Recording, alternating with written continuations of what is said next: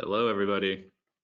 I think we'll give a couple of minutes for people to join and file in and figure out, but we'll kick it off pretty soon. Oh, does somebody want to drop the Getter link in the chat for everybody? It was in the email, but yeah, the webinar does not support massive chat from everybody, and we would like everybody to chat, so.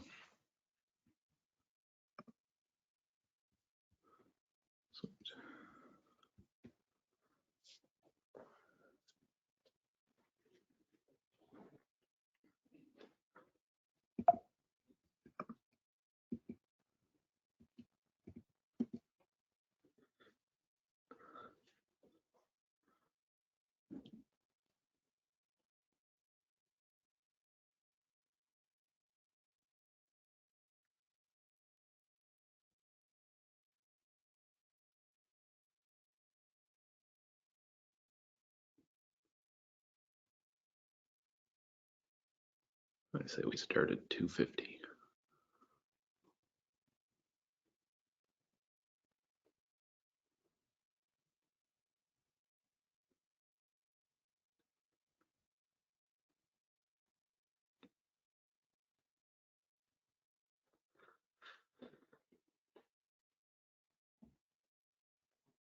Okay, close enough. All right, let's get this started. Welcome, everybody. So I'm Chris Holmes and Nadine. Do we hear you? Yes, good morning.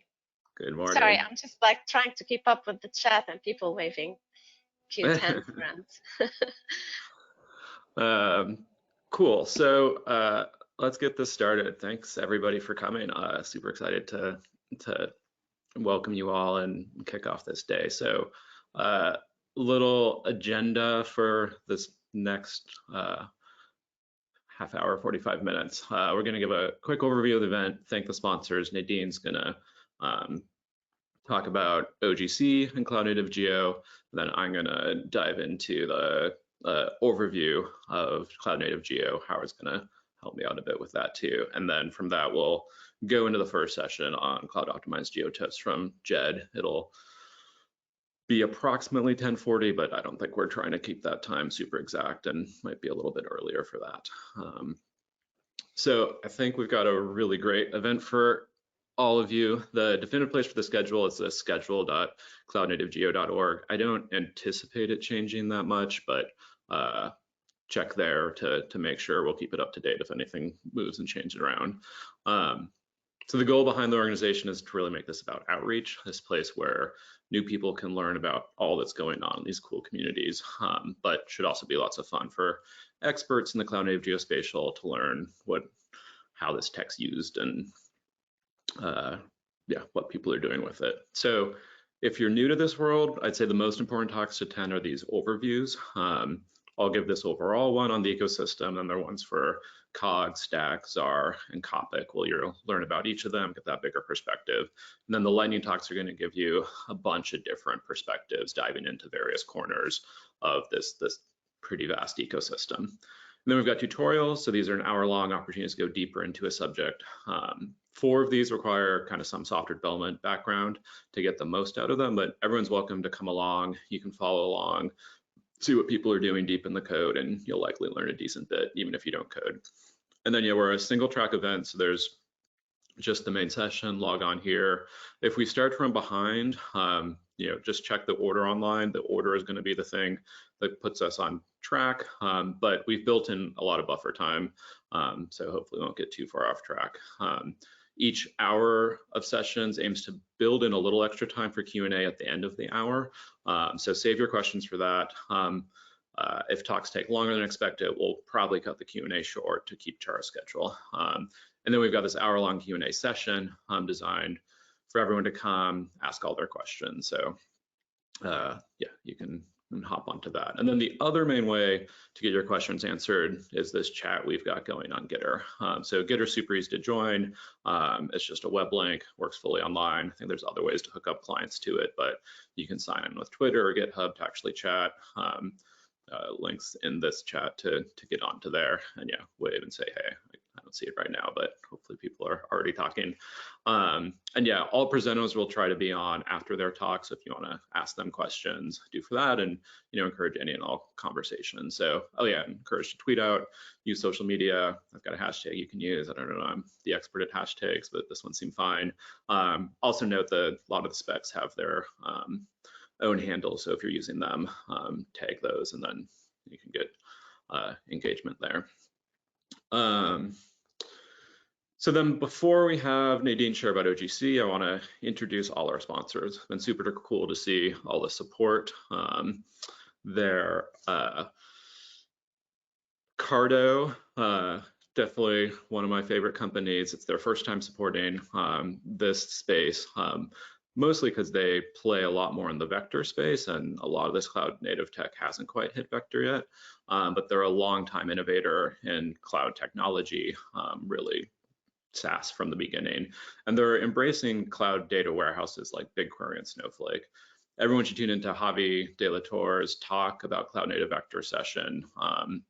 It's at the Cloud Native Vector session tomorrow at 1500 UTC. He's taught me most of what I know about this area, and I'm super excited to have him share his knowledge with you all. It's been cool collaborating on GeoParquet with the Cardo team. So yeah, any other words, Nadine, or do you want to introduce Planet? No, I think +1 on Javier and his team. Definitely very practical, very inspirational, and thank you for sponsoring, and thank you, Planet. So Planet is not a stranger to any of us. They've been longtime supporters of anything open. And we're not talking here about just the financial support. We're talking about time and dedication, everything that Chris has put in just to make this event happen. I think we all agree that we're all here because Chris brought the community together. Chris and Planet have been big supporters of the APIs, so it's great to see them committed to this transformation, this evolution of geospatial and geospatial standards, and taking the community with all of us, and now with Cloud Native Geospatial, which is the next big thing. So I can only say thank you. Yeah, and yeah, check out Sarah Safavi's talk. It's in about 3 hours. That'll go deeper into what the Planet's up to in this domain and what we're doing next as well. And then Development C is coming with as our partner sponsor. They're one of my favorite organizations, doing a whole lot of innovative work for their clients and building up a really cool stack of open source tools in support of this. And yeah, see Ian Schuler give his perspective on Cloud Native Geo in the session that Sarah's going to kick off. And then yeah, the other sponsors, Azavia, they're the ones behind GeoTrellis, do amazing work on GeoParquet. Check out Eugene's talk on spatial indices tomorrow. Radiant Earth was the nonprofit that started Stack. They ran this event last year, and they do a bunch of amazing work with machine learning for development. Up42 is a really cool platform for satellite data, creating developer accessible marketplaces, and they're really pushing Stack for the whole industry because they see this spot as a sort of reseller and platform where everyone gets better as we do that. You want to share NRCan and SAFE, Nadine? Yes, I definitely want to, big shout out to Natural Resources Canada for also supporting and sponsoring this event. So NRCan, I call them the model strategic member of OGC. They have always been supporters of international collaboration, and standards come just under that international collaboration and that commitment to interoperability to solve these big problems. So happy that they're sponsoring this, and happy that they're also committing via this sponsoring this event to the next generation of geospatial standards. I can say the same with Amazon Web Services, AWS, another great principal member of OGC. Most recently, they actually sponsored our member meeting and provided 8 workshops on geospatial on the cloud for free for anybody. And these are also recorded and available. And Chris knows they provide tons of data in Cog and Stack in their public data program, and I believe they have a few folks also talking this week about these capabilities. Yep. Yeah. You're going to do safe. Yeah, I definitely want to do safe software. For those of you who are not familiar with safe, you've probably heard of FME. So safe software is the company behind the FME software, and true believers of making geospatial information accessible and reusable. You'll be hearing a lot about that today. And again, thankful for their support for standards over the years. I think it makes their jobs easy, and it's great to have them as sponsors here as well. Yeah, and then Cartoza is probably my favorite QGIS shop, or pretty easily my favorite QGIS shop, and one of my favorite companies in general. They built the QGIS Stack plugin, and you can learn more about that in a session tomorrow. So yeah, a bunch of really cutting edge companies, organizations. Yeah, thanks again. And yeah, if you want introductions to anybody at these great places, let me or Nadine know. And with that, I'll hand it over to Nadine. Yeah, so I'll be quick, Chris. First of all, I really want to reiterate my personal thank you. You're the reason we're here today. I've seen how hard you've worked to make this event happen for the last month. So thank you for bringing the community together in the true, I think, true outreach fashion. We have, I think, more than 70 representatives from all over the world speaking. We had more than 1,300 people registered to attend, and I think this is just a proof, right, to one, the timeliness of the topic that we're covering, cloud native geo, and also proof of the interest of the community. And that's why I'm going to hit on community again, almost like the C in OGC is community, because that's how I see us. We are a global community of organizations. I have a sample here, government, industry, academia from all over the world. And I'm very proud and happy that we are at our largest ever as a consortium these days, because there's never been a better time to be in geospatial. And you think what we can do with cloud native geospatial, it's huge. So I look at us as a community of the geospatial experts, the users of geospatial, the innovators around geospatial, and our purpose becomes trying to help solve complex problems by making something that has geospatial in it, or location information, findable, accessible, interoperable, reusable. So lowering the barrier so that anybody can use this amazing thing we all know what to do with, which is geospatial and location. And on our way to solving these problems, we find these interoperability challenges, and we fill those gaps with standards. We document and share how we're using those standards and how we're solving these problems with the best practices. And I think most of all, we just help each other as a community. And we've been doing this for 27 years, which is great. So if we go to the next slide, and I did this last night because I really, really think this event is such a milestone for OGC, because I still remember 1999, I was a student at MIT, and I attended the event that brought the web map service community at the time. And at the time, if you do one click, Chris, WMS, you can see this here, puts a smile on my face, was called a breakthrough, revolutionize geospatial data on the web. We're going to increase the value of geographic data. And now, if you advance to the next slide and you look at us 27 years later, and there are 3.5 million unique WMSs out there in the world. And I can say we've come a long, long way, not just with the web services. So those were the WMS, WFS, WCS, WPS. But the next slide, most recently with the OGC APIs, which also Chris helped us with, which is another frontier by the community to be developer friendly, to the non-geo geeks, right? We're really, really lowering the barrier so that any developer can do wonders with geospatial data, which we know can be done, right? So for me, it's like a flashback, this whole event, to 1999, as I felt as a young, excited student participating in an amazing event, in awe of everybody speaking and what we are trying to do together. And I feel the same today. We're kicking off this cloud native geospatial community outreach event. I think 20 years from now, we will all look back at this moment and reflect on how together we were really just making amazing stuff happen for everybody. So thank you, everybody on the line, everybody who's going to listen to this later, for being here, for sharing your expertise, for being open. We talk about open standards, but you're open people, for being here to learn. I think that's the 300 plus people to grow so that we can build the foundation for cloud native geospatial standards, the next glue.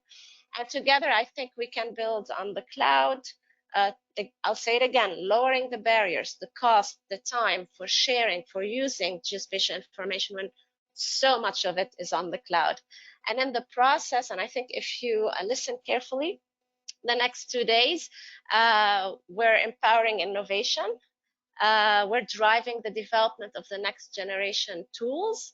And we're really, really making geospatial information, or more, broadly location information, fair. So the next slide, findable, accessible, interoperable, reusable, at scale, right, for massive, massive impact.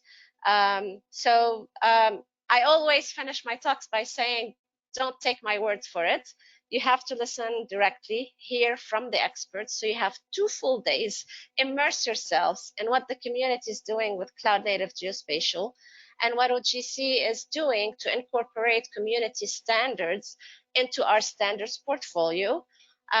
So I would encourage you, as a matter of fact, we have Scott Simmons, our Chief Standards Officer, will be sharing towards the end of the 2 days the latest and greatest on what we're doing to incorporate everything that you're going to see in these 2 days. And I am sure we will continue this exchange at the OGC member meeting the week of June 13 in Madrid. So save the date right now. And with that, I'll pass it back to you, Chris, and with another thank you. Awesome. Cool. Thanks so much, Nadine.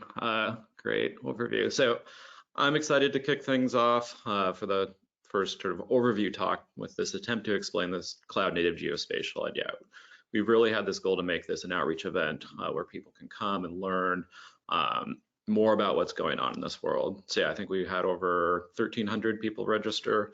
And so I'm sure many of you are new to this world. I wear a few different hats, Planet, OGC, Radiant Earth.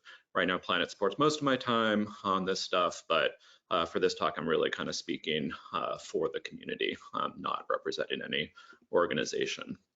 So super rough overview of what we'll cover. I'll start explaining what Cloud Native Geo is. I'll hand it over to Howard, who leads the COPIC project, to explain kind of the underpinning philosophy, key technical aspects, and then I'll take over on what it enables and close out with an opportunity that I see for all of us. So this is likely the first question of anyone diving into this community. What is this stuff?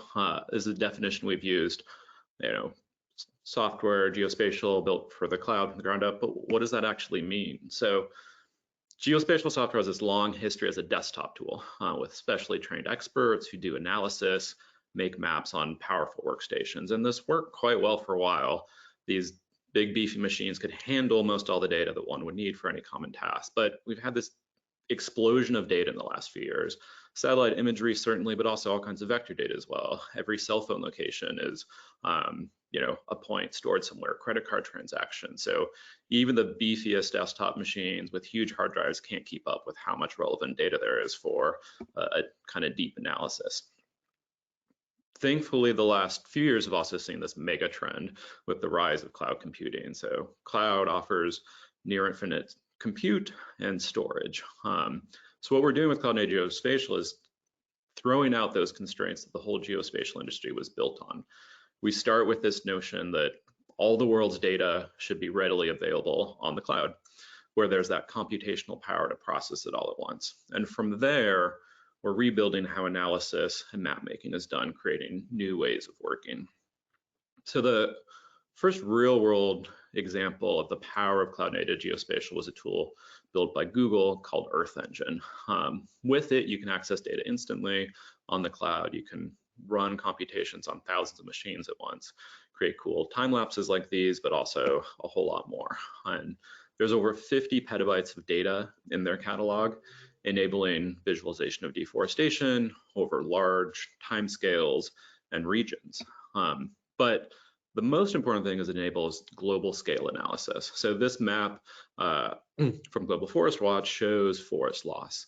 And it was one of the first compute projects that did analysis of the entire globe from a deep time series of data. This type of analysis just wasn't possible before.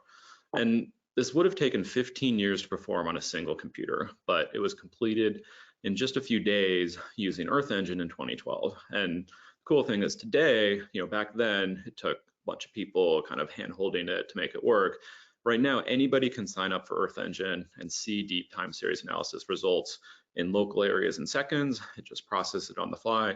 Then when you're happy with the performance of your algorithm, you can run your own global scale analysis in days. So anyone now has access to computing power for global scale analysis. So Google Earth Engine sounds cool. What's this have to do with all these standards you keep hearing about? What we're doing today is working on the formats that let anyone publish data in a cloud optimized format and instantly enable a complete ecosystem of tools. So this means any scalable compute solution can access the same data and run any type of analysis, from traditional remote sensing, geospatial processing, all the way to artificial intelligence and machine learning techniques. And they don't need to download the data and maintain their own copy. We can finally bring these questions to the data. So our vision's that all the data in the world should be available in open formats on the cloud to be used not only in Google Earth Engine, but any other tool. And like Nadine said, this data needs to be findable, accessible, and interoperable. So we see this vast ecosystem of tools built on this foundation. And I really see this like the World Wide Web, where there's layer and layer of innovation. The World Wide Web is this simple HTML format on top of which so much is built. And I kind of see these specs as that hopefully similar foundation where we see layers and layers of innovation. So you're going to hear a lot more about the standards in the overview talks and in many talks throughout the next 2 days. But to give a super quick demo of what's possible, I'll use Copic, which is the newest cloud native format. As you can see, the Copic data is stored online. It's just this URL. And you can just point a viewer at the URL and you instantly get a fully capable visualization engine. There's no server running. The format itself is optimized so a browser can read it directly and stream just what it needs. And this is really the standard pattern. Data can live directly online and various tools can stream just the bits they need. It makes kind of smart use of how HTTP works, organized in the file format so it can be streamed like a movie. The quick overview of the specs: Copic enables point clouds like you just saw. Cog, cloud optimized Geotiffs, is for multispectral data like satellite imagery and is really the one that started this all. ZAR is great for multidimensional data, think climate and weather data, hyperspectral captures, dense time series, and then Stacks, this cloud-friendly metadata format that makes it easy to find the other three.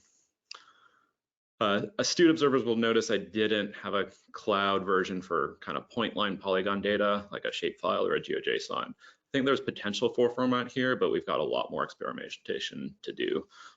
This is gonna be a hot topic at this event. There's gonna be a cloud native vector session, and also check out Bjorn's talk on flat GeoBuff, which is a leading format possibility. So now I'd like to turn over to Howard Butler, who leads the Copic project, to kind of explain the uniting philosophy behind these formats and some of the technical underpinnings that enable this. Thanks, Chris. Yeah, so I sent a note to Chris when I was working on my slide deck and asked, kind of what are the technical principles of cloud native geospatial? Like, what are the major keystone or points? And I like, you know, one kind of uniting principle of the data, yeah, next slide, is, you know, we use the, you know, you look for adjectives massive, right? Or data with mass, and trying to support or allow that data to have velocity, right? You want to be able to compute it quickly. You want to be able to extract what you need. You want to be able to visualize it. And so the kind of three main tasks that that Cloud-Native Geospatial are trying to tackle is support for automation, right? So that applications can quickly and conveniently attack and work through the data that they want and need. Discovery and having kind of a roadmap to get through content, and then federation to be able to take multiple pieces of content together and put them together into applications to answer specific questions. Next slide. So given those challenges, what are some of the principles of how these formats, how these protocols are being developed? So the first one, of course, I think emerging is something read-oriented, right? That doesn't mean write-only, or excuse me, read-only, but it certainly means read-oriented.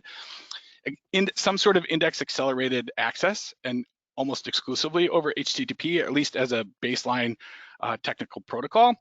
Open specification software and data, and then something I call multiscale metadata. Next slide, please.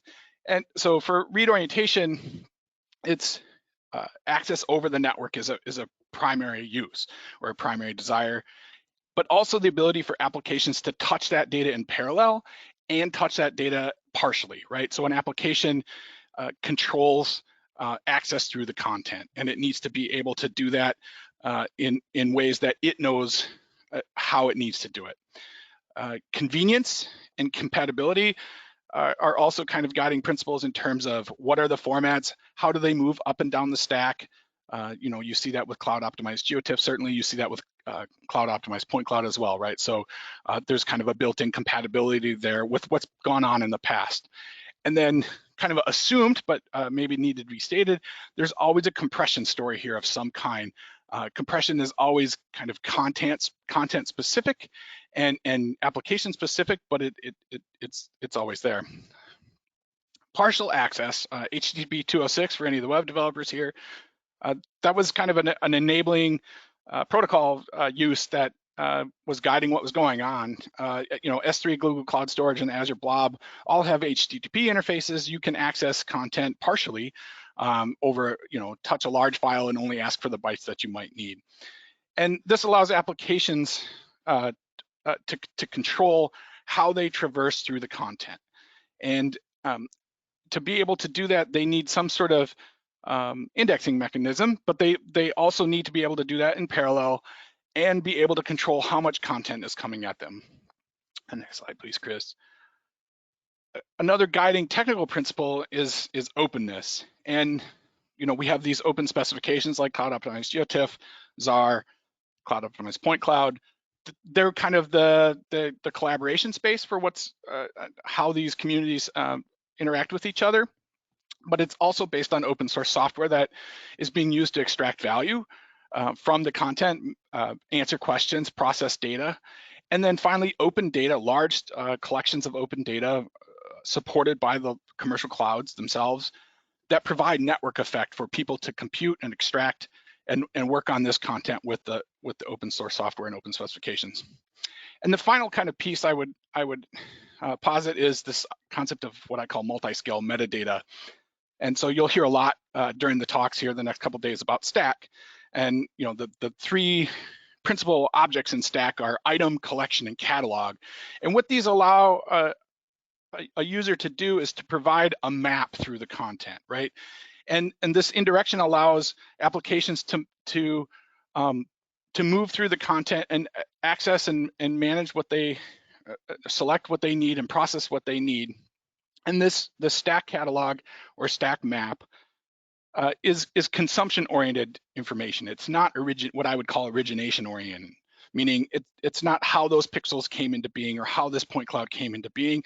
It's what information do I need as an application to be able to traverse, select, filter, and process that content. And so these were kind of some of the principles I had come up with, at least and currently in 2022 as technical principles of where we're seeing cloud native geospatial be active in the commercial and open source space. And so I'll hand it back to Chris. Awesome. Thanks so much, Howard. That was great. So I want to spend a bit of time on what this whole philosophy actually enables, what you kind of get when you embrace it. So I think the core is this radical simplification of the effort needed to make geospatial data findable, accessible, interoperable. I wrote a blog post called Cloud-Native OGC that talked about this, so you can read that for a lot more details, but I want to reiterate its main point. For many years, countries have been embarking on these huge projects to create spatial data infrastructure. Many made really great progress at the country level. You can find a whole lot of data online, and then sort of well-resourced subnational entities like big states with lots of money in the US. But I think where we've fallen short is the long tail. Inspire, the pan-European SDI initiative, originally imagined that every local municipality would make their geospatial data available through their own servers to support environmental policies. Most national level entities have done this, but few local level entities have followed suit. And I believe the reason is that they're not sharing it is because it's a big burden to make geospatial data available in the current architecture. Any data provider is going to need servers, either on-premise or on the cloud, a spatial database, geospatial application server software, and specialized IT staff, beyond just the GIS specialists who create the data. It's a different skill set to maintain these, and it's just a significant investment. And that's just for data that isn't even that popular. If your data is going to be well used, it takes an even bigger infrastructure investment. High availability databases running on multiple servers, load balance applications, 24/7 staffing on pager duty to bring it back up if something goes wrong. I was involved in the launch of this FCC broadband map several years ago, and it was just a lot of people working on this to make sure this would stay up. And then the local government doesn't even know if their data might get popular, so any major attention online could just bring their servers down. What Cloud-Native Geo posits is that publishing data to share online should be as simple as dragging a file onto cloud storage, and if it's publicly available, anyone can instantly access it. This shows how you can publish data, and it can go into a Copic view. I just take my file, drag it in my cloud storage, upload, drop that public URL in, and it's there. And if I put a simple stack JSON next to it, then it's available for search and additional tools. And the key is this provider of the data no longer has to deal with scaling to meet demand.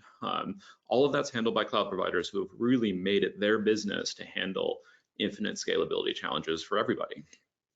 So this Cloud-Native Geo architecture relies on their cloud storage offerings, which are one of the most reliable and scalable pieces of their infrastructure. But doesn't it cost money to scale? If this data set becomes really popular, is those costs on this cloud storage going to creep up? And that's possible. That's what's called egress. There's a charge for data moving over the network.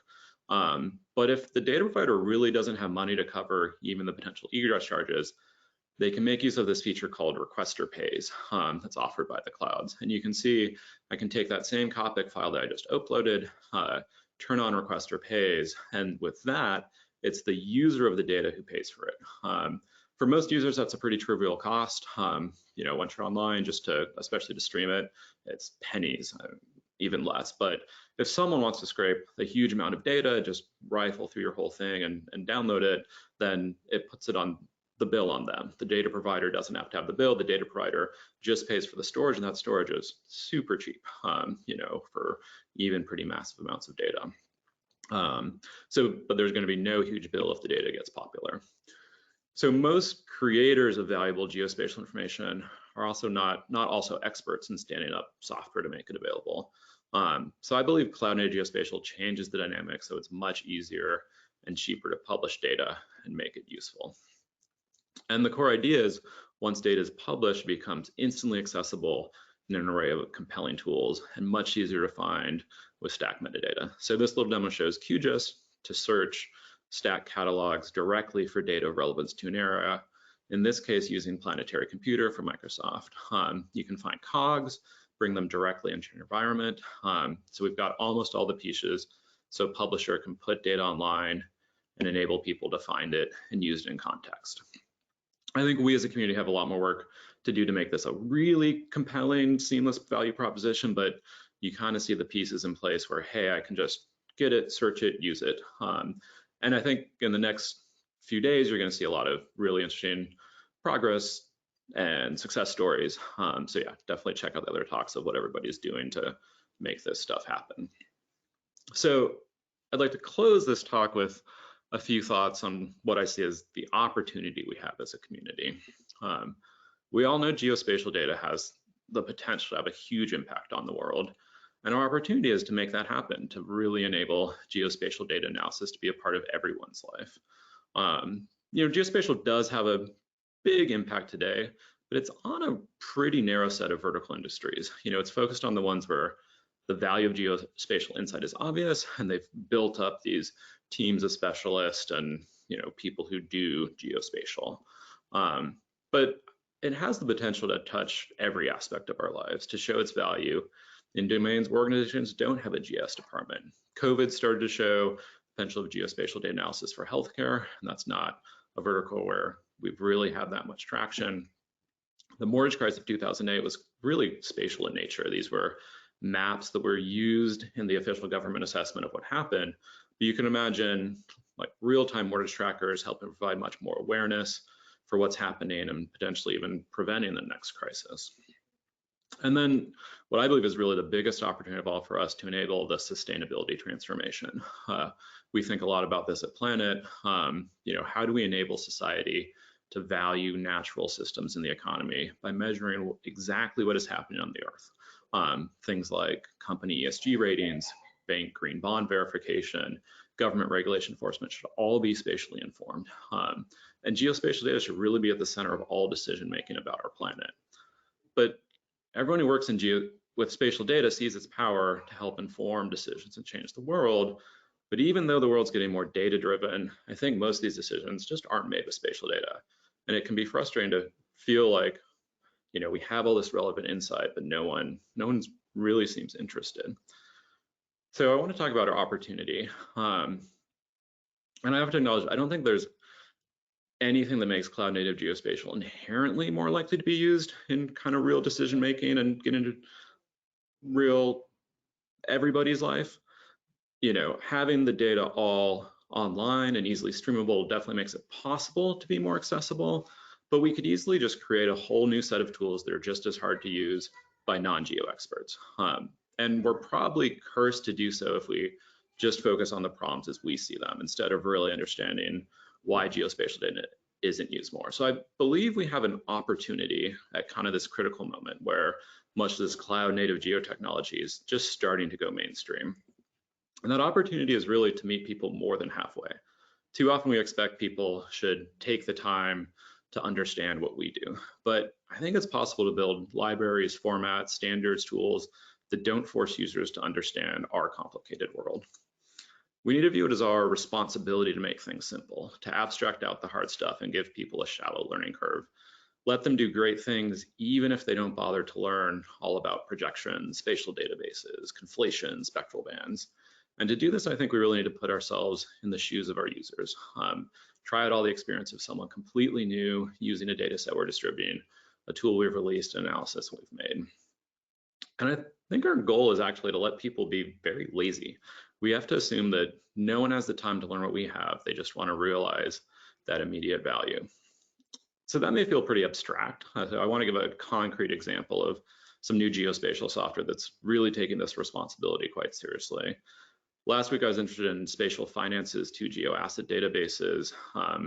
These are really cool data sets to enable this kind of spatial finance for sustainability accounting. And I was a little disappointed they were in Excel because as a geo person, it's not the best format, but I pulled them down.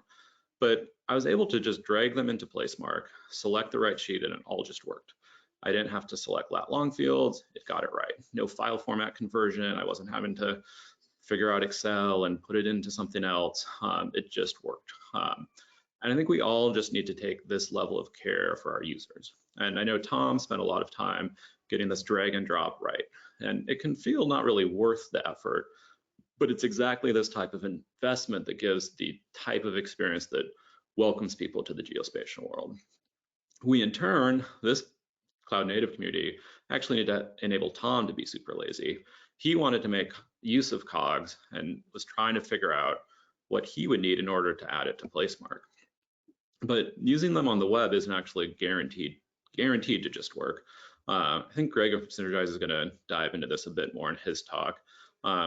But Tom's focused on real-time collaboration on vector data in PlaceMark. So adding Cog support just isn't key for him. But if he knew that any Cog he pointed out would for sure work, and there's well-tested libraries to do it for him, he'd throw it in.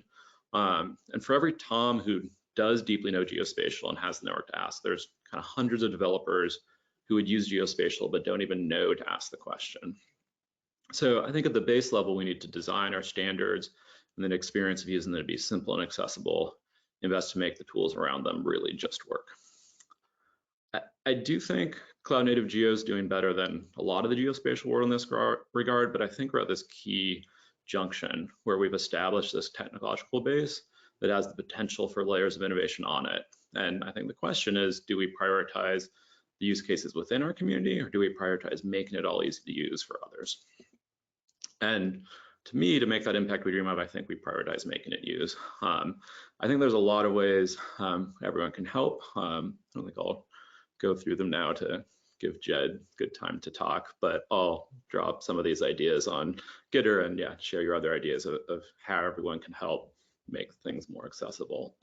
I do think one of the key ones is making lots of data available in these formats, and the next frontier for us is really search. This is a really contrived example that I'm showing, but it shows a successful search you can do today on Google, where you can put it in Google, see data in full resolution, stream the entire asset in 10 of these other tools. And I think the more interesting and valuable data there is online, the more people will build tools and search engines to find and make use of that data. So I want to just close by saying thank you. Thank you for showing up to learn more about all that's going on in this movement. Thanks to everyone building tools and sharing data in these formats. And thanks especially to our speakers for taking the time to share what you're up to.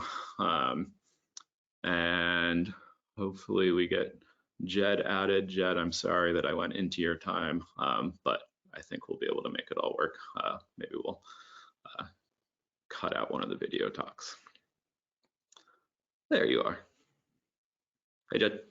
We don't hear you. Oh, hang on. There we go. I hear you. Okay, you can hear me? All right, it's telling me I got to do some other stuff and permissions, but let's just see if this works. So you can share my screen, or so I can share my screen. So hey, everybody. Thank you, Chris, for organizing this. It is a real privilege to be able to do this. Actually, Chris, I'm going to ask you, this is going to be a little awkward. I think either I have to quit, go to a meeting, or can you share the screen? You want to be the slide master? Yeah, I can probably. Otherwise, you can just drop out and come back in, I think. I'd say drop out and back in. It'll be easier for you to slide it. I'll be right back. I can share my ideas on how to help. Okay. So back to my how you can help. So I think you can help test experience of creating, distributing, and using Cloud-Native Geo. So if you are trying out to share on this, make your feedback known to all the developers. Help test experience with new users. So find new users who might want to use this stuff and see how it works for them and give that feedback. And then really create tools that make things easier to use, prioritizing simple pieces that are loosely coupled instead of like one big tool to rule them all. And then we all need to do all that we can to get as much data as possible in these formats so that value is really there and available. And there's Jed's screen. All right, let me get into presentation mode.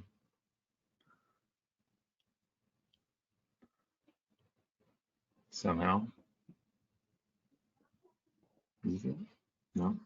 It's using the drop down from slideshow, like the little extra drop down for presenter mode. Oh, got it. Thank you.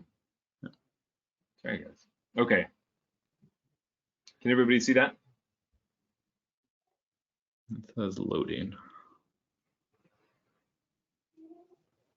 Oh, interesting. Hang on. I think I have to change the window.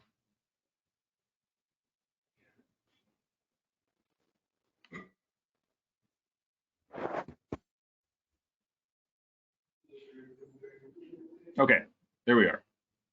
I thought I was there. How about now? Okay, there we go. Great. Okay, so my name is Jed Sundwall. I work at AWS. Many years ago, I built the open data program at AWS, at which time we launched Landsat on AWS, which is kind of consequential for Cogs. I currently work on the sustainability team at AWS, focusing on decarbonizing our business. But like Chris, I'm not really here on behalf of AWS. I'm here as a member of this community. And so I'm going to talk a little bit about just what a Cog is for those of you who aren't familiar with the format at all, and give a very brief overview of Raster Data, and then talk about some of the principles that went into the creation of the Cog when we launched Landsat on AWS. And you'll hear a lot of echoes of what Chris and Howard just talked about with regards to moving beyond desktop software and making data available in very discrete, crawlable ways. And then I'll talk a little bit about the Cog ecosystem, but I don't want to dwell too much on that, just because I think that's like the whole point of the next 2 days is to explore that ecosystem. So first off, a Cog is just a Geotiff. It is just an image made up of pixels, and each of those pixels represent data about something. In the case of any Geotiff, it's about somewhere on the planet. And so what you see here, this is an image that from a NASA website, just showing off the different layers of data that you can get with a Landsat scene, which includes visible light, it includes infrared light, it includes thermal data. And each Geotiff is an image that shows you, it gives you data in the form of pixels of how much of these certain wavelengths of the electromagnetic spectrum are bouncing off of the planet at any given place. This is a somewhat more abstract view of what raster data looks like, but that emphasizes the fact that each pixel represents a data point. So there's this much blue reflecting off of this part of the planet, there's this much green, et cetera, et cetera. But one of the cool things about raster data is that you can encode really anything that you want. So, I mean, Chris is giving examples about like mortgage rates and things like that. You could include, information about mortgages in the area encoded in a pixel. You can include elevation data in pixels. You can include population density, really anything. And so raster data is very cool because it provides a very convenient and efficient way to encode data about a place that can be used very flexibly. Now, traditionally, so this is, you're gonna hear some echoes here of the old sort of desktop approach to sharing data. Traditionally, the way that you would get Landsat data specifically, but a lot of Geotiff data would be bundled up into archives. In this case, what's called a tar ball or a tar archive. There's a clue as to why this is not optimal in the term tar. To say tar archive is kind of like to say ATM machine, because tar stands for tape archive. What you're getting when you get one of these archives, these bundles of data, is something that's trying to mimic the past experience of putting a bunch of data onto a tape and transferring it that way. This made sense back when we relied on putting data onto physical media to transfer it. It made sense if you had to worry about concurrent downloads and you didn't want to make a lot of requests. It doesn't make sense anymore. And so one of the first things you do with Cogs is that you break out the tar archive. So liberate the data from the archive and allow people to get whichever band of data that they want. So if you want the Geotiff that corresponds to just the visible red, blue, and green light, you should be able to get those TIFFs without downloading everything all at once. But if you enhance, you can go a bit even further. So what if you had all these Geotiffs and you said, you know what, I only want to do some analysis of vegetation, for example. So you need just a few bands, one of which is shortwave infrared, and you say, I actually only want to look at the vegetation analysis in this patch of rainforest, and I know where it is.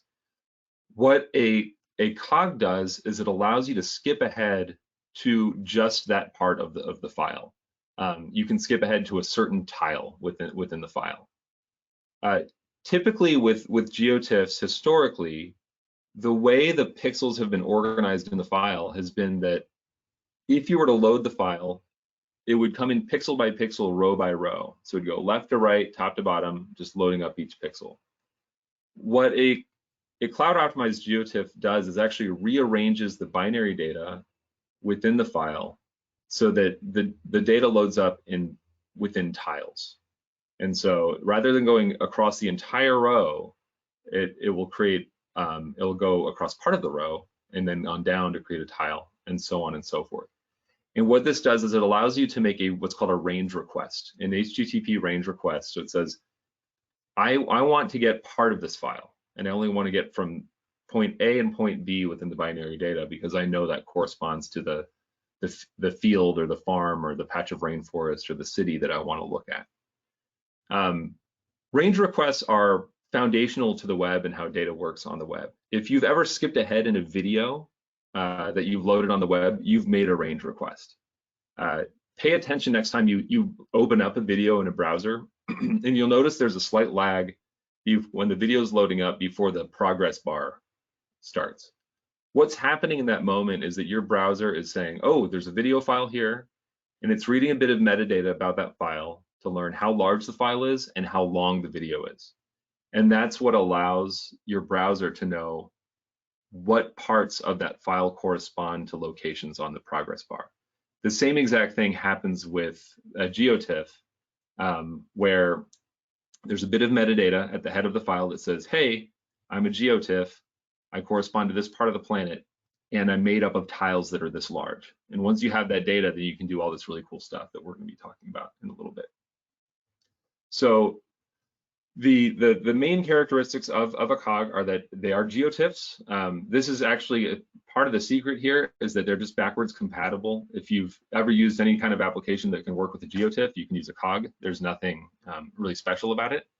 But they just do have these additional constraints or attributes that allow them to work in cloud environments. So like I said, tiles, what I did not mention are overviews, which are coarser representations of the data that allow you to zoom out very efficiently. And then that metadata that I described that's at the front of the file, it's called the image file directory, an IFD. And Howard talked about this, which is, it's a bit of metadata, not about the data itself, but about the file to help you navigate the file and understand what's in there. It's kind of like a table of contents.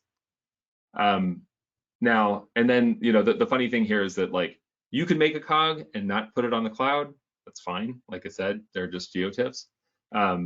What we're describing here is the spec of the file. But the truth is if you really want to make these things sing, put them in a cloud-based object store. And any sort of cloud-based object store will allow you to do range requests. It will allow massive concurrency in terms of access and speed, and adjacency to massive compute power. So or massive compute power or very small ephemeral compute power, which we'll talk about, which allows you to do things very quickly at large scale and efficiently. So this is what a Geotiff might look like in an object store. This is Chris's GCP bucket where he has some cogs, and he's got a what looks like a 5 meter resolution, so that's 5 meters per pixel TIFF that shows San Francisco. And so this is what this looks like. What you can do is sorry, I'm going to go back. You can get a URL to that specific file and just plug it into a browser. You plug it into the browser, and suddenly it starts loading up in your browser. You can zoom into it. You can pan and scroll around it, and it'll render in real time. And so you can see it coming into focus as this animation goes through here, and loads up tiles as you zoom in, which is super cool. This is another example of a browser-based cog viewer. You'll see here this is a false color image, so this is using shortwave infrared data to highlight vegetation. Once again, we're looking at San Francisco here and zooming out. And this is the kind of thing that you can do just with a URL, just from anywhere. Like Chris said, this is very much how the web works. Historically, you load HTML documents and you can see stuff. You can load scripts to do interesting things in your browsers. Now you can just load up pixels and render them in really interesting ways as well. So this is QGIS. You can also load Cogs in QGIS, and you can use the same exact pattern that was just shown in the slides before, which is you take the URL for the Cog, you load it into the application, and it will stream into the application, your desktop application like QGIS, right from the browser. So here's pasting in HTTP endpoint to a Cog, and voila, you can load it up and start looking at it and manipulating it and analyzing it within your application in QGIS. And you can do the same thing in ArcGIS Pro. So I want to take a minute to talk about some of the thinking behind when we launched Landsat on AWS. So it's crazy. This is just about 7 years and 1 month ago that we launched Landsat on AWS. And if you'll indulge me, I'll tell a little story about the origins of this. I had joined AWS in 2014 to build the open data program. And I knew Chris at the time, and he's like, oh, this is cool, you should check out Landsat. I had never heard of Landsat, and so started falling into this rabbit hole, which is awesome.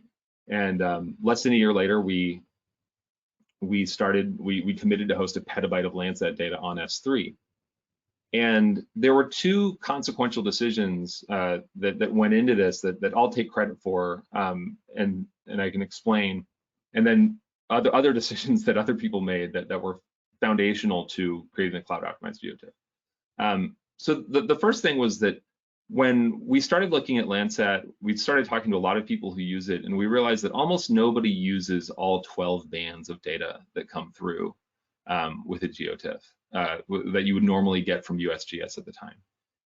Most people would download the data and then throw most of it away because they only wanted 3 or 4 bands. And so I insisted, let's not host the tar archives. Let's not host the tar balls. Let's make each individual TIFF available. And some people said, oh no, this will break workflows that people already have. You can't really do that. And I said, that doesn't make sense though. We can't host this much data and have most of the data transfer just be wasted. And then the other thing was that I insisted that S3's APIs, the object store's APIs, would be sufficient for our needs. And a lot of people were like, oh no, like people need services. A lot of like what Chris talked about, you need to have a geospatial database. You need to have web interfaces or other application interfaces. People aren't just going to be able to do stuff with the TIFFs. And I said, well, no, because if anybody's going to build one of those services, they're going to need to get the TIFFs at some point. And so let's just make the TIFFs available in a somewhat raw form. And then it was Peter Becker from Esri who was like, hey, you should do this internal tiling thing and add overviews. Really, I mean, the stuff that really makes Geotiffs sing. I understood none of that. But we trusted him, and we worked with Frank Warmerdam at Planet and Amit Kapadia at Planet to set up the bucket and get the data flowing. And the rest is history. We also added some metadata adjacent to the images so that any Landsat file comes with some metadata. We converted that into JSON using Lambda functions. And that pattern of making data available in this way, that's range requestable, that is programmatically accessible in a bucket that has metadata adjacent to it, has turned out to be a very good pattern. It's worked out really, really well, and it's been really gratifying to see. It was sometime around 2018 when I realized that Landsat stands for land satellite. So just to give you an idea of how naive I've been throughout all of this. But the thinking here was that we did not know what people would do with the data. And that was kind of a good thing because it forced us to put in some constraints and to sort of get out of people's way. And that enabled a lot of innovation that we're going to talk about over the next couple of days. And then these slides here, these are actually slides of a slide from a presentation that Paul Ramsey gave a few months after we launched Landsat on AWS, where I really felt seen by this. It was a great presentation. It's called Data Pipes and Relevance, where he points out, look, the distribution of this data is not user-friendly at all, but it's very computer-friendly. And it allows programmatic access adjacent to computing, which enables a tremendous amount of very fast innovation and experimentation.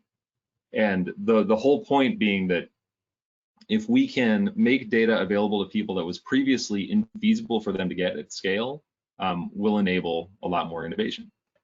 The other thing that happened, and this is an example of data having gravity, is that a few months after we launched, Evan updated GDAL so that it could read directly from S3. So as Howard said, if you have large volumes of interesting data in an object store, it does create that gravity for people to start building tools around it. And this was a very consequential moment when GDAL could suddenly start reading from S3. And then about 5 years later, as the Cog spec hardened, now GDAL supports Cog natively as well.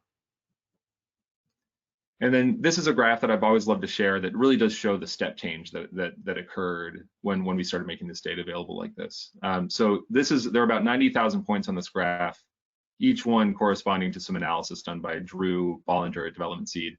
And on the left-hand side, you'll see this cluster of points that of the old way, where you'd have to transfer a tarball every time you wanted to do an analysis, and it takes roughly 375 seconds to do the analysis because you have so much data transfer.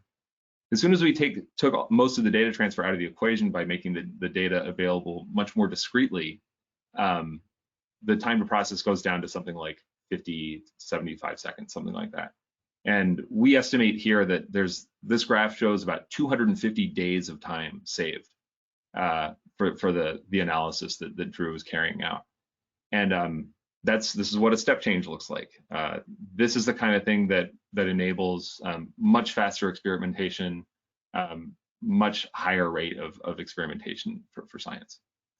And here's the kind of things that this enables. So voila, so here's this ecosystem software. Speaking of being lazy, like how Chris says we want people to be able to be lazy. It is so gratifying to be able to see all this innovation that's happened that we've never had to get involved with, but that's been done on the back of lots of Cogs being hosted in the cloud. It's really incredible. You can get a lot of Cog data now. It's on the web, and I think as Stack becomes adopted more broadly, it's going to be much easier to find using search engines, things like that. But right now, you can go to the registry of open data on AWS. There's a tag for Cogs. The USGS makes all of Landsat Collection 2, both level 1 and level 2 products available as Cogs. You'll find NASA products there. You'll find RadarSat, World Bank nighttime light data, various Sentinel products, thanks to Synergize and others. Microsoft's Planetary Computer has a beautiful catalog that includes a lot of Cogs and is a really cool visualization tool that you can use to browse those and look at them. Planet provides all of its data as Cogs. Maxar provides Cogs as well. We're going to hear from Airbus later about how they use Cogs. And if you go to codegeo.org, there's a data provider section there where you can see more examples. And of course, if anything that's missing on that site, you can make a pull request and add, which is awesome. And there are many, many libraries built on top of this. So again, going back to this notion of primitives and not frameworks, the whole point of making Cogs available in the way that we have, or the way that the spec has evolved, is that you really want to make the data available in a foundational, simple way so that people can use whatever tools or whatever framework they want on top of it. And that's what this has enabled. And so we have a wide variety of libraries that people can use depending on the environments that they're used to working in, the language that they prefer to work in. And so I'll give a very, very speedy, because we're over time a little bit, overview of what can be done now with Cogs in the web. So this is an example of just using JavaScript and WebGL to work with the data in the browser. So where you're making very precise queries, again, at a tile level, you can actually see the tiles loading up. in the animation here, and manipulating the data and analyzing it within the browser, which is super cool. So you're doing all the compute is happening client side. There are other examples of this. This is from EOX, their Cog Explorer, that will take a URL to a TIFF and render it live in the browser entirely client side, which is astonishing that people can do this. To me, I think it's hard to overstate how significant this kind of thing is, where you're taking software that just about anybody who has a computer with an internet connection has access to a browser, and the fact that you can analyze planetary scale data, raster data, just in the browser without any additional software is mind-blowing. This is what it looks like to democratize access to data, and it's really interesting to think about what people will be able to do with this all over the world.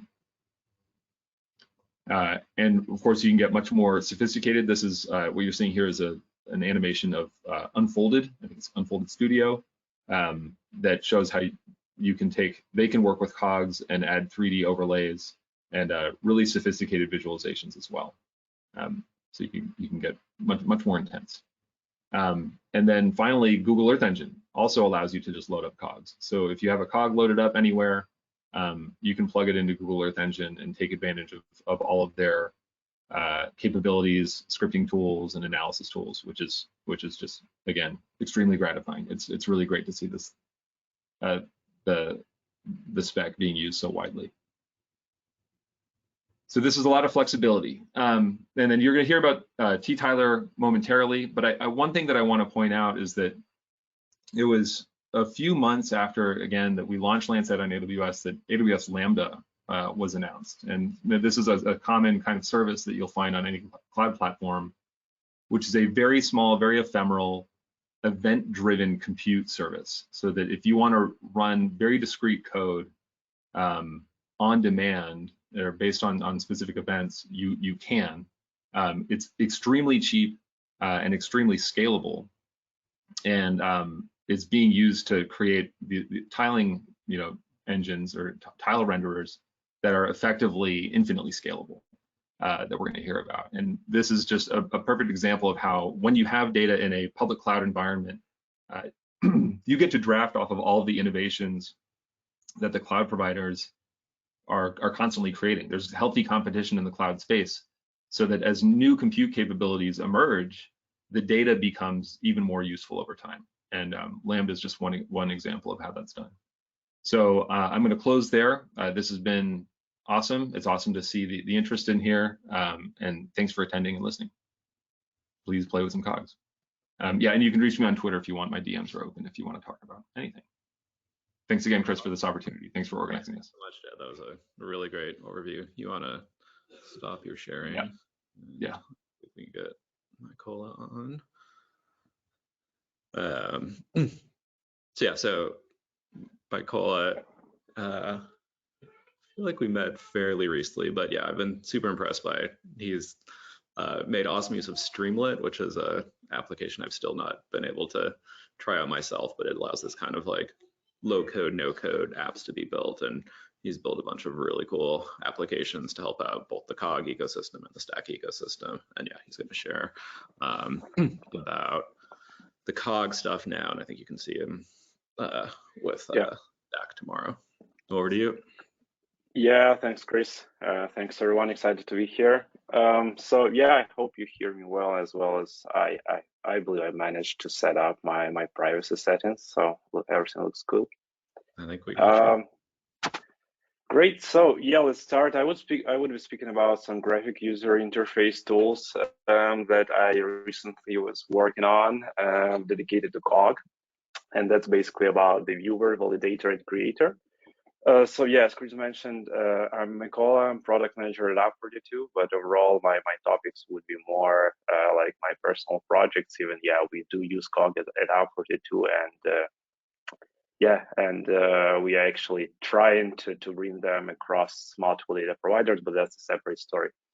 So what I would be speaking about is basically three tools. That's Cloud Optimized Geotiff Viewer, Cloud Optimized Geotiff Validator, and Creator.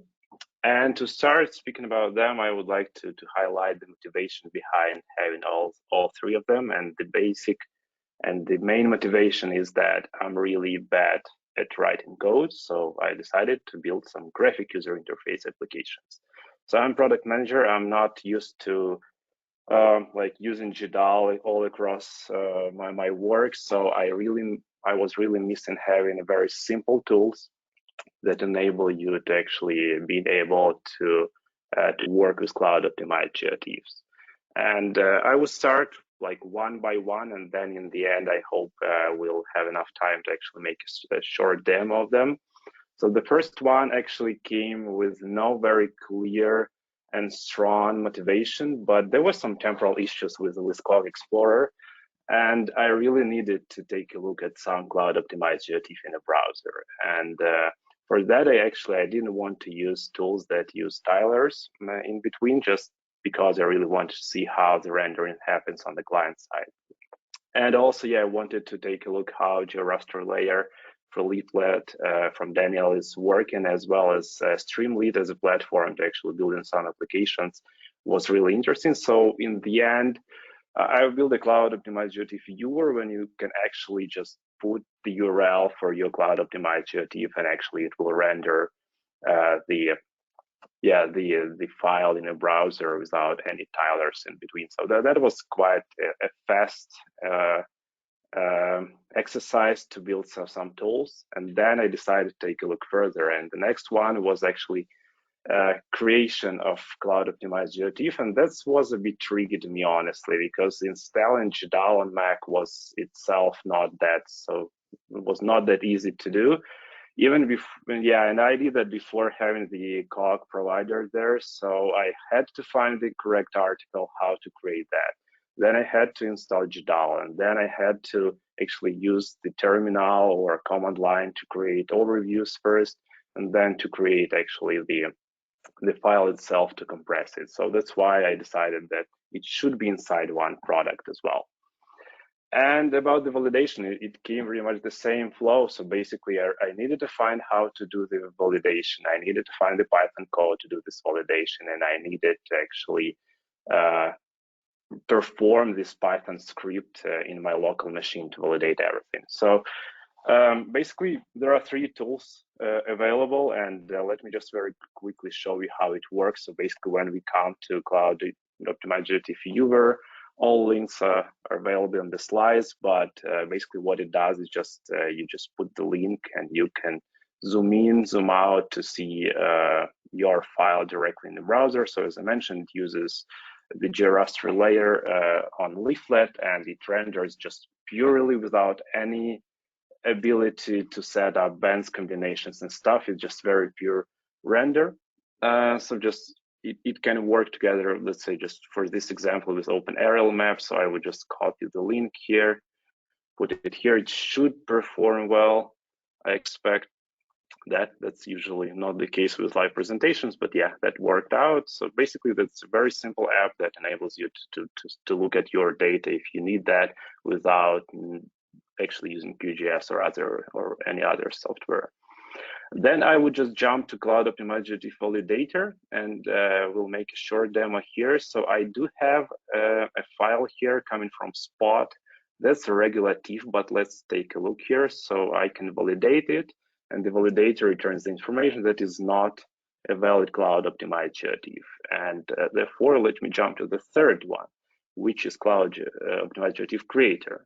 And here you can just put your file here. Let's use the same one.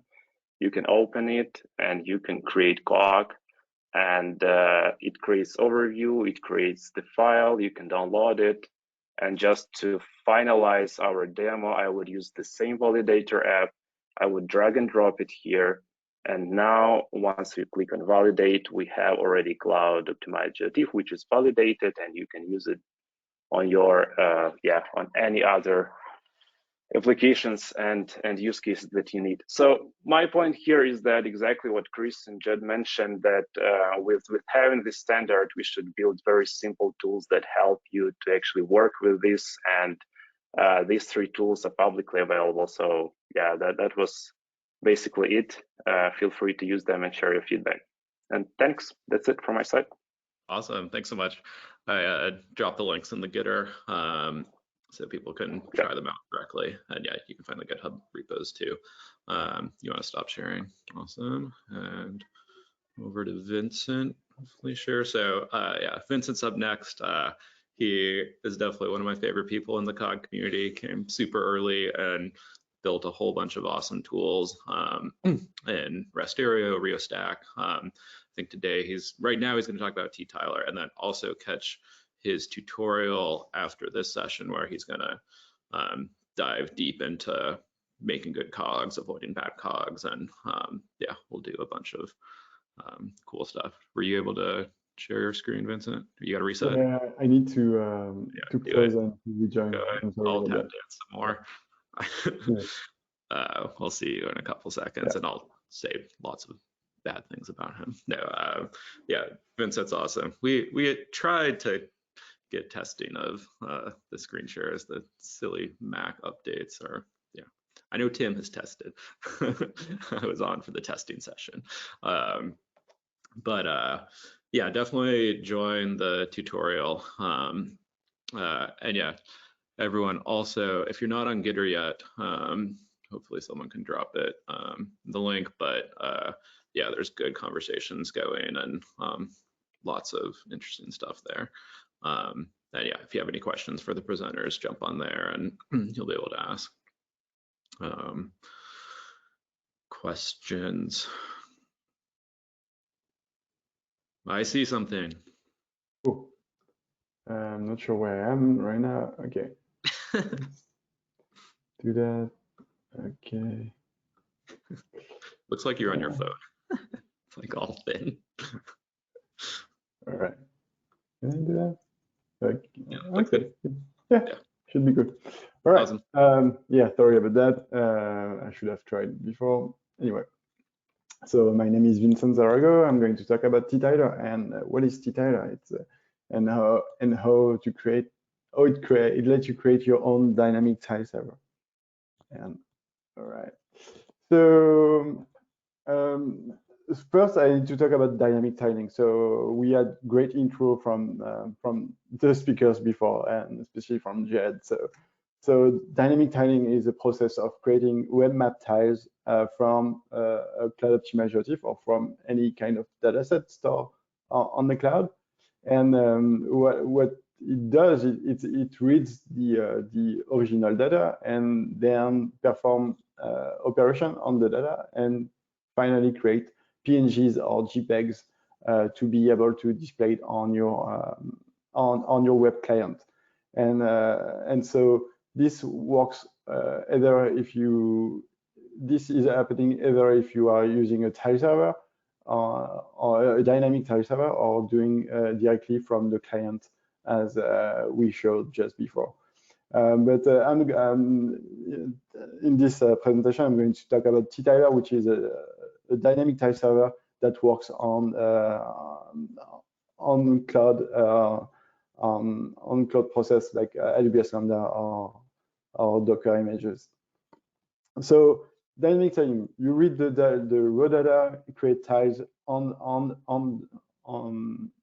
directly live, and instead of before what we used to do in previously when you wanted to show raster on web maps, you were performing every operation in advance and storing PNG tiles somewhere on the cloud.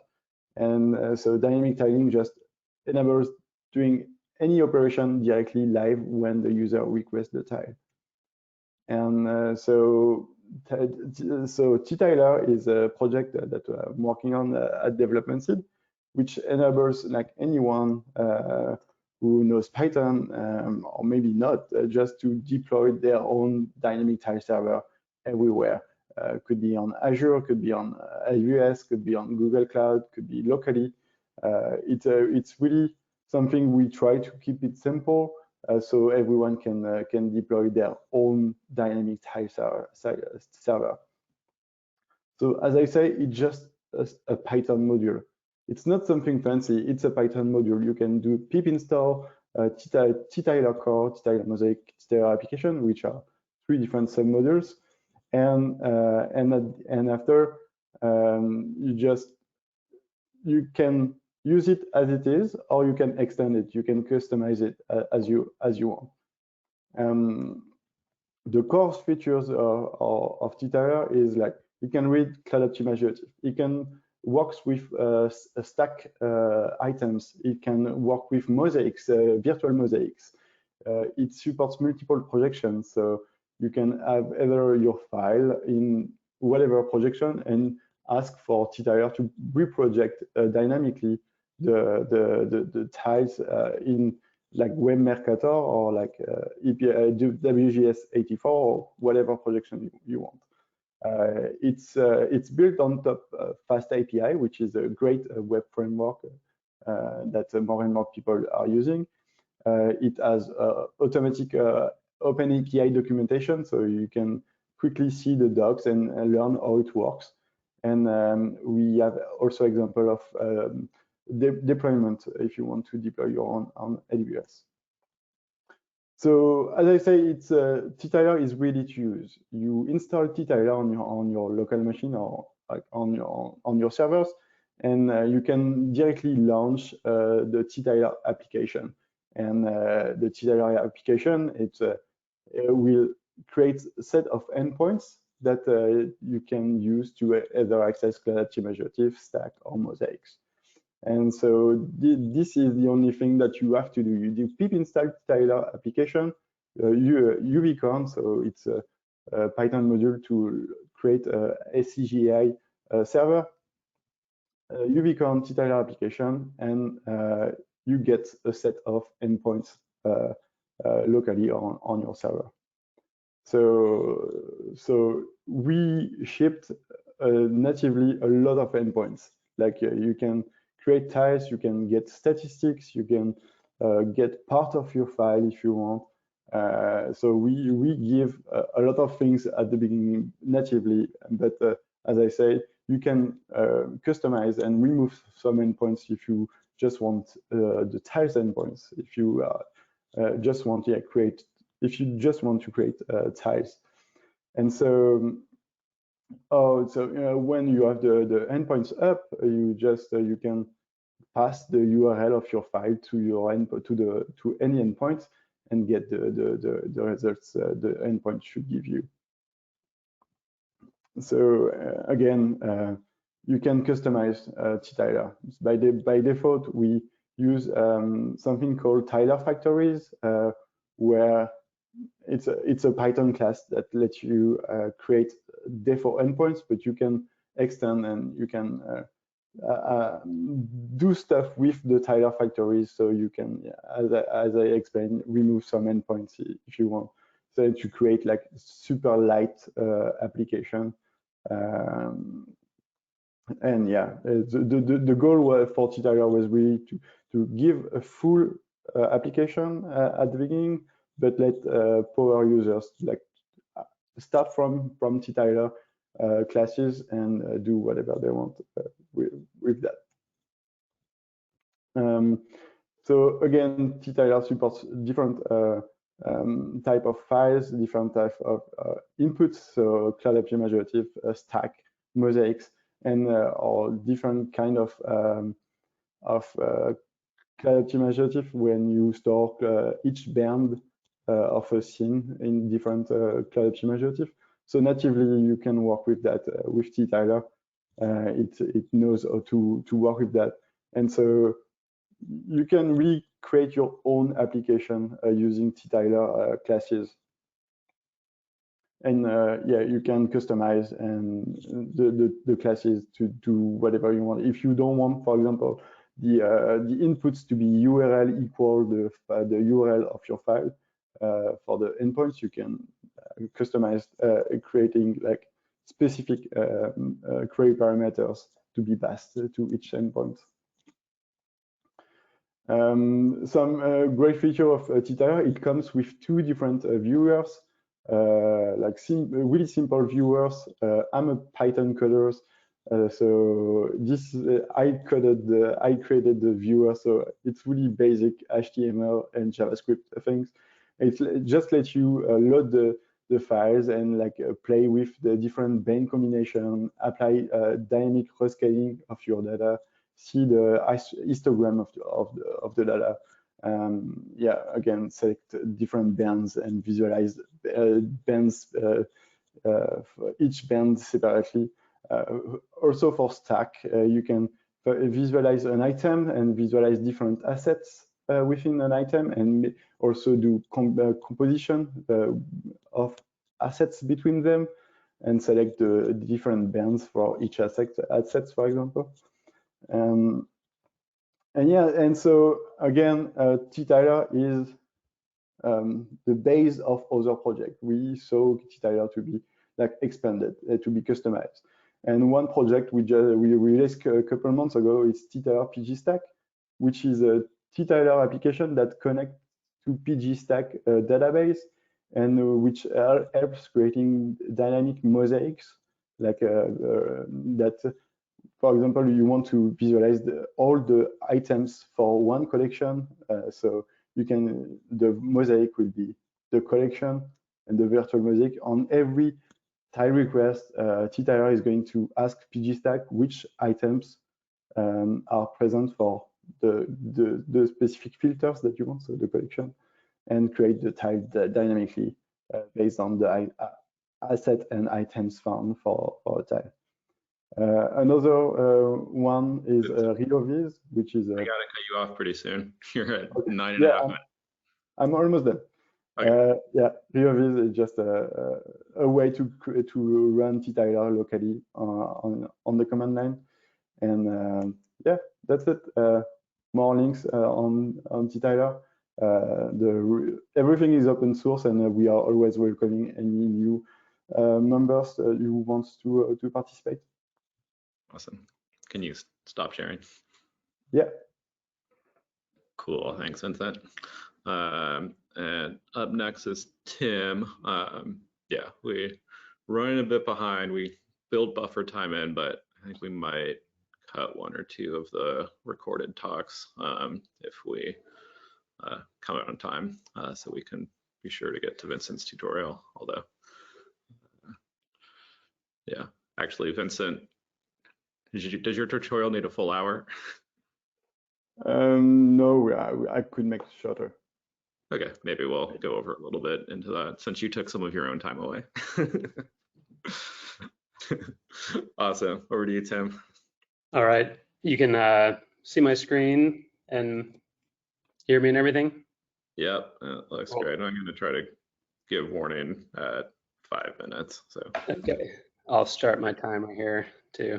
All right, I'm going to be talking about cloud optimized Geotiff rendering with WebGL, and this is going to be featuring the Open Layers library. So this is from the perspective of somebody who is not a data provider or not looking to use existing tools, but someone who's developing web applications. Open Layers is a library that lets you put maps on web pages. In last fall, in the 6.7 release, Open Layers introduced the Geotiff source. So this is an example of how you could pull from an existing cog that's hosted online. This might be a true color image, 3-band image, and we can display it as a source in Open Layers. If instead you wanted to pull from multiple different single band cogs, as Jed was talking about, this might be near infrared, red, and green as 3 different Geotiffs, and we could display them together as a single source in Open Layers.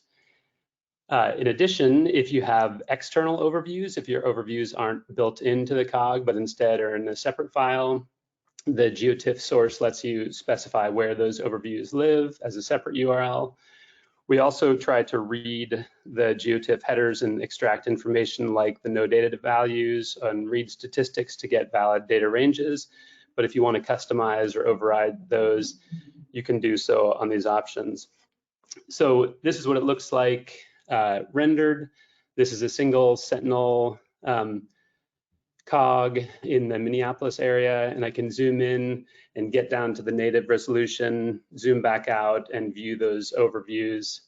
I'll switch to this separate source here that's represented as 3 different single band Geotiffs, and I can do the same thing. As I'm hovering around here in the top left, you can see these raw pixel values, so I can access just on pointer move, I can access the Geotiff pixel values under my cursor. I'll switch to a different location. This is showing Cape Town, also in that false color composite, or I can switch to a different composite and look at it in true color. This is a single true color image. The true color image is just byte data, so these values range from 0 to 256, and then in the false color composite, that was uint 16 data. So you see that we're actually interacting with the actual Geotiff values there. 2 functions that we made use of in the previous example. The first one was that get data function that allowed me to display the pixel values up in the upper left.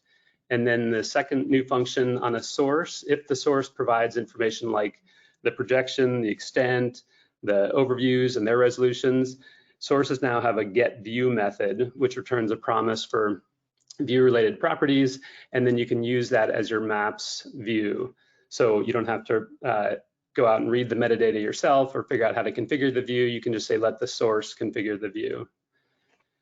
In those previous examples, I was using RGB 3-band data, or 3 separate bands with 3 separate rasters with a single band each. If you had, for example, a 4 or a higher number of bands Geotiff, you could choose which bands you want to display in which channels. So here's an example of doing band 1 in the red channel, band 2 in the green channel, and band 3 in the blue channel, and then always using an alpha of 1. If instead I had 4-band data where the 4th channel was near infrared, I might decide I want to display near infrared in the red channel, and then the red, visible red data in the green channel, and finally the visible green in the blue channel. A little bit of what it looks like under the hood. So we use the awesome geotiff.js library, which I think you'll hear about later on, to parse geotiffs in a web worker. So this is off of the main thread, parsing the geotiff in a web worker. The source then loads tiles from that geotiff, converts them into typed arrays, band interleaved by pixel, and then we bind that to textures. We also compile shaders for you based on the style expression, which I'll talk about a little bit more, and then render pipeline on the GPU, stitch that back together and display it in the browser. We looked at these band accessors. You can say I want my pixels to be displayed directly from the bands. You can also perform transformations on that data. So here I'm doing a difference between near infrared and red, the sum of those 2 bands, and then NDVI would be the ratio between the difference and the sum. And finally, you can say you want to do a linear interpolation of NDVI, displaying values that are -1 as a gray color and +1 as a green, dark green color. I think I'm seeing notification that I'm going over time here, but here's an example of that dynamically generated NDVI values, and then I'm showing the values in the top there. I wanted to just quickly mention that you don't only just have to do these static renderings. You can configure variables and say, I want the user to control which bands go in which channels, for example. And then as the user changes some elements in the UI, you can change which bands are displayed. So I might generate a false color composite here and do some contrast stretching, or let the user do contrast stretching. Finally, Jed mentioned that geotiffs are not just for imagery data. You might have elevation data, and this is the same type of example, letting the user select where sea level is. There's elevation data in the geotiff here, and as I'm dragging back and forth the slider, I'm updating a style variable for where this sea level is, rendering everything below sea level blue and above sea level as transparent. So that's it. And if you want to give it a try, you can check out the OpenLayers website and get more information there. And that's all I've got. Awesome. Thanks, Tim. Can you stop your screen share? And Thomas up next. Hopefully you get the share permissions. Hi guys. Hey, Thomas is joining us from Airbus. Can you hear me, guys? Yep. Yeah, we got you. I just have to. Oh yeah. Okay. I can show my screen. Sweet.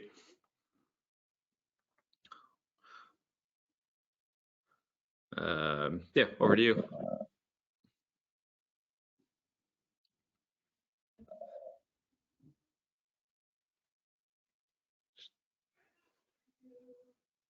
I'm hoping you see my slides. Yep, we see them full screen. Okay, cool. Okay, let's go then. So, hi, I'm Thomas from Toulouse. I've been working in Airbus Geo, and today I'm going to talk to you about the cloud creation tool called Cogs that we've released as open source. So it's hosted on GitHub, fully open source with an Apache license. We built Cogs because GDAL's native Cogs support got much better in the last years, but still sometimes lacks some flexibility when you need to really fine-tune what you're going to be putting inside your Cogs. So Cogs is actually meant to be used as the final step to create a Cog once you've used all the classical GDAL Geotiff tools to create the actual image data. It's written in Go, so it's available as a static binaries for all major platforms, and also available through its Golang API. And finally, it's a tool that we use daily in production. It's already produced petabytes of data on our cloud platform.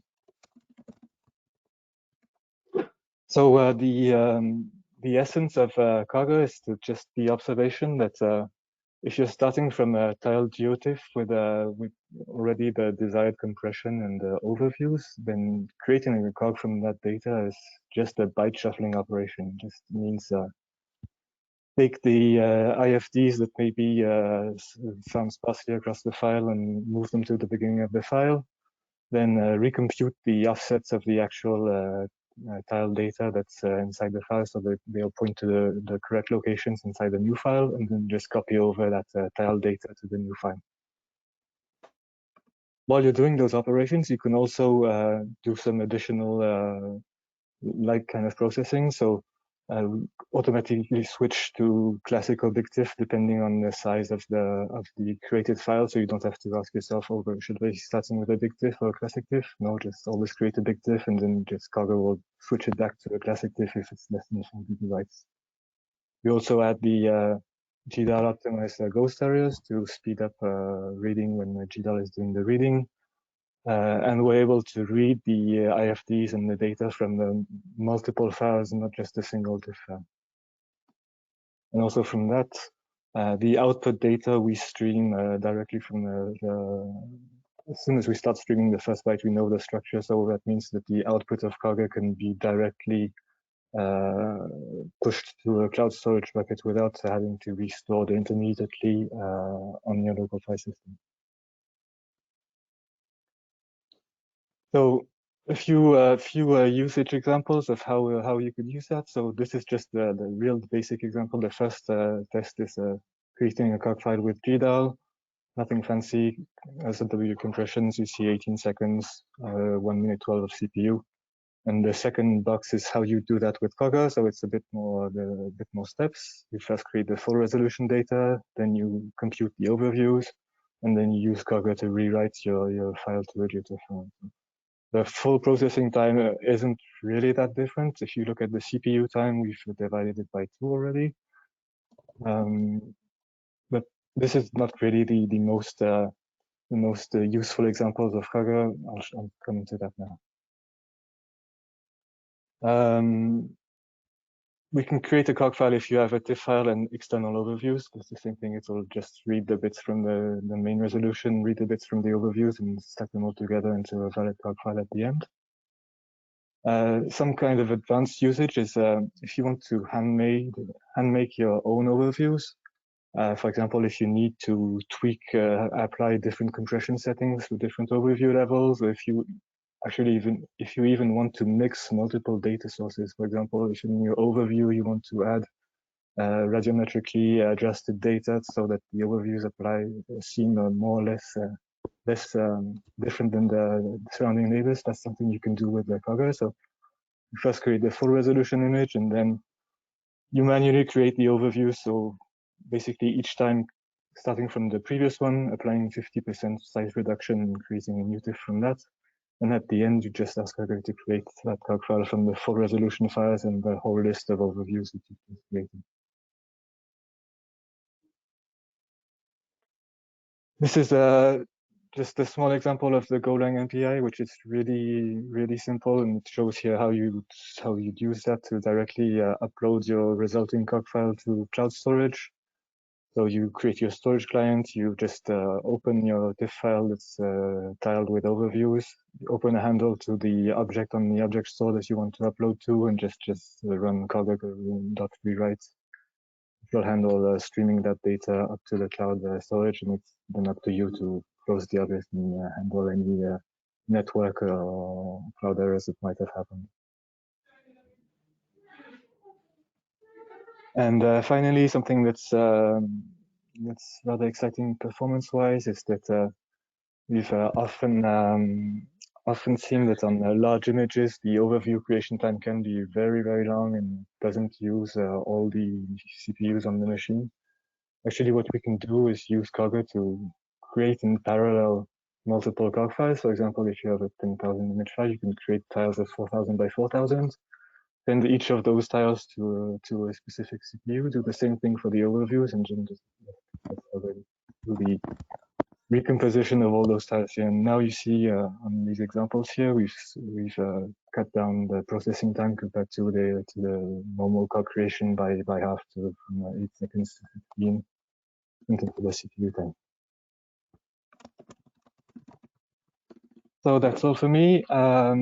If you head over to GitHub if you want to try it out, report any issues, collaborate, and I'll try to hang out a little bit in the chat if there are any other questions. Thank you.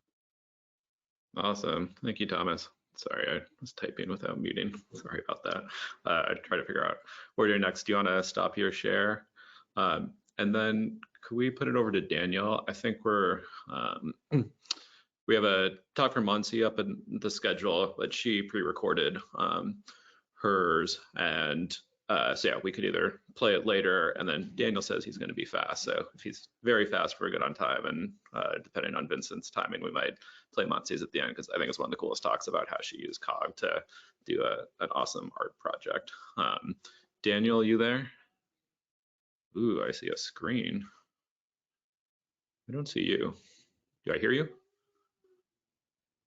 Hi.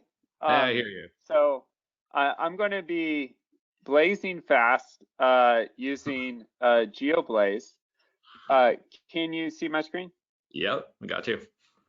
Okay. GeoBlaze is a JavaScript package for analyzing cloud-optimized Geotiffs.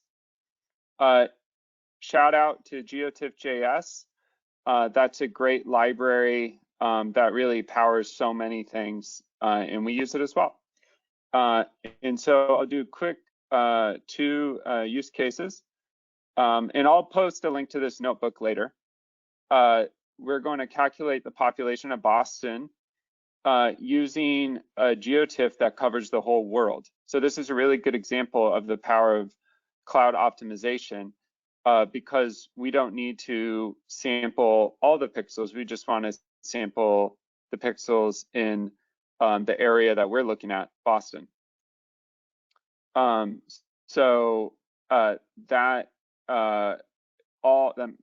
We first load the boundary.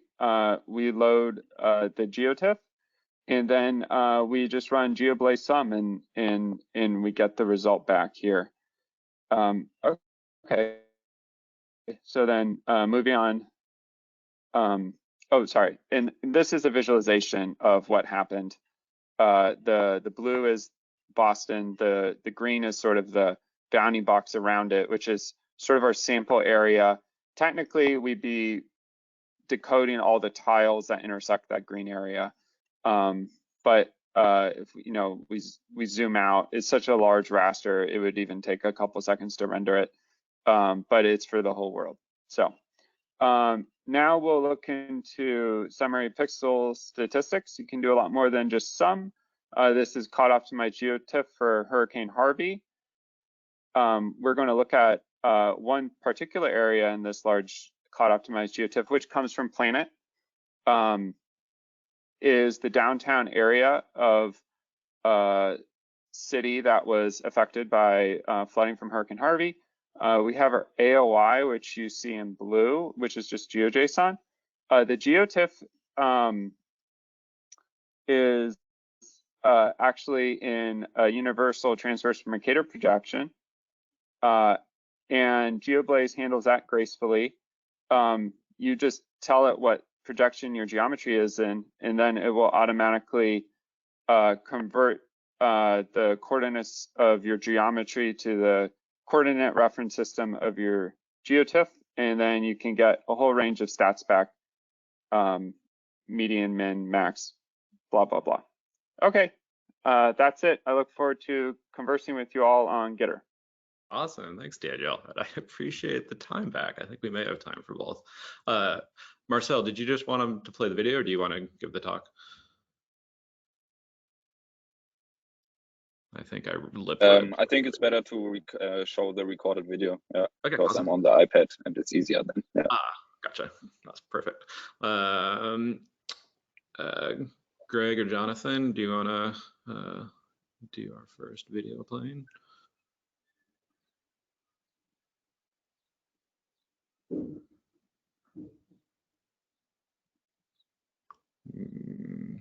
Greg or Jonathan, you want to say something?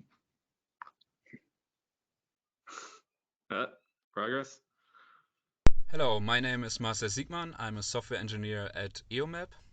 EOMAP is a company for Earth observation and environmental services, and we provide data for water quality or water depth, so-called bathymetry, from remote sensing and mainly satellite images.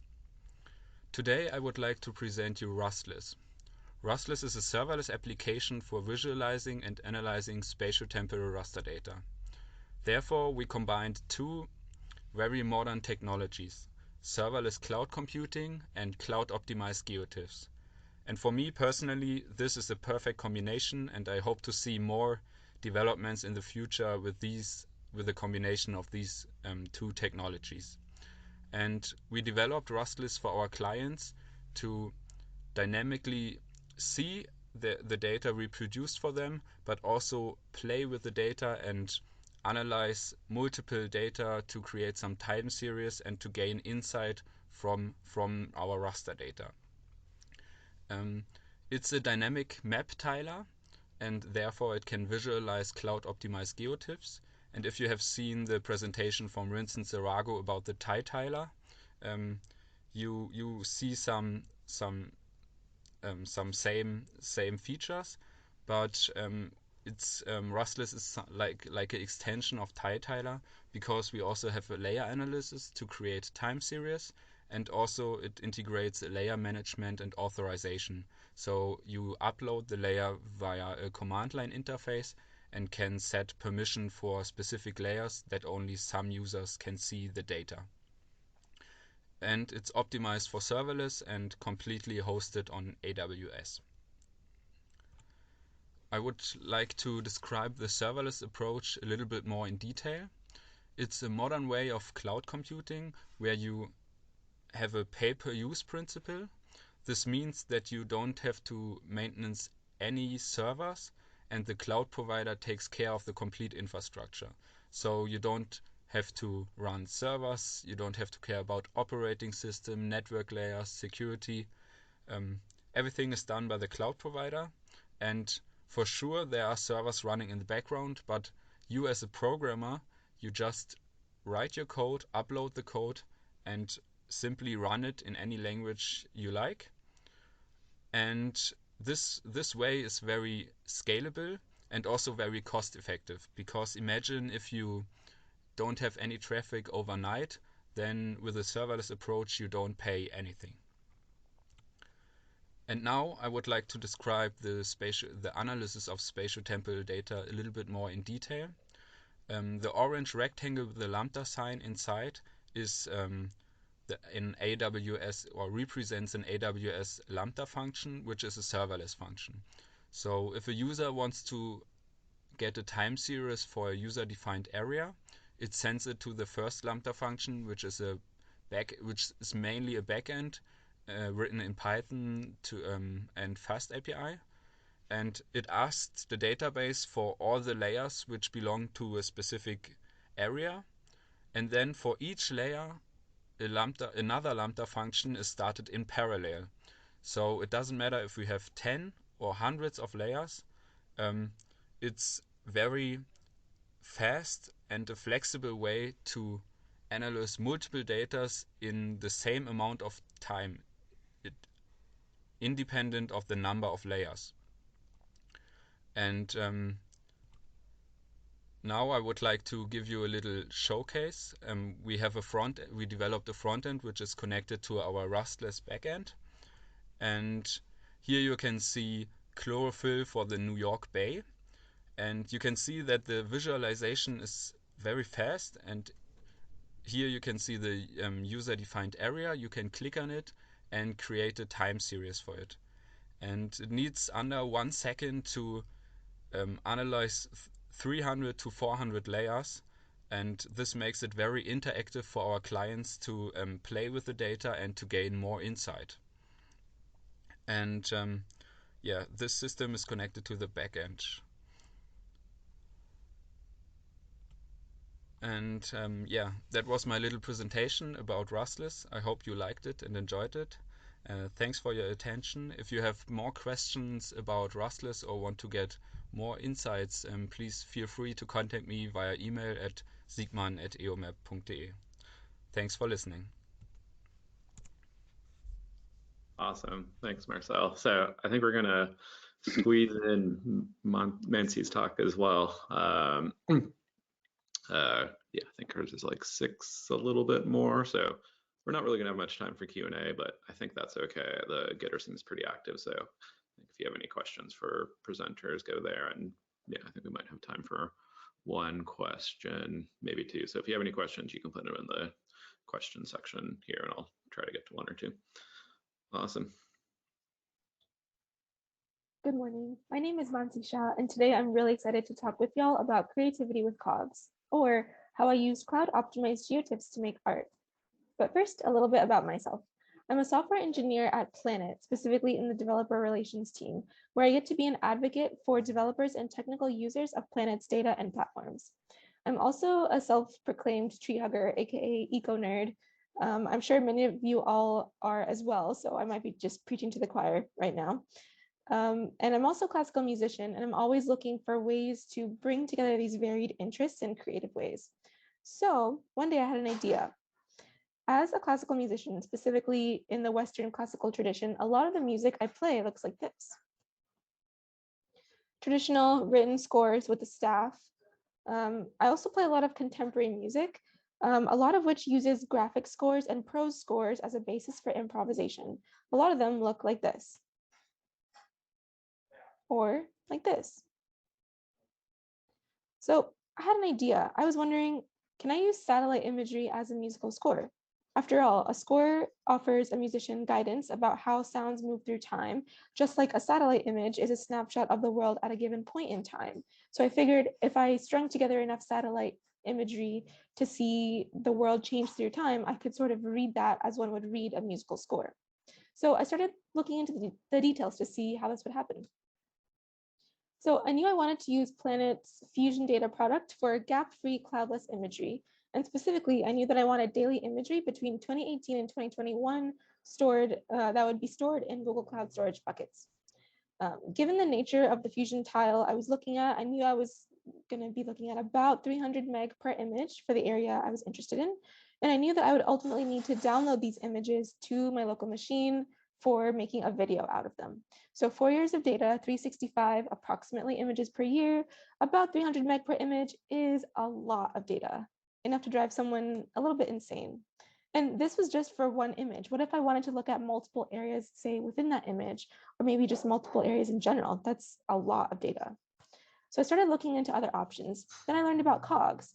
I learned that Cogs would allow me to easily access my image directly from my Google Cloud storage bucket. It would also allow me to easily access individual bands and image subsets. So I wasn't going to have to work with the whole image at once if I didn't want to.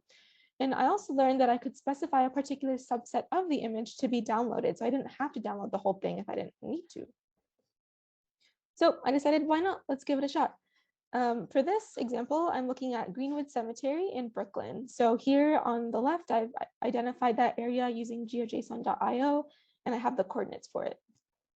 Then I wanted to get the coordinates for that in the original images coordinate reference system, just to make sure things were lined up. And then I processed that subset on the fly and saved it locally. I just wanted to make sure the bands were in the right order and that it was in the right compression, etc. So the beauty of Cogs that allowed me to do this, I got to work with the same high resolution data that I wanted to work with, but directly in the cloud. This allowed me to save processing time and space because I was only working on that small subset window. And I only really needed to download that because that's what I needed instead of downloading the whole imagery. So 4 years, 365 approximately images per year, only about 15 meg per image, which is 22 gig. That is pretty workable. And that was just for one image. So I could work with more images than that if I wanted to. So some takeaways I took from this project. Cogs and other cloud-native geospatial technologies really allowed me in this project to be flexible and to exercise my creativity. I am also pretty new to the cloud-native geospatial space, and there were times when I felt stuck and didn't know what to do. There will always be folks willing to help you when you get stuck. This is a really supportive community, and we're all learning as we go. So definitely don't feel like you're alone in that. And also, if you dream it, you can do it. This is just an idea that I had one day and I wanted to see if it would happen. So I encourage all of you, if you have an idea of something you want to try, go for it. And we're all here to support you. So you might be wondering, what happened with that project that you were just talking about? So the project is called Counterpoints. It takes satellite imagery and data reimagined as a visual musical score. And I ended up going with 6 locations around New York City, not just Greenwood Cemetery. And this project actually premiered during New York City's Open Data Week in an exhibition this year. Here's an example of the scores used in the project. The leaves were from a data set about Greenwood Cemetery, about the trees in the cemetery, superimposed with the Brahms Requiem. And you can see a snapshot of what the project looked like here.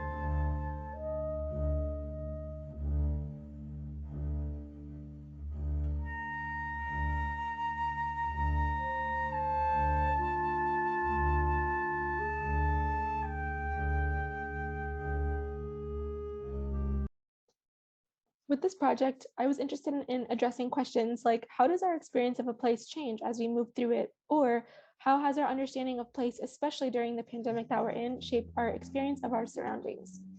You can view the full project if you're interested, including all the videos, audio, and scores at this website. And with that, thank you. Again, I would love to hear your thoughts on the project if you're able to view it, and I would love to hear from you in general with your questions, comments, or just to say hi. Thanks again, and hope you enjoy the rest of the conference. Awesome. So we are right at the hour, perfectly on time with no questions.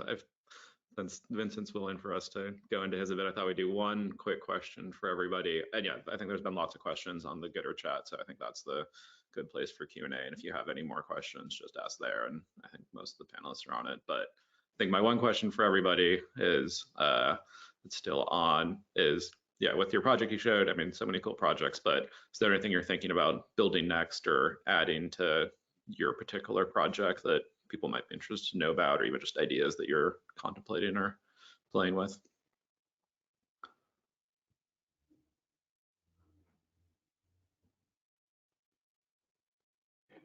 Yeah, I can go. We saw a lot of presentation about doing stuff in the front end, so loading the Cloud-Native Geotiff in the front end.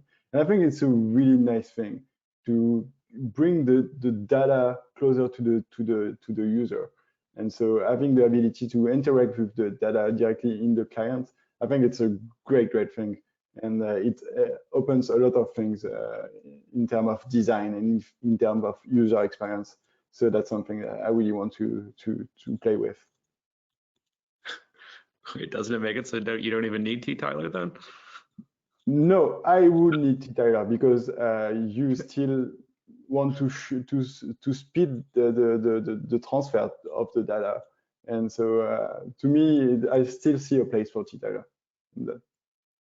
And by speed the transfer, you mean like not doing quite all the data or helping? Yeah, and also for mosaics, for example, if you want to mosaic different data on the fly, and so do this hard work on the server and only bring the data, the visual data or the data to interact with on the client.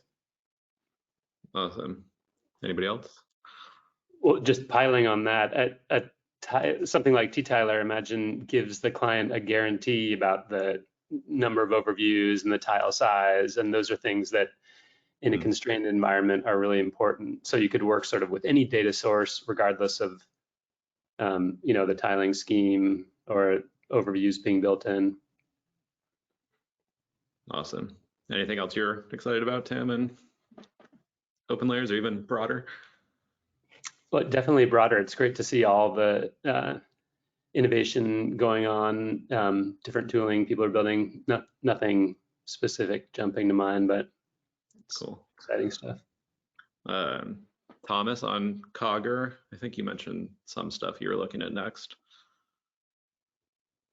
Yeah, I'm always looking into performance optimizations, but nothing specific coming to mind now. Maybe we've been pushing for adoption of JPEG XL as a data storage inside the cloud optimized Geotiffs, so we get really good compression ratios with that library. It's open source, open standards. Hoping to stop using JPEG in enough. Awesome.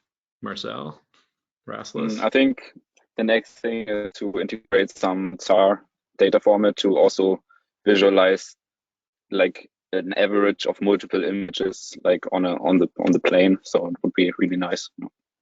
So I want to have a look into that. Yeah.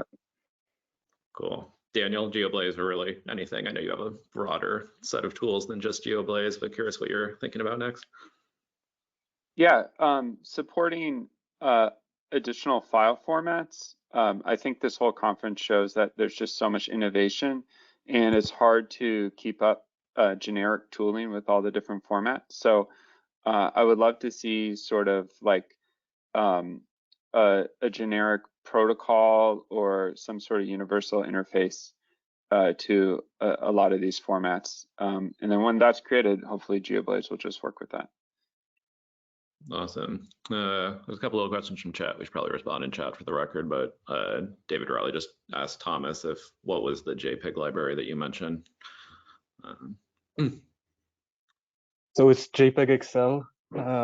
It's the next JPEG standard that's compared to the other ones, it's beginning to have traction. I think it's supported in major browsers now.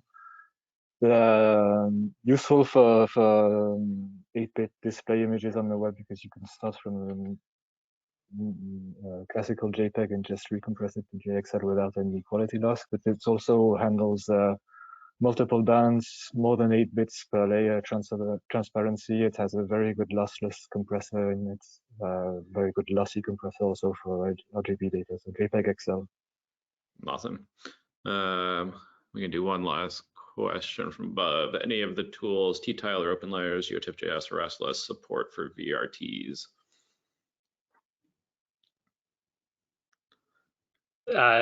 OpenLayers has you can have a single source that is backed by a mosaic or a pyramid of geotiffs. So we don't directly read VRTs and convert them into that, but that feels like there could be a parser put together that reads a VRT and then turns it into one of these geotiff pyramids.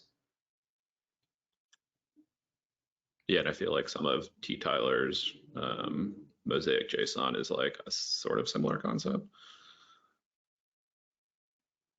Sort of. Yeah, that one's less sad. I think the other one to mention is like Stack and Stack VRT. There's been a few experiments to have a web version of VRTs. So it doesn't actually use GDAL, but it's inspired by that same sort of thing that has all the metadata that a client would need to read that. So I think that's the other one.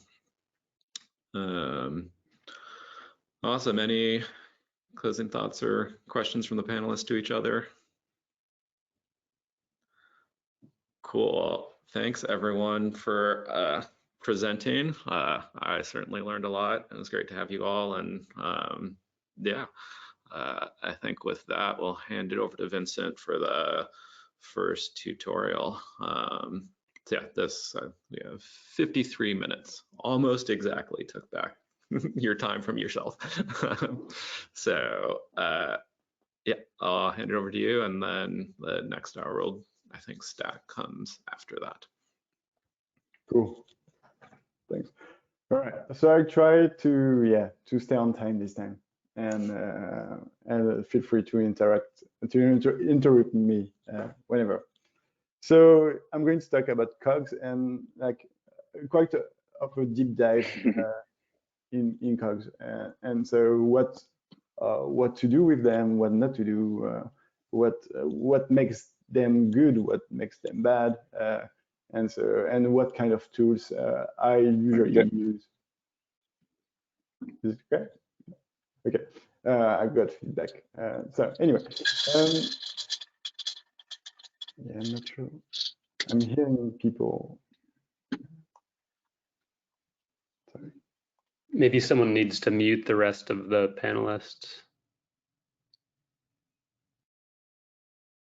Greg or Jonathan, can you mute everybody?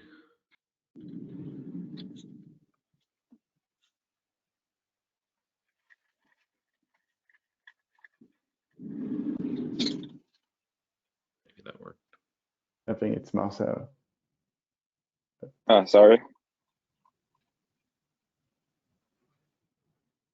Cool. Okay. Sorry. All right. So yeah, it's like so again, it's still me. So first, to repeat what Jed said, Cogs are not magical. They are just Geotiffs, and that's what makes them great, because they are compatible with almost all software that supports Geotiffs. And should I do just that? Right. Cool. Yeah.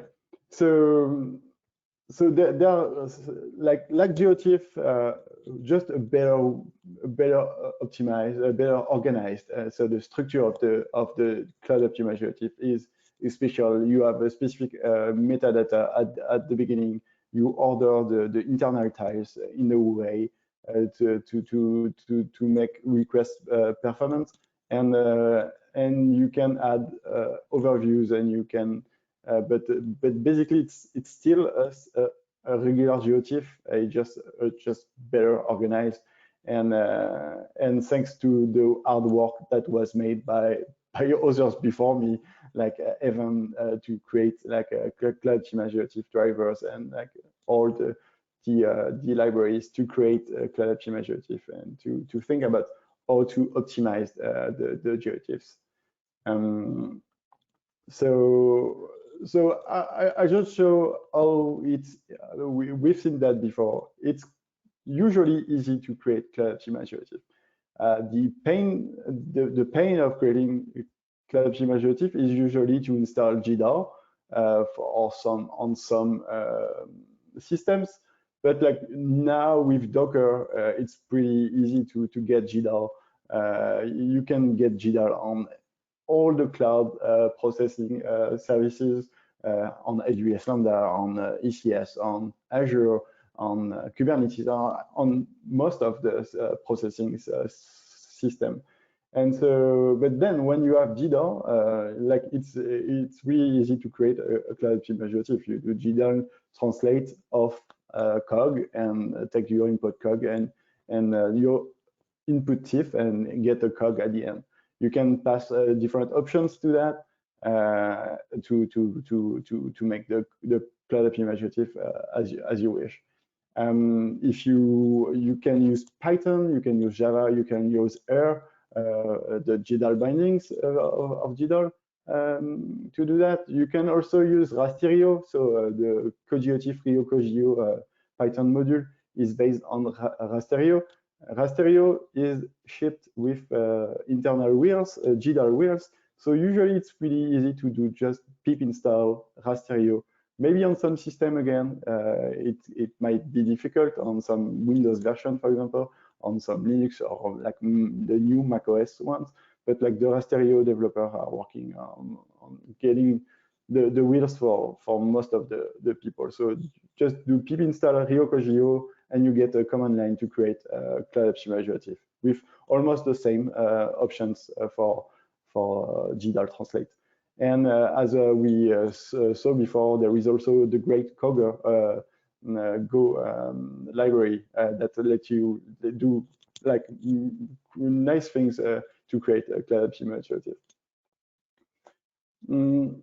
So the Cog, what makes the Cog special? Cogs are different features. You can choose the internal compressions of each internal tiles, and you can choose also a different compression for the overviews. And again, you have the overviews. The overviews are not required by the specification, but like if you plan to do any kind of visualization from Cloud-Native Geotiff, like large-scale processing without having the need to load all the data, all the raw data, all the raw resolution. Overviews are a must-have feature. It doesn't really increase much the data storage, and it's pretty nice to be able to just visualize or get an overview of your data without having to download the whole raw resolution.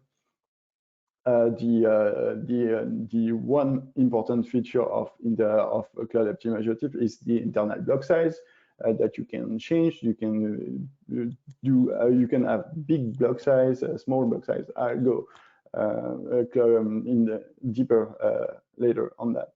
You can also have no data, or like a way to describe the no data value, the no data part of your data using either no data value, an alpha band, or internal mask. And you can set, you can have a lot of metadata within the Cloud-Native Geotiff, as usually the Geotiff. And for the Cogs, something that is used more and more, it's the way to have the Cloud-Native Geotiff aligned to a tile matrix set grid. So if you only plan to use a Cloud-Native Geotiff in the web visualization using only the web Mercator grid, like it's easier, it's better to align the Cloud-Native Geotiff to the grid, so you reduce the number of requests that you will need to do, for example, to the Cog to display the data. So I hope it's easy to create Cloud-Native Geotiff. It's also easy to use them. Like all the system, all the software that support Geotiffs support Cloud-Native Geotiff. They might not support like the some optimization, but at least you will be able to visualize, read it, and analyze your cloud optimizer. But tools like GDAL, Raster, Geotiffs, and other libraries are really optimized to get the most of the cloud optimizer and by like enabling like range requests, for example, just to read the small part that you need of your cloud optimizer. So there are plenty of tools. You can find them on cogeo.org. And so when there's thinking, a lot of people usually ask me if cloud optimizer is the best format. I usually say yes, it's the best format because you get the compatibility with all the software that support Geotiffs, and you can choose whatever compression you want, so you can optimize the storage. You get fast read because you get range request reads of Cloud optimizer. And yeah, again, it's just a Geotiff, so it's really compatible for a lot of things. But it might not fit your use case. Something that really something you can't do easily with Cloud optimizer. You cannot update a cog in place. You cannot change one part of your data. Or it's really complex because as soon as you change 1 byte of your data, you change the whole structure of your file. So you need to rewrite the whole file, and so that's why if you need like a file that is constantly updated, like Cloud optimizer will be really hard for you to work with because you will have to read the whole file and to rewrite the whole file every time. If you need more than 3 dimensions, if you need like a temporal dimension in addition to spatial and maybe multiple bands, like it won't really work easily with Cloud optimizer. If you need also ultra fast tile service, you will be better off using like regular predefined tiles. So Cloud optimizer is a great format, but it might not just fit your use case. It's a great file format, like for a lot of things. Like usually it will fit like 90% of your use case, but sometimes it just won't. So now let's go and see how to work with the Cloud optimizer. So as I say, you can use GDAL to get information about your Cogs. You can translate the Cogs. You can create Cogs using GDAL Translate. Other libraries, as I said before, Cogeo is a great tool to create, get info, or also validate Cloud optimizer. Some other tools that I will show, I will use during this tutorial is rioviz, which is a command line tool and that brings ttiler in your local computer and to enable like visualization of your Cloud optimizer and just play with your Cloud optimizer locally and play with the different bands, like understand what is your Cloud optimizer. Another tool which I usually use is TileBench. So it's a development seed project which enables us to debug like the number of GET requests you will do or the number of data transfer that you will do on every tile request when you are using Cloud optimizer in like a web visualization framework. So it's really interesting to be able to understand how much data transfer you will do every time you need to read a tile to create a map tile, for example. So yeah, let's talk about compression. So there are a lot of, if you go on the GDAL web page on the Cloud optimizer driver, there are a lot of options for compression. You can use Deflate, JPEG, WebP, LZW, ZSTD, JPEG XL, as Thomas talked about. So there are a lot of options. Most of them will answer your needs. And I'll just talk about like a few options. Like for example, if you have a byte data set, and which is like 1 band or 3 bands. You will be better by using JPEG compression. Yes, and you can adjust the number of loss that you can allow, but you'll get a really small file.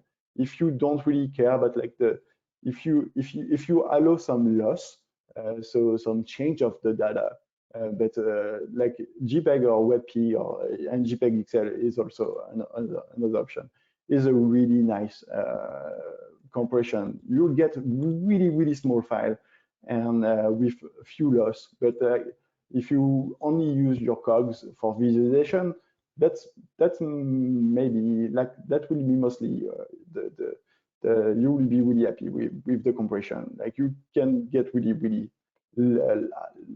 light files using that. If you have more than 3 bands, I think you can still use JPEG XL, but you will be better served with T-flat or LZW, other compression schema. And that might not be like 100% true, but for other data type, you will be better. You'll be better. You use usually deflate, LZW or ZSTD compression.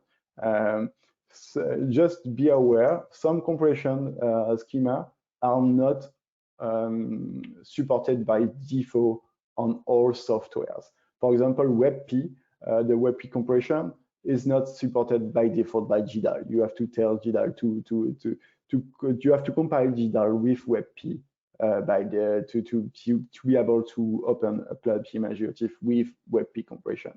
So just be aware of that. Like you can create a nice and light file using WebP or JPEG XL, but if the customers doesn't really have all the drivers on his processing machine, like he won't be able to open Cogs. So, but usually it will work with almost all the other compression scheme. So just an example of how small you can get your Cogs using compression. So a non-Cog data will be like, for example, for this kind of data, it's a byte data set. You get data which is natively 232 megabytes. And if you use a simple deflate compression, you'll get like more than half of the size. And if you use JPEG, because you might need this file just for visualization, you get like only a file that is less than 20 megabytes. So it's really, the compression is really important. Like as soon as you create a Cloud-Native Geotiff, by default, I think GDAL apply the deflate compression, but you can really play with other compression to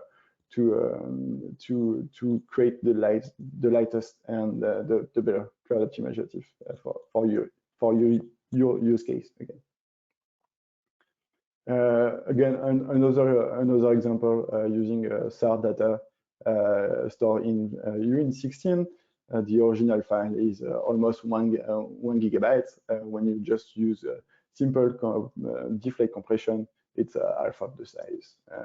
And so yeah, just don't forget to use compression when you create any Cloud-Native Geotiff, just to save some space on storage. And then because you compress every tile, internal tile, it will be also faster when you do the data transfer. The overviews. So when you create the Cloud-Native Geotiff, you have the choice to create overviews and to create some level of overviews.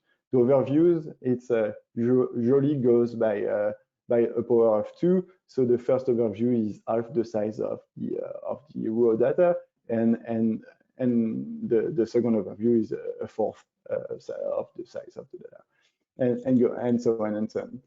So when you create a Cloud-Native Geotiff, you by default, I think with GDAL, it will create the overviews when you are using the Cloud-Native driver, and also with Ryoko Geo. So here we do GDAL info, GDAL info on the Cloud-Native Geotiff. we see that the original file is 5,000 by 7,000 columns, and we see that there are overviews that so half the size and so on and so on. It will stop at one point when the overview is smaller than the internal tiles. So the internal block size is 512 by 512 for this file. So we will stop as creating overviews as soon as we hit the block size, because the Geotiff block size will be always the same internally. So when you create like smaller overviews for this, in this example, like it will be almost the same size when uncompressed, so as the last good one. So there isn't really like a need, or it doesn't really make sense to create like overviews that are smaller, way smaller than the internal block size. So usually you can just let GDAL or Ryoko Geo handle the number of overviews for your files. So one really interesting thing is the internal block size. As I said before, you can play with the size of the internal tiles, and so by default, some people will choose 512 by 512. Depending on your use case, again, you could change that. If you work with dynamic tiling, for example, just you want to create a visualization of your Cloud-Native Geotiff, you know that you are only going to use your Cloud-Native Geotiff for visualization and for using Web Marketer. So you will align the Cloud-Native Geotiff with the tile, with the internal tile, with the TMS grid, sorry, and you will choose the tile to match the size of the map tiles. So like if you are using 512 map tiles on the client, you use the same size for the internal block size. And so again, it really depends on your use case, but you have to know that you can play with that. And the implication is, so as if you, for example, you want to get a part of the Cloud-Native Geotiff, if you can, the smaller the block size is, the more chance you have that you will need to cross the Y dimension. So it's a bit complex, but GDAL is more, when you get a range request of the file, GDAL is smarter if you want to get data that are in the X dimension. So GDAL will be able to merge the range request. So if I was going to read only data that are in that is in the first line, like GDAL will only do one GET request. But as soon as I cross the Y dimension, like because it's like in the file, the data is just not subsequent in the Y dimension, like I will need at least 2 GET requests. So, but if the internal tile was big, like maybe I would only do 1 GET request. So when you choose small tile request, small block size, you have more chance to do multiple GET requests. And I show some example. I think, yeah, I showed some example just before, just after, like what the implication of the internal tile size in terms of GET range request. And so something that it's also good to keep in mind, the block size also has also implication on the output file, the file size, the resulting file size. So it's a small implication, but it's always good to know that the compression is applied tile by tile. So the bigger tiles or the smaller tiles you use, the overall file size will change on depending on the block size that you use. And yeah, so I use tile bench just to give you a small demo of the implication of the tile size. So tile bench is a small tools that, yeah, you can see that. Okay, it's a small tools that let you examine, let you see what the GET request for each tile when you want to read a tile, for example. So I've got a file locally using a web server. So it's called B5. Nothing fancy here. Okay. So what the tile bench does is it shows in blue it's the Web Mercator tile grid that intersect my data, and in red, the small square in red are the internal tiles of the file. So I can see that if I click, if I want to read this file, this tile, I will only use the data for this internal tile, the red one. But if I want this one, you will need to get the data from the top internal tile and the one on the bottom. So, and we would see that in terms of GET request. If I do a request there, I do 3 GET requests, and if I do that, I should get maybe not for this one because it's the first overview. Sorry, it's a bit complex, but there are 3 and 4. Yeah. So we do one more GET request because we do the tile here intersect with another tile, another line of tiles. So if so, that's what I was trying to say with the X and Y axis. So and in terms of data transfer, we can also see the difference. Here we only transfer 100,000 bytes, and here we transfer way more data because we intersect 1, 2, 3, and 4 tiles, internal tiles. So while here we only maybe intersect only 1 internal tiles. So that's using like a file that has 256 internal block tiles.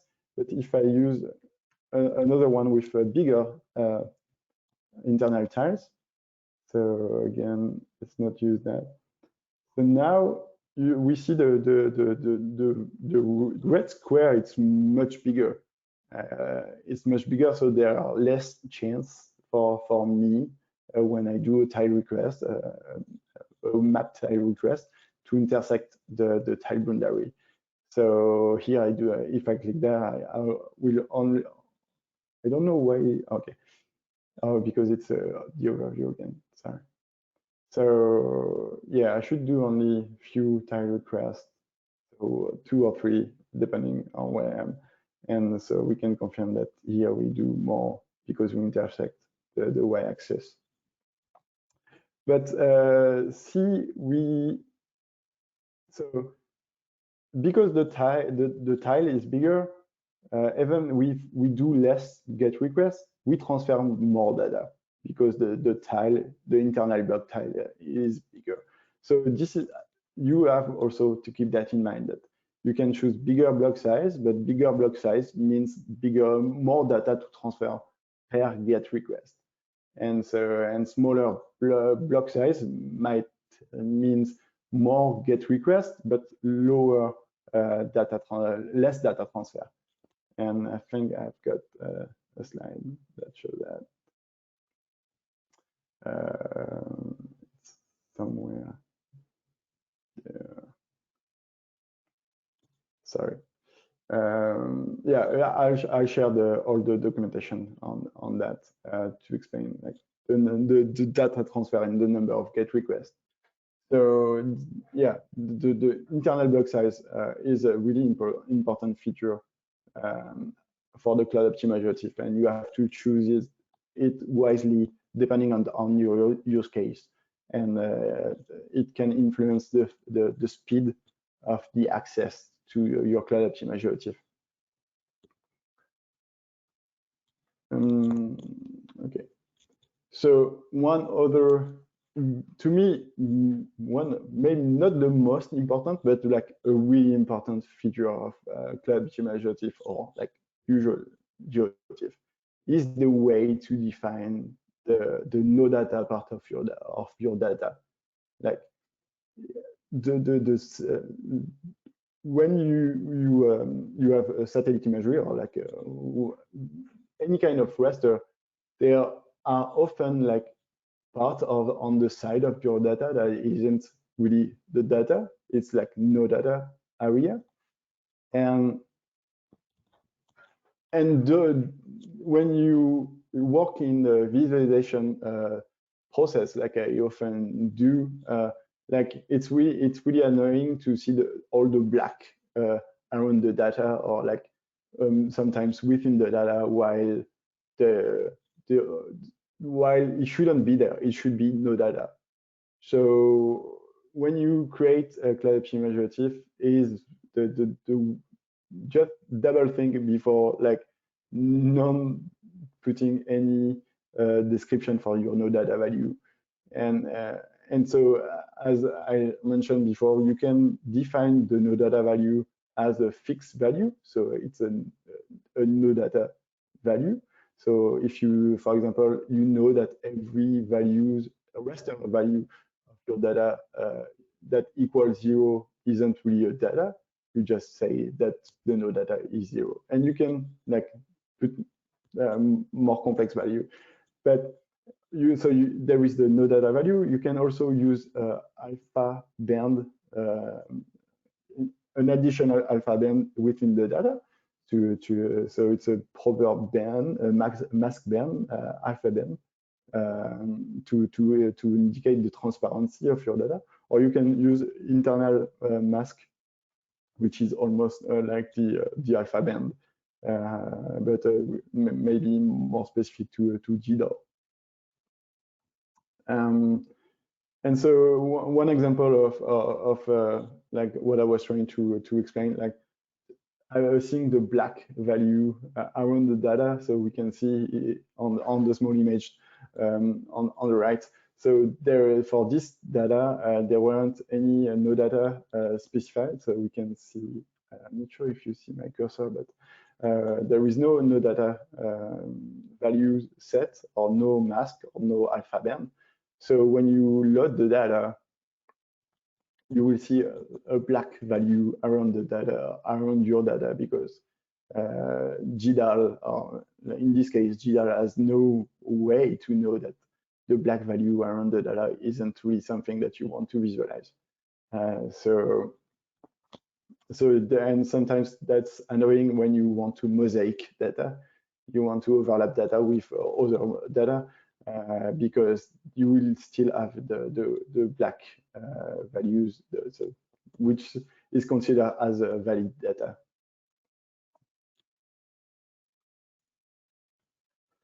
Yes, so something that I heard, the no data isn't in the Geotiff spec, or wasn't in the Geotiff, the initial Geotiff specification.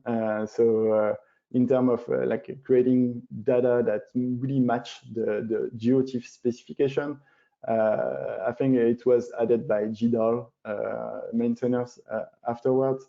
But it's something that most of software will understand now, the no data values. So even if it might not be in the Geotiff, in the TIFF spec, like it's still like it should be mandatory to have no data value set in your file. Something to also remember: don't use no data value when you are using lossy compression schema, because you get something like is shown on the image. You get like artifacts because the JPEG compression will create like, will just change a bit your data and might create like no data value, no data pixel values. And so when you are using lossy compression, you should avoid using no data value, and maybe use a mask or like alpha band. All right. The metadata is like not mandatory in the Cloud-Native Geotiff, but it's a really nice thing to add, and it can influence the data. So, for example, this is a NAIP data that was created a couple years ago, and the fourth band of the data wasn't properly tagged. It was tagged as the alpha band. And while the original data should have been undefined, or like, because it's the nearest infrared data, and it's not the alpha band.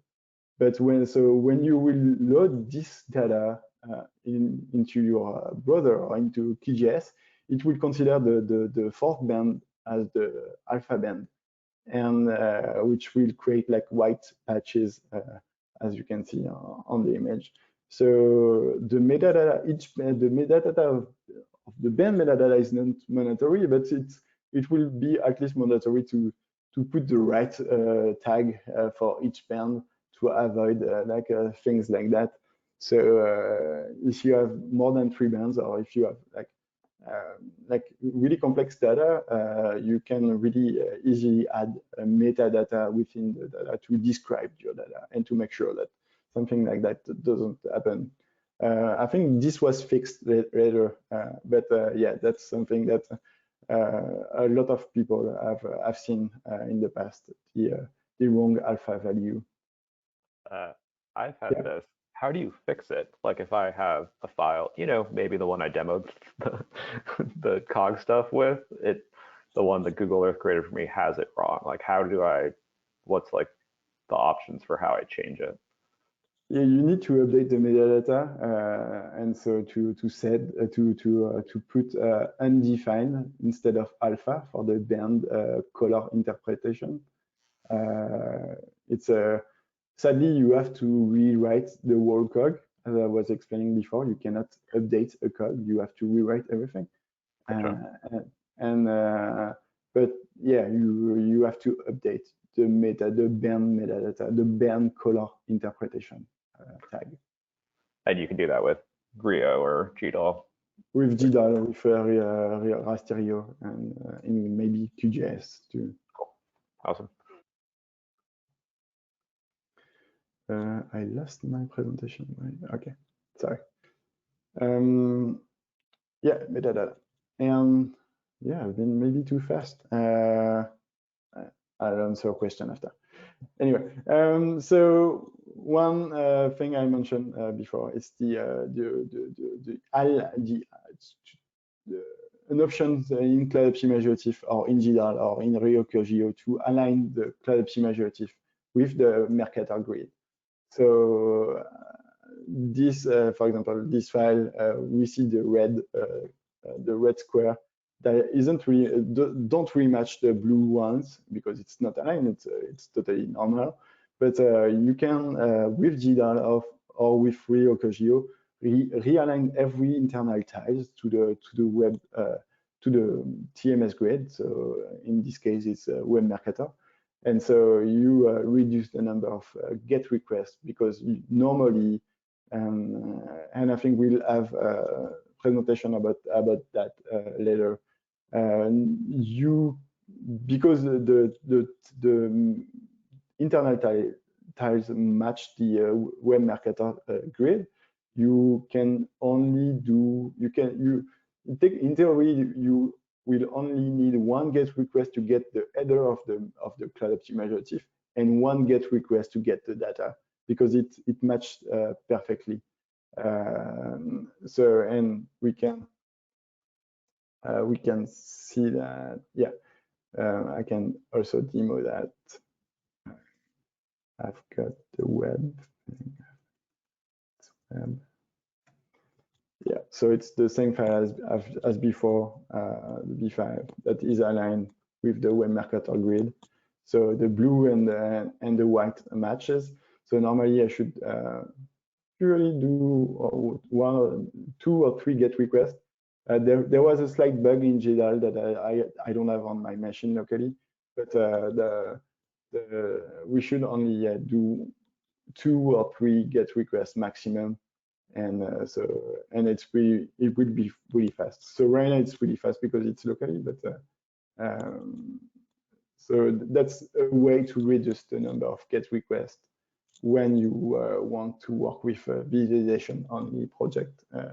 So when you want to align the Mercator grid and the internal tiles. So yeah, all right.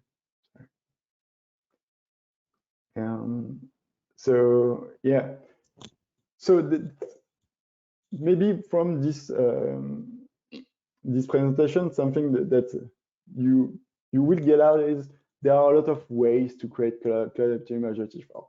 There are a lot of options when you create Cloud-Native Geospatial. You can choose the compression, you can choose the tile size, you can choose the number of overviews, you can choose to align the Cloud-Native Geospatial to a tile matrix set grid.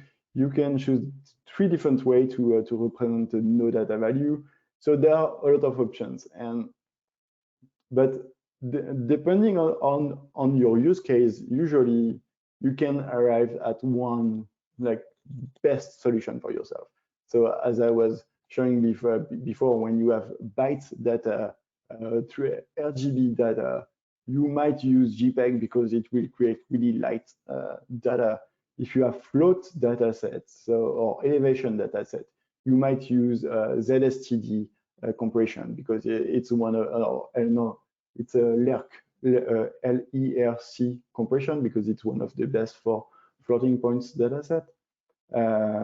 So there will be combination that suits your use case, but yeah, there are plenty, and that's really also something really hard for us building tools that use the Cloud-Native Geospatial because there are a lot of options.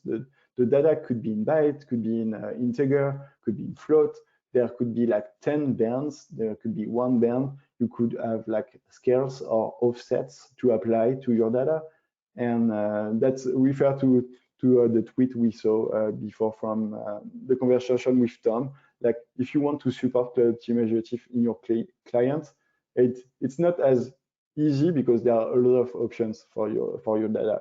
But we try to orient the people to the best solution. So maybe one day it will be you could just drop your file in any kind of client and have the right visualization created because the client will understand how the Cloud-Native Geospatial is made and why it's stored in float and what is and how the client should transcript this file to be able to use it directly. So yeah, there are a lot of options that because there are a lot of options, sometimes there are bad cogs, and it's not really like I won't blame everyone like who made an error when creating cogs because I've made like a lot of errors when creating cogs in the past. But I just showed 2 examples that really show that help you think about when you will create your cog. So for example, this file that I found on the Stack Index project is a tree I think it's a California vegetation canopy base 8, and so when I first loaded the file in Rio Viz, like it was great. It was great. It showed great because the data is stored in uint16, so it can cover like a lot of values from minus 30,000 to plus 30,000. And when I look in the file, deeper in the file, so we can do that. When we look in the file, so if I do reviz the file, it should open locally the file. I hope it won't be so slow. Okay, so here's the file. When I look at the value, when I click, I should get the value. The value, it's only like integers, like from 0 to 6. When I get the statistics, I see that the minimum value is 0 and the maximum is 6. So this tells me there is something wrong with the file. Like it's not stored as byte, it's stored as int16, but the data goes from 0 to 6. So maybe the data type for this file should have been something else. And we can also see the statistics, the more statistics of the file. And so using still reoviz, and we see that there are like 9 unique values, and they are all like really integer. So that's another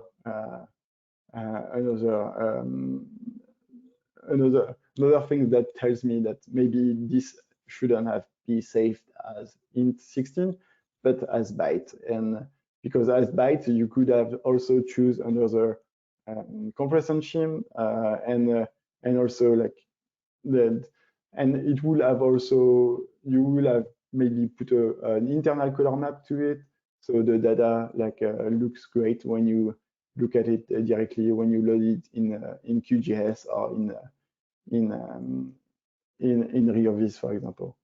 So that's something. Maybe the data was already in 16, that's why it wasn't changed when creating the Cloud-Native Geotiff, but it results something that it's really hard to use, or like you have to analyze the data and why it doesn't display as you wished, as you were expecting. So yeah, that's about the data type. So be really careful. If your data doesn't need to use int16 and can use byte, it should use byte. Another one, that's the one we saw before. It's the naip one. So we see that the white patch here just is telling GDAL and Rasterio that there is an alpha value here, but when we look at the data, it's not. We can tell that it's the near data. So again, I'm going to use reoviz. So the tool reoviz, as I was explaining before, can help you like play with the data, change the bands that you want to visualize, and we find the white patch here, and we see that it's because the band value is 0, but so that's why it appears transparent here. I don't know why I can't get the color map, the statistics, but so yeah. Oh, okay, I tried to load too many things, so everything is broken. Anyway, so that's also something. Just make sure to have the right data tagged on the right metadata for your file, and because if we see that, but yeah, it will still appear transparent because it should be 0. Yeah, so that's almost it for me. Awesome, thanks, Vincent. There's a few questions on the Gitter. I can help go through them. One for me first, just, you said there's lots of different ways to do things. What's the best place to get advice on Cogs, like Twitter, Slack, like? Yeah, so you can always ask question on Twitter in the tagging the Geotiff Twitter handle, which I manage. We have a Slack instance set up. I will share the links after. I think it's in Twitter. I'm pretty sure it's in the Twitter handle. So, oh no, it's not. Okay, it's here. It's here. So, and I will be happy to add anyone else. Where is Gitter too? And yeah, also on all the repo that I'm managing on Rio Tyler and Rio Cogio, there are discussions set up there, so people can feel free to jump there. Yeah. And I will say that the GDAL documentation is also a good place to start. Cool. Some other questions. Dean is asking, just to clarify, to update the metadata, you have to rewrite the whole cog. He asks if cog can use an external link to JSON XML to store metadata.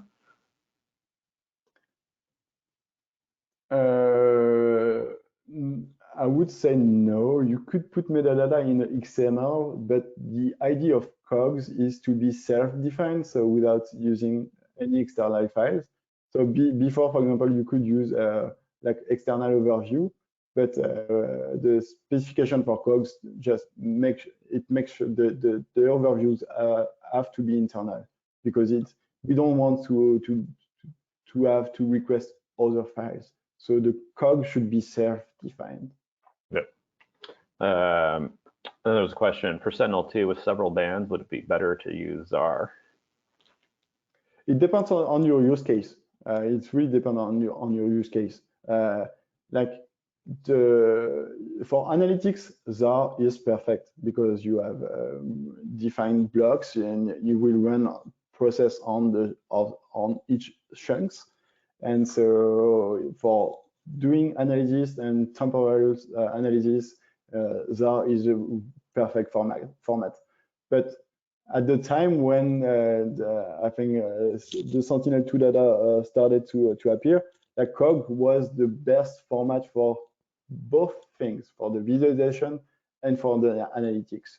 And I know that ZAR is catching on the visualization aspect of the things, but I still believe that Cog is right format for most of the use case. It's not the best one, but it's like a good one for covering most of the use case. Awesome. Let's see, there's a couple others. Yeah, how is it interleaving in Cog?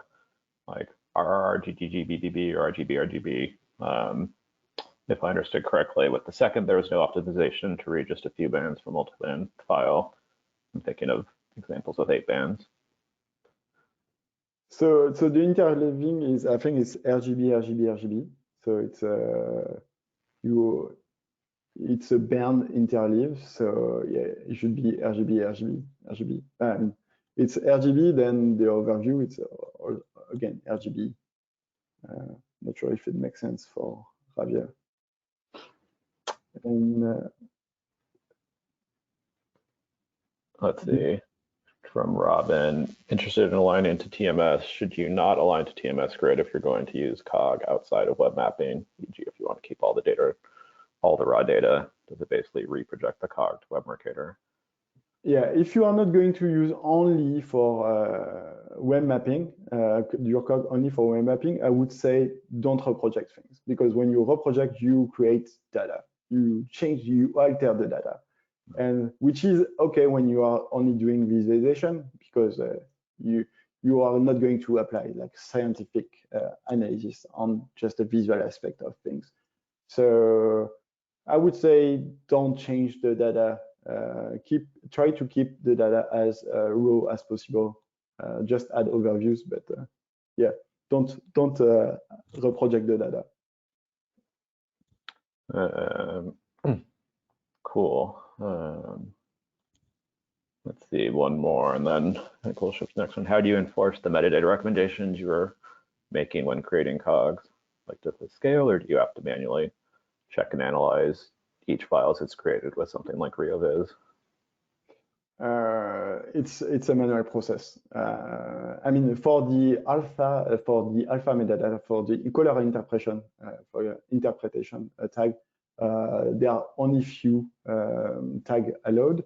So GDAL will tell you that you are trying to do something which is not good. But like you could tell GDAL that it's a RGBA, as we saw, it's a RGBA data while it's RGB near. So there is not really way to enforce. It's up to the user to know what data he has and what to do with that.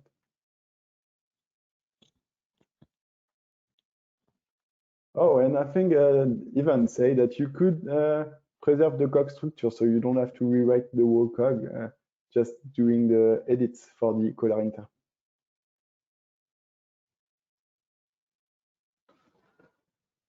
Oh, no, you still need to use Cogger afterwards. Anyway, sorry. Awesome. Cool. Thanks so much, Vincent. This was super awesome. Lots of knowledge. I think this will be a really good tutorial for people to look back on and learn a whole lot. Yeah, thanks for taking the time to do this. And I think with that, we're going to transition to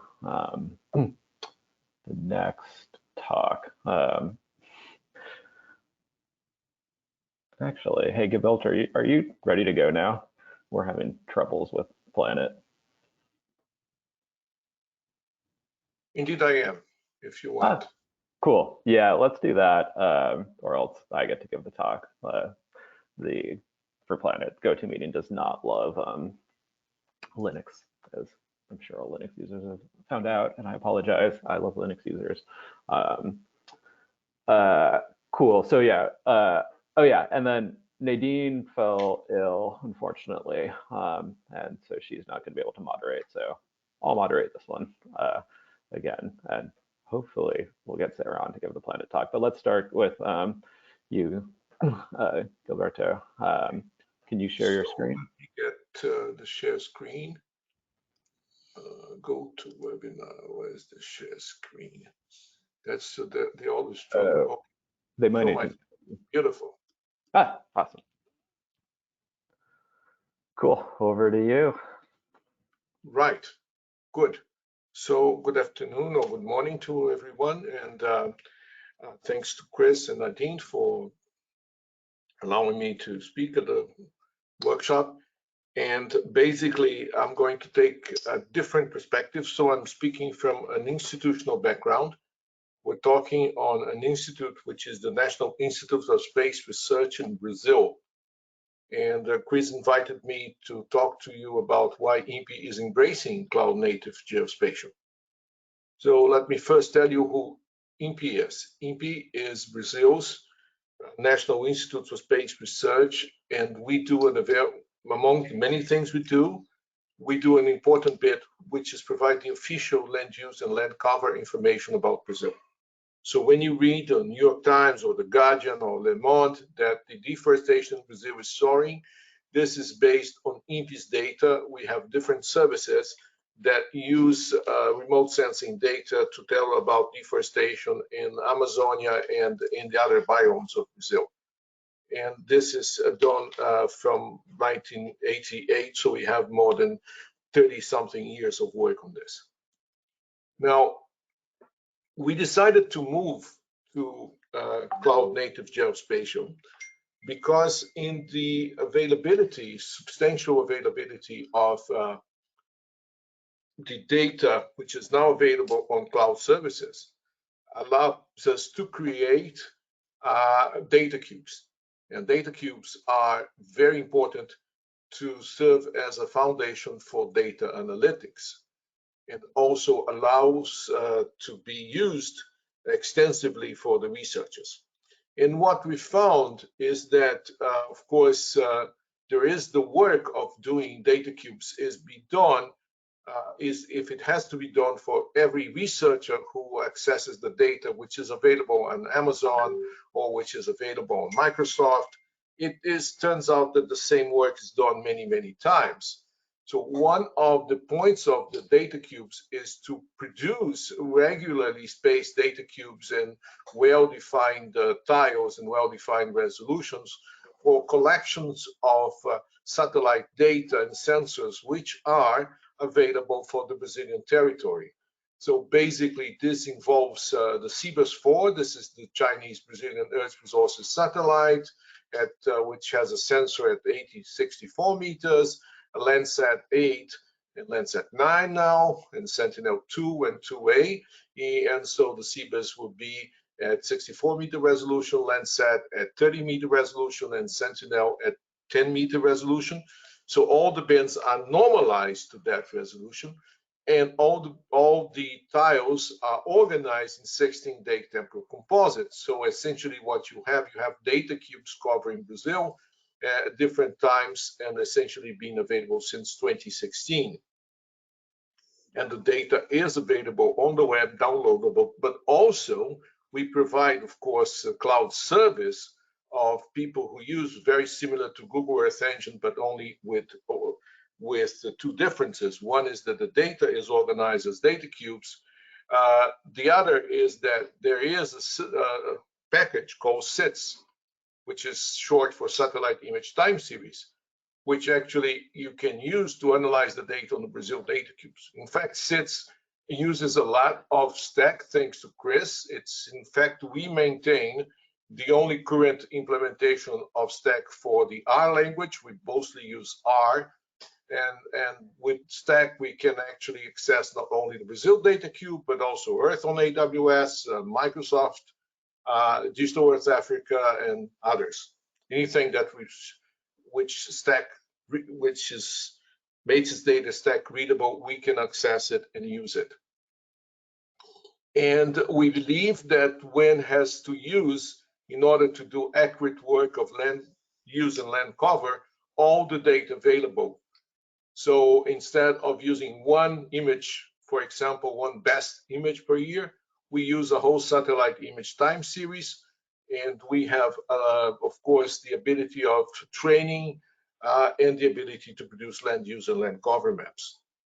To do so, we have a fairly sophisticated package that does a lot of things, regular land, starting from regularizing Earth observation data cubes when they're not regular, doing quality analysis using self-organized map, diverse methods of machine learning, including very state-of-the-art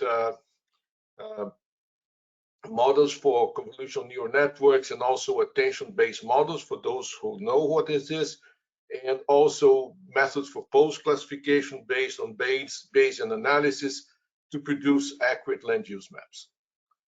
And the result is that we can classify big areas. We're talking about, for example, 200 million hectares, which is roughly half of the size of Europe, land use map using the temporal convolutional neural network models with 50,000 samples, using Landsat with 8 terabytes processed in a reasonable machine in 24 hours with 80% accuracy.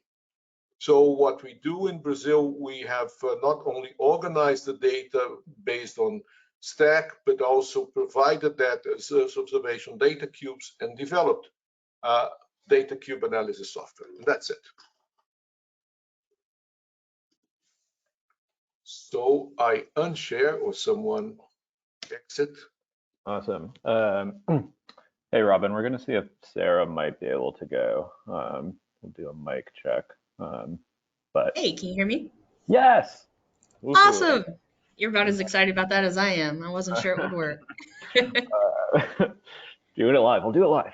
Yeah. Okay. But I'm going to let you share the slides. Yes. Okay. There. Now, presenter is off, and share. Hey, and if we're lucky, my laptop battery won't die until after I talk.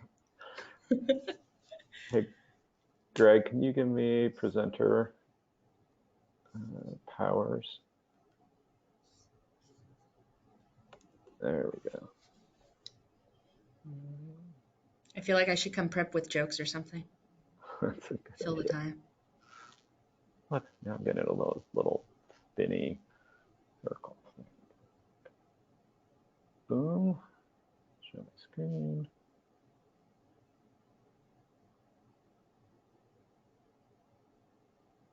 All right. Do we see it? Yes, we do. Let's go full screen. Full screen. Looks perfect. All right. Awesome. Thanks, Holmes. All right. Over to you, Sarah. All righty. Good morning, folks, or afternoon, evening, depending on where you are. I just traveled yesterday, so I don't even know what time zone I'm in, but my name is Sarah, and I'm the head of the developer relations team at Planet, and my team also does what we call open initiatives, which includes a bunch of cloud-native geospatial stuff that I'm going to talk to you about today. So I'm just going to take a couple minutes, talk a little bit about Planet, why we're into cloud-native geo, and what we're up to and what might be coming next. But first of all, Planet, if you're not aware, makes a lot of satellites. And in making a lot of satellites, we generate a lot of data. Just to give you an idea of the scale I'm talking about, when I'm talking about we make a lot of satellites. We've launched nearly 500, and I don't know, this actually might be outdated. We might have broke 500 already. Nearly 500 satellite deployments in 10 different rockets, 7 different countries. We have an average of about 1,800 images in our archives for every single point on the Earth's landmass. That's a deep time stack of data going back years. Right now, we're downlinking about 25 terabytes of data, raw data from satellites every single day. So that archive is massive and it's growing. So when I talk about a lot of data, this is what I'm talking about. But go ahead to the next slide. For me, it's a little bit difficult to wrap my head around how big that kind of archive is. So let me take a step back and imagine I've got a warehouse of 1,000 personal computers. Each of these has a 1 terabyte hard drive. Probably looks a lot like your work computer or what you're doing your GIS work on. So let's say I've got this, fantasy warehouse full of 1,000 PCs stacked floor to ceiling, aisles and aisles of them. 1,000 of these in one warehouse is going to be 1 petabyte of data storage. So go ahead to the next slide. When we're talking about Planet's data archives, Planet has the equivalent of over 30 of these warehouses of fake personal computers. So over 30 petabytes of imagery in our archive, and it's growing even larger every day.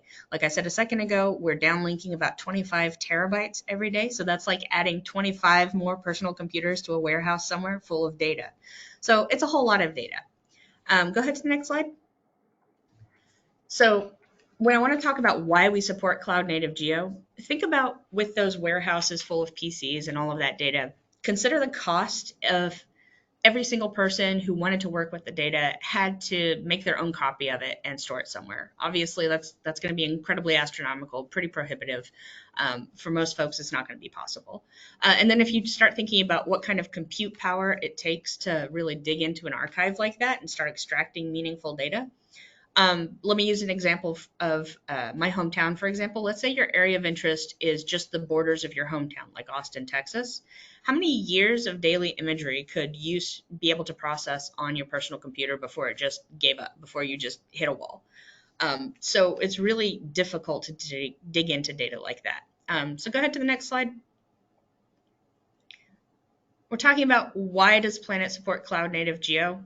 So at Planet, we believe on one hand that satellite imagery can have an impact on every single organization, not just organizations that are traditionally associated with geospatial stuff, but also things like finance or civil government, manufacturing and logistics, supply lines, agriculture, all sorts of things.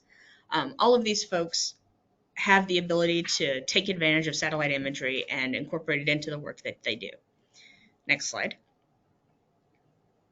But on the other hand, in order to be able to have this kind of impact, to use this kind of data archive of the size and scale I was talking about, that data has to be accessible to all developers, all people that want to use it, regardless of their industry. In the traditional geospatial data paradigm, having a 30 petabyte archive of imagery is about as useful to a developer as having a warehouse full of hard drives. It's not super useful. So go ahead to the next slide. That's really where Cloud-Native Geospatial comes in. It's really the key to solving that question when we're talking about data accessibility at the scale that an archive like Planet's, for example, requires. That's the Cloud-Native Geospatial ecosystem is the only way that we can unlock that kind of data, that kind of archive for a real globally accessible impact. So it makes it possible for people to get their hands on only the data they need, only the data when they need it in a cloud-native ecosystem, able to be incorporated into their workflows. And it's at that point that we can really start unleashing innovation and seeing some real sustainable transformation. All right, next slide. So very quickly, I want to go over some of the key initiatives Planet has worked on thus far in Cloud-Native Geo Universe. We'll start by going all the way back in time to 2015. And that was when Planet Labs, along with Amazon and a couple other folks, collaborated to put the Landsat archive onto AWS with the intention of making this massive archive of public data more accessible. So that was when the original Cog prototyping work was happening. It led up to this, and that is when Planet first got started in the Cloud-Native Geospatial ecosystem. But go ahead forward. Planet also worked on the initial spec development of the new file type and funded the development of GDAL support, so full GDAL support for this new, never before used, newly invented file type, the Cog. Go ahead forward. Planet also helped initiate Stack. We have been there since day one, whether it's sponsoring events or code sprints, hosting gatherings of folks who are working on developing Stack itself. We fund Chris Holmes, his time 1 day a week to lead the project, and we've been there since the beginning of Stack as well. We've also started Stack Tools and Go Stack projects. I'm going to talk a little bit more about Go Stack in a minute. And we stood up reference stack data. So we published some reference data for every spec iteration. And that's evolved into a growing catalog of openly available data from Planet. So there's a few different cool data sets that folks can play around with in that. There's some Creative Commons licensed SkySat data that was actually tasked by participants in the last Cloud-Native Geo event. I think this was like last year. Time flies. There's also training data and image chips from SpaceNet 7, and we've got some newly released analysis ready data in there as well. But really, probably a bit more exciting is talking about what we're working on right now and then what's coming next. So go ahead to the next slide. Yeah, I'm excited to talk about GoStack. So this is the thing I said a second ago. We've been working on a stack command line interface that's built totally in Go language. Right now, we're adding new functionality to do fast recursive validation. Ultimately, our goal is to keep growing this into a fully fledged stack library that you can use in any Go project. To me personally, this is really cool because traditionally, most of the geospatial library and toolkit universe has existed in the Python world primarily. So it's really cool to see Go start taking off as well, especially as people who already work with Go are starting to embrace cloud-native geo concepts. Go ahead to the next one. Sorry. My computer's a bit slow, yeah. So GoStack is also the foundation of one of our key current priorities that we're working on, which is to make a crawler for stack catalogs, basically so we can better track stack adoption around the globe. So we can do things like count how many collections and catalogs and items exist in the stack extended universe. Our goal there is to be able to enable global crawling to get stats like, actually go for a couple slides, please. Oh yeah, that one. To get stats like this, so we can track like billions of stack items. We want to be able to track progress on helping folks adopt Stack, figure out how many people are using it, what they're doing with it. And our goal is to build a community tool with this to help grow the adoption of Stack worldwide. And also it'd be cool if we could track how much of the different cloud-native formats are in each catalog, so we can see which formats are being adopted, what the adoption rate is. The output here is just an example to show what it might be like, but this is the kind of thing we're thinking about doing with this kind of crawler.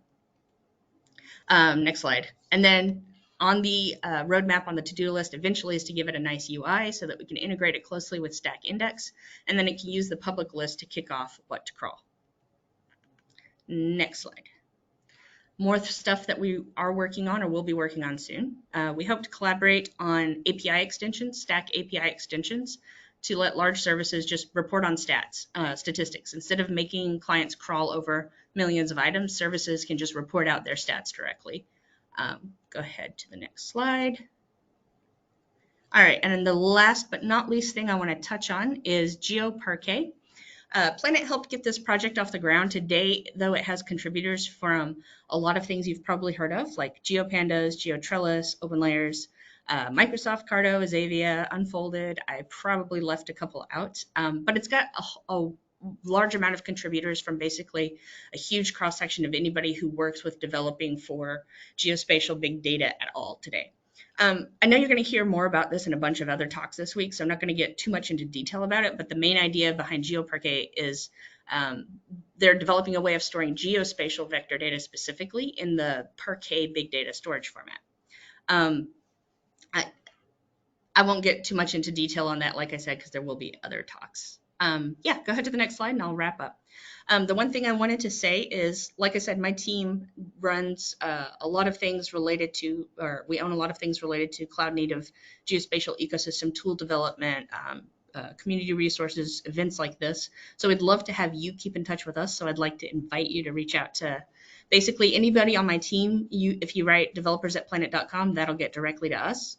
Also, we've got a new blog on developers.planet.com/blog, which will have a post coming soon. I'm not sure if it's this week or next week, but it will have a post specifically about what we're doing in the cloud native ecosystem today. So thanks very much, folks, and thanks, Cholmes, for making the slides happen. And thank you, Sarah. Thanks for sharing everything that plan's up to. And yeah, glad the audio mostly worked. Cool. Robin, are you around? Can we share? Yep. How do I share my screen? It will magically show up once they give you the special rights. Oops, hang on. Share my screen.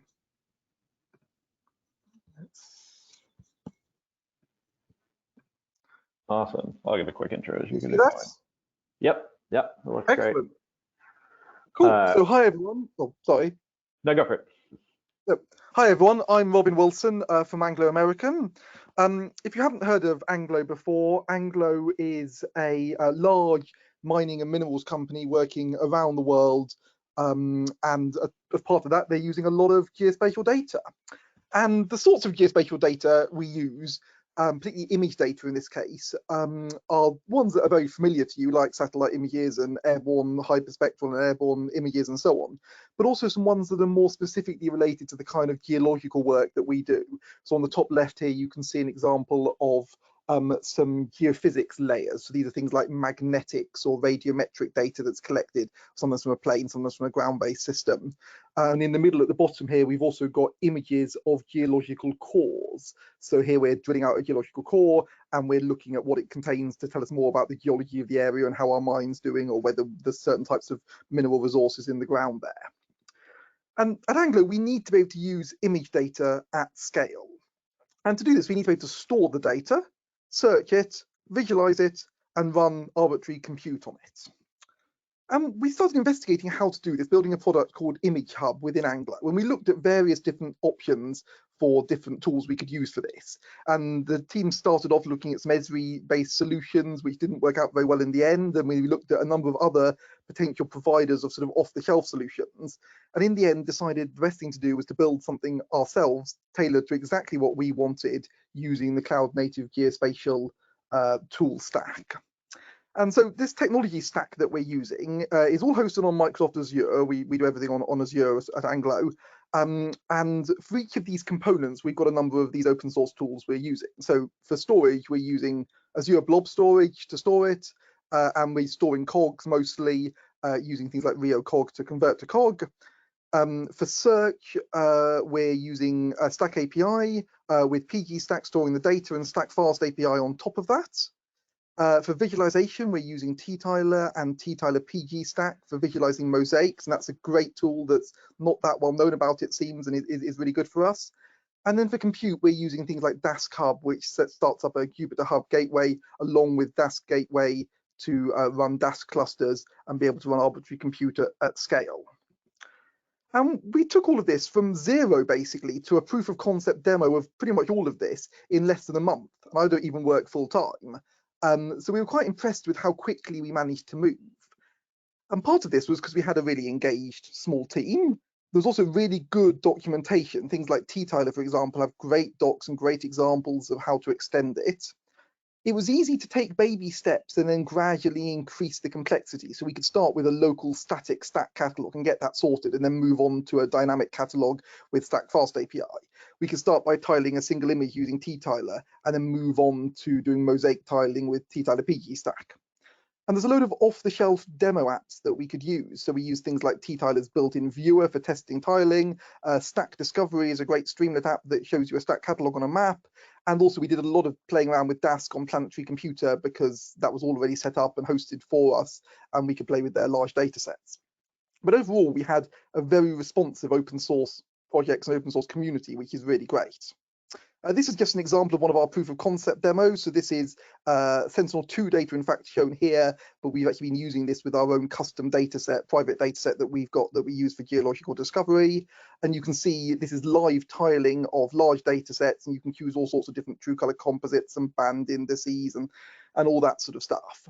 And that was what we were using as our demo to sort of sell this within the company. Currently, it's been agreed as the way forward for this Image Hub project. We've got a sandbox environment deployed, which we're investigating and playing with. We've catalogued about 40 terabytes of data so far, which is pretty impressive for a little sandbox project. And we're progressing with approvals within Anglo to take this into production. So just to talk briefly at the end about challenges and issues, we found the whole Stack community really great, but it's a few things we've struggled with, and I hope we can maybe discuss a few of these over the next couple of days. The biggest one is probably security. It doesn't really feel like security was kind of built into the Stack and Cloud-Native Geospatial ecosystem from the start. Maybe it was designed for more open data, but integrating tokens and logins and user access to different items in a Stack catalog and so on seems to require quite a lot of work. And it'd be interesting to see how others have done this.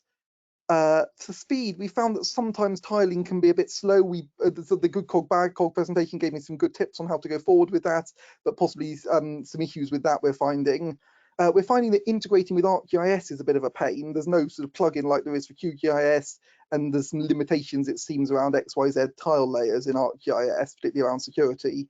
And there's the typical stuff of needing all the internal approvals and this not being technologies that have been deployed and used before, coming from a big company with a support contract, so having to use a bit more effort to persuade people that's okay.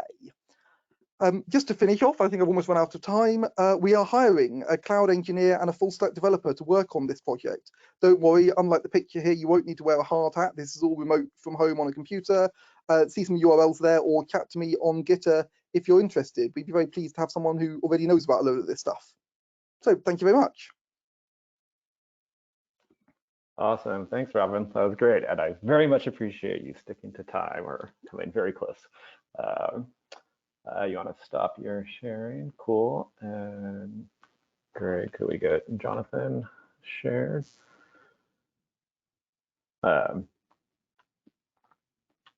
Cool. Yeah. And we see you. Awesome. Okay. Slides. I think you're good to go. Over to you. Okay. Hi, everyone. I'm Jonathan Joyce at RPS Group, and today I'm going to be talking to you about how RPS is helping NOAA advance their data management and cyber infrastructure. So I'm sure many people here are using NOAA data, but for those who are unfamiliar, need more background, NOAA produces large volumes of geospatial data, especially their satellite and forecast models. And they also have high velocity data such as radar and point observations. And a lot of this data is available right now in the cloud through the NOAA Big Data program. But unfortunately, the file formats and the technology, the aggregators, the servers, they're all kind of last generation. A lot of those things were developed prior to cloud even being a thing. And so there are groups such as Pangeo, which offer solutions to that. And NOAA is starting to be interested in looking at what will their next generation systems look like, and how are they going to deal with scalability and performance, and in general make the data easier for their customers to use. So for this project, RPS is working with the Integrated Ocean Observing System, which through their data management and cyber infrastructure is how they disseminate marine data. And that is what we're going to be looking at. What standards and technologies should we adopt in order to better serve that data? We're going to develop a technical roadmap, basically advising NOAA on how they should modernize their systems. And we're also going to create cost estimates for doing all this in the cloud, because that's NOAA especially is very cost sensitive. All their data is public. They don't want to have significant costs. So developing a cloud native solution is going to be of paramount importance as well. And so as far as specifics in what we're looking at, as I said, we're identifying the standards and technologies, and it's really about interacting with communities such as this. So getting ideas of what's out there, what are the standards, what are the best ways to access geospatial data. Specifically, we're looking at ZAR to improve our backend performance with some of our existing mapping products, OceansMap, which is a web-based model viewer.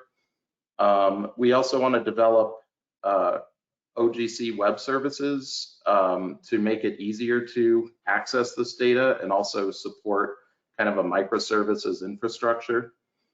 We're looking at Stack to help our data discovery and make it easy to manage catalogs for hundreds of very different types of data sets. We're looking at the data pipeline side. So as we bring in data and clean it, you know, how do we do that so that it in a more streamlined way?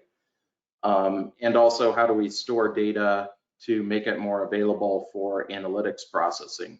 So all of these tools and seeing these different talks with this community is kind of what's helping us drive toward a solution. So I'm happy to please reach out to me in email or in chat. I'd be happy to hear, you know, if you're a user of NOAA data, what, you know, your needs, what you'd like to see from these data stores. And thank you for giving me the opportunity to speak today. Thank you. Awesome. Thanks so much. You stop your screen share.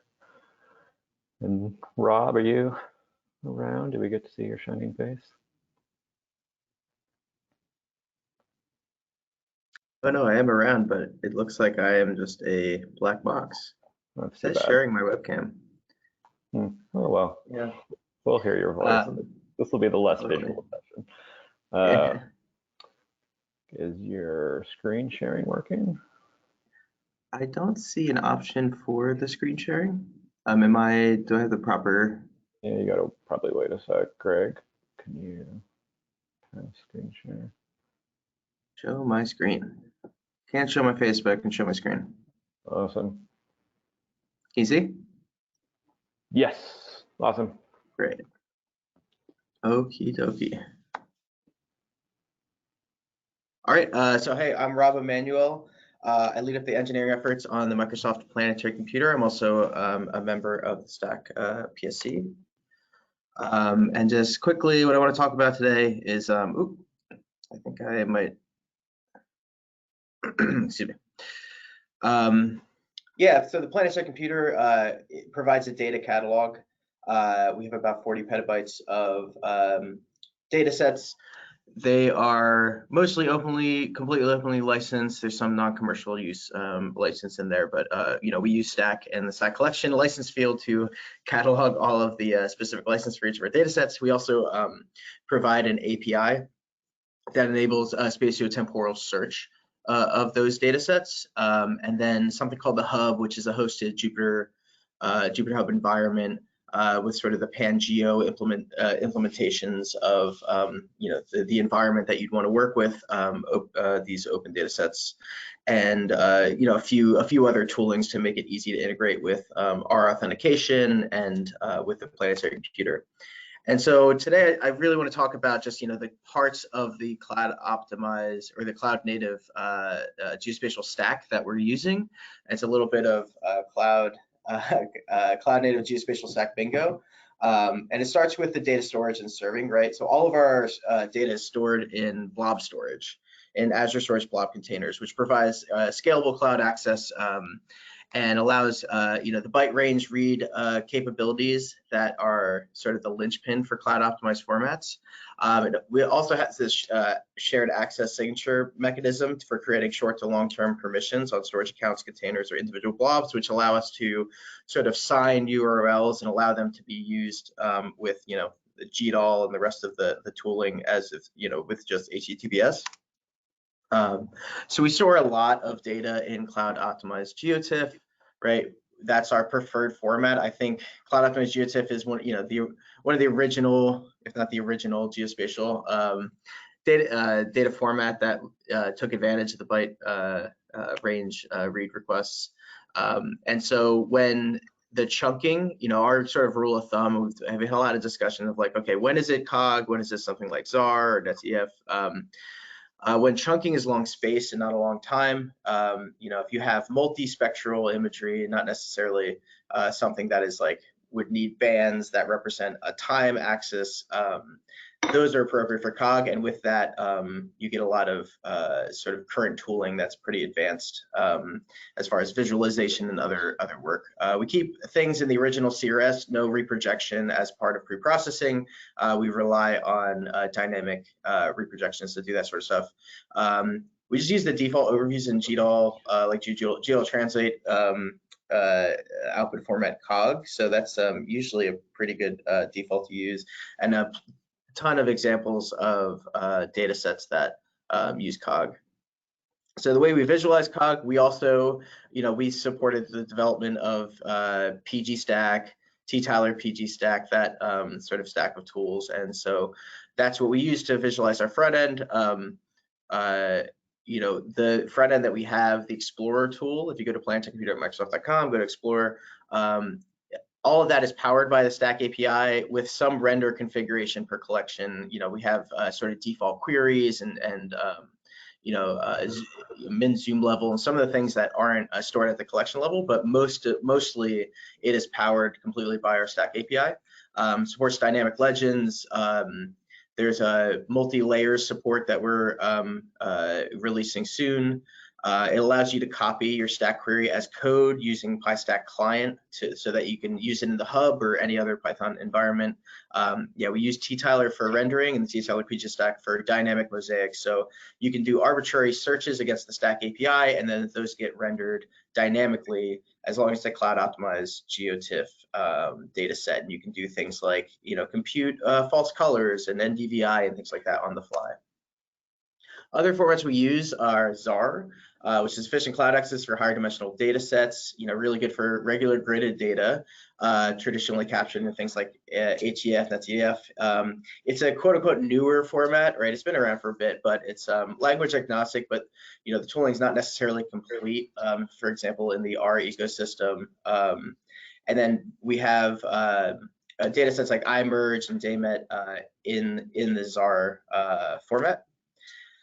Another sort of even more new technique is this idea of cloud optimized NetCDF, we don't really have a good name for it. I'd like a good name for it, but so it's the tool called Kerchunk that builds up these index files that index into an existing set of NetCDF, HDF, or GRIB files even. So you need to do some pre-processing and create this external index file, but then it allows for cloud optimized reads into the data cube represented by many NetCDF files. And this is beneficial because of the pattern of using standard, supported data formats. So like Geotiff is well supported, and Cloud Optimized Geotiff uses, Cloud optimizes that existing format. Things like, LAZ to Cloud Optimized Point Cloud. This is sort of continuing that pattern of using the well-known sort of formats and then building a cloud optimized format of that. However, it is a newer tool. The tooling lacks maturity. It's only Python for now. Would love to see this as a mature into a full-fledged alternative to cloud optimized formats for multi-dimensional data. And so examples of what we're hosting, we have the next GDP CMIP6 data set as Cloud Optimized Geotiff, and that allows us to not have to transform that entire data set to a ZAR data set, modifying the data set in the process. We sort of want to keep it as NASA published it, but then build on top this index into those data sets to allow for cloud optimized access. Another data format we're supporting is Cloud Optimized Point Cloud. We support a lot of the tooling development of this, and we're excited to release our 3-depth LiDAR, which is going to be in Copic, and then also have derived elevation products in Cloud Optimized Geotiffs, like height above ground and various other elevation products based off of that. But yeah, it's a cloud optimized version of the popular LAS file format. So again, it allows for people who are using sort of an older set of tooling or non-cloud optimized aware set of tooling to read the data and not be shut out from that, but then enable smart clients to read that data as well. And then also we support, Parquet and GeoParquet, right? So this columnar format, good for tabular data. It's really good for analysis. There's a lot of great tooling in the ecosystem around it. And so the GeoParquet is a newer format. I'm sure it's being talked about a lot. Enables spatiotemporal filtering with correct partitioning. So you have to kind of set it up right, but then you're able to, from the flat files, actually do filtering on vector data, which is really great and enables a lot of unlocks a lot of analysis. So for instance, we host US Census population, which is Parquet, just tabular format, and then the US Census blocks with the polygons are actually in GeoParquet, and you can join those. And there's just examples of how to do that on our site. And then of course, we're using Stack as sort of the core metadata store and API for everything we do. So it is at the core, the data sets are processed to extract stack metadata and then transform the cloud optimized formats when needed. And I say when needed because more and more we're seeing data already appearing in cloud optimized formats. And we love that because it kind of starts from the data producer in cloud optimized formats. We don't have to introduce our own processing. We want to leave that all to the data producers, but we do it when necessary. And our stack is stored in a PG stack, and the Stack API is through StackFast API and the PG stack backend, similar to other folk. And so last point I'll make is just like, yeah, we've seen this architecture in a couple different places. From our side, our users and our customers more and more are coming to us with demanding these formats and this stack to build out geospatial solutions. So I think it's fair to say that the Cloud-Native Geospatial stack is becoming an industry standard for building scalable solutions using geospatial data, and that's certainly something from Microsoft perspective we're going to keep leaning into to provide solutions to our customers. Thank you. Awesome. Thanks so much, Rob. You want to stop sharing your screen? And then if we could get Ian on and over to shared screen sharing. But yeah, thanks, Rob. And yeah, I think it's worth sharing with everybody. Microsoft, they're using all this stuff, but they have been a huge force of maturing a lot of this stuff. So they've touched all of those projects, invested in a big way. And I think it's a good example of a company not just using it, but kind of seeing that future and really supporting the projects to make more and more happen for their users and their use cases. But as Rob said, it sort of circles back into their users then demanding this and has a really great virtuous cycle. Ian, are you on?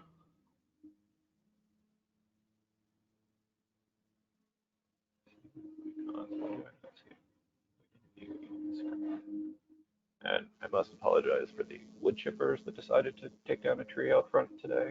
Hopefully you can't hear it, but I certainly can. Ian, are you there?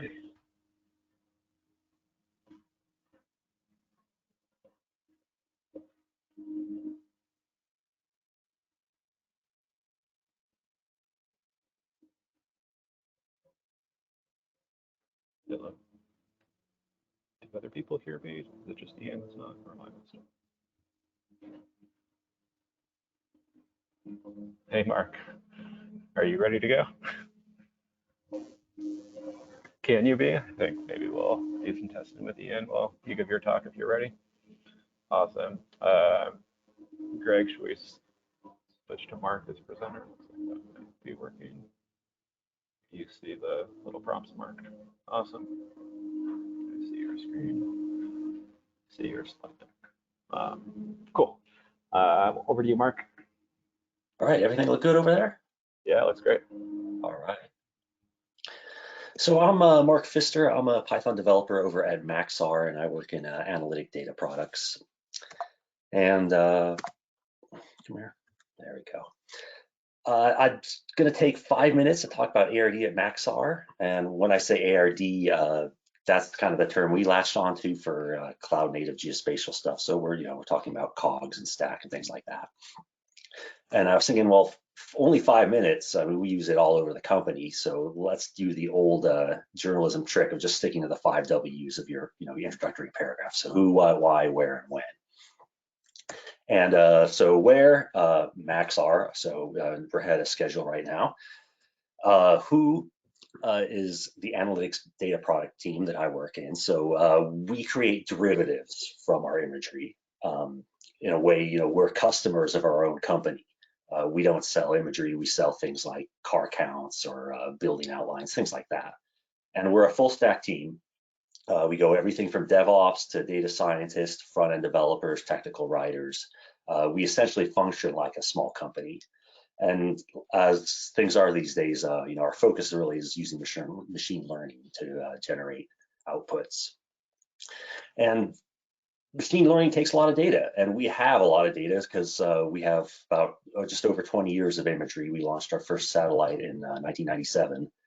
And coming soon in the next year, we're going to be launching a whole new constellation called Worldview Legion. So we're going to be facing even more data that we're going to have to sort of wrangle for our models. And we needed some kind of a solution to make this all work for us. So jumping over to the when, in 2018, we started experimenting with Cogs and Stack, just in hackathons, things like that. But for the challenge of working on our big image data sets to feed the machine learning models, we tried to engineer a solution. So we had databases talking to services and all this sort of rigmarole, and we just ended up arguing about how we were going to store things. And we kind of realized after a year of that Cog and Stack pretty much did 90% of everything we needed to do. So we started making Cogs and writing Stack for them. It went from a script to a person you had to talk to on Slack to an API. Other teams started looking at it and using it, and it was growing. We were thinking, well, I think our customers could also use this because it was a success for us. It would be successful for customers. But initially, we got some pushback because people would say, don't we already give TIFFs to people? Like, what's going on here? But we'd show them the demos of how teams were using Cog and Stack to be successful, and it had a schedule and under budget and things like that. So we got it in 2021 finally to be a pilot product. We got enough market interest that it became an official product, and now it's still just growing and growing. We're adding UIs and more tools and more functionality. The what we're delivering specifically that goes to our customers is a trio of cloud optimized geotiffs. So we give you a RGB, pan, and multispectral, a pile of drive masks.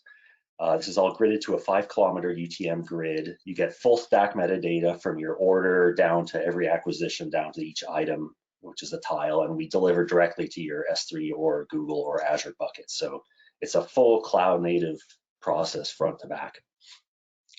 To give a kind of an idea of what we deliver, we write things to this sort of spatiotemporal folder structure where we've got a UTM zone, then a quad key, a date, and then within there you get about 18 files per acquisition. So we have a growing list of masks. You get the stack and all the cogs. I don't have time to go into all that stuff, and this also isn't a sales pitch for our imagery. I want to talk about why Cog and Stack work great for us, and we think will work great for all of you too. So if you want to look at our sample data, we have it at ard.maxar.com/samples. We're listed in Stack Index if you want to view it from a Stack sort of standpoint. We also have extensive documentation about what we're delivering and how you can use it at /docs. So for the why, the two big things are predictability and productivity. So if you're coming from the GIS world, I'm sure you've seen a file like this, or maybe folders full of file like this where you don't know where things came from, what they are, what they represent. We were waiting to face this because, as I said, we have 20 years of image archives, and people would be ordering stuff from different places and putting them here and there and whatever, and things got just completely messy really fast. So Stack basically gave us all that organization. We didn't have to design a database, the whole thing, because Stack already organized it for us. And I had this inspiration at like 4 a.m. this morning that this metadata is the 5 W's that we're talking about here, where, what, why, where, and when of each image. So we give that to you with the image. You always get it. You don't have to think to remember, hey, did we get the metadata for this file, or where did we get this? It's right there next to the image in that same folder. And these things are all analysis ready.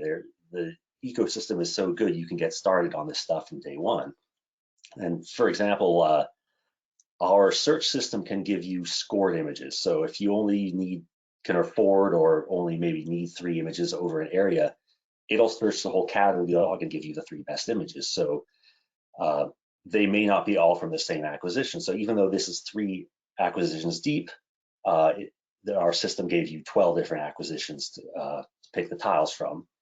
And this would be a mess if you tried to keep track of all these things. You know, I'm glad we never got around to finishing our database. And this automatically works in Stack Catalog. So we can see these things, it's organized. It's just such a relief to work with this stuff. Similarly, like with cloud optimized Geotiff, like the cloud storage cloud storage is easy for us. We just put everything in S3. It's full stack like our team. There's Python, there's JavaScript, we've got Rust and Golang coming. Every person in our team, no matter what software they worked on, they were ready to work on this. And like I said before, this is, again, analysis ready. We're ready to go to work on this. And an example of that would be, this is our Python SDK. And this is an example of in 5 lines of code writing a chipper. So you could open up, you know, a huge pile of data in S3 somewhere, open up a GeoJSON file that defines your chip boundaries, and then with 3 lines, you can write those chips out you know, little chip JPEGs. This is actually the 4th SDK we've written because the barrier to entry is so low with all the tools we have that every team that started using you know, our ARD tiles would start writing their own SDK from day one. And we've eventually kind of took the best from everything and put it together into you know, the one public-facing SDK that we offer. We often kind of tack how onto the 5 Ws. So if you're interested, we do all our stuff using just Python and then a language called Halide, which is basically a number cruncher for arrays.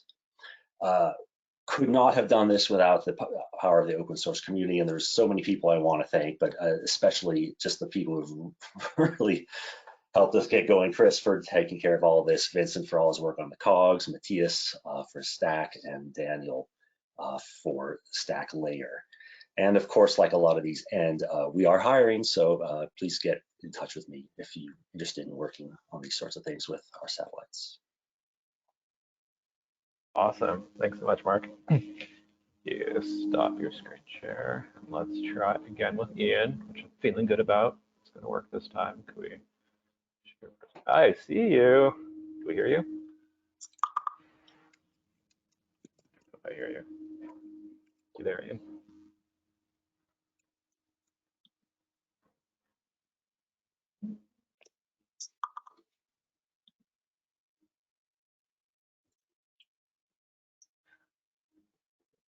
All right, got me now. I got you. All right. Can you cool. see Just before you go, I think we're close to the top of the hour. We have a talk after you, but Greg, I think you're online, but since yours is pre-recorded, I think we're gonna put it to another session. And yeah, you can join that session, and then we might have time for 1 or 2 questions, but hopefully you're okay with that, Greg. But it could be there'll be other sessions where we can flow over, whereas this won't have Stack. So awesome. Over to you, Ian. I'll try to keep it tight. Yeah. So what I want to talk about today really builds up, Chris. So where you left your talk on the opportunity and the responsibility ahead of us, I want to talk about the 99% problems. I am excited about working at geospatial data and Earth data, and development seed works with this data because we see it as the area where there's the greatest delta between the potential of this information and the actual application to everyday problems. 99% of problems that could benefit from Earth data and geospatial data aren't using that data today because it is hard to work with. And that will continue to be the case for as long as the decision-making workflow can't accommodate our current tools and ways of working with that information. If your decision if your ability to use geospatial data requires tasking a GIS unit to come up with some sort of analysis for you, 99% of problems won't use that data. If it requires downloading the entire Landsat archive to your university's high-performing compute cluster, like it won't use that data. So, and these are decisions that really matter. Like these are decisions that millions of farmers are making every day that impact our ability to sustainably feed the planet, and decisions that people, individuals, are making every day that will impact what our climate looks like in the next decade and how we respond to that. So these are important problems, and I think like everybody here, to skip ahead a bit, is kind of aligned on the potential of the cloud, the availability of massive amounts of data next to compute, next to really good distribution mechanisms to make this data more readily available and to essentially like weather appify more aspects of knowledge about the Earth. So when people want to get questions, they don't even necessarily know the data that's being consulted underneath. They're getting answers to their underlying questions. In order for us to get to that future, a lot of people need to work differently. We need to collect data differently, manage data differently, process it differently, do science differently, do distribution differently. A lot of that work will be done differently by by government institutions, by four-letter agencies like NASA, USGS, and NOAA. I think Jonathan did a really nice job talking about where NOAA is on this, and a lot of what I'm going to talk about today is looking at more on the USGS and primarily on the NASA side on where those institutions are and in transitioning towards a cloud-native future. To be very clear, I do not work for or represent any of those entities. These are my own observations as a group that does work with a lot of those groups, and it is a ardent supporter of the folks within those organizations that are really pushing their own agencies to do better in this area. I think that's another part of my call here for everyone else is that we have a responsibility to make their job easier to do the thing that a lot of people within that organization want to do anyway. And so I think there's a recognition within agencies, not only of you see the graph here, the need in terms of the amount of data, but also the opportunity that exists, the potential that exists for making data available in different ways that extend beyond old modes and patterns for making data available, and significantly increase the societal benefit of this data. And so, the group that we work with within NASA the most, the NASA Impact, which is the implementation and advanced concept team, their mandate is to increase the societal impact of NASA's data, and a significant amount of their effort and budget is around developing cloud-native tools and infrastructure that will leverage the fact that NASA is moving in that direction to accelerate science and accelerate the availability of insights from NASA data. So, things that need to, that agencies need to do is certainly making more data available. I think agencies are already doing a lot of work to support the ecosystem of tooling and open source tooling in particular around this data, so that once it's out there, that it's easier to work with, and to help traditional users like the science community make that transition, and also sort of evolving their own data systems in order to build for a cloud native future for the ground up. On our side, I think it's important for us to acknowledge that, to give credit where credit is due when agencies are doing that well. It's going to be tricky for them because of the way that they take credit for the usage of their data is going to be harder to track in some ways, or different to track in some ways. And so the more you can be very public about how this is benefiting you and where you're using NASA data, the easier it will be, or NOAA and others, the easier it will be for them to justify the effort and expense that they're making in this. So it's a reminder to the community as well. The other thing I was to sort of point out, an emerging term of art, ARCO, is analysis ready, cloud optimized. This is sort of combines both the cloud nativeness of the data, but also the ability to do analysis across an entire collection or multi collections that is comparable, where you have comparable pixels or comparable data in a way that lends itself to analysis. So a few of the things that I we'll highlight, I think this one's already been mentioned quite a bit. This is the USGS's release collection 2 of Landsat data, fully Cogs stack, that has allowed us to build a new version, or to contribute to a new version of Landsat Look, which uses all the technology we talked about previously to allow users to define how they want to look at the Earth and to begin to get insights out of Landsat data immediately. One of the other things that we're working on is a harmonized Landsat Sentinel product, which is quietly one of the most valuable data sets that exists about the planet. Combines in a comparable way Landsat and Sentinel data so that you have a much more frequent revisit as new satellites go up, or as Landsat 9 data comes online, as other Sentinel-2 satellites come online. Eventually that'll get to the point where you have daily coverage of the entire planet at 30-meter resolution, but daily coverage for free. And that's an incredibly powerful product. And that data in itself is interesting, but it is also interesting in the way that we're using the cloud-native technologies in order to support that. It is being produced on the cloud. The data itself is being distributed in Cog and Stack formats, and it is being used in NASA's own products are utilizing that infrastructure because we have co-located tiling and compute next to it, so that it can serve up that data into existing NASA products. So here's an example of that data being pulled into the fire risk firms tool that NASA uses for providing information on current fires. So that's providing near real-time information drawn directly from the HLS dataset. But actually, before I get to Geotiffs, so another thing, I don't have a slide for it, but I think another thing that's really interesting is on the metadata side. There's a lot of really good work going on metadata. I'll just make a plug for some of the stuff that Matt and from LM84 and that team will hopefully talk about at some point on how you combine NASA's existing metadata standard, like the CMS, or CMR, excuse me, which they use for their 1% problems, like the existing incumbents, and is really important there with Stack and other ways of making this data available for application use. On the map side, this is a tool for providing biomass researchers with the data that they need. Again, JEDI, the ESA Biomass Mission, and ISAR break the old way of downloading data and doing it on desktop. The volumes are just incredible. And so this is a Pathfinder program within NASA Impact to empower biomass researchers to better work with this data.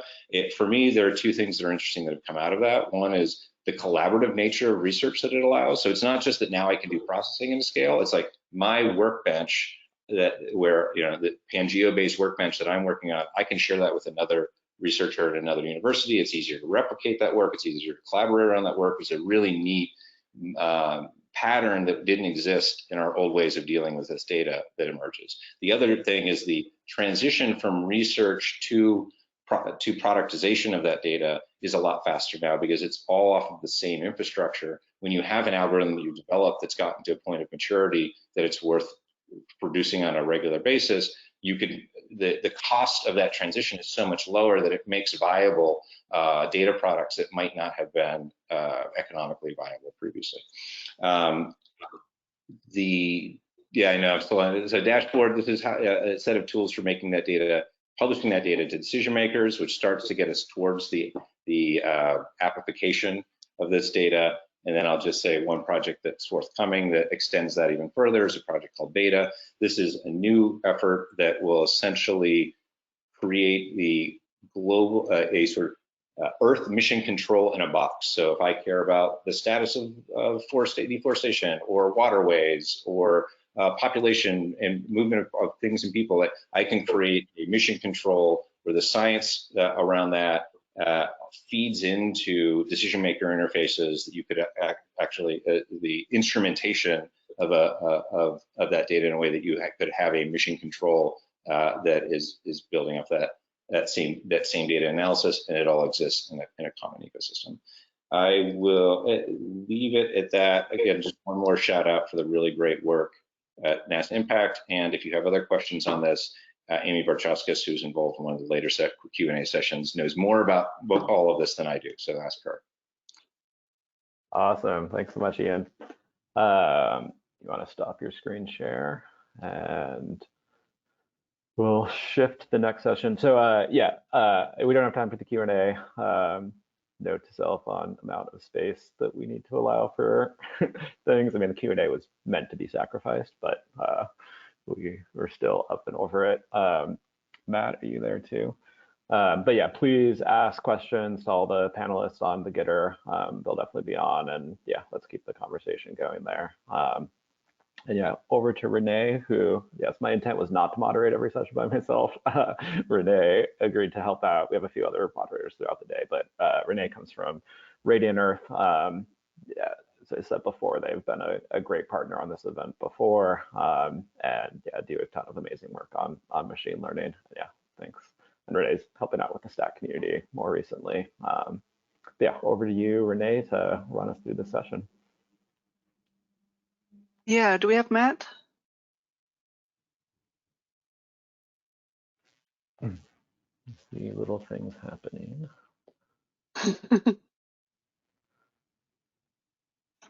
Waiting to view Matt's screen. Matt, do you hear us? Do we hear you? Hello, can you hear me?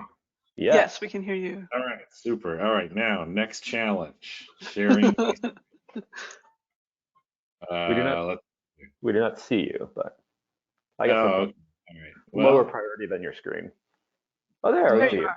Yeah, that one was easy. Everybody. All right, now screen share. All right, can you see this? Yeah. All right, now let's see if full screen works. No. Somehow I lost view of both Renee and Matt. All right. There we go. Beautiful. Okay. All right. Hi, Renee. Hi, Chris. Thank you. Okay. I think I'm going to have to shut off Gitter, though, because every time somebody says something, Okay. Can you share just an application here, or is it because it's just sharing everything? You can.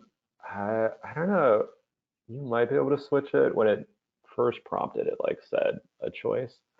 Well, I think there's like a drop down type list. All right, I'm gonna try that. No, it doesn't really do that either. Okay. All right. Well, we'll just go with this. Okay. So hello, everybody. My name is Matt Hansen. I'm the geospatial engineering lead at Element 84, and today I'm going to give an intro to Stack. Some of you may have actually heard bits of this presentation before. I've given variations on it a bunch over the few years. I'll talk about a background of Stack and the core specification and extensions, and then a little bit about the API, and then I'll talk really briefly, I'll just rapidly go through some slides on adoption on the software ecosystem, because a lot of that is being discussed in different lightning talks throughout today and tomorrow. Before I go into the Stack background though, just briefly some thoughts on Cloud-Native Geospatial. Of course, this is the main premise of these days, and so I'm not going to go into a definition about what this is. I think we all agree and understand what Cloud-Native Geospatial is. We're doing complete workflows performed in the cloud.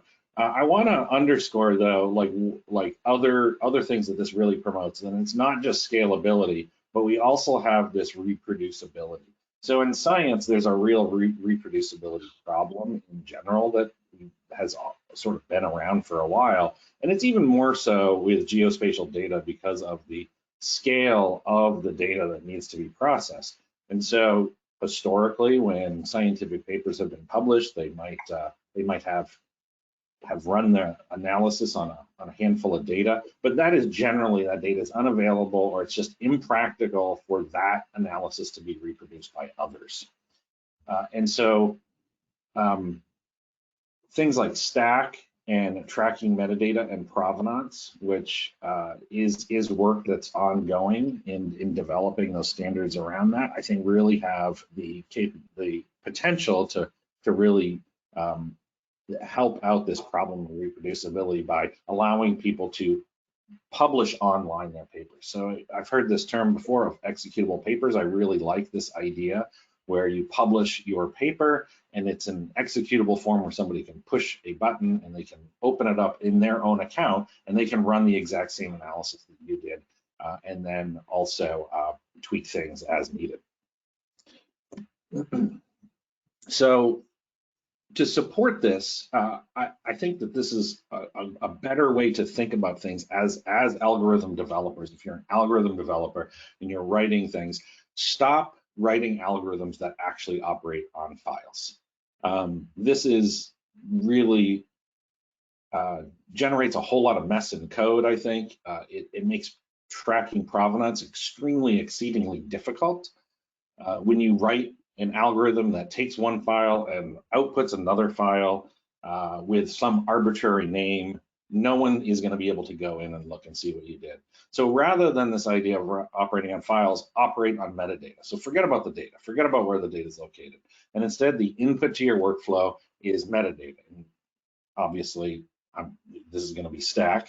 And the metadata contains a complete characterization of the data, including where that data is and how to access it. And during your workflow, you're actually operating on that metadata. You are adding things to the metadata or changing things to the metadata, and you're fetching data if you need to, and any derived products or anything that you create, you upload and you put the location in the metadata, and your output is metadata.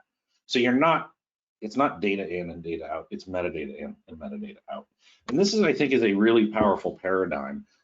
That is one of the most interesting things to me in Stack, is being able to capture this data provenance through all of this, because that has been a serious problem in the scientific community. So now I'm going to talk about Stack background, which is, I think, what you came here for. So this slide is something I've shown lots before. I think Chris made this originally, and these are all sorts of different geoportals, and this is the way that things were, and this is still largely the way that things are, is that there's a whole bunch of different geospatial portals, and they're backed by different APIs, and every single one of those is different. So this was certainly the case several years ago when Chris organized a group of people and had reached out to me. At the time, I was working at Development Seed with Ian, and we were interested in the democratization of data access, and had stood up something called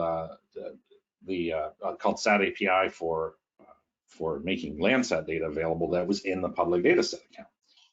And so the idea was to try and standardize what this API and what this language looked like. Now, I put this XKCD comic strip up here because I used to have to explain this a lot, or people would say, well, like, why is there a need for Stack? Like, isn't that just going to be another standard when there's lots of additional standards out there?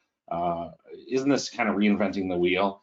And it may seem like that when you first come to Stack, because there's ISO standards, and there's all these different standards around describing data, OpenSearch and all that. However, I think that as you learn more, you find that there actually really wasn't a standard out there that does the things that Stack does. It really fit a specific need out there that was sorely needed, and that's why we've seen such great adoption. So back in 2017, the first sprint that was organized by Chris and Radiant Earth in Boulder, right after State of the Map, it didn't even have a name back then. I think that it was just imagery metadata spec.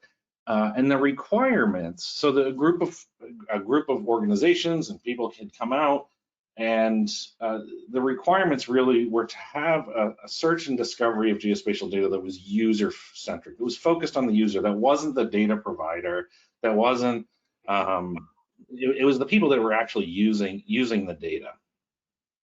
So we also wanted to make sure that we were leveraging other standards where appropriate. So GeoJSON was an obvious thing to take advantage of, and I think this was key. GeoJSON is such a great portable file format, and it's standard and it's readable by anything. So having GeoJSON be the standard metadata format for Stack seemed natural, rather than something like XML, which I'm sure that people would have complained quite a bit about. Now, it's not a replacement for existing metadata. In fact, Stack, you can put in links to the existing metadata, which might offer a richer or more complete information about, let's say, the calibration or other data that's just maybe not necessarily all that important for users. This also needed to be crawlable so that you could provide metadata, but without having to stand up a service, that you could just make so that somebody could crawl through an entire set of data, and a simple core, but that was extensible.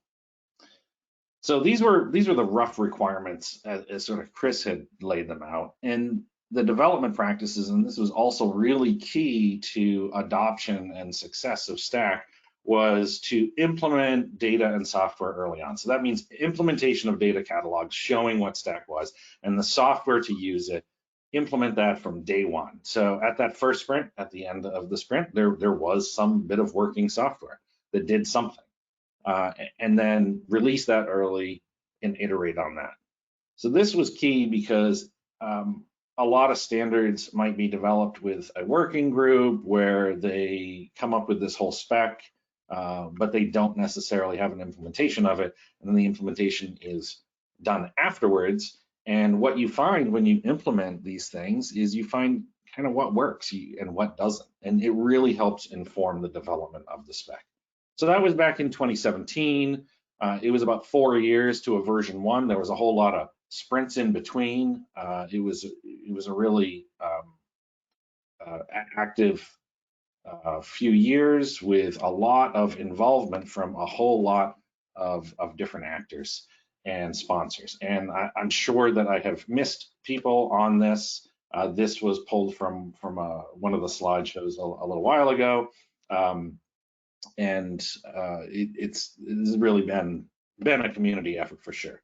And so that's where the Stack spec was born.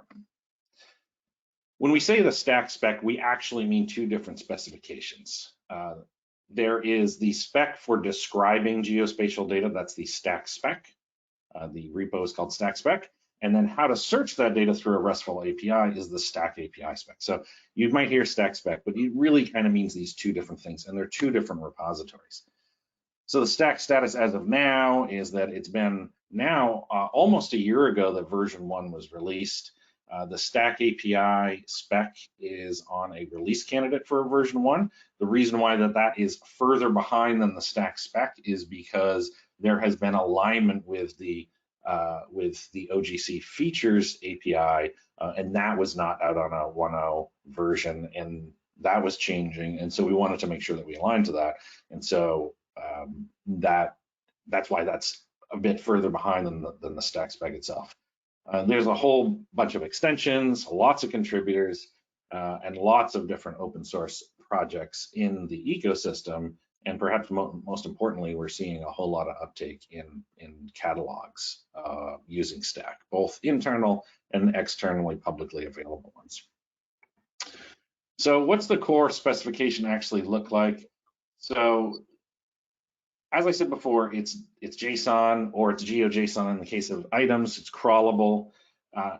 It's a standardization of different metadata fields. So rather than everybody disagreeing on what to call cloud cover, there's a set field. It's called cloud cover _, and it's measured from 1 to 100 as a 0 to 100 as a floating point number. And so those sorts of fields.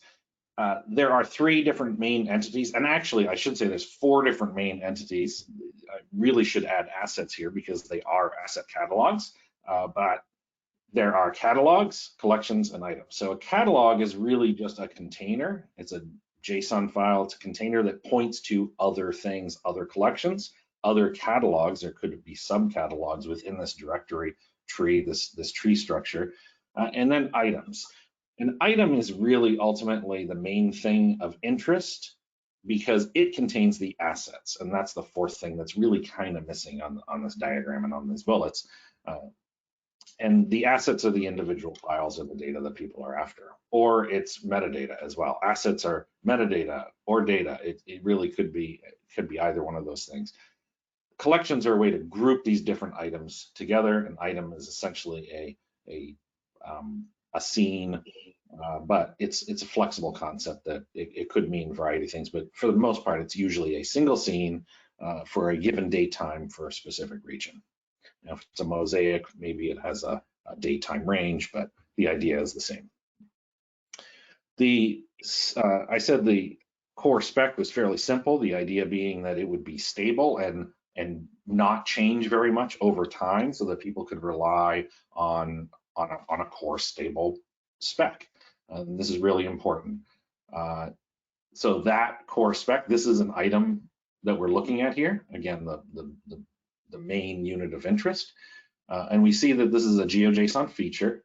It's got some additional fields that Stack adds. We have Stack version and Stack extensions, which I'll get to in a minute. ID, geometry, and bounding box, though, other than the ID, sorry, geometry and bounding box, that is required by GeoJSON. Same with properties. This is where we put all of the different fields like date, time, or cloud cover will go under properties. And then we also have links and assets. Now, they're similar. Well, one thing is links is an array and assets is a dictionary, but the assets are the actual files. These are the data files, or again, the metadata files that are linked to. They have an asset key, they have a media type, and it's actually the thing of interest that users are going to be interested in. Links are a little different. Links are related information or resources. They could be a link to documentation. However, they're primarily used for, like if you're making Stack, make judicious use of links, but their primary use is for that crawlability. And so the links contain, we call them hierarchical links, where you have parent, root, self, child, those sorts of things. Those are hierarchical links, but they could be mixed in there with links to other things, just like the way that the internet works, is we have links to other related things, and that's how we can crawl and search the internet, right? So here's a catalog. This is the planetary computer. We go down to a child. This is a collection, and down to that's a collection level asset. And then we go to items for a specific collection. This one here is Aster level 1. And here we have a set of items back, and see how it has links as well. And it has ultimately the assets that we're interested in for this particular item. So now Stack extensions.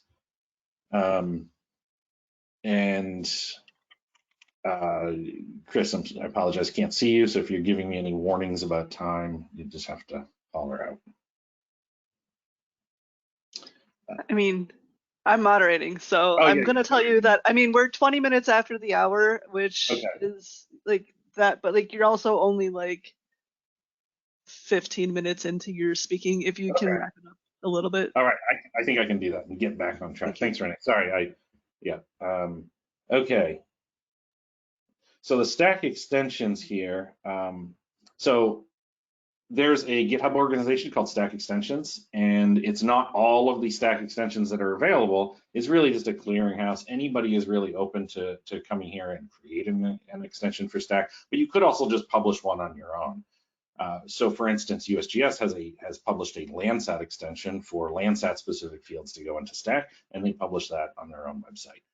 But if you wanted to create an extension and needed a home for it, then Stack extensions, GitHub org is a good one. There are a few, I'm not going to dive into all of these. There's a few notable extensions here that over time have starting to be used in a lot more commonly. So the projection extension and the raster extension, these don't fall under the normal discoverability extensions. Like, these aren't adding fields that make things easier to search, or they're things that people want to search for, but they really are there for cloud usability. So by putting in the projection and raster data, we can use things such as Open Data Cube to open up the data and create X-arrays out of them. Other extensions like electro-optical or STAR are really focused on the capturing different fields that are particular to the different sensor modalities. So here's a complete item example. This is a Landsat example from, this really is just an example. It's not from any particular API. So you see we have the properties. There's a bunch of different Stack extensions being used, the geometry. Under links, we have these via links. That's to go back to the original USGS MTL file that was used to create the Stack item. And then ultimately here we have our assets. You see they have a title, you've got roles, you have the href, which is the most important thing. It's that location. And then as we get down into the data, we also have more complex information here. We have classification data so that you know which bits in this cloud mask are representing clouds or cloud shadows, and the data type. And then also when we get down to the spectral bands, we get things like wavelength and the common name of the spectral band. All right, Stack API. So this isn't too long here. These are the former and new OGC APIs. I bring this up because we are aligning the Stack API spec and have aligned the Stack API spec with the OGC API features. So in the top right hand, those are the endpoints that you see from a features API. And what Stack adds is really two main things. One is that root endpoint, that root catalog, is a Stack catalog. It's a fully compliant Stack catalog. And then there's also a search link. And so really the difference between an OGC features API and Stack is the inclusion of these two endpoints and a more restrictive compliant response from the server that gives responses as Stack items rather than a more arbitrary structure. So adoption, back at Phosphor-G, I posted this this tweet about who was adopting Stack and got a whole lot of responses. It was really great to see all the folks responding about how they're using this internally at commercial companies and at government agencies as well. A lot of these have been talked about, so I'm not going to dwell too long on it, but there's several public Stack APIs. There's the Landsat API and CMR Stack, which is really just a proxy to the underlying common metadata repository of NASA that makes it look like it's a Stack API. It translates the queries into Stack, into CMR, and then converts the response into Stack items. The USGS Astrogeology department has been using Stack for the Moon and Europa and Mars, which is super cool. Never even knew that was a possibility, so that was neat to see. And you can go to Stack Index, of course, and see all this. This has been mentioned several times. I'm going to skip through a lot of these slides because a lot of these software packages are being talked by other people today. But I will call out the Stack Utils organization, which is kind of like Stack Extensions. This is a bit of a clearinghouse for a bunch of Stack-related utilities. So a lot of the projects that have been talked about do live here, but it's not the only place. There is other stuff in people's own GitHub repositories, of course. But that's a good place to go to if you're looking to see what's in the ecosystem. I'm going to skip through all of these. It's a bunch of different projects. Stack tools. I guess I should make a couple notes about that. Stack tools is intended to be a high-level repository for working with Stack data, but there's also all these sub-packages, and those sub-packages are specific to data sets to go from the data provider metadata into Stack. And so they're not generally something that most users would use, because once somebody uses this and makes a publicly available catalog, then that's what you would use. But this is where a lot of that work, such as for the planetary computer, this is where a lot of that work is happening, is in these Stack Tools subpackages. Of course, we got the GDAL driver, Stack Browser, which Matthias will be talking about, and then Open Data Cube, which is my last thing here. And I do want to call this out. I think this is one of the utilities I find most useful. Open Data Cube has been a library for a lot longer than Stack has been around. But with the development of ODC Stack, rather than an underlying database, we can now point Open Data Cube at a Stack API, and we can turn all of those items into an X-array, and Open Data Cube will handle all of the resampling and reprojection and everything. So it's really great. And I've given some demos, and there's some demos before GitHub using ODC in both on AWS and on the planetary computer.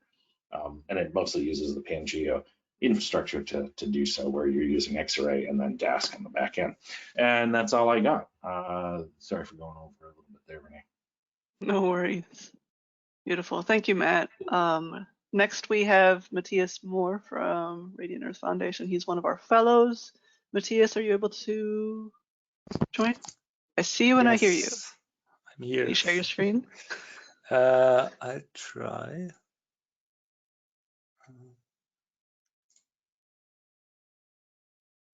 Which one does it transfer?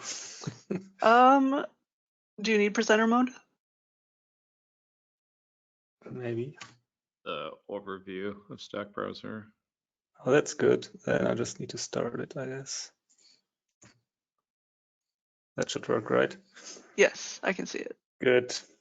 Yeah, so I'll talk about Stack Browser and the state of it, because recently a lot of development has taken place, and we're redoing the whole thing again to support the whole ecosystem of catalogs and APIs. So quick overview, what is Stack Browser? It shows basically any Stack catalog or API as a human readable website. So basically it outputs HTML instead of the JSON that you have generated, so that it can be consumed in a normal browser by everyone. Currently, version 2 is released, has been released a year ago, basically, and is stable, but had some issues in the past and wasn't very extensible. Also had issues with APIs because it was written in a time where only static catalogs were really a thing. So this still gets bug fixes until version 3 is stable, but version 3 is now the latest and greatest, hopefully. It is in an alpha version, so not really stable yet, but will go into beta in May 22, and then follow up with subsequent releases until it's stable, hopefully somewhere in this year. So it's basically a state of Stack Browser. So what is new in comparison to version 2? The basic aim for rewriting it was to support the full stack functionality, including APIs and all the functionality that is defined in the API specification, including extensions, and also to get a bit away from the stack focus. Like the previous version was really just displaying the JSON and showing all the technical details behind Stack, more or less, and that should be hidden, of course, for users that are not aware of Stack but just want to get to the data. So we're making that a bit easier.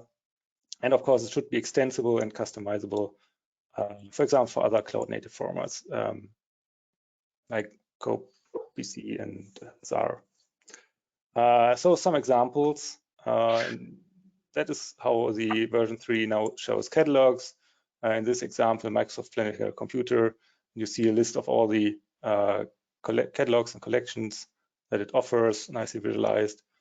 This is how the Planet Root Stack catalog shows the open SkySat data, which includes items and catalogs at the same level. So this is a collection basically rendered nicely.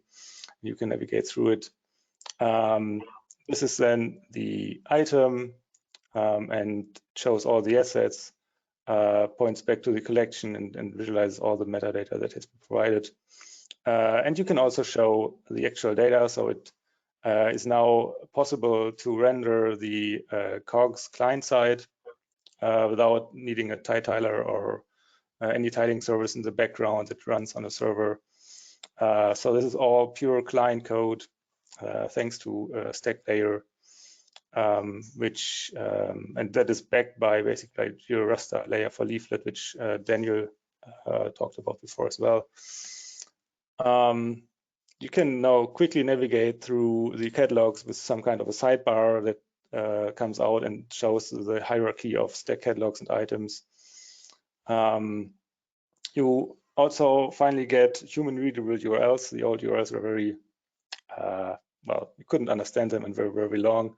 Now it looks more like something that a human can understand. You also now get the metadata visualized for assets. It has been past edition but very late addition to the spec specification, and as such was not covered by the old stack browser. So you get all the information that have been added to the metadata of the asset. For example, here are the bands or the projection information. It also now supports search, which was not available before. So you can both search globally or via collection, as supported by the API specification. It shows the items on the right with the footprints, and you can choose your criteria on the left. This is the collection specific search that is basically the same as the global one, just embedded into the collection view. And then, of course, this is the current version, the alpha version that I've just shown, and the plans for version 3, or the stable one, include some other additional functionality. For example, we would like to add code snippets for clients so that, for example, if you access an item, you can export or copy a code snippet for PyStack or .NET Stack or the R Stack client so that you can simply start in your environment. I'm breaking and tell you to wrap it up. Okay, yeah, I'll do so.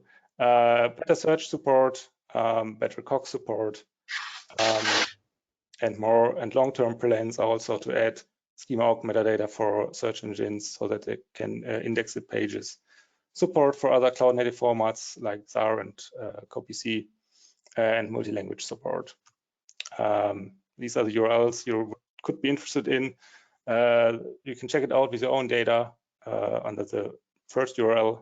Just copy-paste the URL and it should show your data, and you can get involved on GitHub.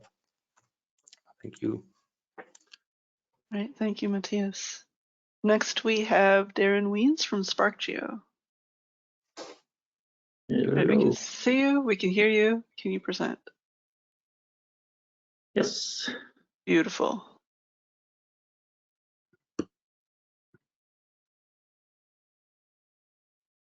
Okay, hi, I'm Darren Wiens, a geospatial developer at SparkGeo, and I'll be demonstrating a UI for Jupyter notebooks, and it's called Stack NB for Stack Notebook. So what is it? It's a Python Jupyter Notebook UI that it's basically a wrapper around PyStack client, which you can find in the Stack Utils GitHub organization that Matt mentioned earlier. And it allows you to work with stack items and APIs visually or programmatically from within Jupyter Notebooks.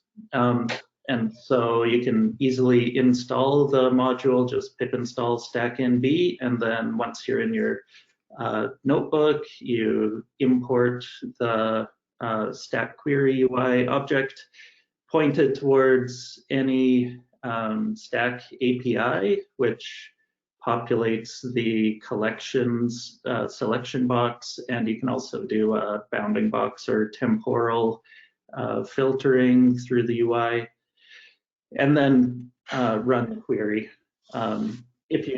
There's a print query option as well that will show you the query that's being sent to the API, so just for like educational purposes. And then the result is brought back in the UI.query results object, and thanks a lot to Matthias, who made a pull request to the repo that adds an OpenEO view component as a visual list. So you get this nice visual preview of all of the results in your query. There's like previews of the actual imagery. There's active interactive web map, and then there's links to all the assets. You can download them directly. And on the right-hand side, you can also simply list the query results and see them in JSON format for use. So you can use them in a programmatic way through Python in the rest of your notebook. And that is all I've got. So we can probably have some time back, but you can find the repo in my personal GitHub here, and find me on Twitter at DKWeens. And that's all I've got here. Thank you for the time back. Next up, we have Pete Gadomski from Element 84. Pete, are you with us? I see you. Can we hear you? Can you hear us? Can you hear me? Beautiful. All right, we see your screen. And got sound? Yes. Sweet, thank you. All right, thanks for the chance to talk. I'm gonna just talk a little bit about Stack Tools, which is part of the Python ecosystem for Stack that I've been working on mostly as a part of the planetary computer effort with Microsoft. So just a quick overview of the main Python Stack repos. There's of course a bunch more out there that are great, but just not listed here. PyStack is the foundational Python repo. It has very, very minimal dependencies. It's meant to be light and stable, so that way folks can depend on it and not worry about stuff changing or pulling in dependencies you don't want. It is an implementation of the Stack spec. PyStack client, it leverages PyStack to extend it to work with Stack APIs. So you heard Matt talk about kind of the difference between the Stack spec and the Stack API spec earlier. So PyStack client is for the API. Stack Tools and then the associated Stack Tools packages are kind of the higher level complements to PyStack and PyStack client. They are not dependency light. They pull in a lot of stuff, and so they're sort of the Swiss Army knife kind of the Python Stack ecosystem. Just a brief history of Stack Tools. I think it's useful because it helps you kind of understand why it's laid out the way that it is. When Stack Tools was first released in 2020, it was just one big repository that included command line functionality, dataset specific stuff, and some cool tools like stacktools.browse, which I'll talk about in a second. That was great for the start, but as we added more and more dataset packages, that was starting to get pretty unwieldy. And so in 2021, we broke Stack Tools kind of into two main parts. There's the main repo, which includes kind of the core functionality and basic command line stuff. And then there's packages that are generally dataset specific, although they can also provide other functionality that live in a GitHub organization called Stack Tools packages. At this point, we're at 48 different Stack Tools packages and we're continuing to grow. So we're very happy that we broke it out. And the next kind of big release is planning for June 2022. And I'll talk a little bit about that roadmap in a bit. Just really quickly, Stack Tools is less visual than a lot of the stuff we've seen previously. It's a little bit more of a command line utility and Python API. It's used pretty heavily, for instance, in the planetary computer ETL infrastructure. So basically how they get all their geospatial data into the planetary computer. A really simple example here is you can install Stack Tools and query a static catalog.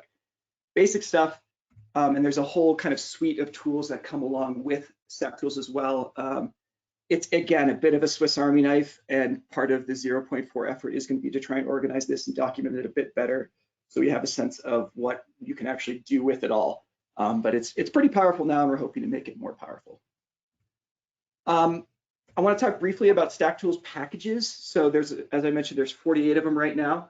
A lot of them are dataset specific. I'll pick on this one called NOAA CCAP, which is a land cover product that we've created a Stack Tools package for.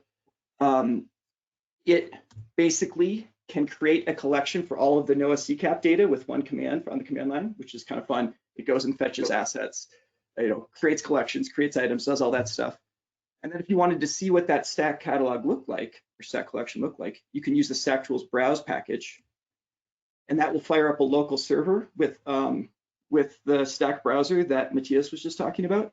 And you can actually kind of query and inspect your stack catalog right there. Great for kind of a quick development cycle setup if you're developing your own stack catalogs.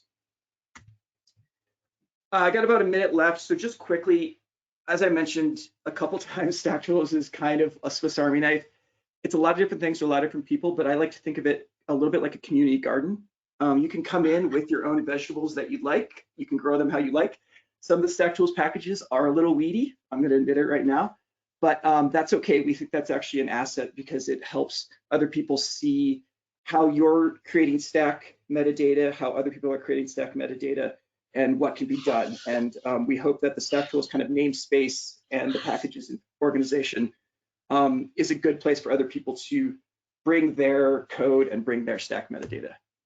So just really quickly wrap up, we're pushing to 0.4. There's milestones on GitHub. So please feel free to create issues, feature requests, and of course, pull requests are always welcome. So thank you so much. Great, right on time. Next on deck, we've got Samantha Lavender from Pixelytics.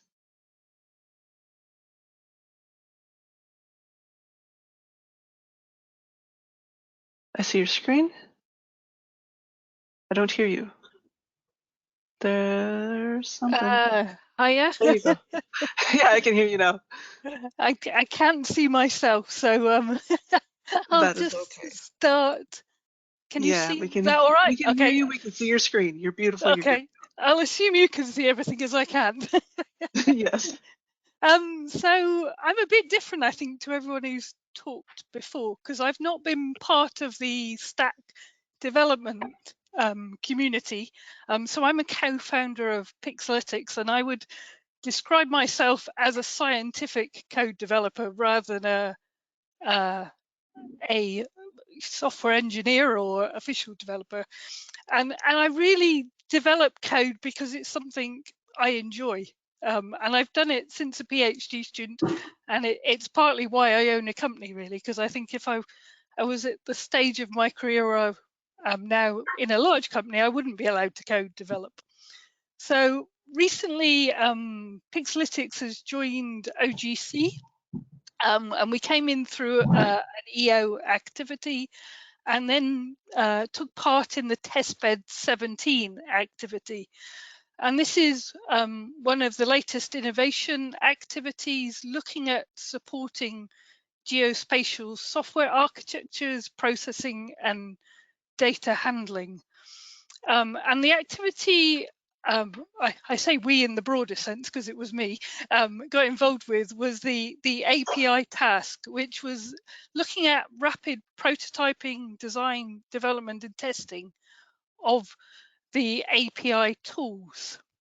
And so as well as not being particularly familiar with Stack, I mean, I'd heard of it through the Earth observation community, but I also hadn't really been involved in the development of the OGC standards or specifically API activities either. And so within the Testbed 17, there were 3 roles. There was the data backend, the actual developer for the server for the hosting the data and serving it out, and then the client interface. So I volunteered as the back end, really, because that was what looked closest to my existing knowledge. And on my slide, you've got the engineering report for the whole activity. So you can go and browse that as well. And there was a user survey looking at what developers are interested in terms of getting to know code as well.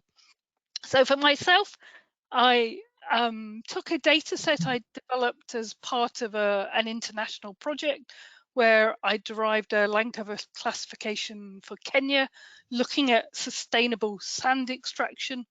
And that data was originally stored in Geotiffs, and I converted it to Cogs and netcdf files. I think I did the Cogs correctly, but I will now go and test it with the tester code that was mentioned earlier today. The reason for the netcdfs is we were looking at individual time steps as well as a time series. So we held the time series within a netcdf with the OGC EDR, environmental data record, as an approach, and I deployed those Cogs and netcdfs to an Amazon S3 bucket, and then I built both stack and record catalogs for them that I deployed to the same S3 bucket.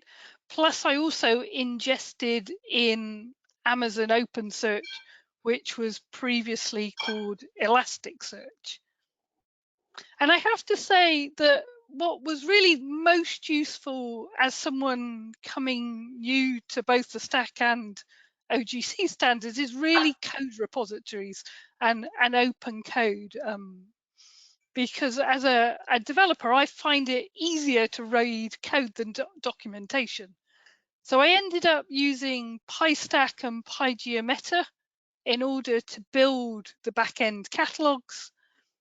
And I used Elasticsearch and Elasticsearch Loader to actually deploy to Amazon OpenSearch.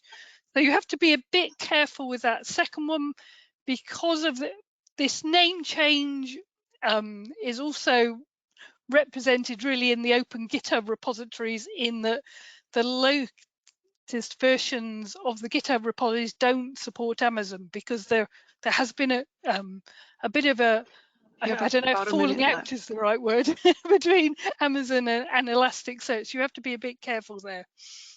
And so the Stack and the records catalogs are very similar.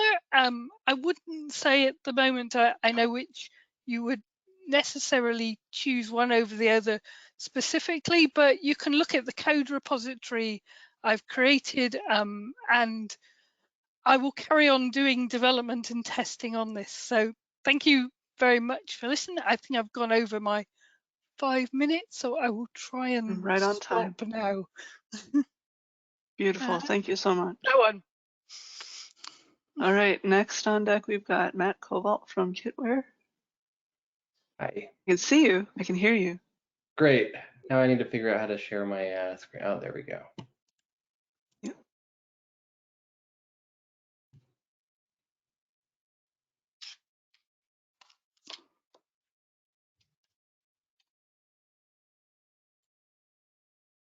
Okay, is that visible? Yep. Awesome. Let's go back here. So my name is Matt Cobalt. I'm a senior R&D engineer with Kitware, and I wanted to talk today about how we implemented the Stack API for an existing web application and some of the tools that we use to do that. So the web application that we have is an open source geospatial data cataloging platform. And it provides you the ability to perform faceted searches on just a massive amount of geospatial metadata, gives you the tools to partition up the metadata so that certain users can view it and certain users can edit it. And it also bundles in an image tile server.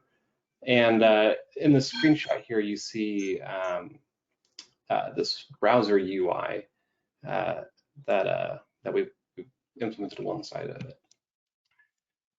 So why did Kitware want to implement Stack? I think Matt Hansen did an excellent job earlier in this hour describing Stack's strengths.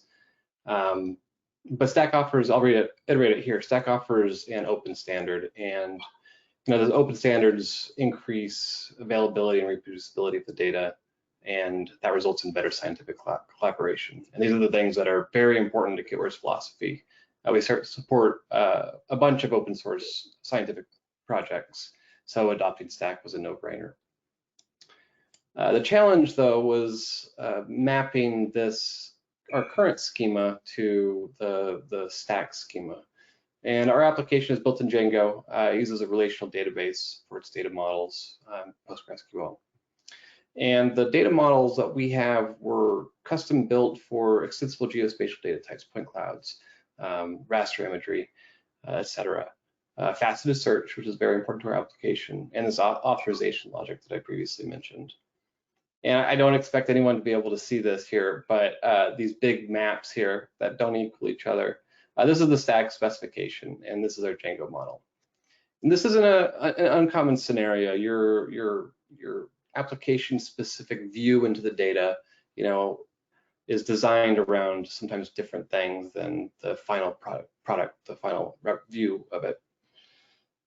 So there's this idea called schema crosswalks. It's super popular in other fields, and it's a reference table. It's printed on a piece of paper, and it says which schema field in one schema maps to another schema. And so we wanted to take this idea with our current application and kind of maintain this readability and this this notion of schema crosswalks, but we needed to make it digital, obviously, because it's an API. So we relied on these three tools, which is when we could, we use a bidirectional map. I'll describe it in a second. SQL was a large part of the work, and when we needed to, we used some Python functions. So this bidirectional map is readily invertible, and this is a great example of states to their capitals. You have one-to-one relationship.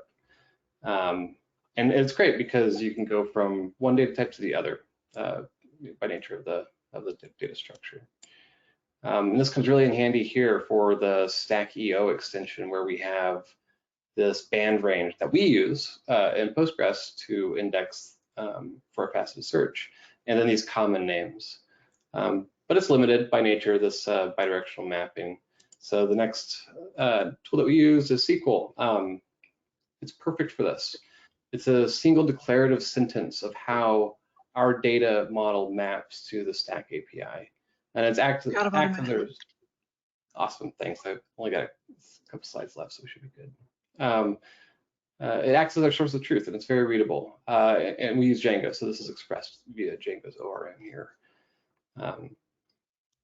And at the final steps, we used plain old Python, converting foreign keys to hyperlinks and finalizing the data shape.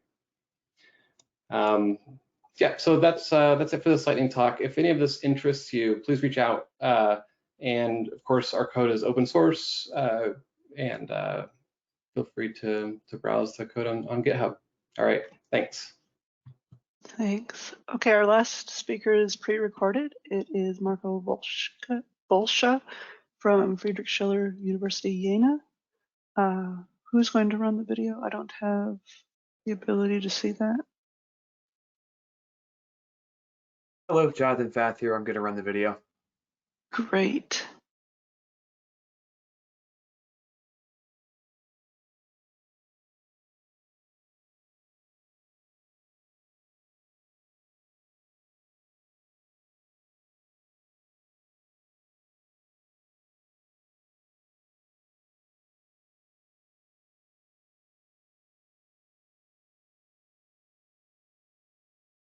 Just working through the sharing mechanism. Is going to be 1 second. Hey, Marco, how are you? Yeah, hi. Yeah, sorry. So yeah, I'm not ready to present it live if there's any issues, but hope it works with the recorded presentation. But I'm here to answer questions or tell us a joke. Yeah. We might eat a couple of minutes into the next section. So Jeff and John, if you're online, apologize for that in advance. But you can also eat into the Q&A on Cloud-Native Geospatial.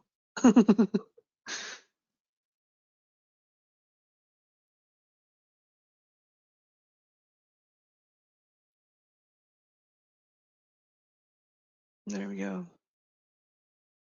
Hello everyone, my name is Marco Bolscha. I'm a PhD student at the Friedrich Schiller University Jena, and I will give you a short presentation of how Stack is paving the way towards on-the-fly Sentinel-1 NRB data cubes.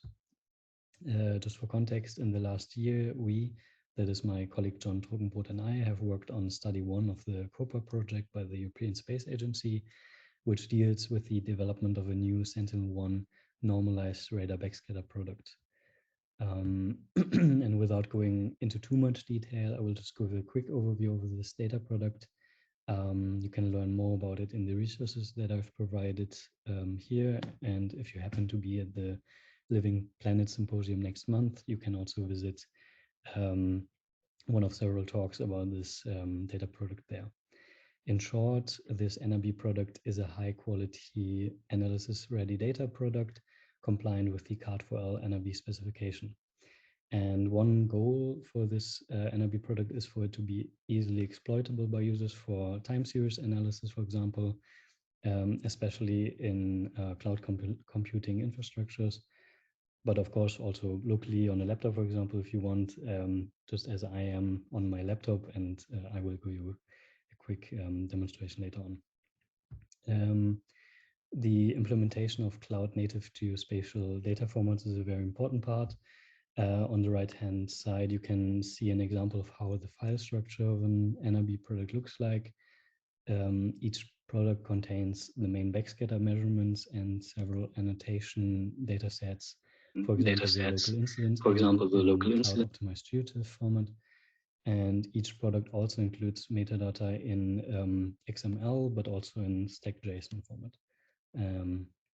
Yeah, and with these stack JSON files included in each NRB product, yeah, they can be used to create on-the-fly data cubes, as I've mentioned already. But before coming to that, users would need to create higher level stack catalog and collection files for the data set. Both are highlighted here in light gray, just as an example.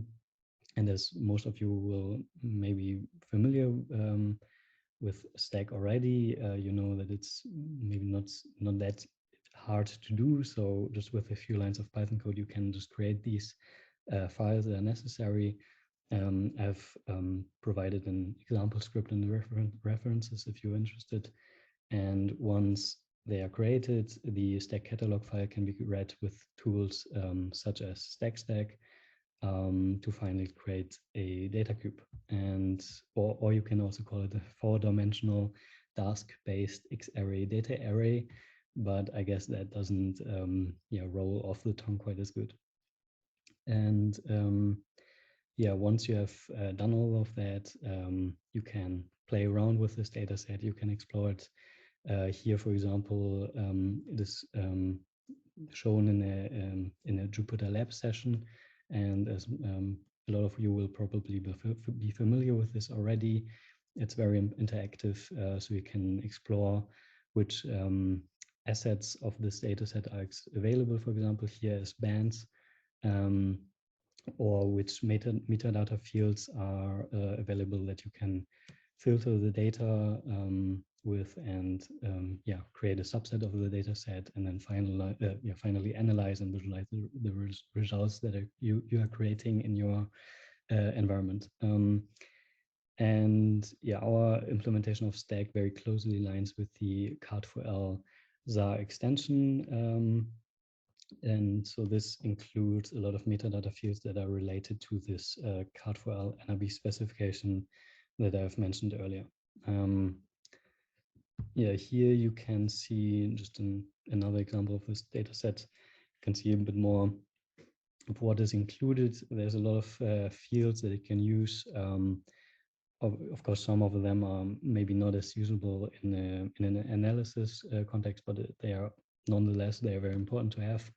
And a lot of them, if you have a more complex data set, they are very, yeah, very good to have. You can do a lot of, yeah, you can do a very complex analysis if you want.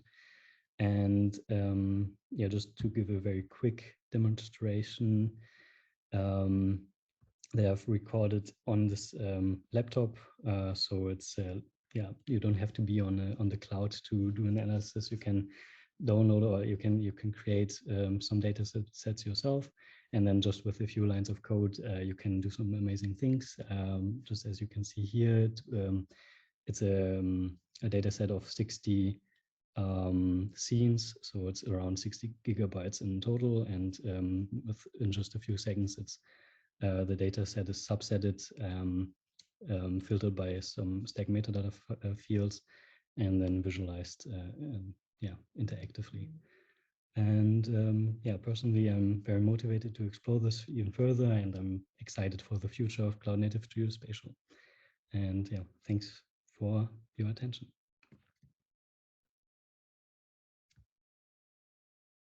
Wonderful. That wraps it up for this session. We don't have any time for questions, so please follow up in the Gitter. Anybody who has questions, there's a lot of great content. But do we have Jeff and John ready to hand this over? I'm here. I hear you. Is John here? No. He's there. Is he? He's a panelist. He looks muted right now. Okay. John, can we hear you? Beautiful. I'm going to duck away. Are you presenting, Jeff? Yeah, I have a slide deck that we'll run through, and then John is going to walk through some coding examples. So we'll have to switch over to his screen at some point. Okay, cool. Yeah, John from OGC should be paying attention, so just ask for John when you need the switcheroo. Okay, cool. Should be like 20 minutes in, I think, approximately. And do you have Can the everyone screen? see me? I can't see myself, but. No. I can see you. Oh, system preferences. Oh, that's never good. You can see him? I can't see him. Magic. Oh, you got to reboot. I might. Yeah, I got to reboot. I'll be right back. Sorry, everyone. I'll be here. So maybe we do have some time for questions. But I don't even know where to begin. There's just so much information in the Gitter. Yeah, there's a lot there. What's your favorite part so far from today? Are you asking me or? Yeah. Well, I mean, you're the only one who can respond right now. That's true. I think my favorite part's when you took over moderation, so I didn't have to do all the things. Great. No, I think I really like Jed's Cog talk. Yeah, I learned a lot of new things there. It's really cool. I feel like I've known Jed for a long time, and he's given lots of talks on Cog, but I don't think I've actually seen a talk from him. He was like psyched to talk about it again, and yeah, it was cool. Well, I'm back. Hopefully people can see me. If not, I guess I'll just share my screen and go ahead. You're good. Screen share. Cool.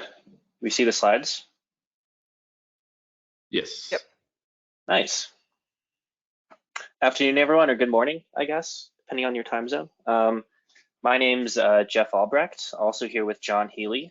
I am a geospatial developer data engineer at Arturo AI. John, would you like to introduce yourself? Can we hear John, or can he still not talk? I don't know.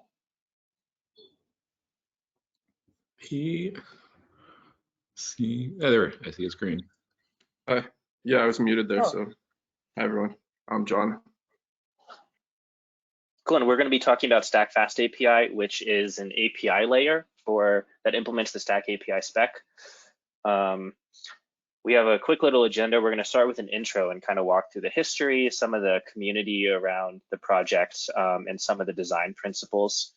And then John is going to take lead and show some coding examples that ideally by the end of the presentation, those of you who are listening should have a better understanding of how you could use this Python library, Stack Fast API, to stand up a Stack compliant API to serve your Stack data. Let's get started. So Stack Fast API, you can find it in the Stack Utils organization. And it's actually, those of you who are familiar with T-Tyler, which is an excellent project, it's actually very, very similar to T-Tyler. It's a fast API backed application that is sort of batteries included and pretty pluggable, such that a user can, in T-Tyler, you can implement a lot of your own tile server, tile fetching strategies, and Stack Fast API is very similar. It's built on top of Fast API, very much batteries included, but it's designed to stand up a Stack API. So you can find it in Stack Utils at Stack Fast API.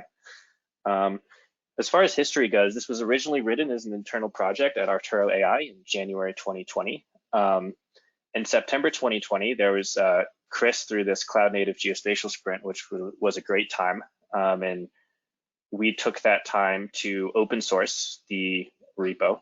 At first, it was just living in Arturo's GitHub org, and then by March 2021, it was really Rob who had the idea to move it to Stack Utils, which is where you can find it currently.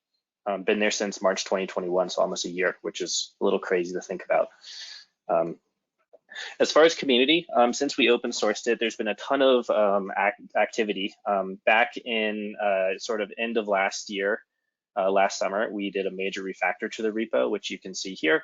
As the Stack spec was changing and getting to 1.0, we needed to refactor how some of the internals of the repo worked to be more sustainable as Stack hit 1.0. have 25 contributors who've either opened issues, submitted code, but that doesn't even include all the people who've actually implemented the project. And ever since we did the refactor, we've had pretty slow and incremental development as Stack API spec evolves, as new extensions come out. The latest and greatest being the browsable and children extensions, which will be included in the next Stack Fast API release. We've just sort of slowly been building in the background and making sure that the API is as up to date as possible with the API spec. As far as implementations, one of the main goals of Stack Fast API is to be pretty backend agnostic, so you can really implement it with any data store. And just in the open source community, there's a handful of implementations that have already popped up. I'm sure I'm missing some. If there are any I'm trying to get a better list of the implementations out there.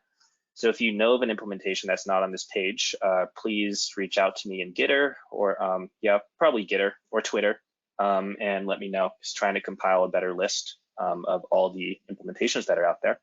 So we have a couple with Postgres. This was the first two backends that were created. One is SQL Alchemy and one is native SQL, which is PG Stack.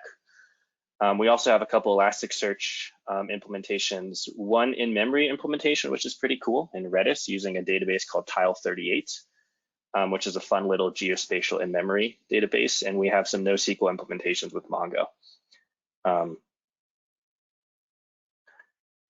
As far as design principles, there were a couple of design principles that were sort of at the core of building Stack Fast API when we first started. I wanted to spend some time talking through these because they're pretty important to understand. The first, and this is my favorite, personally, my favorite part about Stack, is that Stack defines how you structure and model and serve your data, but not how to store it. The central idea to Stack Fast API is sort of bring your own data store. We wanted to enforce explicit separation of concerns between the API layer, which actually implements the Stack API spec that adds the endpoints and does all the data validation on the data coming in and out, implements all the proper status code and error handling and stuff that's defined in the Stack API spec. But we wanted people to be able to kind of bring their own backend and make that process as simple as possible. Because at the end of the day, Stack is super use case driven. This is another super cool part about Stack, is the core Stack spec is actually incredibly small. I really like the garden metaphor that Pete brought up earlier. I think that's a perfect metaphor to define Stack. And there's a couple different ways that you get different use cases in Stack. The first is the data. Everyone knows this spatiotemporal data comes in many different shapes and sizes. That is one of the problems that Stack was trying to solve, that every new type of data that came out had a different sort of API and portal, and it was impossible to do cool things like data fusion or even find data to begin with. And the way we've approached kind of solving that is building around Stack extensions. There's a number of Stack extensions that Matt brought up in the Stack extensions GitHub IO. There's so many I couldn't fit them on the slide, so there's just like 5 or 6 here. And these are community extensions that let you basically customize the way you are modeling your data based on what domain and what use case you're doing. Now, the other cool part about Stack extensions is there's nothing that's stopping you from writing your own. So at Arturo, personally, we use Stack quite a bit, and we have several internal Stack extensions that we use that we have defined as a way to extend Stack to meet our very specific use cases as a company. So Stack Fast API is very much aligned around Stack extensions. This is the way that you, as a user of Stack Fast API, if you want to build an API that serves data for a specific use case, you can use Stack extensions to extend the Stack spec, model your data in a way that's appropriate for your use case, and then be able to serve it through this API. The second dimension is API implementations. So there's a lot of considerations that go into actually building and maintaining like a microservice that's running an HTTP API. Some of this stuff is like middleware and logging. You might want to add cores if you're going to be doing this stuff in a front end. Authentication is something that's come up that's very use case driven. Most Stack implementations are open source, but I know that there are some imagery providers who implement Stack but want to lock down their endpoints using authentication. There's stuff like exception handling. What status code do I want to raise? If the database throws a certain error. And even things like deployment strategy, a very common one is a lot of people will deploy services behind something like an Nginx load balancer, or they will have like a CNAME record that redirects and the actual domain name is different. And in dynamic APIs, you have the problem of link generation, and that can totally break all your links. So there's a lot of issues that you run into with deployment. The good part is that Stack Fast API is just an extension of Fast API. And you can do anything you can do in Fast API, you can do in Stack Fast API. And we're not going to touch on this too much in this demo because the Fast API logs are really good. But if you want to do any of these use cases, from middleware logging to authentication to handling HTTP proxies, Fast API has really good documentation on how you can actually implement that. And you're free to do as much, again, Stack Fast API just extends Fast API. You can do anything you can in a normal Fast API or Starlet application. At the end of the day, the underlying design principle, the underlying goal that we're going for is we want to give developers the flexibility to implement Stack how they like, but without having to rebuild an API for every unique use case. Because, again, Stack is inherently use case driven, and there's going to be naturally a lot of variance in the way people store their data. I think the Django talk a couple of lightning talks ago was a great example of just different ways that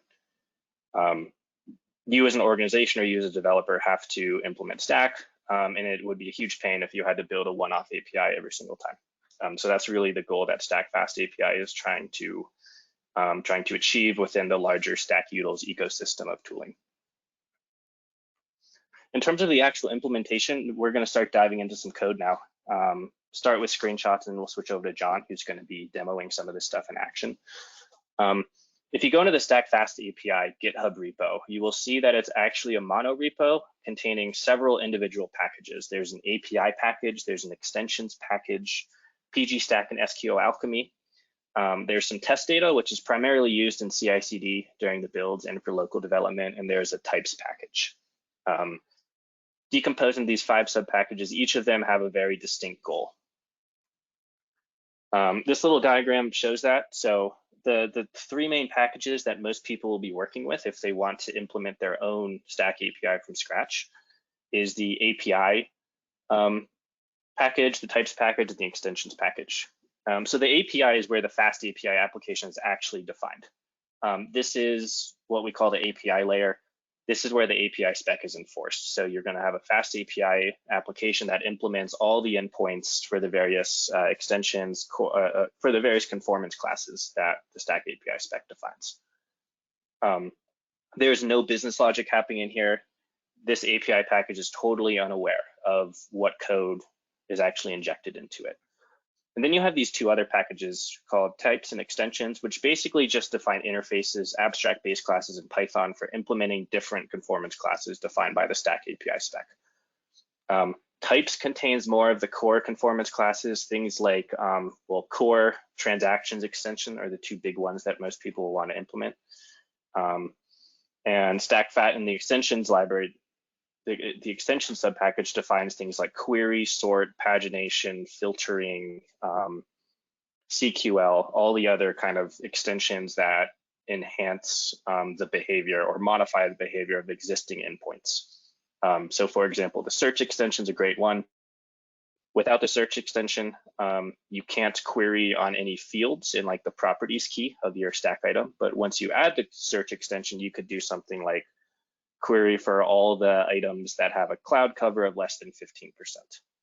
So Stack Fast API types is really the core of Stack, of the Stack spec, and Stack Fast API extensions are really the things that augment and supplement existing endpoints.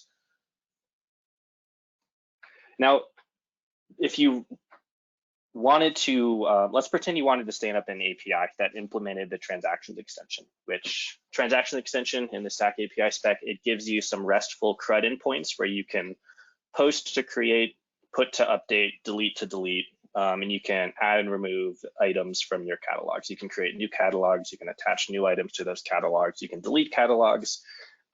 It's basically just RESTful CRUD endpoints on top of a data store.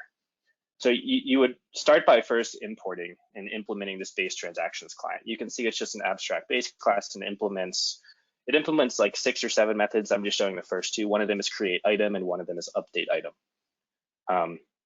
So if we look at create item, you see it takes an item as an input, which is just a typed dictionary in Python, which it's just a JSON blob with your stack data essentially. And at this point, depending on what your data store looks like, you would have to write some code, presumably, that creates an item. So if you're working with a Postgres, you're maybe doing some SQL queries. If your data store is S3, maybe you're sending HTTP requests to a bucket to interact with it. Maybe your data store is in memory, like in process, just like a list, like a Python list, and you're just appending items to that list. Any of that would work. Same for the update item method.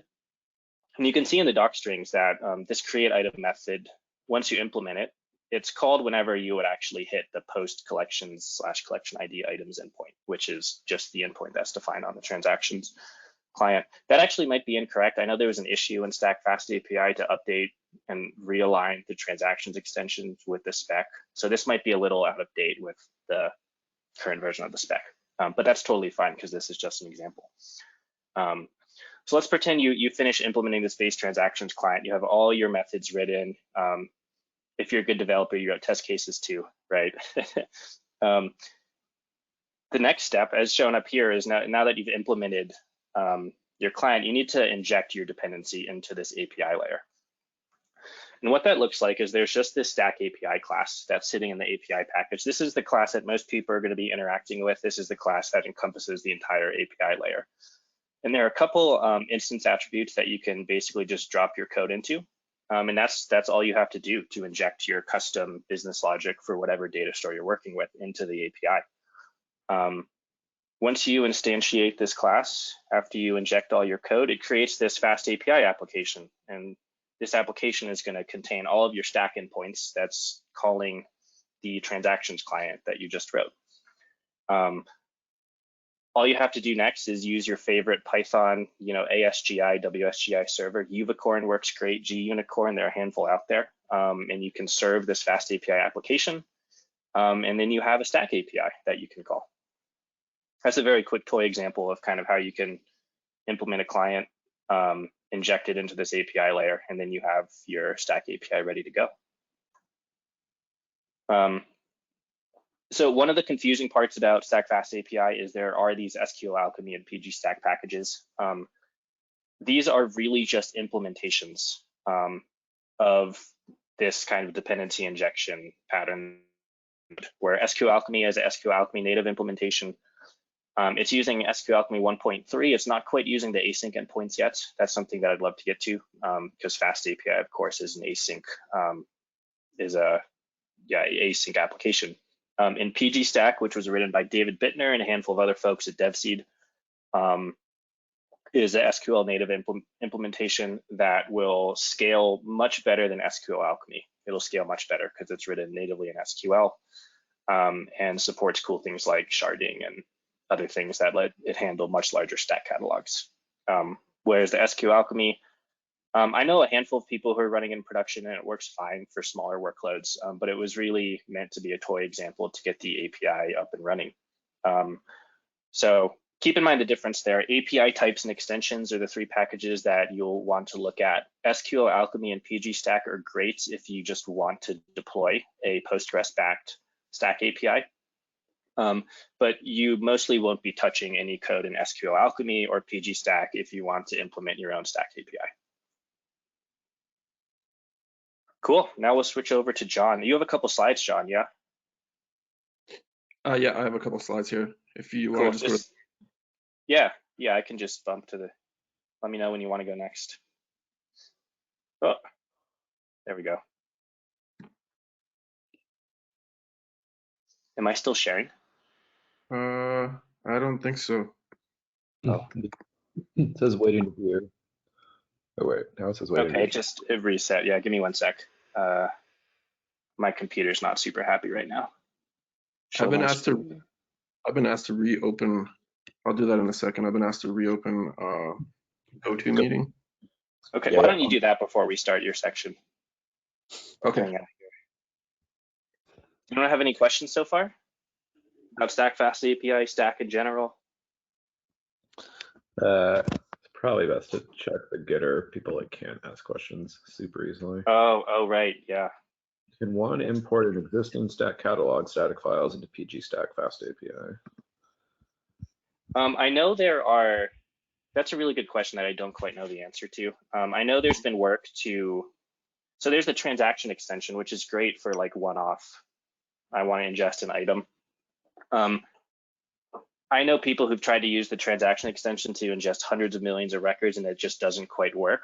So if you're working with Postgres, it's usually best to do some sort of copy statement or some sort of bulk insert and not go through the API to ingest. I do know that there is a bulk transactions extension. It's not defined in the spec, but it's implemented in Stack Fast API, and it's slightly faster because it lets you send like 10 items at a time instead of one. But most of the people I know who are doing really big ingests of existing catalogs into any sort of data store are not going through a Stack API to do that. But it really depends on your use case and how much data you're talking about. Cool. Bidner also said you could do that by creating an empty PG Stack database and then using the loading utility PG Stack to load your collections items from ND.json. Oh, cool. So there is a load utility. That's awesome.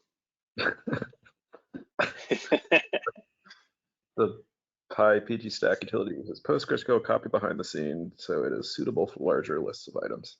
Awesome. I wasn't far off with the copy statement. That's cool. That's already implemented.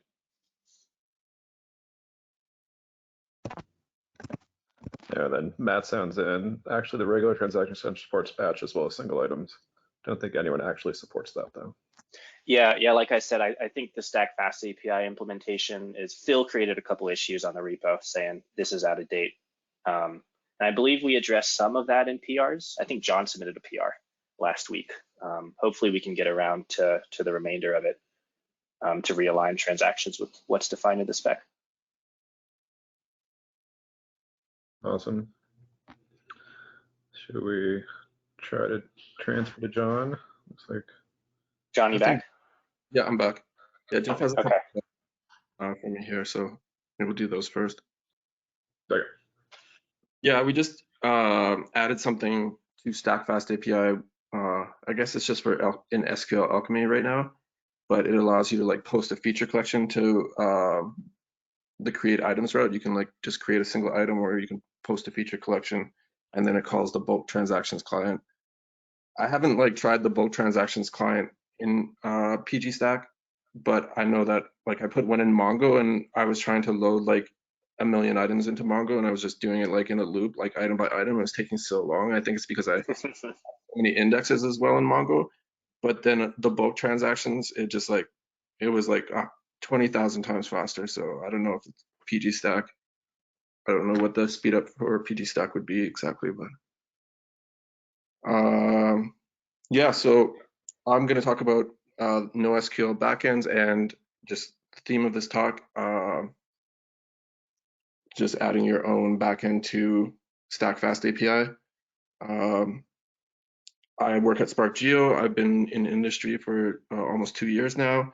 I was able to work for Arturo for a good chunk of last year, and I worked under Jeff, and Jeff kind of pushed me to contribute to Stack Fast API, and he showed me and Brian Maddox how to build a custom backend for Stack Fast API. Near the end of working at Arturo, I started on the Mongo and Elasticsearch backends. The idea there was just to build something more scalable. In school, I was always into distributed systems, and I've always wanted to, work on a huge design, like huge systems, like design architecture for backend systems. Phil Varner has contributed to Stack Fast API Elasticsearch, and he was one of the key guys, or the key guy, I guess, I think, on the Stack API spec. So he's done a lot of work on there. We released version 0.10 3 weeks ago, and it's definitely the most developed NoSQL backend that I've worked on.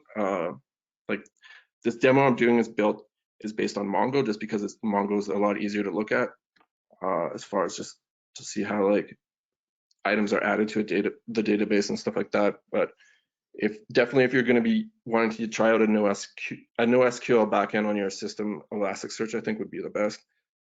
I'm also started working recently on like a Tile 38 backend that Jeff talked about that. The idea there was like to have something for caching stack assets, just so you could do like super fast things for like tiling and stuff like that. Okay, yeah, Jeff, you can go to the next slide. So yeah, just the basic concepts here. You're creating your own StackFast API backend. You create a configuration file, of course, to like instantiate your database, create your indexes, tables if you need them. And then you create a StackFast API instance. Like in the demo, you'll see that with app.py. And Jeff was just talking a little bit about like creating clients, creating like your core client, your like transactions client to do like CRUD routes and stuff like that. And then Jeff also showed like the base classes, a little bit of that, just to where you can write your database logic, just so you have the logic that's called when you hit your API routes. And those are the basic concepts. And yeah, so I'll just present. I'm going to present my whole screen if I can. Just because I have a few windows, I'm going to jump around a little bit.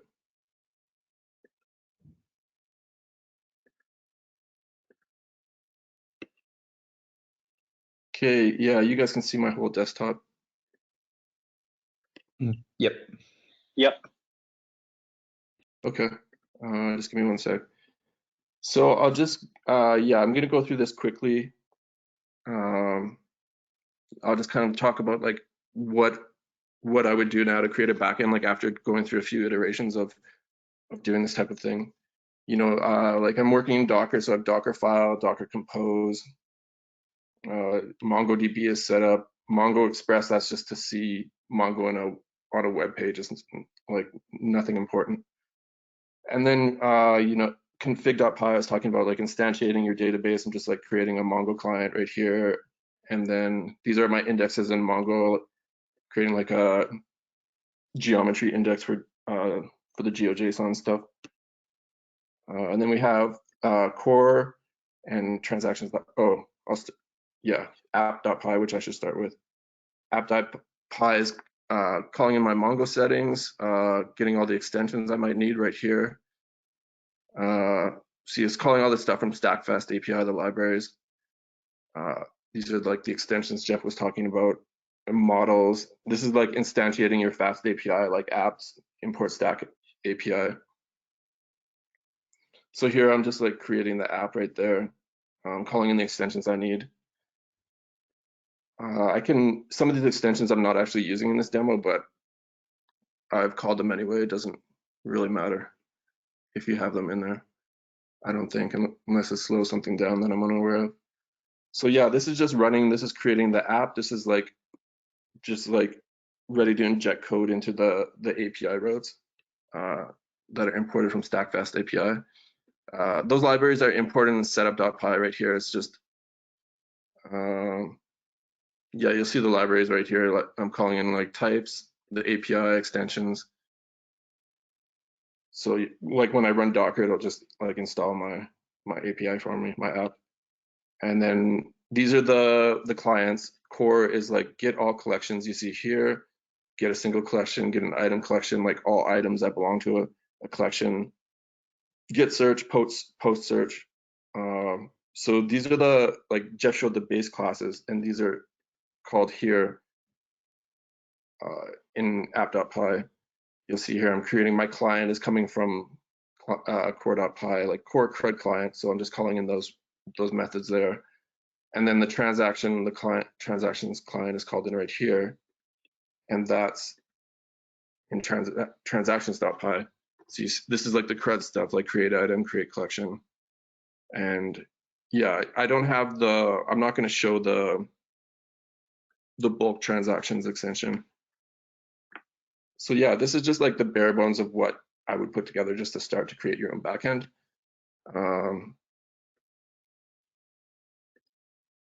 And here, this is just like the same version of the code, but I have a lot of the code that I might need commented out. I didn't want to like do a bunch of typing with this. I also have I created like an error checks library. So I noticed there's a lot of like similar errors in Stack Fast API that you have to check, like make sure a collection doesn't already exist, like make sure there's not an item conflict. There can only be like one item ID in any collection ID. So I just have these errors that I will bring in later. You can see them if you look at the Stack Fast API Mongo repo. You can see that there's just like these are used a ton of times in Stack Fast API in the Stack Fast API Mongo, and that's just to like make sure that it's up to spec. Definitely like the most up to spec version that I've worked on is the Elasticsearch backend with Phil Varner. So I mean, if you really want to see something that's current, I would look at that one. So, yeah, and I also have serializers, which is just like serializing items, and you'll understand why in a little bit.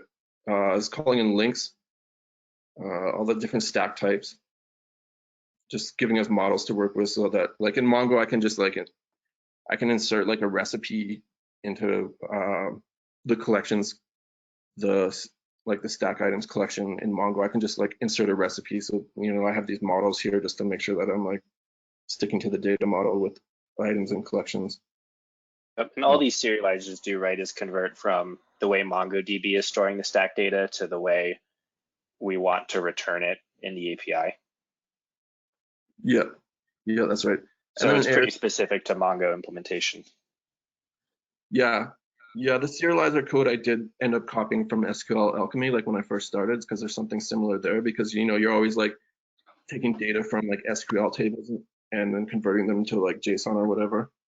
Yep. Yeah, and this is just because you often will store your stack data in a different format, and before you return it through the API, you want to kind of hydrate it back into fully qualified stack items that meet the spec. Yeah, I know we looked at one option. It was like using JSON in Postgres to just store the items and collections at one point. Yeah, just going back to the error checks. These are the Stack Fast API errors that you can import through the types library. So yeah, I'm just using those all throughout. Like they just give you the right like response, like if it's a 404 or whatever. So I'm just like raising those like all throughout my little script here or whatever. So yeah, like the first thing I would definitely do now is just, and I'll just go through it. Yeah, like first of all, just create a collection. So I'm just gonna uncomment this code. We're bringing in one of the error checks in the first line, just make sure that the collection doesn't already exist. And then this is the Mongo statement. It's like super simple. It actually looks a lot like SQL Alchemy in a way, I think. Then I'm just inserting the collection, which is right here, that's being inputted like from the API route, stack types.collection. And then I'll save that.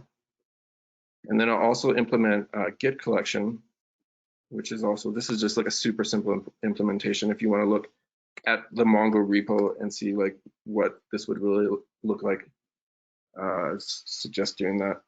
And then one thing that I forgot is Docker Compose up. I'm in Turkey and it's like 10:30 here right now, but I usually stay up late, so it's not really an excuse to like do a bad job or anything. But we've been in Turkey since last July, end of June, and yeah, it's been pretty cool. So yeah, okay, I have the get collection route and the item collection route, or get collection, create collection. So I have this Postman collection, I guess it's called as well. Create a new collection. You can see the body here of what I'm posting. So it says success. Yeah, cool. Yeah, and then I'll create another collection just because. Okay, now I'm going to get a collection. So there's my collection. You see right here that like Mongo creates its own ID, like an underscore ID, and that's something like that the serializer will take care of course later. But I mean, this is definitely one advantage to Mongo. It's just like stores this as a document. I can search on any of these fields. Like I don't have to convert something to SQL tables and like convert it back to JSON. So that's one nice thing about working with NoSQL or Mongo at least. Yeah. The one thing I want to point out here, John, if you scroll down to links, one of the challenges of implementing, so in Stack, you have like static catalogs that are in S3 where links are either relative or absolute, and they're usually going to be just like a S3 URL, HTTP URL to whatever resource. The challenge with implementing a dynamic catalog through an API is the links have to be typically auto-generated. And so you can see down here that John's app is running on localhost 8081, and this application is returning a self link, a parent link, and they're all relative to the base URL that John's running on. That's because Stack Fast API, it has a couple, John was showing you those links classes. It has a couple helper utilities that given like a base URL, and it auto generates those dynamic links for you. That's a really important part of implementing a dynamic catalog, is getting those links to actually link to the things you want them to link to. And there's some helper functions and classes in Stack Fast API that make it a little easier to do that. Yeah, I don't think the links are, they're not implemented yet. And that's something that is happening in the serializer as well. If we go to like the collection serializer, you can see here it's that create links call. Yeah. Collection links. So given the ID of the collection in a base URL, it'll go and auto-generate all those links for you. Yeah, so I have another example here. I can just comment out this like simple example, and this is like a slightly more complex example. And now here, like it's getting the base URL and it's passing that to the serializer right here, collection serializer. So this should actually give us the right links, because we're actually on localhost 8083 instead of 8081. Oh, you are? Oh, that's a great example of why you have to do dynamic links. No, it's still not, yeah, it's not working though. Did you save? Oh no, I didn't save. Oh no. The problem with live demos. Yeah, no, I just have to uncomment the error check.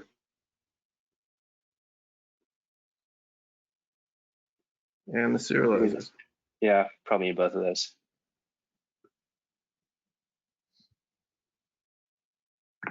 See, now I got rid of the ID for the Mongo stuff. And the links are 8083. Yeah. Yeah, so that's good. Definitely like everything that works in this demo is like definitely a good step forward.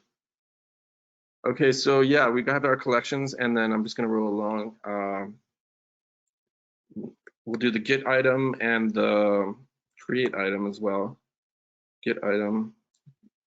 You see here is what I'm doing, like JSON.loads, and then PyMongo has like a dumps function. It's pretty complicated. So once I put the serializers in here, I don't know, I'm not gonna get to that today, but once the item serializer is in this method, then I don't have to do like this JSON load dumps things. It just like works fine.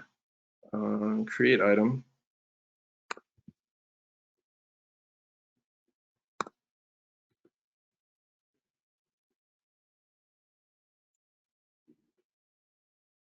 So we can see the item here, test item. I'll create like another item. And then we'll get the what item. What happens if you create an item with the same ID? I don't have the error checks in right now. Okay, so it'll just fail. Yeah, no, it will just, I think it will just create another item, because Mongo like creates its own ID for things, right? Okay, that makes sense. The Mongo just create a bunch of copies of the same item. But yeah, that's once I put the error checks in there and make sure like you shouldn't create an item before a collection is created, and then you should check the collection to make sure that there's not an item with that ID existing in that collection. So those are error checks I would have to implement down the road. So I created the item, get the item.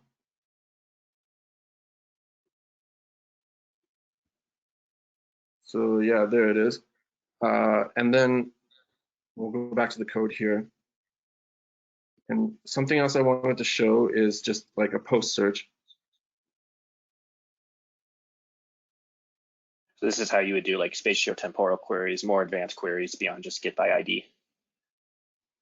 Yeah, like you see here, I have the intersect filter. This is just like Mongo code. It's nothing really important, but it works pretty good. Like it works on anything GeoJSON. Like I'm not sure if it does like I can't remember the name of one of the GeoJSON types that I'm not sure if it does, but yeah, it does all the basic ones like point, polygon, like the bounding box search I just convert to like a simple polygon, but there's probably like a better way to do it. Just make sure I have everything here. Return.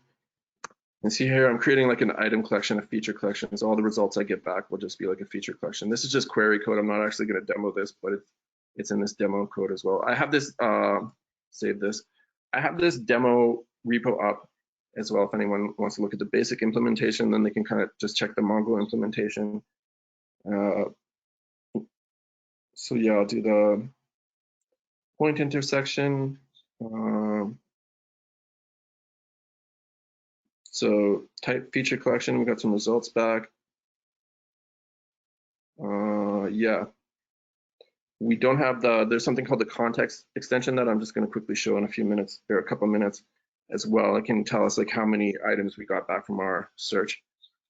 As you can see, like the coordinates here, the point is like, it's pretty obviously like inside this polygon. So if I change this, I should get no results back, hopefully. So yeah, no results back. Put this back. So yeah, there's a feature collection. I'm not serializing it yet, so I'm still getting the Mongo ID.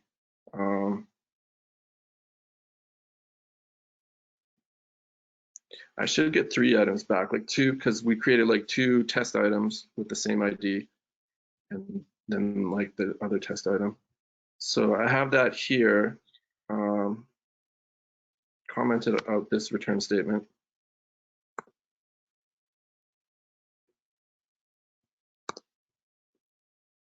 Save. So here you'll see that I'm just like, it's like just match. I'm just getting like a count. Like with Mongo, it's just like SQL Alchemy. You just create like a search instance, and then you just like append like all these different like search parameters that you want. You just like add them all together, and then you can just do a search with everything. So yeah, I'm just getting a count here of everything that I have. There's some logic for the context object. You'll see right here, it's like if self extension is enabled, context extension. Just set. I have it enabled in app.py, so it's all good to go. Now, if I do the search, and this is one of the cool parts of Stack Fast API is you can write a backend that implements as many extensions as you want, and then when other people can when other people use that backend, they can decide what extensions they want to use. Maybe you want to include all of them. Maybe you just want to include context and query. So in any of these existing backends like pgstack or SQL Alchemy, if you want to use any of that, you can basically decide what extensions from the Stack API spec you want to use. Maybe you don't want to implement pagination. Maybe you do want to implement sorting. So you have a lot of flexibility in terms of how you can kind of construct your API and what behavior that API does. Yeah, like in Mongo, I haven't done pagination. I think that's the only one. I'm not sure. I can't remember. It's been a while actually since I worked on that repo. But okay, I did the search again, and here's the context extension. It just adds like this extra like dictionary or whatever. So it's just telling us you have 3 items that match. Your limit is 10. It return 3, match 3. So you can have like, you know, you could have a million matches, but you're only going to return 10 because your limit's at 10 basically. I'll just like quickly create a new item just so we can make sure that like this is working or whatever.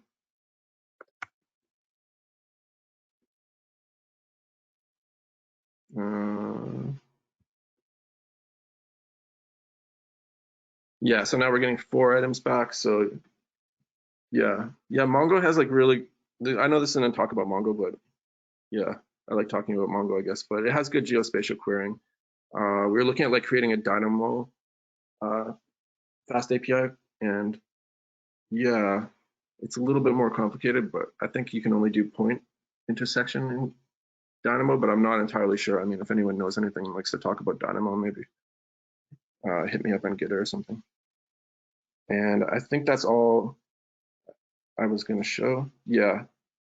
Anything else you want to talk about, Jeff, or you want me to show, or like? I think that was great. We have about 10 minutes left. We could open up to questions and Gitter, or we could give time back. There are no questions.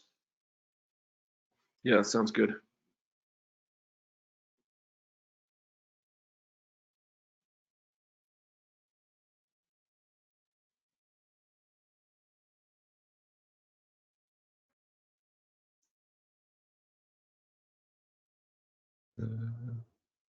Yeah, I don't see any questions, so I think we could just give time back. Thanks for the presentation and demos, guys. It was really cool to see.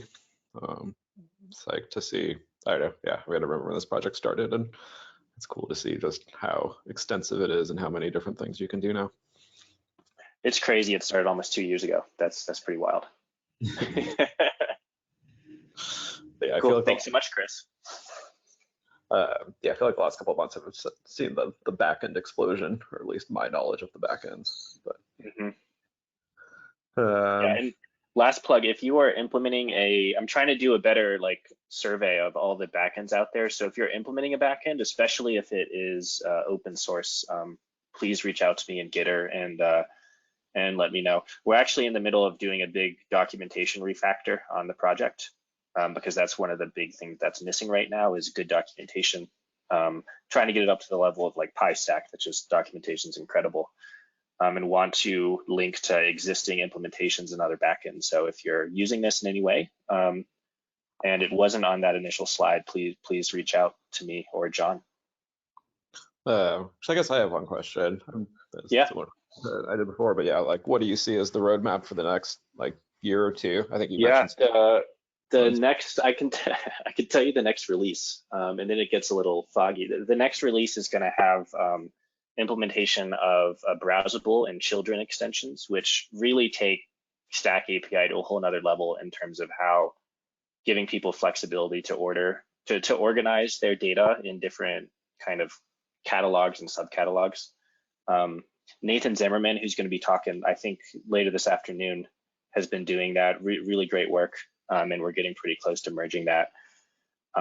There's a documentation update that is in progress, just going through and updating doc strings, auto-generated documentation. I want to roll some of the stuff we talked about today into like a Jupyter notebook that's there.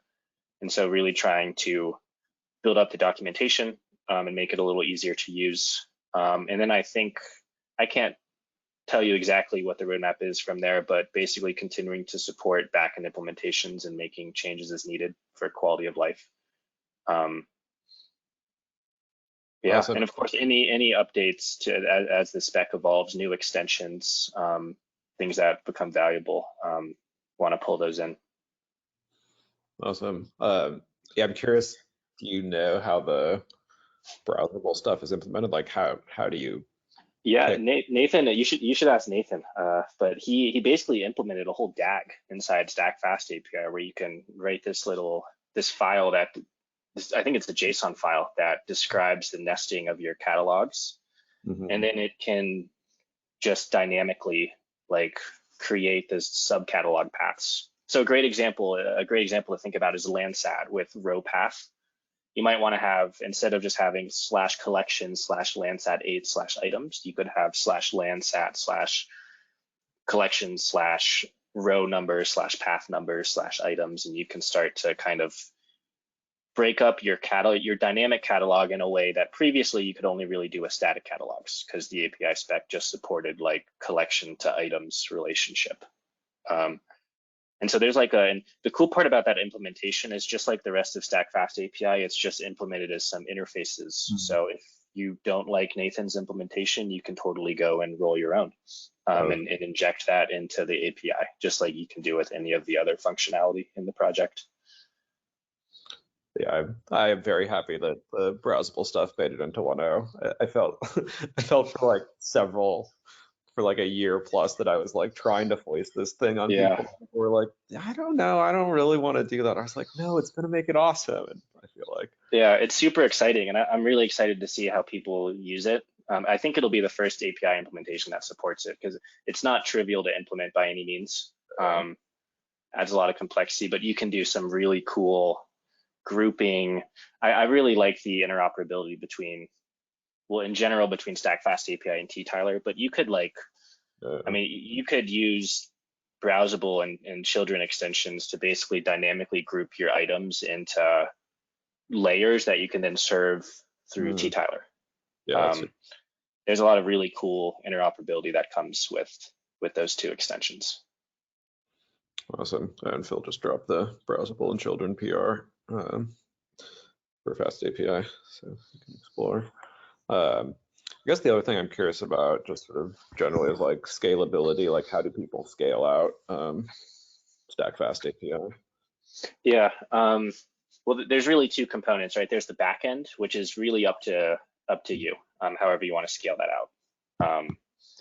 The API itself it's pretty lightweight and quick. If you really want something that's super performant, so in Stack Fast API, there's an async await, and there's a synchronous implementation. And you can basically choose which one you want to use. The asynchronous application will scale much better in terms of the API layer. It'll be able to handle much higher queries per second on lower amount of resources. But at the end of the day, the API layer is really just a wrapper around typically IO-bound SQL queries, HTTP requests interacting with the data store. So your application, assuming you're not blocked in the API layer and you can handle kind of the load that's coming from requests, typically all as well as your backend scales, as well as those queries that you're performing against the backend scale. So something like Postgres, it'll get pretty slow when you have hundreds of millions of records in like your spatial index. But then you can do cool stuff with pgstack, where you like shard it out temporally and break up that spatial index into smaller entities, so it's faster to query. Wait, did I hear someone talk about BigQuery? Is there a BigQuery thoughts at all as a backend, or does that not work? I'm not super familiar with BigQuery. Fair. I'd like to think it could work. I mean, any data store you can do spatiotemporal queries into would really work. So if BigQuery supports that, then in theory, it could work. I feel like somebody was talking about this recently. I think in general, the thing with BigQuery, I feel like stacks in between. BigQuery has trouble with tiling because it's just not fast enough. Like, you're just not gonna see, like, yeah, the higher throughput. Yeah, like it's got like a latency to it as it spins up, like thousands of machines, like to scale out, because it's built for that. So I feel like Stack could be somewhere between, where like maybe you'd accept that like second or two or three wait, but yeah, I think that's the kind of limitation where it kind of should be possible, but may not be the most amazing experience. Yeah. There's something I wanted to talk about that I totally forgot. I mean, it's not really that important, but I was reading about this API framework called Robin. There's being presented at GeoPython 2022. I don't know if anyone's heard of it. It's like a Rust. It's built on Rust. It's a Python API built on Rust. And yeah, I was like, I hacked out the app.py and StackFast API Elasticsearch, and then I just like brought in Robin and just like created the routes I needed. And then I had like a Stack Fast API, like not fast API API running. So I thought that was pretty you could. There's nothing stopping you from not using fast API. You could totally hack you could subclass the API layer and use Flask or Robin or any other of those ASGI or WSGI applications. Yeah, and you still have like all the great stuff that you get with Stack Fast API, but just running like a different Yeah.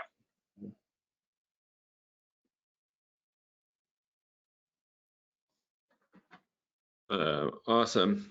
Well, that takes us about to the next session. But yeah, thanks so much, guys. It was awesome to see, and thanks for taking the time to prepare, and John for staying up late. Yeah. Is that what I asked you on this time slot? But you did flex. Yeah, thanks for having us. Yeah, of course. Yeah, thank you very much.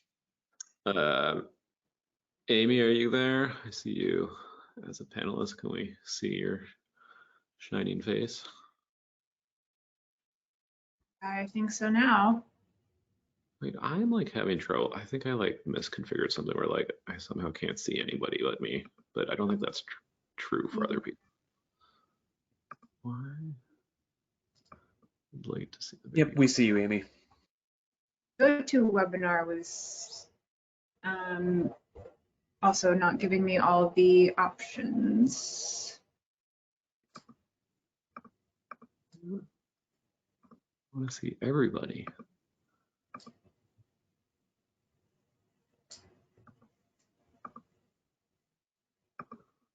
Wait, will you say something, Amy?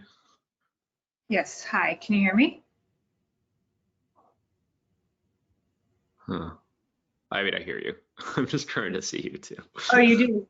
Okay, you hear me, but you can't. Yeah, I totally hear you. Yeah, I mean, people were seeing Jeff earlier. I think it's like I think I just like don't have the right setting that shows everybody or. Yeah, I'm having the same thing actually. Maybe all the people can see all of us. all the people can see you, both of you. All can see the presenters, but the attendees that are not panelists can see everybody, but can any of the panelists? Can any of the panelists see the other panelists is my question. Yeah, John, can you see us? I can see Amy and Chris. You're the only ones with your cameras shared. Oh, interesting. Wait, can you see me, Amy? Yeah, I can see you. Okay, I just can't see you, and I couldn't. Yeah, actually, I saw Renee earlier, but I didn't see Jeff. It's probably more my problem, but yeah, I changed it to like who's talking, and now it like shifts sort of to you when you talk, but is black. Anyway, I'll just speak into the void. It'll be fine. Okay, let's get started. It's 1 o'clock or just after. Welcome to the open Q&A session. Thanks so much, Amy. You want to give a quick introduction on yourself and your background, and I can sort of do the same so people know what's up there and then figure out how this works. I work at Development Seed. I've been here since early 2018 and mostly standing on the shoulders of giants that work here. But yeah, I've been working mostly with NASA and a group out of Huntsville, NASA Impact Group, on a bunch of their innovative projects. I guess primarily the multi-mission algorithm and analysis platform, which I know Ian mentioned earlier. I've been primarily working on that, spending most of my time on that project the past 3 years or so.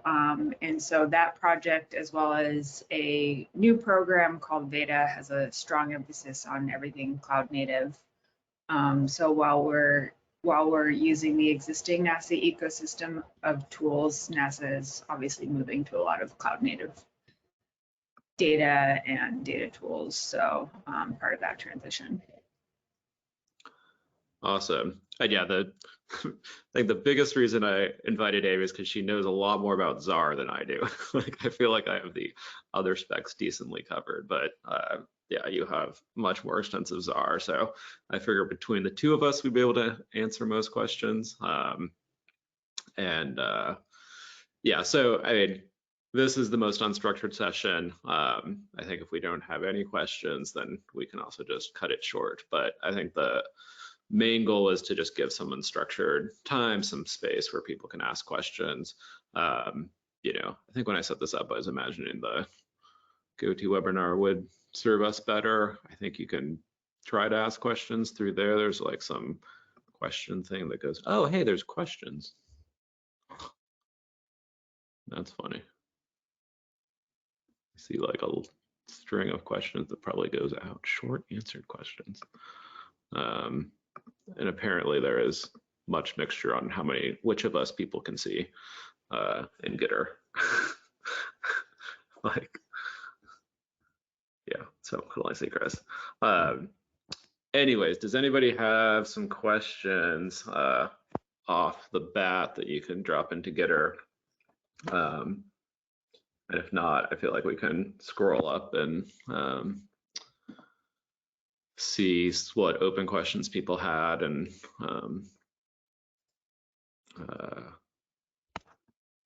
yeah.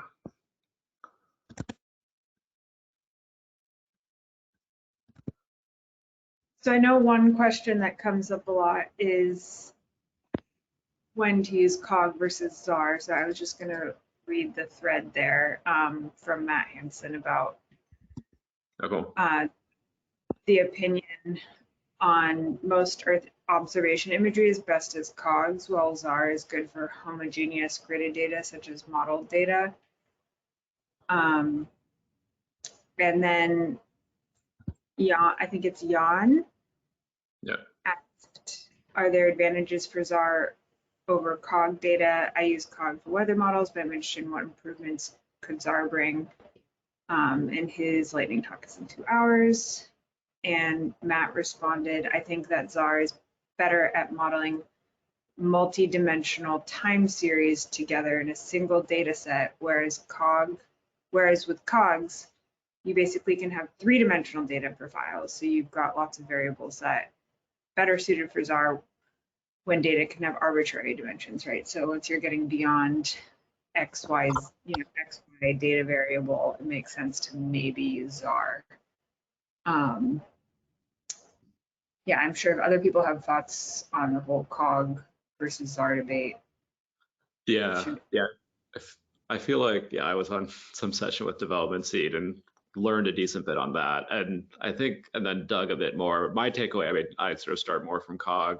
And my takeaway was that, if you're sparser data, Cogs tend to be better. I mean, sort of rule of thumb, but like where ZAR really shines is when you have really dense data. And so like most satellite imagery where it's kind of tasked or, slowly collecting stuff, in a monitoring scenario, but it's every 10 days or whatever, Cog, like the ZAR advantages don't super shine through. But if you have data that's sort of every day regularly gridded or every month, then it starts to make a lot more sense because it really excels at that time series and that sort of temporal analysis, whereas Cog, you can have like a whole stack of Cogs, but it starts to get a bit inefficient.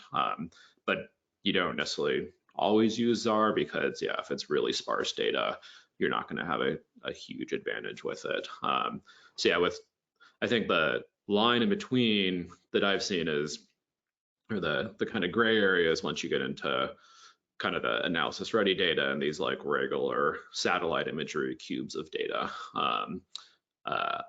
because they're, like Planet has our fusion monitoring, or was talking about the HLS, like they're kind of jittering these regular cubes. So that's one where ZAR can make a lot of difference. But it seems to depend on the application, what you're going to do with it, what's going to shine more. So I don't think it's a super cut and dry answer between the two. The other cool thing, I think Ryan had been pushing this discovering from the ZAR perspective, and then Evan has in GDAL has a thing too, where you could also think about each of them as a protocol. So you actually could have a ZAR server that's backed by Cogs or a Cog server that's backed by ZAR, which gets pretty crazy. And it's like, what are these standards really? But I think speaks to like the fact that there's some use cases where one or the other is clearly better, and kind of communities where they come up, where Cogs came up in satellite imagery, ZAR came up in climate and weather and these kind of n-dimensional, but then there's a lot of potential overlaps in between.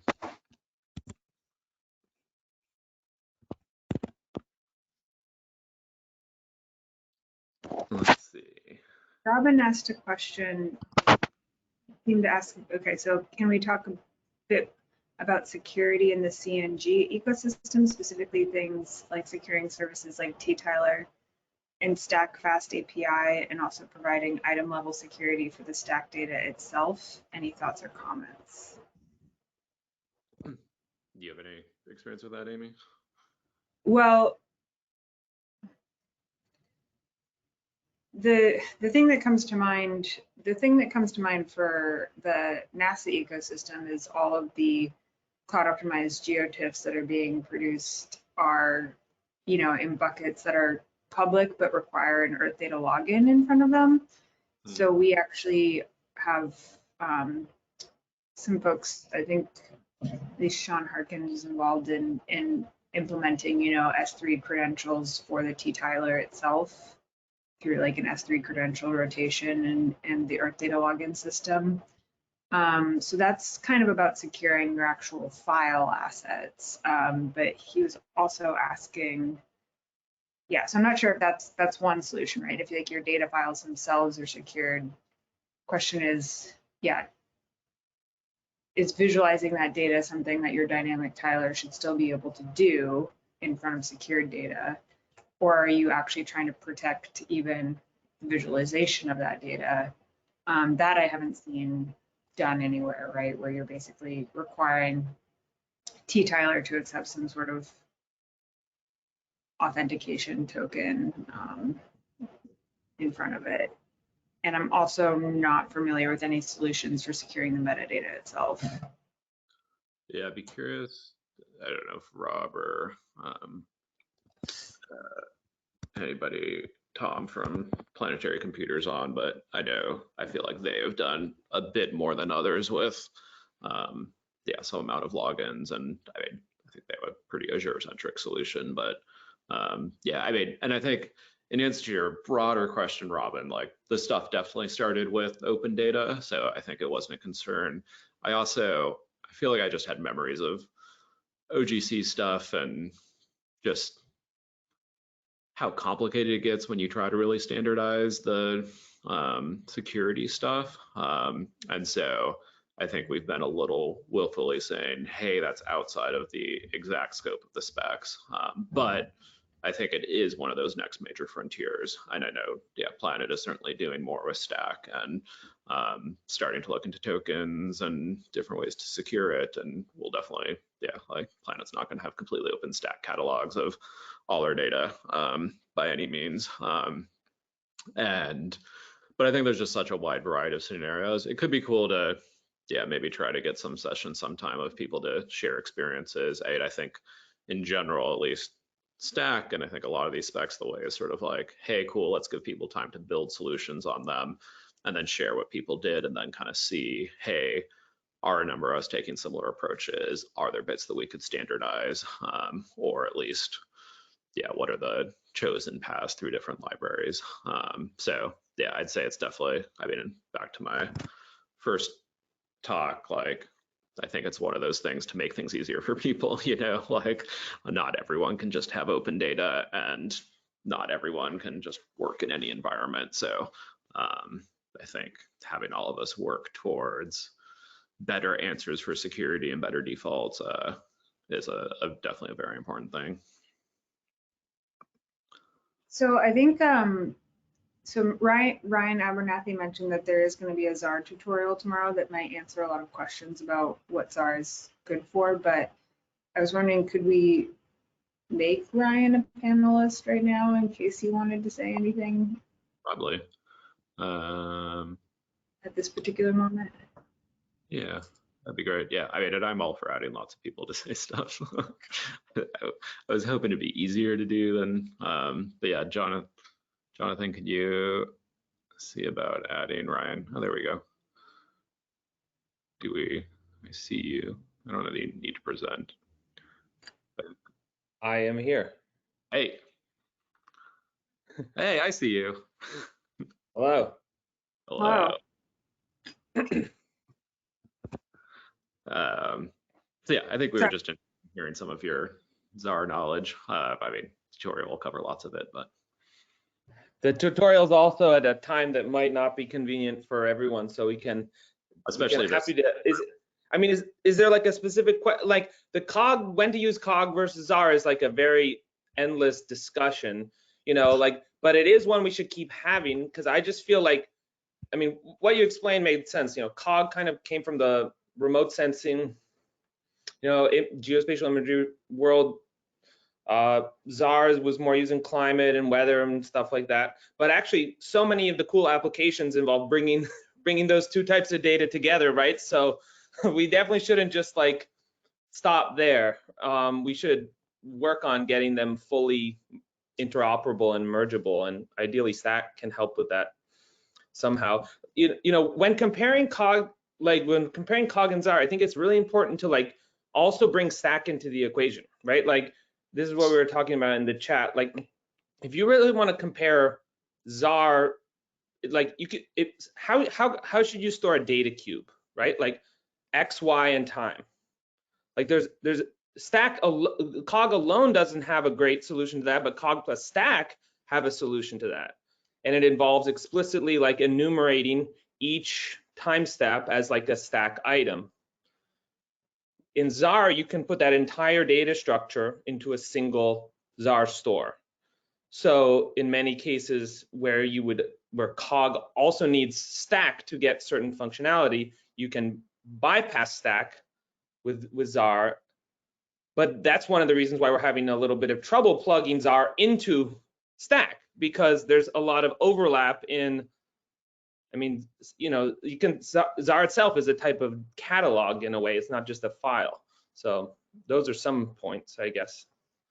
Yeah, no, and I agree with both major points, which is, yeah, we should do this better. I mean, I think I wrote about this recently, but you know, like this sort of division between climate and imagery, I feel like has been since I started geospatial, where there are like the NetCDF type people, and I didn't really understand. I mean, I originally was just vector data, so like all the raster data I didn't really understand, but you know, it seems to be like they're pretty close, but they've come up with their own solutions. And yeah, like I think I'm very optimistic on the dialogues we have going, and yeah, the overlap between that. And really the problems aren't just limited to weather or limited to satellite imagery, and that we need to have the ways those come together.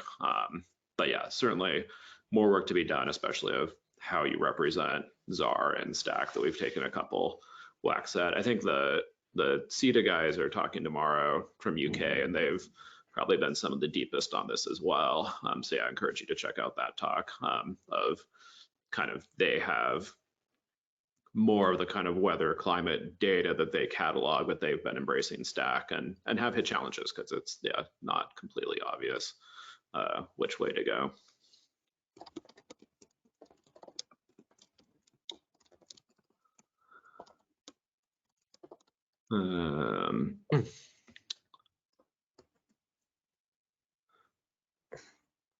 This is maybe a strange one on machine learning applications, advantages in COG and Stack and ZAR for machine learning, and latency advantages to either approach.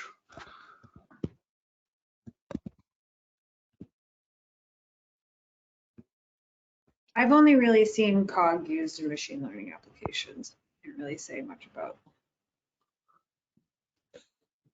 when you might. I mean, we use ZAR in machine learning applications every day. I mean, like, I think people are going to use the format that their data is in to do machine learning, right? Like when we're doing machine learning in the context of climate, it's NetCDF or ZAR because that's where the data comes from. I personally don't think there's anything that unique about machine learning as an application that like affects the file format. Like machine learning needs clean, homogenized, well-organized data. Well, that's what I guess most analysis applications need. So I don't see it as like a very distinct use case like from other applications. But I'd be interested to hear from Henry about whether he has experience on that.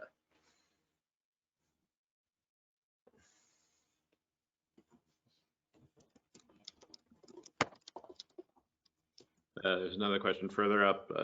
Can we speak to which data formats and patterns one might use for applications for gridded data like radar, precipitation, display, flood mapping that both need to be written frequently and also displayed for visualization and light querying?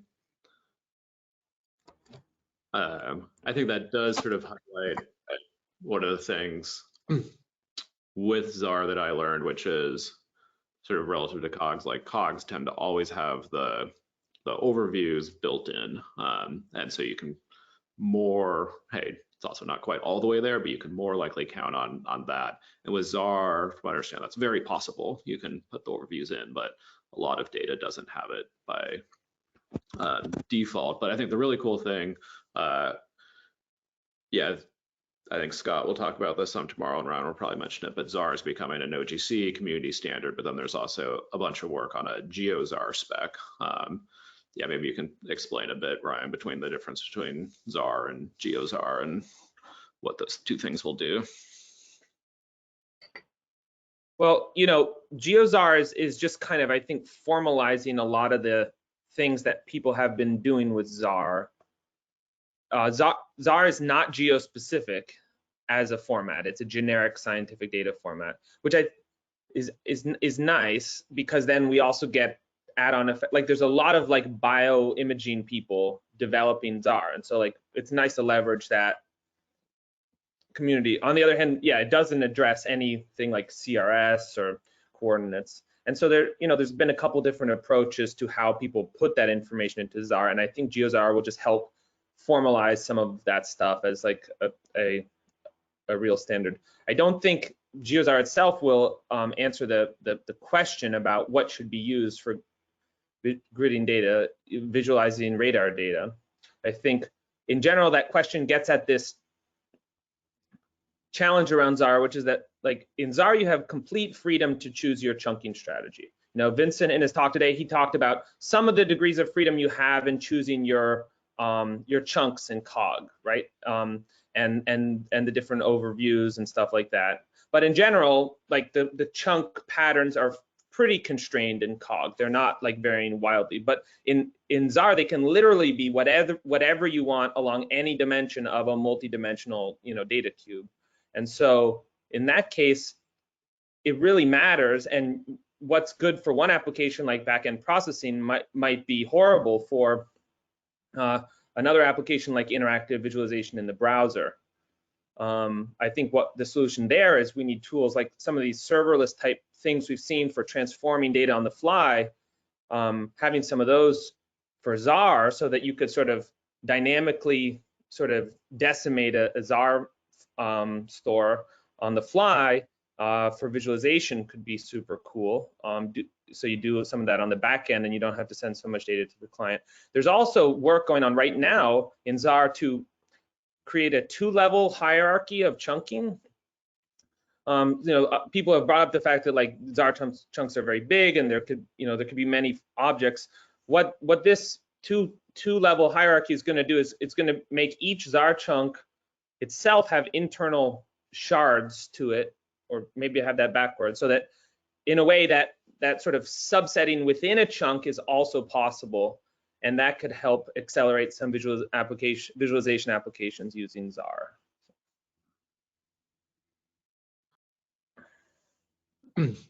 Yeah, I think the GeoZAR, yeah, like you said, it kind of formalizes a lot of things that happen, but I think it can help provide clarity, and then I think it can possibly like extend to more profiles, be able to say like, not only is this a GeoZAR, like, you know, has this known, because yeah, like Ryan said, you can have ZAR that's not geo at all, so even just knowing this is something on Earth or this is a particular space and that's what the ZAR represents. But yeah, I think that could likely extend to even profiles where, hey, this ZAR has overviews and can be read on the web. So yeah, I think it should be a nice standardization path. And yeah, so you'd be able to like look at a ZAR and see, is this a GeoZAR? Can I load this up in geo applications? And yeah, what does that say about its chunking strategy? All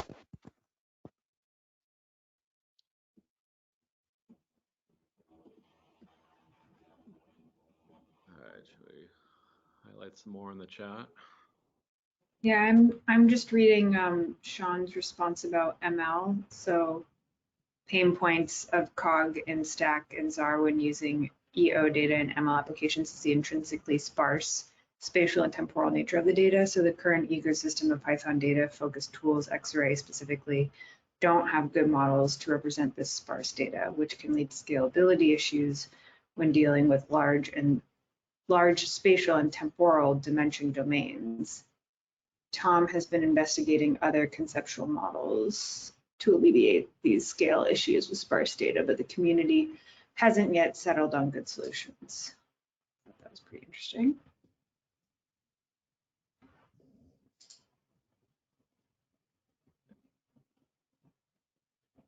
I mean, I think it's important to recognize there that like all Xarray does is it takes the NetCDF data model and put it into like an in-memory data analysis API, right? So I think that question is really about like what's the data model?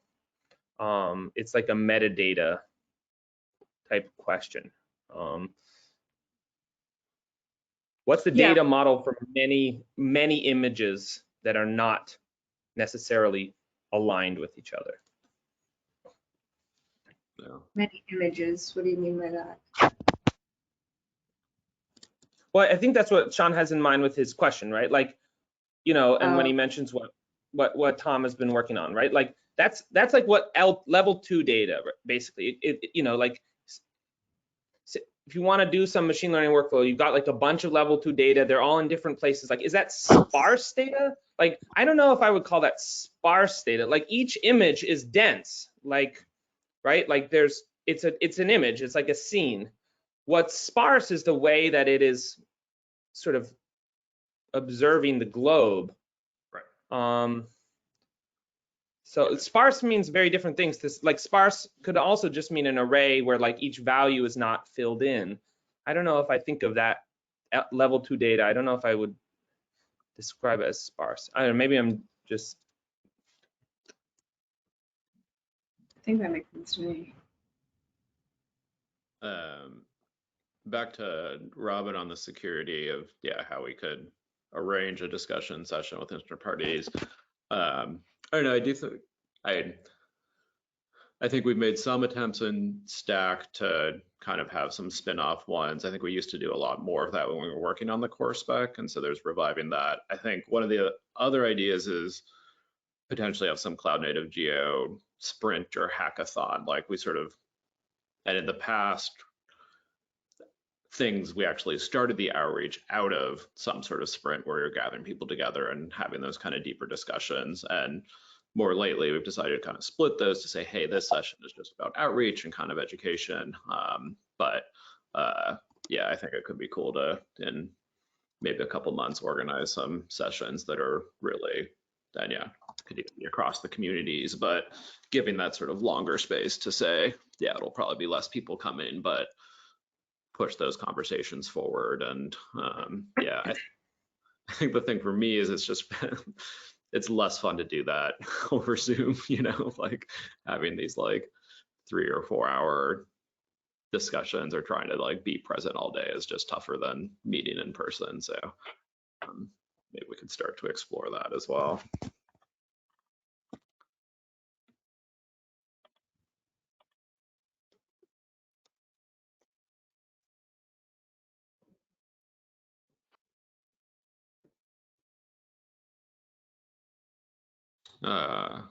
One of my favorite topics. So discussions to widen the vision of Stack Spec to better include cloud-native formats or even non-spatial tabular data, for example, documenting all the columns in the metadata.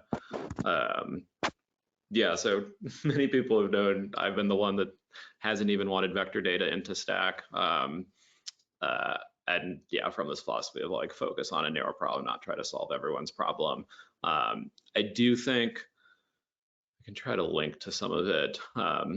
Some of the work I did in my OGC Visiting Fellow program was to kind of figure out the right abstraction levels. And I think the key thing with vector data is that it belongs at the collection level. It doesn't really belong at the item level. And then Stack has some collection support, but OGC also has their records and catalog stuff. And so what's the sort of cloud native like bit that complements the vector data? But I think it's pretty close. I mean, I think it's something like it's like a Stack collection. It's kind of a level above a Stack collection in a way. And I think we just need to sort of document it, and then it likely is part of Stack as well, where you can have a Stack representation that works with all its tooling, but is referring to vector data. So I think it's closer for Cloud Native Vector to have a kind of spot in the Cloud Native hierarchy, or it's rather the Cloud Native metadata that extends to all collections, not just collections that have assets of things. So yeah, I hope that one comes pretty soon. I definitely think, to me, non-spatial tabular data gives me like more pause, because I mean, it just feels like we're out of our lane and trying to solve metadata for everybody. Like, I think I would love it if Stack inherited from, you know, a temporal asset catalog or an asset catalog if there was just some JSON bit of metadata that, yeah, like, because I think that's what it is. If you have non-spatial tabular data, it's not a spatial, maybe temporal, but certainly not a spatial when you remove that. So that it's like just some fields. We have some nice fields in Stack, but then it doesn't feel like we should be the ones defining in general your link structure in JSON. So I don't know, it'd be cool to see if there's other domains that are close that we can work with. Like, I just hesitate for us to try to solve that problem. But I'm also sure that people will start to reuse those and you know, fit them into it. But I think I personally wouldn't want to standardize it until we really see like other communities that would adopt the same thing. So it's not just us in spatial in our view.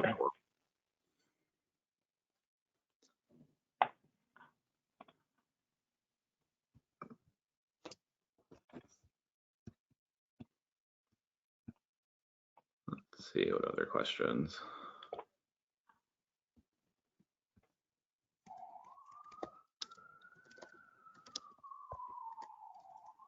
Is anybody here or even online we can promote? You want to try to tackle Robin's next question about storing and tiling global high-res data sets?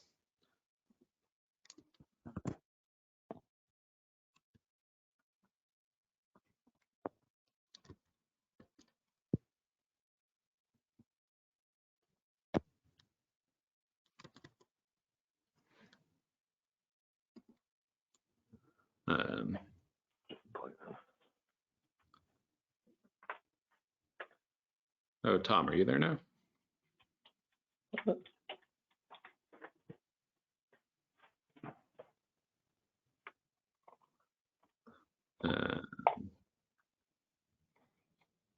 Cool. Hey, Tom. I think you're. I think you can speak now too, if you would like. Okay. Am I unmuted right now? Yeah. Okay. How about that? Sorry if I was making noise. No. I have no thoughts on the tiling thing. That is, I don't know. Rob and Matt will be back later, and they might be able to chime in on that. Yeah, and then for the jumping back just a bit to the tabular stuff, you know, where we have some tabular data sets, and I think are still figuring out the right level, catalog with Stack, and or figuring out the right level to catalog them at. We have some at the collection level, some at the item level. It was like Kurt from Earth Engine mentioned that they have vector data in Stack as well. So good time for experimentation right now, I think. Awesome. Yeah, I'm curious. I know you were definitely the one that started GeoParquet and getting that conversation going. I'm curious if you're putting any data into GeoParquet yet and how that's going. Yeah. So we've had it for a bit with a couple different data sets. The biggest one is so we have the U.S. Census 2020 data set with populations and various other things, geometries at different resolutions. So we have some GeoParquet files for that at like each census administration level, like from census blocks up to states, you know, and everything in between. And it's working out pretty well. I think I want to say those are all collection level assets, but I could be wrong about that.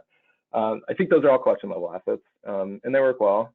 One cool thing that you can do at if you have items, so items linking to Parquet files or data sets, is kind of capture like the relations between them.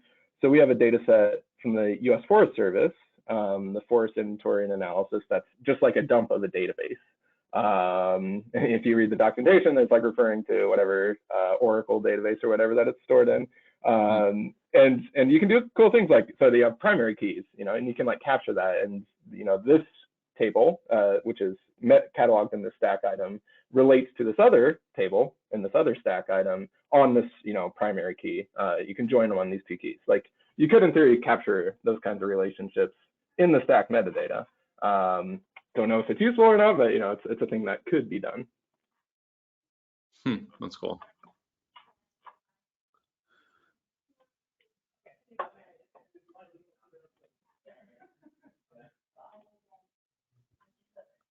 Yeah, I'm curious, Tom, if you guys have thought about non-spatial data in Planetary Computer at all. Everything's primarily geospatial. There's definitely like a focus on that, and then we do have like a regular Parquet file. So it just happened that the way the census block data came out was there's a Parquet data set for the population. So it has the like primary ID and then all the population fields as different columns. And then there's a separate Parquet data set for the geometries because they're released at different times. Was the main reason. We have some non-geospatial data, but it can always be joined to geospatial data, I guess is one way to think about it. Another interesting example, and if I can find it, I'll put it in the chat, is the NATSCO, GNATSCO, I don't know how you say it, soil database, which is a combination of both rasters and tables. And you can actually, I think I don't know exactly how it works. We have an example notebook, but I think there's like rasters that have like IDs that you can then join to rows. Each pixel would be like an ID that you can join to a row in a table somewhere to get like way more data.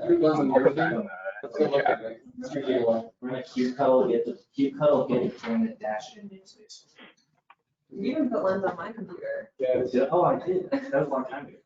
Yeah, and GBIF was mentioned. It's slightly geospatial.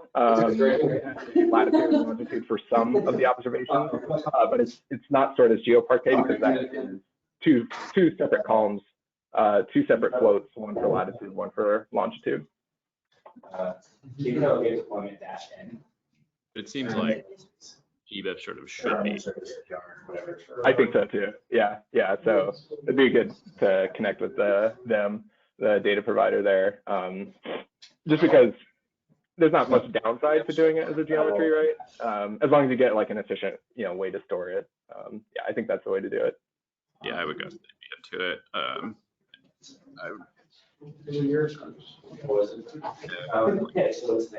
Tim Robertson's been at GBIF. Oh, I see. Okay, it's just arterial image service. No, it's QCOM port service / arterial image service. Can everybody mute? There's a phone caller that.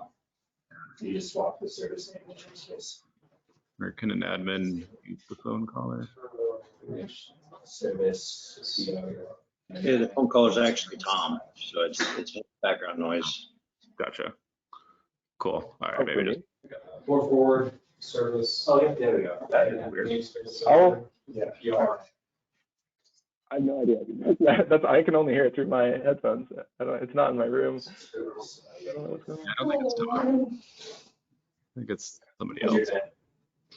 It's good. This morning I was like, this is a bad idea to come here. It's so chaotic in here. Meditate.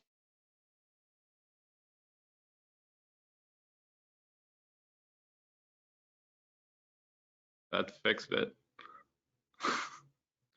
Looks like we muted everybody.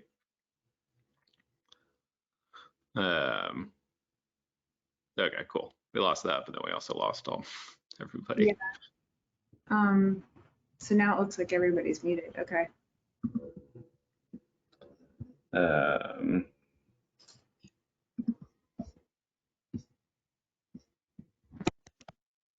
Yes.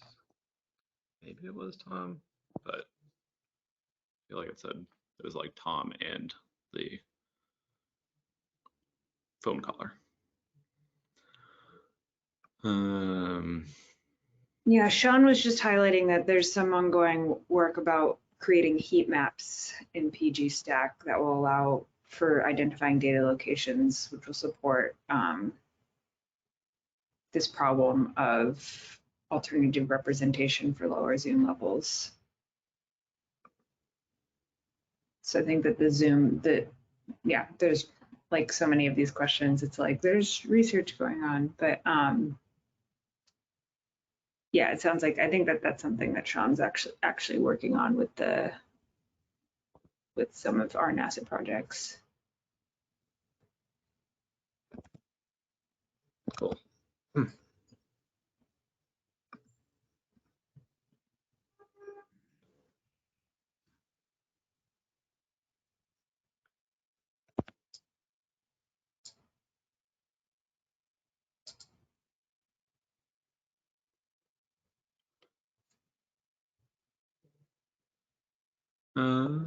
So any more questions that people want answered? If not, we can also just wrap this up early and wait for the next session.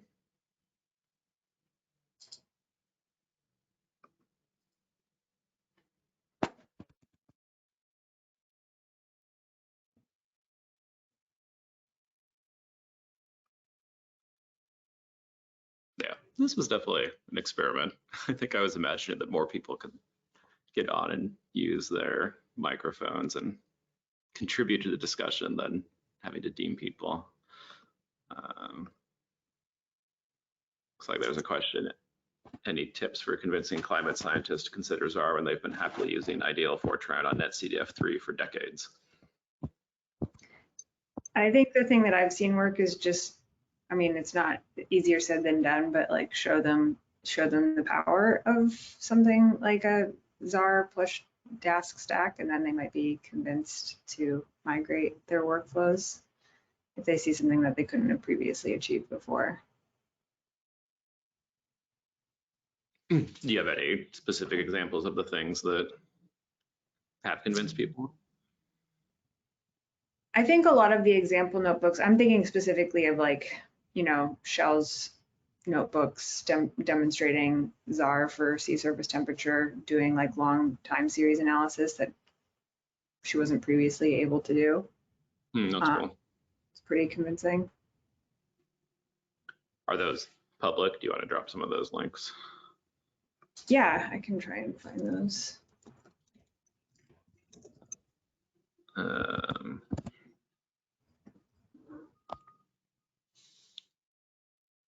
Let's see, any advantages to Dask plus ZAR versus Dask and Cog? I do not know Dask well, so somebody.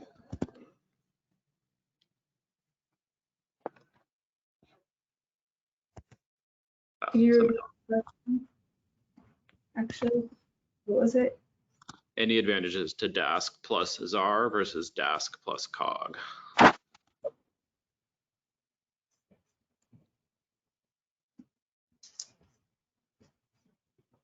The thing that immediately comes to mind is just that you might not have to read the metadata of all the files, but if you have all the metadata stored in the stack, then you should know which files to access, and then it just really depends on what chunking and compression you're looking at.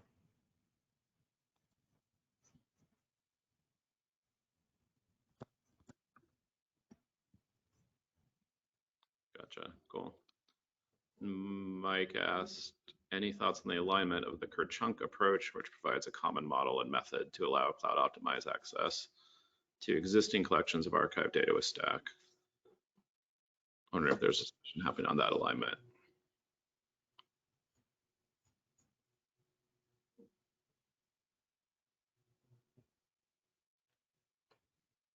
Yeah, I actually did not know much about Kerchunk before.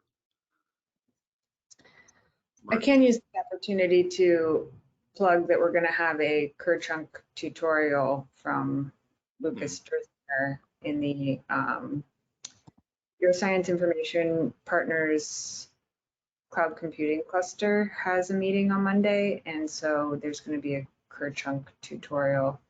I'm not sure if there's a deep dive into Kerchunk as part of this event as well, but if not, that might be a good opportunity to learn more.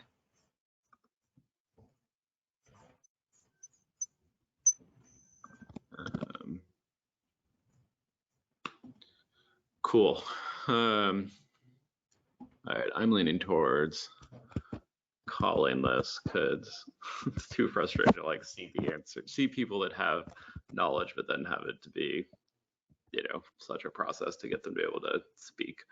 I think it's good to take breaks too. Yeah, that's fair.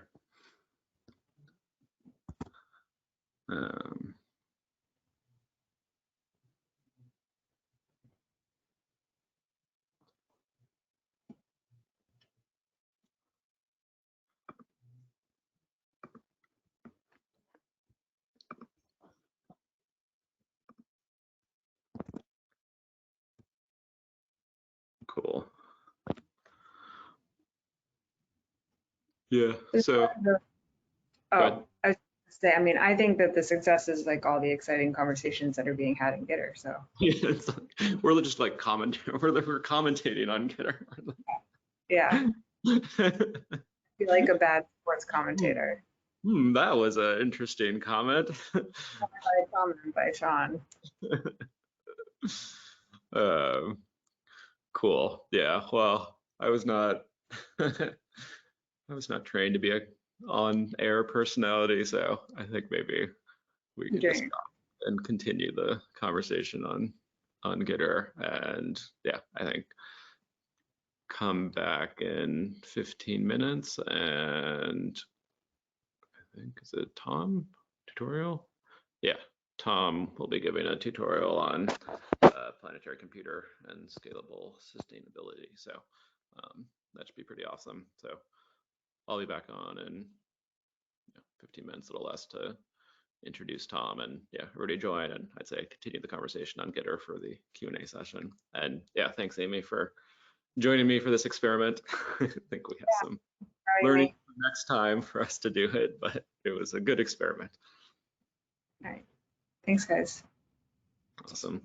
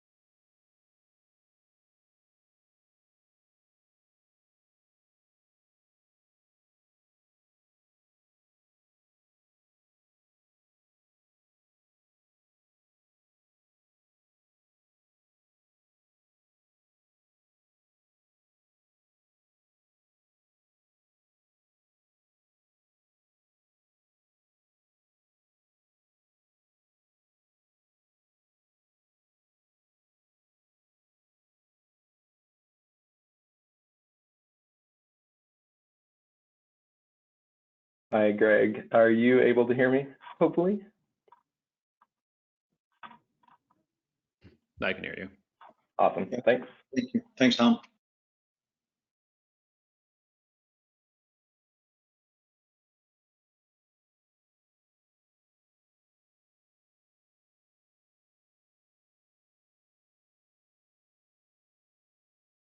You should probably just switch it over to Tom's screen now. Make sure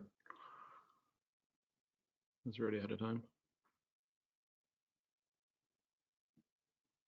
Nice. Oh, good to see it. Okay. Yeah.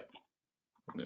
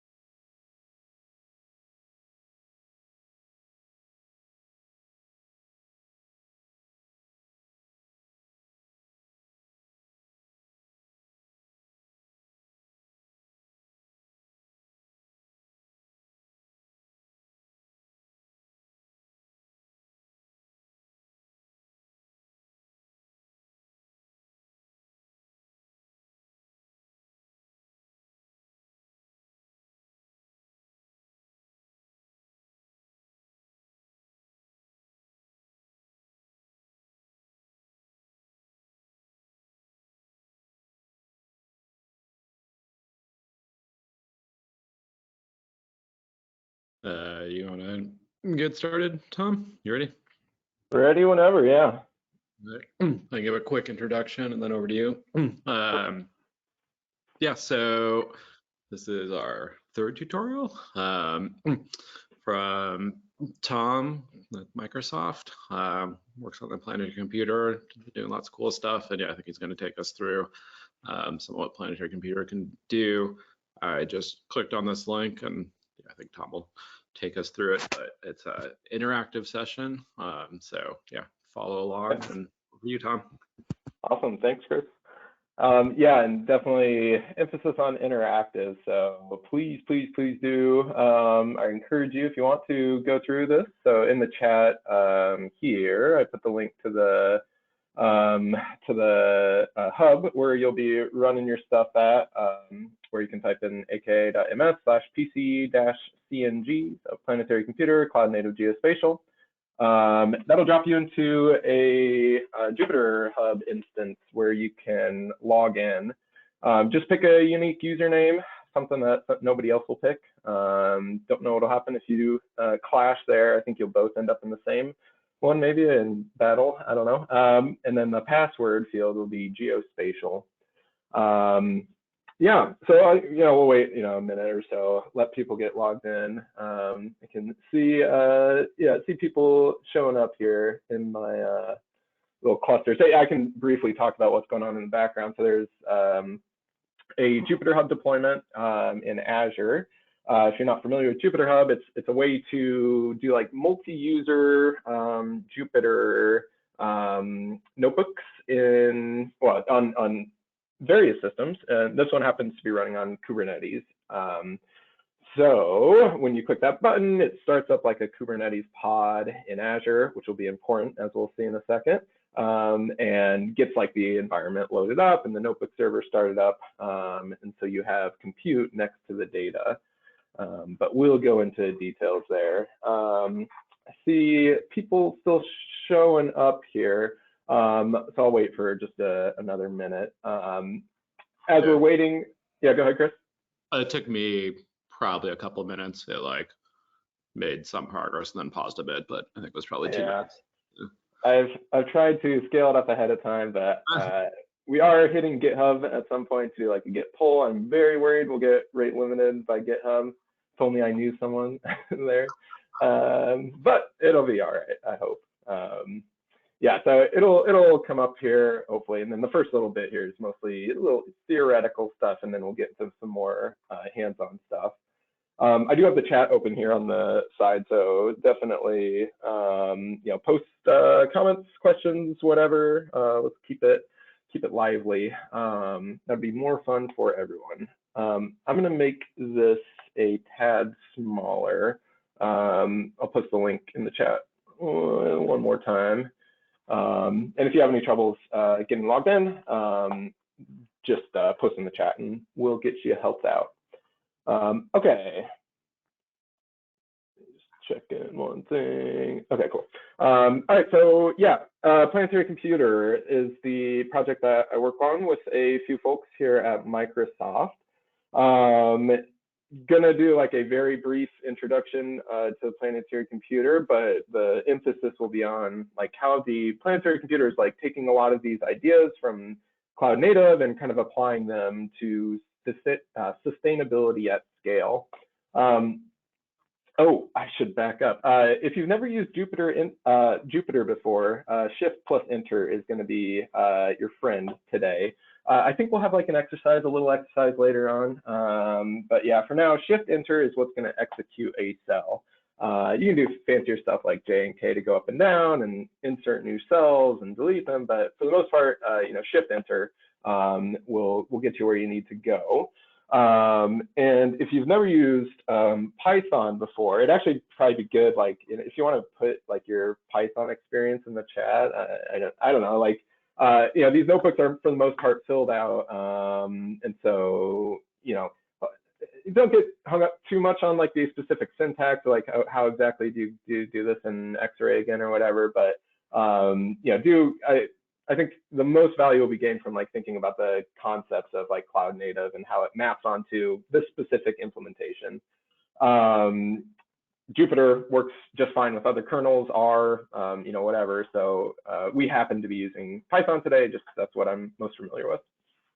Okay, back to the planetary computer. So we host a bunch of geospatial data on Azure. So you can go here for the catalog, which has a listing of all our data sets. So each of these is one or more stack collections that have a whole bunch of data assets available for use to you.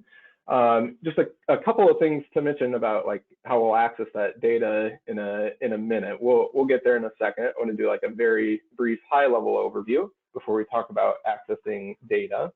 So we have a bunch of data in Azure that is there for people to use, ideally use from Azure. Getting all that data there into Azure is like a lot of work. It's not nothing, but it is, you know, well, you all know about Stack for the most part. So like, you know that just having, you know, paths and blob storage is good, but not enough if you really want to do like geospatial data analysis. So we also have APIs. These are the docs for our Stack API here. Search and all the stuff that you need there. We also have a data API, which we'll see in a bit, that has like, you know, some basic geospatial stuff that you might want to do built on top of T-Tyler. And then finally, we have a Dask-enabled Jupyter Hub. So right now, I don't want to like accidentally take down our planetary computer hub. So we're on a different one. It seems to be holding up okay. If you're having trouble logging in, post it in the chat, but it seems to be working okay so far. So anyway, that's the basic idea behind the planetary computer is, you know, lots of geospatial data, APIs, and compute all on Azure. Okay, want to like get into, you know, list out these cloud native principles, you know, fundamental type things, and then we'll apply them in subsequent notebooks. First thing is that you have direct access to all of the data that we host. So it's like 30, 40 petabytes of data or something in Azure Blob Storage that you have access to. And like great thing about Blob Storage, it's, you know, nice and scalable. You can hit it in parallel from a whole bunch of machines, and lots of people can hit it in parallel from a whole bunch of machines. So it's just really necessary when you're hosting like these large of data sets that don't fit on a hard drive. These Blob Storage APIs are great. That clouds provide. So S3, Google Cloud Storage, Azure Blob Storage, Cloudflare has one, R2, I think. So yeah, lots of this Blob Storage API is very, very important for this. And in the case for the planetary computer is you just have direct access to the files in Blob Storage. So either using HTTP or like the Azure Blob Storage APIs to fetch the data. Wherever possible, we're using cloud native formats that we've been hearing about so much today. So Cogs, R, GeoParquet, Copic, and wherever not possible or not done yet, we're experimenting with things like Kerchunk. So we'll see both of those in a sec. Next kind of high level principle, compute is next to data. We'll be talking a lot about this, but all of our data is in West Europe for best performance. Your compute should be in West Europe as well. And so that's where our compute is at here. And then finally, ability to scale. So, you know, it's fun to say like the cloud's infinitely scalable. It seems like this hub is holding up, scaling pretty well right now. I haven't seen any failed pods. So maybe it is infinitely scalable as long as you're not trying to use GPUs, maybe. Okay.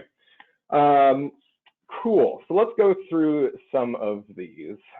First one is like, I don't know, maybe the most important is like putting the compute next to the data.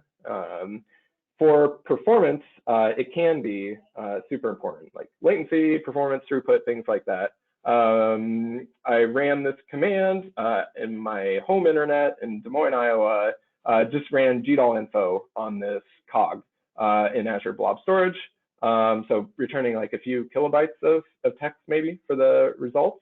And it took 7 seconds. So that's like not great. We're now in Azure, run this and it's like 200 milliseconds, so 0.2 seconds. So I don't know, this is like a very simple and hopefully clear demonstration of why co-locating your compute with your data can be so important. You know, maybe in like the old way of doing things, you would start by downloading your data locally and then compute on it locally, and like that'd be fine because it's, you know, the compute and the data's co-located on your laptop or workstation. But if you're trying to work with like 40 petabytes of data, you know, that's not an option. You can't just download all of that data. So you do need to move the compute to the data, which can be a real challenge. And so we'll be talking through some of that, but yeah. Cool. And like I said, so we have the data there available for use, and then we also have APIs for working with that data, most notably the Stack API. So you're probably mostly familiar with Stack, but in case you're not, so we'll use this library, ADLFS, which gives you like POSIX-like file system, os.path, whatever, API for working with blob storage. So there's S3FS for S3, GCS FS for Google Cloud Storage, lots of other ones. So like, I don't know if you know like how Sentinel names its files, but it's just like, there's all these letters, numbers, maybe a year in here. Hopefully that's like the year the image was captured. And if you're just trying to like figure this out, like where's March, you know, it's like, is that in a different path? So anyway, like the point is, if you're trying to just work with Azure, you know, blob storage, paths and blob storage to Cogs, it's just like, I don't know, it requires either reading the docs, which you could probably do and figure that out, or you can just use Stack. So we'll use Stack here. We'll use PyStack client in this case, but great thing about Stack is it's standardized, so libraries like RStack or any of the other ones can work with the same Stack API. PyStack's just a convenient way to do it from Python. Connect to this catalog, and then we'll search for all of the Sentinel-2 images over Wyoming in 2020, July of 2021. And do that, and in a second or three, we get back our items. Okay, so 486 Stack items matched our spatial temporal query. Okay, you know, Stack, it's a standard. Great thing is, like Landsat, we also have like Landsat Collection 2, Level 2, which has a completely different like naming structure. It's in a different storage account, container, bucket, if you're familiar with S3 or Google Cloud Storage. So it's completely separate. If you wanted to like do a similar sort of query just on blob storage, you'd like have to completely rewrite your code. But with Stack and the Stack API, we're able to just swap out the collection ID. So instead of Sentinel-2 L2A, we put Landsat 8 C2 L2, and we get back our Landsat items matching our query. Okay. One of the nice things about Stack items, GeoJSON features, so like they're Stack's all about metadata. We haven't actually loaded any Cogs or anything yet, but we can, you know, load these up with libraries like GeoPandas and plot them on the map. So I don't know if this is meaningful or not, but you can kind of like plot the like acquisition path and date of each of these Stack items. They're overplotted on top of each other, but you can, you know, kind of get a feel for where your Stack items are at. Honestly, this is most helpful if you're trying to debug, like why is this item showing up in this query? Multiple times we found like, oh, your bounding box says you cover like all of this all the way down to Mexico, and it's like it should just be this little bit. So very helpful for debugging, but you can also do like analysis on these Stack items, and depending on the item, like it's got a lot of rich information there, things like the cloud cover and all sorts of rich information that can be actually analyzed on its own. So that is our Stack API, very briefly. We'll be using it a lot today. Briefly wanted to mention the data API. This is based on top of T-Tyler, which I think has been mentioned quite a bit already today. So yeah, we use it for several things. I'll show you in a sec, but in this case, we'll use the data API to plot an item.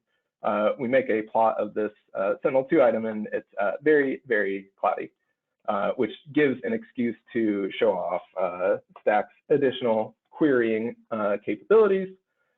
you can query on anything within the item. So we'll query for, same query from Sentinel-2, Wyoming, July 2021, but we'll limit it to items that are less than 10% cloudy, as defined by Copernicus or whoever sets that. I'm not actually sure. We do that, and now we get our nice plot here on this map. And then since this is using T-Tyler in the background and like Folium or IPy leaflet on the front end, as we zoom in, we're going to get the higher resolution imagery returned by the tiler. And so this is all done dynamically and all that great stuff behind T-Tyler. I skipped over it kind of, but just to show like what we're doing is each of these items has a tile JSON asset on it. So I'll pull out this first one. And if we look at that href, that gives a link to somewhere in the planetary computer with some parameters that I don't fully understand. But the upshot is if you make a request to that endpoint, you get back this payload, which tools like Leaflet and so on can know what to do with this URL to make stuff work that I don't understand, but is cool.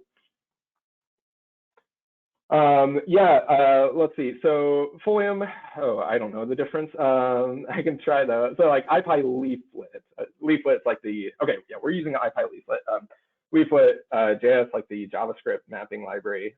IPy leaflet is a Python library built on top of it and IPy widgets, which are a way to get JavaScript interactivity into Jupyter notebooks using the Python kernel. Hopefully that was roughly correct. I'm not sure about the details, but that's the basic idea. And then as far as I understand, like that's what makes all this work. Like as you zoom in, it fires off things to like the bindings, IPy leaflet bindings. IPy leaflet calls into like leaflet.js or whatever, and it knows how to make the request to that tile endpoint. Roughly speaking, I think that's accurate. If anyone knows better about that whole chain, feel free to post that in the chat. Hopefully that's mostly correct. If you want, you can poke around at our Explorer. I would encourage you to do that. If you want to try and take it down by all browsing at the same time. Anyway, it's a way to, again, built on top of our Stack API and our data APIs, T-Tyler, to kind of bring this interactive visualization to these Cog data sets. Last thing that we're not going to see today is scaling out on mini machines. But our Jupyter Hub for the planetary computer has this DAS gateway integration where you create a cluster, you scale it, connect to it, and then your computations that use DAS would be distributed on a cluster of machines. Okay, that's the introduction. And now let's get into the fun stuff. Over on the side here I'll try to slow down. Apologies. Items command I showed earlier. I'm not actually sure. I think I was, oh yeah, probably. I think just showing the Sentinel item 0. Sentinel item 0. Sentinel items. I don't know if I typoed that. But anyway, I think just showing the, here we go. Yeah, this one. It's just items. When you're ready to move on, we'll go to the data access notebook. Yeah, and in the chat, it looks like there's been some nice clarifications. It looks like IPy leaflet does kind of like bi-directional communication. Folium is just one way from Python to JavaScript. IPy leaflet goes both ways, it seems. Okay.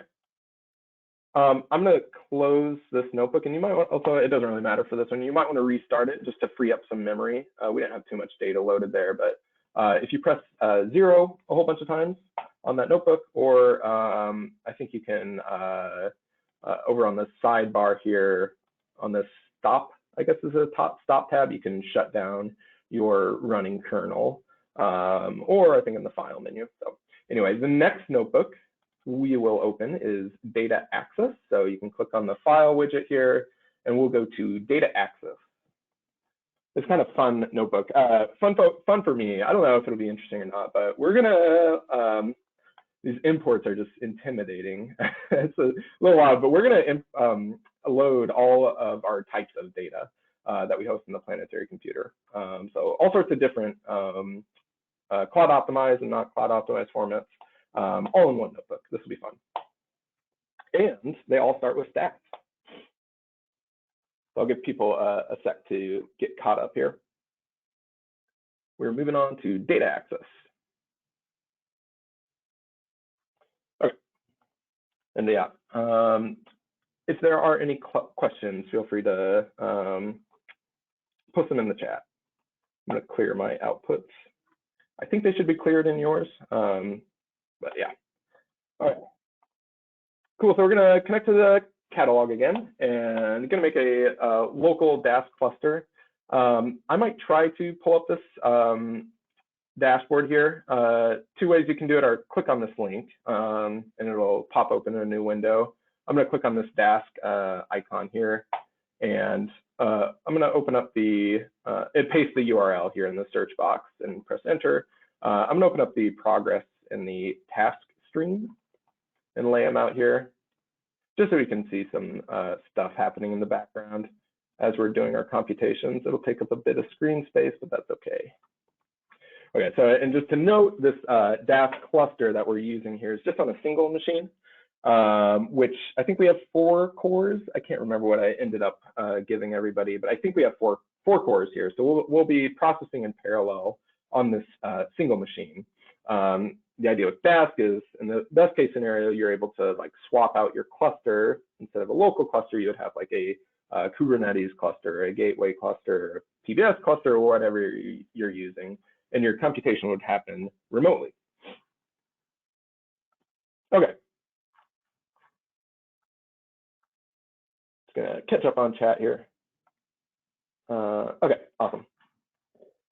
Let's see here. Raster data. So the prototypical use case for Stack and Cloud-Native Geospatial stuff, I think.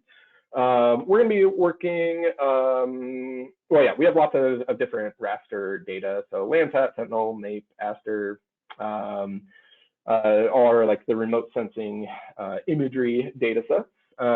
Land use, land covers, like derived things, elevation things, variables like chorus, biomass, HGB, HREA is like electricity access. So lots and lots of different kind of Cog-based data sets. Yeah, there's a question in the chat. I'm gonna answer that in just a sec. So I'm gonna go through this. Actually, yeah, I'll answer it here in a second. In this case, we're gonna be accessing data from Sentinel-2 that is less than 25% cloudy over this bounding box. I can't remember. I think this is outside of Seattle.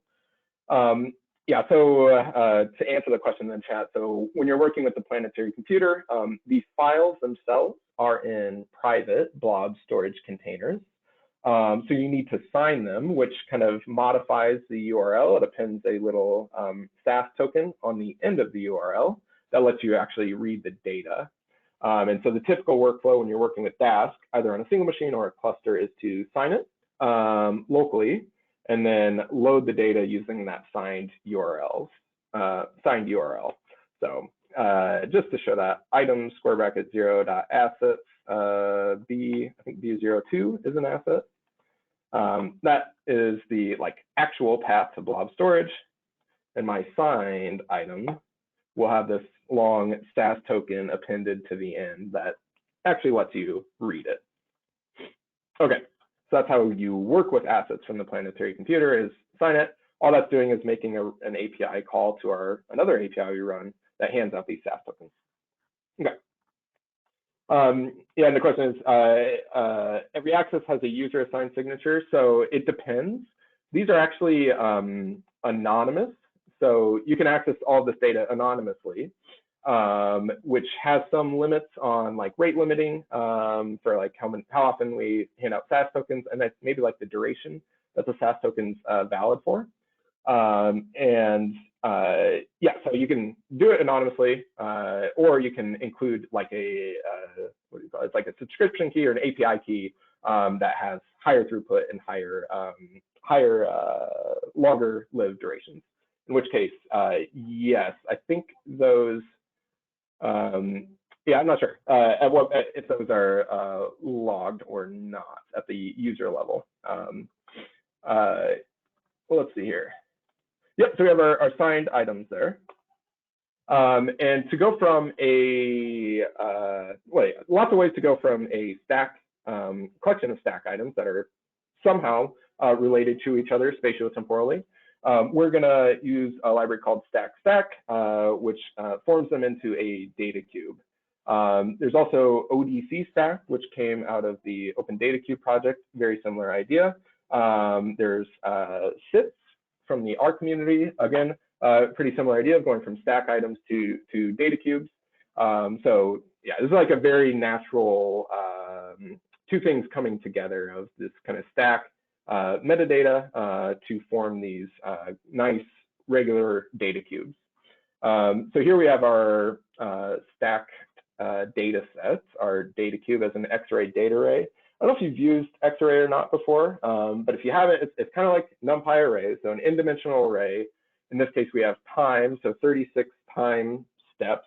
Our band here, which is red and near infrared, we're going to calculate in DVI, and then our longitude and our latitude. Okay, so we have our four-dimensional array. The nice thing about X-array over something, it builds on top of NumPy and DAS, but the nice thing about X-array is you have like these coordinates, things like the time stamps for each one, band names, latitude, longitude in their native projection, things like that, and all the attributes that we get from stack. So this is very, these go together very well. We'll go ahead and compute in DVI using the red and the near infrared bands, and we'll plot that on a map. This is using stack. What it does is like, yeah, it's kind of doing something a little bit like T-Tyler on a DAS cluster. So the data is on the DAS cluster, and it's like doing the stuff to fetch specific tiles, and has like the we upsampled this, so it's coarse. It's fairly coarse, but it will adjust for that as you pan and zoom around. So that's like a quick little NDVI computation on this data. Okay, so that's Cogs, Raster Data. Earth systems data, which are typically stored as like ZAR or NetCDF. These might be like climate model outputs like TerraClimate, GridMet, CMIT SIPs downscaling things, reanalysis data sets like ERA5, observational data sets. I think iMerge is an observational data set, so lots of different kinds. We'll be working with TerraClimate using ZAR. So this is stored as ZAR in Azure Blob Storage. One cool thing that you can do with Stack, it's very, very extensible. So we are implementing the X-array assets, I think is the name of the extension, on these assets. So if I open up that asset and convert it to a dictionary, you'll see things like these open quargs. And so what this is saying is, hey, if you open this asset with X-array, like you could open it with anything that reads ZAR, but if you open it with X-array, you should pass along these options like consolidated equal true. You might have like chunking information or things like that. So it's very nice to be able to go from, the only thing you need to know to access this data is the name of the collection and the name of the asset in this case, since it's a collection level asset. Okay.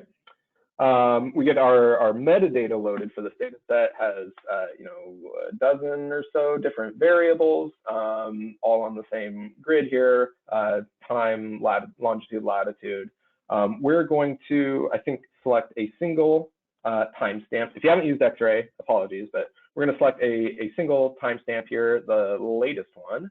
We'll grab the Tmax variable and then kind of make it a bit coarser just for the plotting.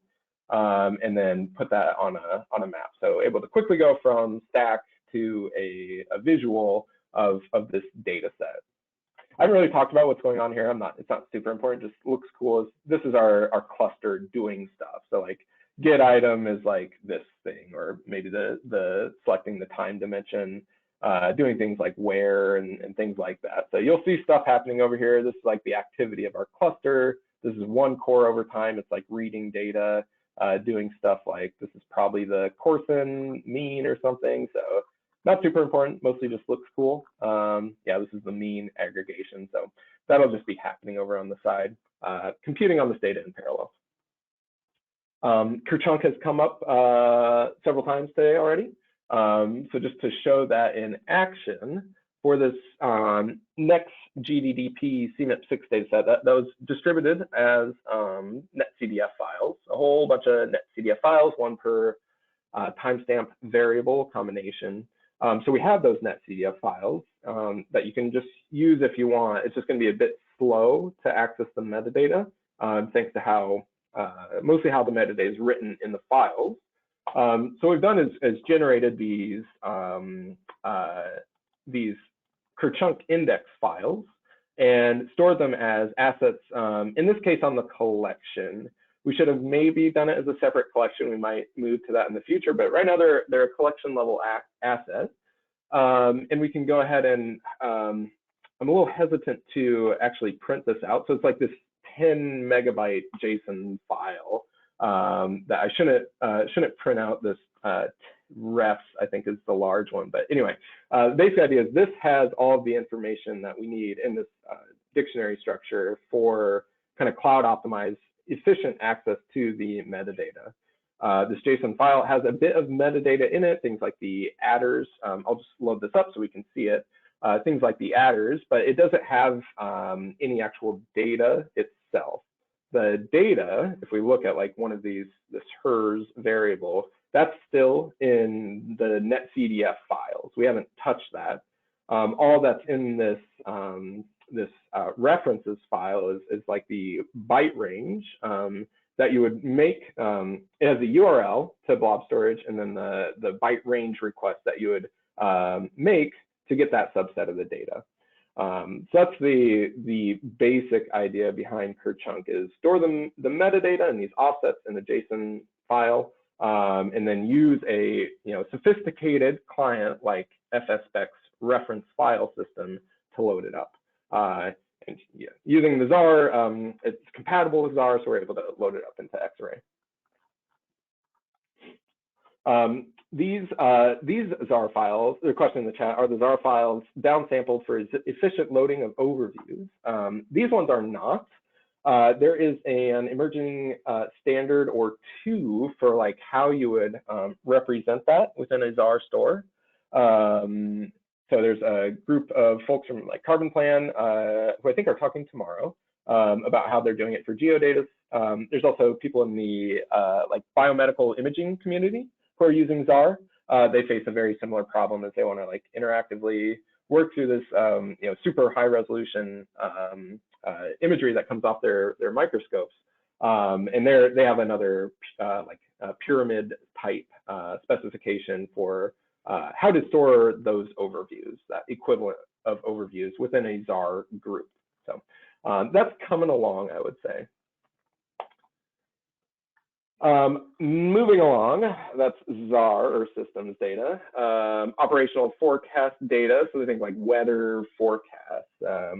We have some data. Our release was unfortunately delayed, so we're going to hit the staging API. Hopefully it stays up.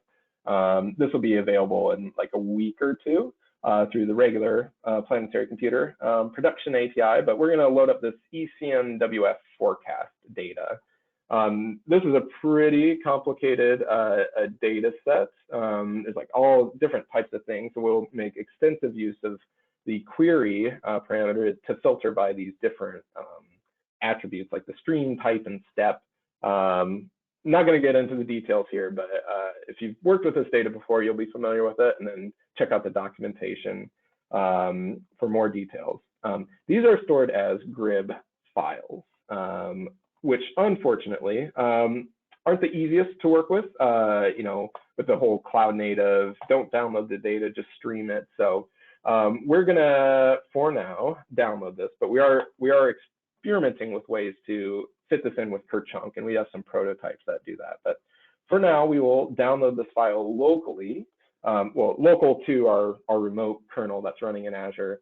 And then we have our data, again, as an X-array data array. So we've loaded up the metadata, not any data yet, and then do things like plot the significant wave height. Lots of quick little plots here that we'll put on a map.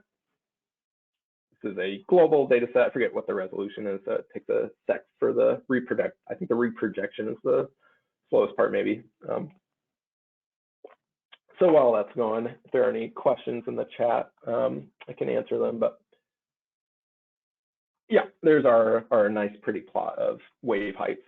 To make a, I don't know, this is like fun stuff that you can do, like the joint distribution of the mean wave period along X and the significant wave height on Y. And like maybe that's meaningful to oceanographers. I'm not actually sure. I think it just looks cool. Okay. That is operational forecast data. Tabular data, carrying on. So in this case, we're going to go through Apache Parquet and GeoParquet for the metadata. Going to be loading up the US Census data sets. Okay. First one we'll do is on the congressional district level. That points to a file in Azure Blob Storage. So we'll go ahead and load that up using GeoPandas, but you can use any library that can read R. And we have our, I'll just show it over here, our geometry somewhere. I think I need to scroll over, but yeah, our geometry is over here at the end, and we can do things like use the Explorer to just quickly put that on a map for Maryland. Okay. For larger data sets, so Parquet has the idea of a data set. So that example used a file. It's a single Parquet file with all of the data. There's also the idea of a data set, which is basically like a folder of similarly structured data. In this case, we have a couple of those. One for the geometries, which has a bit of state FIPS code and things like that, and then the geometry. And then we have the population, which has, I think, this FIPS code here in the index, and then the geometries here. Sorry, the populations here. So no geometry, but we can do things like join those together. And since we're using Dask, this is all lazy, and we were careful about how the files were written. They were partitioned by state. And so we're able to, like, quickly, if you're doing some analysis that's either parallelizable across states, or if you only need to work with like a single state, you can do something like, give me, it's a little ugly, but anyway, give me, all the files for Rhode Island. So we'll use like the Panda style lookup by label here for these things that start with basically 4.4, and then load that up. And you can see that we only read, one chunk worth of data because all of Rhode Island is in a single partition. Okay, and we have all of our population data there. Oh yeah, I ran that on the geometry. So anyway, same idea for the population. Okay. Cool. Point cloud data. Last one. We're almost there. This is a new one, but working with folks from Hobu to get this onto Azure. We're actually going to look at some LiDAR data from the USGS 3-depth LiDAR program over Chicago. Going to query for this area here. This is using the test API. This is really, really bleeding edge now, but it'll be available through staging and hopefully production soon, but I just kind of not include it. Again, using Stack to search for these Copic items that intersect with this geometry here, this circle. We can do stuff with PDAL that I do not understand, but you can ask Howard about that. Do things like we're going to create an intensity TIFF from the Copic file. And I think the thing to call out here is this execute streaming. So these nodes that we're on only have 8 gigs of memory. This Copic file is, I think, quite a bit larger than that. But we're able to stream in the chunks from blob storage directly into this PDAL pipeline without having to like load the whole thing or download the whole thing ahead of time. And we get out this TIFF at the end eventually. Okay. So that was a lot. That's like, I think, unless I missed any, that's like all of the various types of geospatial data that we have in the planetary computer. So all in one notebook. Hopefully that was fun. Okay. And this will hopefully be a good reference. I should point out, I'll put this in the chat. If you're interested in the materials, they are here. Renee asked, the question is, was it decided how to pronounce Copic? I think they deliberately did not take a stance on that, unfortunately, but Copic, Copsy, whatever you want. Continuing the great tradition. So for this one, definitely do. We have loaded a lot of data. So, hit 0 a bunch of times, or file, kernel? Yeah, kernel, restart kernel. Definitely do want to restart your kernel here before we move on to this. I think if people want, you can choose. I have 2 more notebooks that we're not going to get to both of them. I think we'll move on to this Hurricane Florence animation just because it's, I don't know. But if you want, you can also check out the crop prediction example. But I'm going to go through Hurricane Florence. Okay. How are folks doing on like speed? Should I slow down? I definitely will slow down for this notebook, just because it's more, less like reference style. It's more analysis. So I'll slow down for this one. But if you do have any feedback, put it in the chat.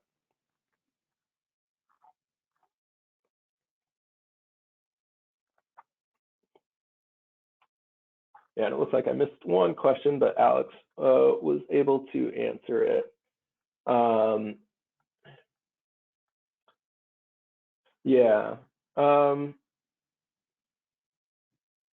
Typically, the question was like, if we have any examples, I'll put the docs here. Docs. I'll put the docs to where we describe that. This is specific for accessing data. Sorry, I think okay.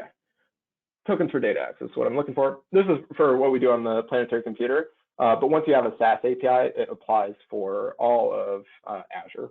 Once you have a SaaS token, it applies for all of Azure blob storage.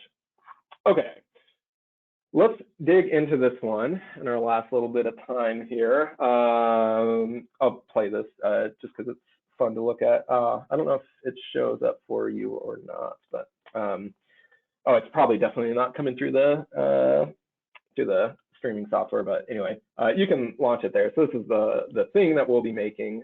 This might be a bit longer than what we do, but this is an animation of Hurricane Florence using imagery from the GOES satellite, which I think is just like, it's really remarkable, I think. Hopefully like scientifically useful as well. First thing that we need to do is figure out where on Earth the storm was and when. Okay.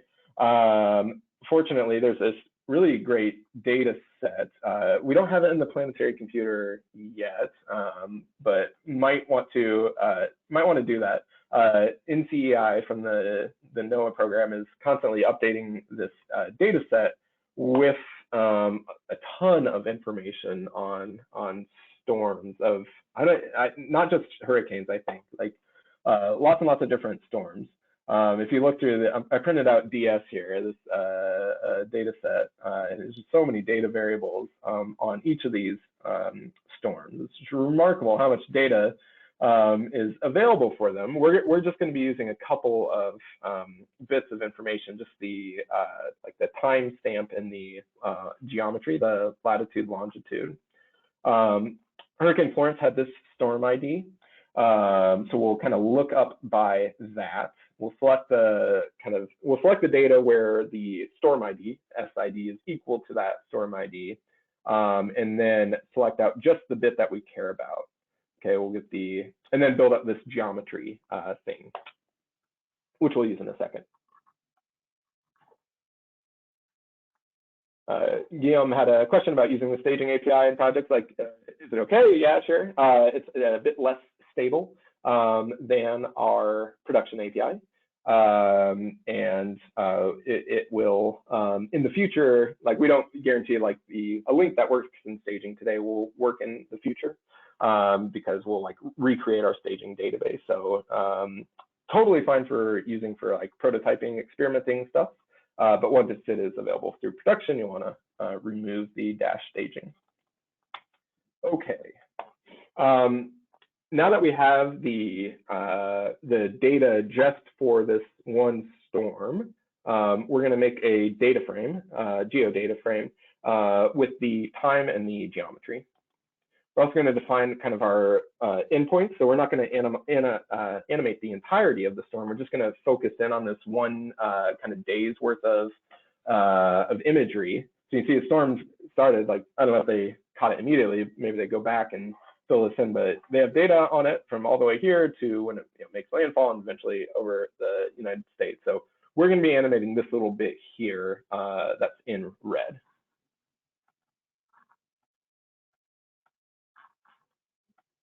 Okay. All right. Yeah, so let's grab out the bounding box of our data set here. So this is just a list of latitudes and longitudes. And now we can actually use the Stack API to get the imagery. Okay, so again, connect using PyStack client in this case. The collection we're working with is the GOES CMI dataset. Using this bounding box and the date time endpoints that we defined earlier on, I can get rid of this limit. It's not necessary anymore, but you can leave it in, it doesn't hurt anything. And then we're going to use that query filter to limit the items to just those that are mesoscale. So if you, I should share this link, planetarycomputer.microsoft.com/catalog. For any of our data sets, you can go to the kind of detail page, get more information about that using things like the summaries. So in this case, there's the 3 image types here. There's an image capturing the continental United States, half the full disk of the Earth, and then mesoscale, which I think is like zoomed in on a specific region. And what's captured, I think, depends on the mode that like Modus or GOES is in. So I'm not quite sure how it works, but right now for this animation, we're just interested in this little bit, these mesoscale items. Okay. So these are, yeah, we can load up this first item here. I might make this, I'm going to close my Dask windows because we don't need them anymore. It's a tad smaller, but we can load up this first asset and plot it and kind of get a sense for what the storm looks like for this one. And we're on, we definitely found it. So reversed here, this is water around the side, this is the storm here, but now we can go. So one thing about GOES is it's a geostationary orbit. It doesn't have a EPSG ID. So we can't use stack. I haven't tried ODC stack on this data set to see if it works with this. It's GOES own CRS. But anyway, we're gonna just kind of do things the low level manual way right now, which takes a bit of time because we're actually opening up all the metadata, opening up all these files to read the geospatial metadata. But basic idea, we're gonna grab out the common names. So these are the names of the bands that we're going to be working with. We're going to get like blue, red, blue, and the other one near infrared. I can't remember what the band names are. And then we'll make a data array. We have our date times here that we can get from the stack metadata. And then we have our collection of arrays here, one for each timestamp band combination. And we load that all up into a data array. So this is the kind of thing that stack or ODC stack does for you, and it does it faster. But end of the day, we get to the same thing as a data array with this kind of time band X, Y layout. Okay. Yeah, so next little step here. Oh no, I don't know if I, actually, maybe in the chat, do you have a like little prompt here? Maybe in yours, is this like green equal to, I can't remember if I pushed that change or not. This was supposed to be an exercise, but might have missed our chance for that. So Anyway, I'll assume it's not an exercise because I think I have the latest version here. So apologies for that, but we're gonna do a bit of band math here to create this kind of fake green band because GOES doesn't have a true one. So we're gonna make it as a combination of the red, near infrared, and blue bands. So using X-rays, indexing here, and some math to get that green band. Okay. Now we can do some stuff that I found in some PDF somewhere about making the pictures look pretty. This gamma correctioning that I don't really understand, but we'll do that, and it does really make the image pop for sure. So that's our first image of the storm. Last little bit, not super relevant for Cloud-Native Geospatial, but is cool, is all the Matplotlib stuff for plotting onto a figure. So gonna skip over this, but if you want to refer back to it later, you definitely can. We're just gonna go ahead and kick off that animation. You can see it run here, and it'll finish up in 30 or seconds, a minute or so. While we're waiting on that, if there are any questions, I'm happy to answer them.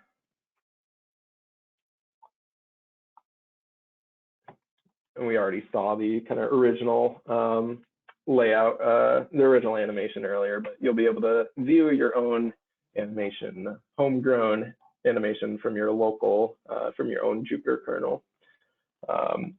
Yeah, hopefully that's satisfying.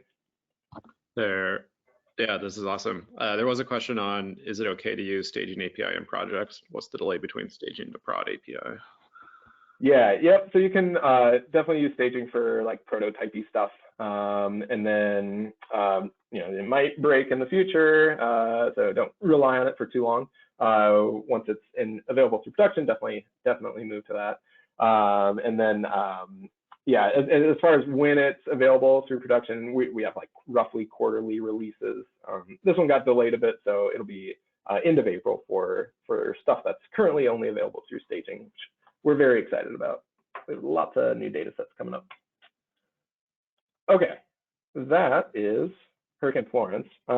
We have 7 minutes, so it absolutely does not make sense to go on to this next notebook, but I'll give like a high level overview is using some label imagery from Radiant Earth's South Africa crop type competition, which have like a static stack catalog for, and then the kind of original imagery that was based off of from Sentinel-2 L2A, and kind of just going through an example of bringing together these two data sets, so the labels of like what is this field, what crop is growing on this field, and the actual imagery, and then training a little very basic machine learning model, a k-nearest neighbors model, to kind of try and predict the crop type based on the satellite imagery. I can't even remember, we're just a handful of the Sentinel-2 bands. So that's like a fun little notebook for doing that. Use a stack to do the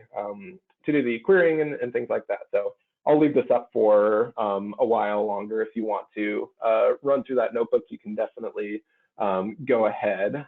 Otherwise, and I'll put all this in the chat, the materials for today are here at this GitHub repository, tomahawk/PCCNG Outreach 2022.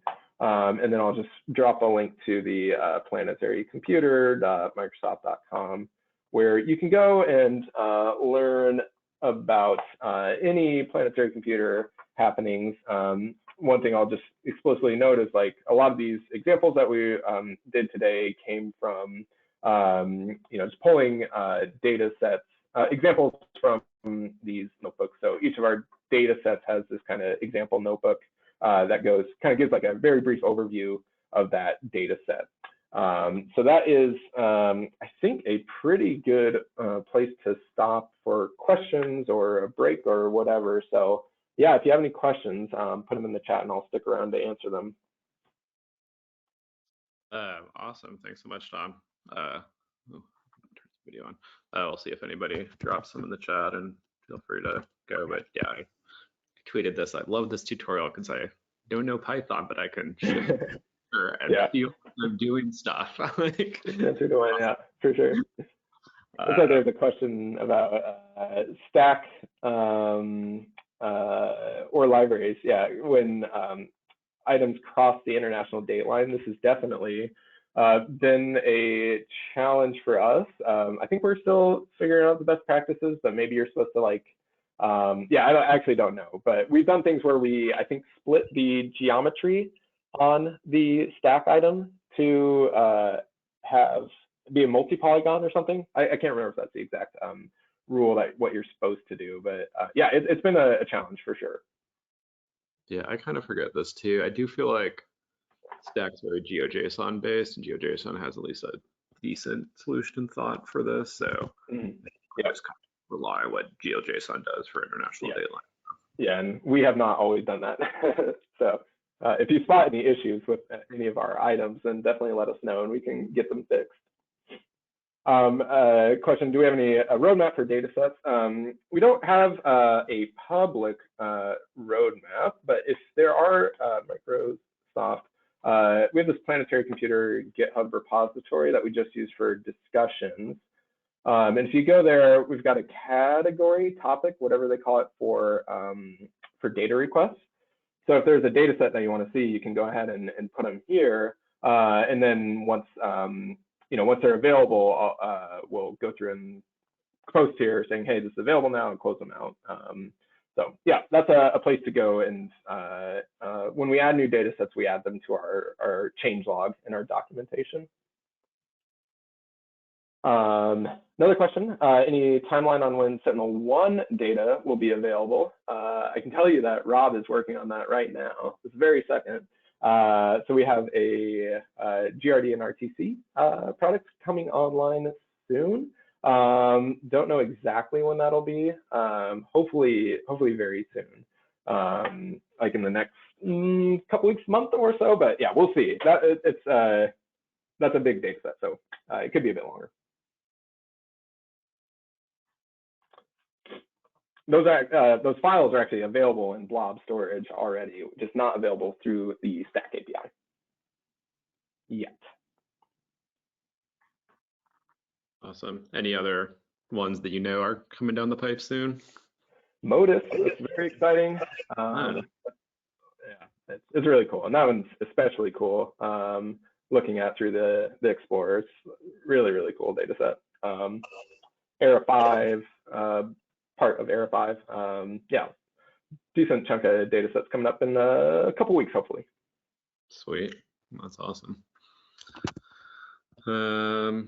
Cool, thanks so much for this talk, Tom. Super awesome. I think this will be a great one. I guess, yeah, one question, if people are watching this later, will they be able to log on, or is this a one-time? Yeah, this link will go away.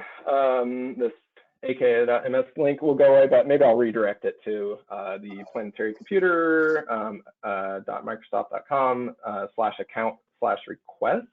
And you can do once you sign up for an account and get approved, you can do very similar things on our hub. Yeah, so that's most likely future plans. That's the place to go. Cool, sounds great. So future people that are watching this, do that. We tell you. Cool. Thanks, Tom. So I think that takes us to the hour. We'll switch to our next set of talks. Dean, you want to turn your camera and say hi? And Robert as well, our first speaker, and Dean's going to moderate for us.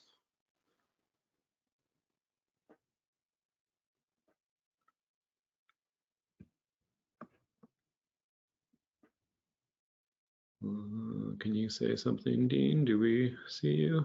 There we go. I was muted by the organizer. Yeah, welcome everybody for the next session of lightning talks. And thanks Chris for leading the charge on a lot of this stuff. And next up, we have some great lightning talks from a wide variety of speakers. First up is Robert Pitts from New Light Technologies. from the U.S. Army Corps of Engineers, and really looking forward to seeing how you're using cloud-native solutions for dynamic spatial, temporal, vector, and raster analysis of climate data. So take it away, Robert, and I think each speaker is 5 minutes, right, Chris? So we'll keep a close eye on the clock. Cool. Can you hear me okay? Yep, sounds good. Great. And can you show me how to present my screen? Oh, there we go. Hopefully this will work. Let me know if you're getting this. Looks good. Do you see my screen? Yeah. All right. Perfect. Whoops. Well, we've now lost it. Sorry. One more time.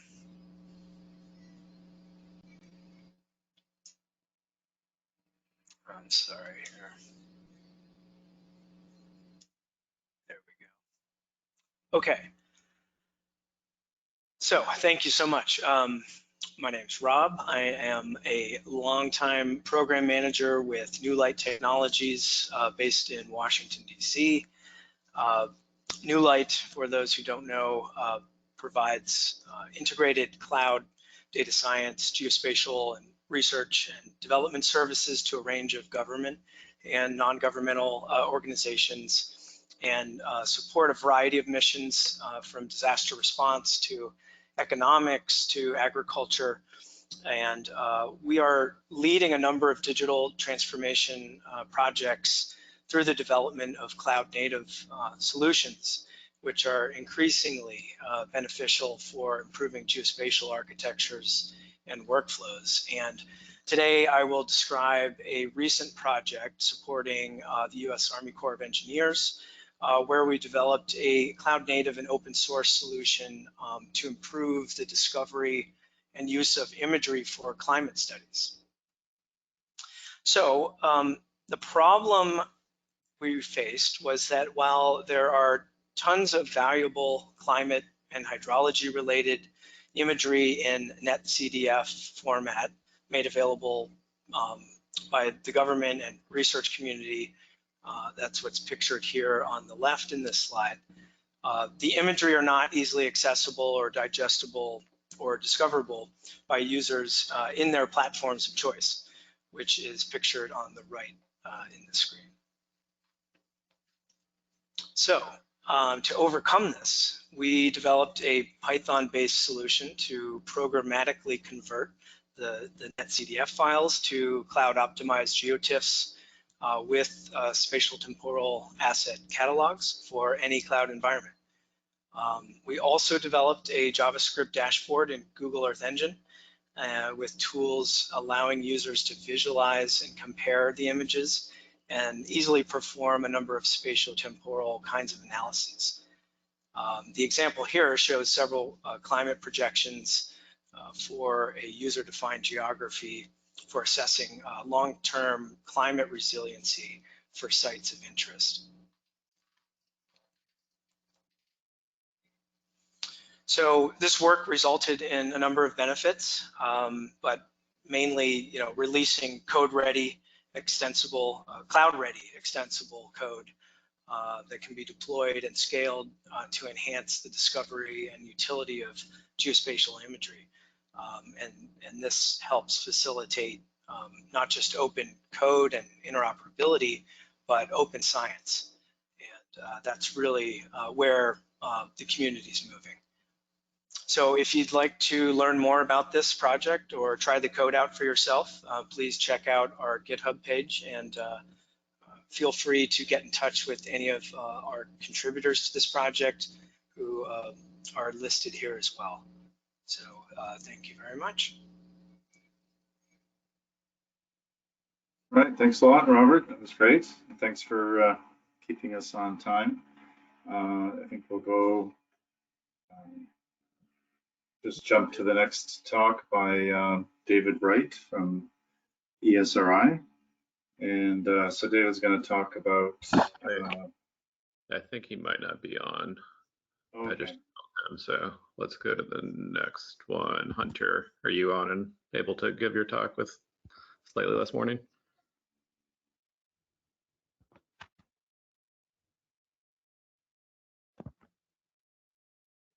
It looks like maybe.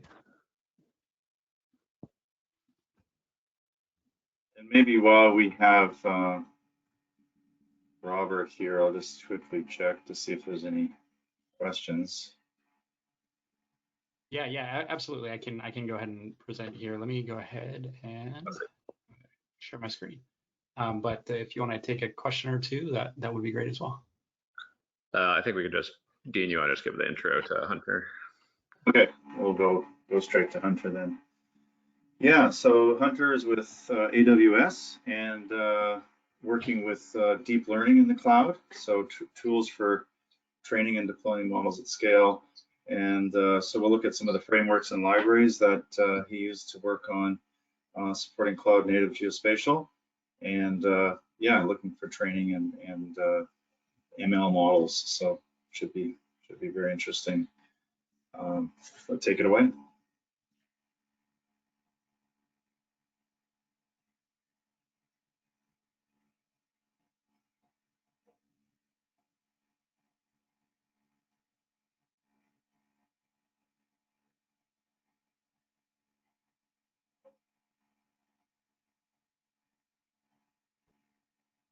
Hunter, are you there?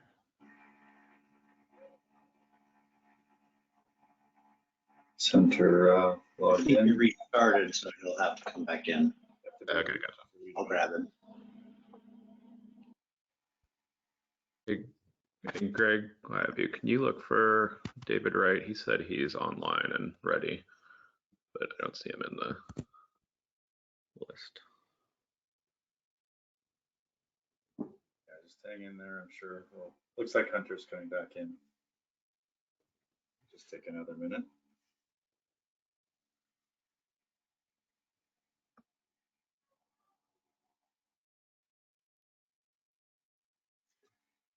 Yeah, all right. Hey, can you hear me? Sorry about that. Yeah, no problem. All right. And can you all see my screen here with this slide deck shown? All right, fantastic. Title 5.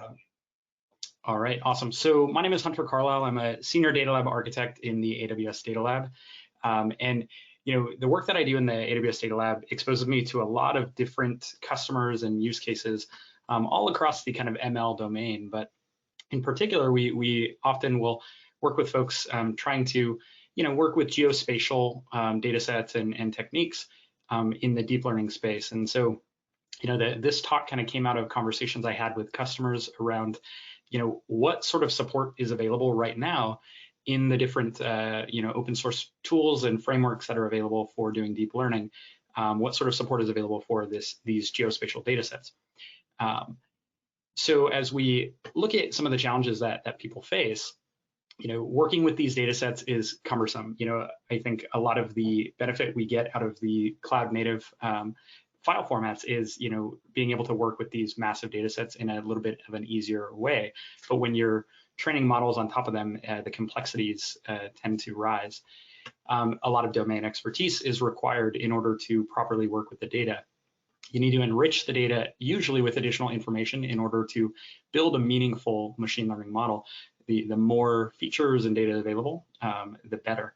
And finally, the exploratory analysis and kind of visualization tooling is often a little bit limited, as we've seen, and as you probably all know.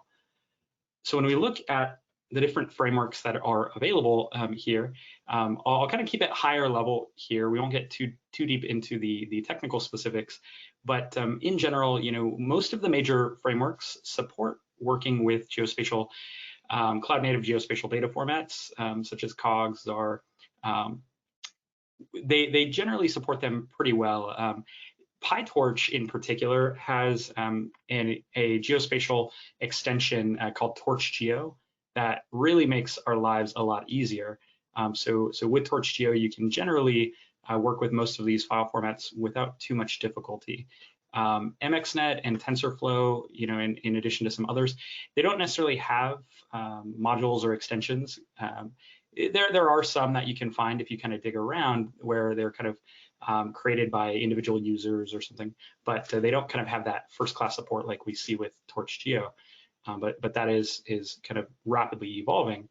But in general, they still support working with these file formats generally through different third-party libraries. And you've probably seen some, as the conversations have gone on during this event, and there will be some discussion on that, in later talks in this event as well, what some of those libraries are and how you can work with them. But in general, it's not a painless process to work with these frameworks and do serious deep learning on top of these geospatial file formats. You often have to do a lot of conversions and you have to think very hard about where and how you're storing the data to stage it for training. But in general, the prognosis is good and it's getting better, right?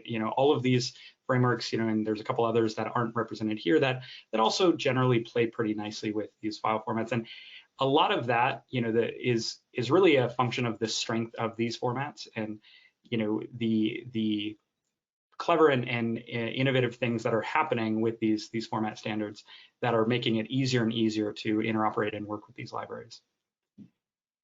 There are a couple other helpful tools and libraries that often come into play as well, and I won't get too deeply into this because I know the next talk after mine kind of will touch on these as well, but there are a couple. So here, Open Data on AWS allows you to kind of share and build services on top of your data sets using various AWS resources. There's actually a talk later this evening or actually tomorrow afternoon from Mike Jeffy at AWS as well that is diving into this deeper if you want to learn more about that. Raster Vision is an open source framework for Python computer vision models based on geospatial satellite aerial imagery data sets. So that's a great library as well that can provide if you're doing stuff in the vision domain with those raster files. Radiant ML Hub is a stack spatiotemporal asset catalog, stack catalog for different Earth observation data, as well as models that are trained on those data sets. So that's another good place to look for some resources there. Then you've got GeoPandas, the extension of the Pandas library for geospatial data. The Apache Sedona project really unlocks some of the integrations with things in the Apache domain and the Hadoop domain. So Spark, and other tools like that it extends kind of Spark data frames into the geospatial domain. And then finally Onyx, which is the open neural network file format, interchange file format for representing those models. I'll kind of close here with a call to action. We need better tooling at all stages of this process, from the exploratory analysis, feature engineering, and data set creation, model training, and deployment as well. So, please absolutely get involved. There's lots of opportunities to contribute to these and make the process less painful and more efficient and really help unlock better insights. And we like to work backwards from use cases and applications. So if you're building something, start with what you're targeting and then work back. And as you end up building out these tools and building out these things, think about contributing to the libraries and the packages there. So thank you. That is all. I know the timing is a little off. Hopefully I didn't take too much time there, but please reach out to me if you have any questions. I'll take a look at the Gitter if there are any additional questions as well. But you can find me on Twitter or LinkedIn if you want to connect there. I'd be more than happy to chat and yeah, go from there. All right. All right. Yeah. Thanks, Hunter. Maybe real quick, I'm just curious. You mentioned a lot of. It's not painless to work with the deep learning frameworks. What's some of the common intermediate formats you have to use to integrate with them? Yeah. So in general, most machine learning frameworks are going to be structured around kind of the underlying kind of NumPy arrays, right? So most of your input records and formats, they need to kind of get converted into some sort of an array structure at some point. But and that's where some of the tooling is not as well developed. When you're working with kind of raster raster files and image files, and getting them into that kind of numeric input structure can be a little bit cumbersome, a little bit challenging. Like I said, there are some tools, and that's where you kind of rely on some of the different open source and available Python processing frameworks and libraries to help make that a little bit better. But yeah. All right. Yeah. Well, thanks a lot, Hunter. That was great. And maybe at the very end, if we have any time for Q&A, we absolutely. But now we better move on to Dave Wright from ESRI, and so he's going to talk to us about how the Esri, the ArcGIS platform, can integrate with imagery, terrain, and multidimensional data that's cloud optimized. So yeah, thanks. Welcome, David, and take it away. Thanks, Dean, and hi, everybody. Yeah, I'm with the imagery and remote sensing team here at Esri. I'm based out of Colorado in Fort Collins. And today, I'm really focusing on kind of the main interfaces between cloud optimized Geotiffs, Stack, and some other open data formats. Image data management is our foundation for all of this kind of activity around the edge here, with map production, visualization, and even AI. So basically, we can take advantage of cloud objects in object storage directly and thread that through all of these processing capabilities. We can also use a different data model, a mosaic data set, to reference those objects together and have kind of this seamless experience with sets of data. And then we can also use Stack. So the idea that you can discover these items together or independently. We have a free and open source solution called GeoPortal Server. I encourage you to check that out. Don't have a lot of time to cover it. Or you can use our partners' stacks.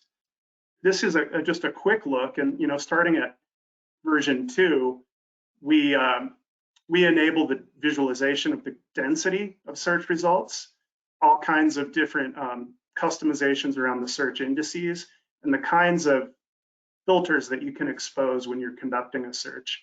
And for your sets of data, you can use this Stack endpoint and just consume that directly. So I mentioned how data management really starts the foundation, and then we can take advantage of this full spectrum of analysis capabilities in ArcGIS. It starts with tools, and so for direct consumption of cloud optimized data, we have something called an ArcGIS cloud storage connection. It's really just translating a local encrypted file on disk to your storage, if that's not completely open, and just using a virtual system path so that we can consume that directly, that item as a raster layer, or mentioned using a mosaic data set. And we just reference the data. It can be anything: satellite, aerial, drone, categorical, or terrain. Harvest all that metadata as it's being added and define that in a geodatabase. That gives us a place where we can specify processing, mosaicing rules, custom like system level raster functions that you can chain together and build your own rendering sets. And you can view these items independently or together as a fluid set of imagery. So you're still using that one cloud storage footprint, but sourcing many different applications. And this cloud storage connection file is something that you can, sorry about that, go back. You can ad hoc just browse and get your properties or use those directly in your maps and scenes. And with write permissions on the connection, you can actually use some other tools to transfer files in and out. Okay, you can also use that mosaic data set to reference the sets. And then you have this fluid set of footprints that you can visualize and control the way that those processing templates are made available to the user. So this is just a very simple kind of a visual context that we're looking at here, but something that's important to keep in mind. Consumption patterns also work with multidimensional data. So ZAR is something that we support. You can just directly read that from the cloud. and bring that in through time-enabled visualization and analysis, and a whole set of tools around aggregation, trends, observations like that.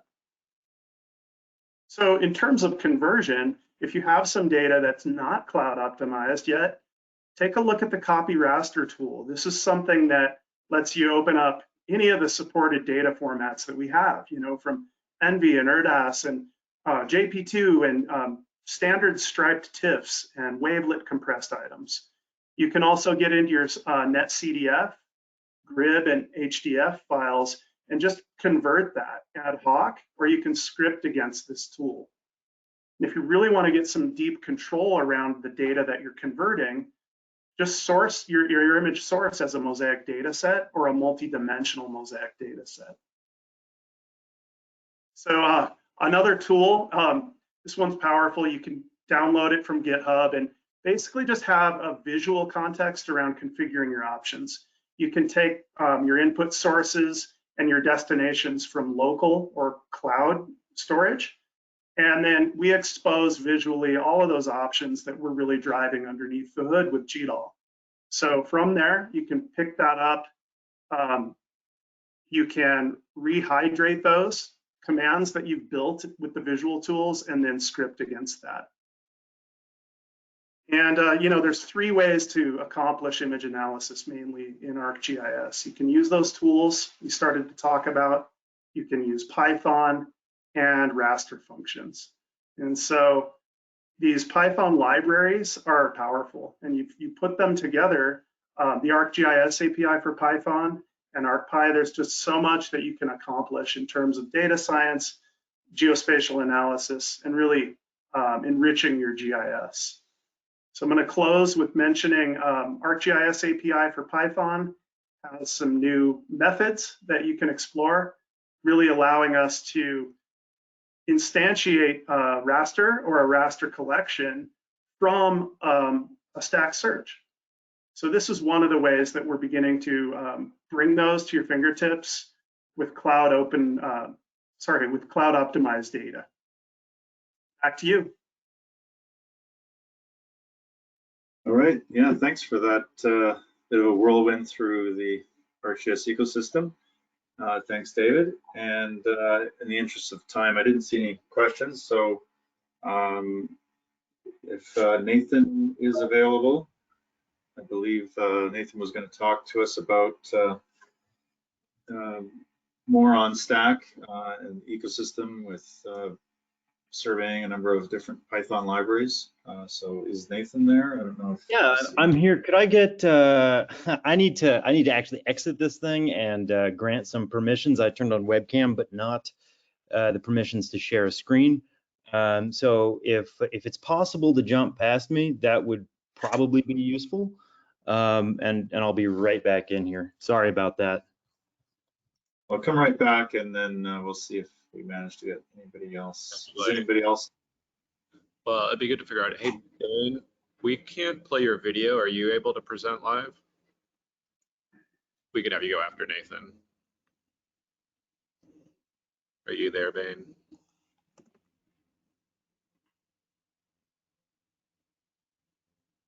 Hey there. Yeah, I was muted for some reason. I am here. I was not planning to present because of the video. Sorry. Let me see if I can get ready real quick. Okay. Yeah, we'll have Nathan go. We can also play the video in a later session. So yeah, there's like some weird thing where it doesn't load up until something happens. So yeah, Greg says we can also run the video. Like if they share their screen, can they play the video off the shared screen or no? The problem they said is that it won't. The audio won't work. Yeah. So. Oh, that's a real bummer. Yeah, let me take a minute to go get myself ready, and I'll be ready in a moment. Okay, cool. Nathan will go next, and yeah, sorry about that. And totally fine if you don't want to. We'll play it. We can play it in the next session. So up to you. No pressure at all. Don't mean to put you on the spot. Yeah. My concern is that I will talk too long, which is why I made the video and tried to cut it down to under 6 minutes. We're pretty great on time, and we don't have a session after this, so you can talk for a while. Cool. All right. So did we get Nathan back, or? I believe we did. Let me just actually show my screen here. So Nathan Zimmerman from Azavia, is that the right pronunciation? Yeah, that is correct. That's absolutely correct. And so my my lightning talk is going to be a little bit more into the nitty gritty of actually using some of these Python libraries. I wanted to give a quick tour, just a run through of the portion of the. I'm sure that I've only seen a bit, like a small bit of all the work going on in Stack, but I've been lucky enough to work with the Microsoft team. On building out the planetary computer, which we've seen already some pretty impressive demos of. Jeff, who talked earlier, talked about Stack Fast API, and they went into greater depth than I'm planning to. What I really want to do is try to walk through the steps that someone would need if they wanted to spin the planetary computer up, the development environment for themselves, and if they wanted to start toying around with modifying the implementation to suit their own purposes. So this is quite a bit like something I like to do when I introduce people to new projects. I like to get to go back and forth, try to get a stereoscopic picture of, on the one hand, the abstractions we're using, and on the other, the implementation, the way we've made changes to suit our specific needs.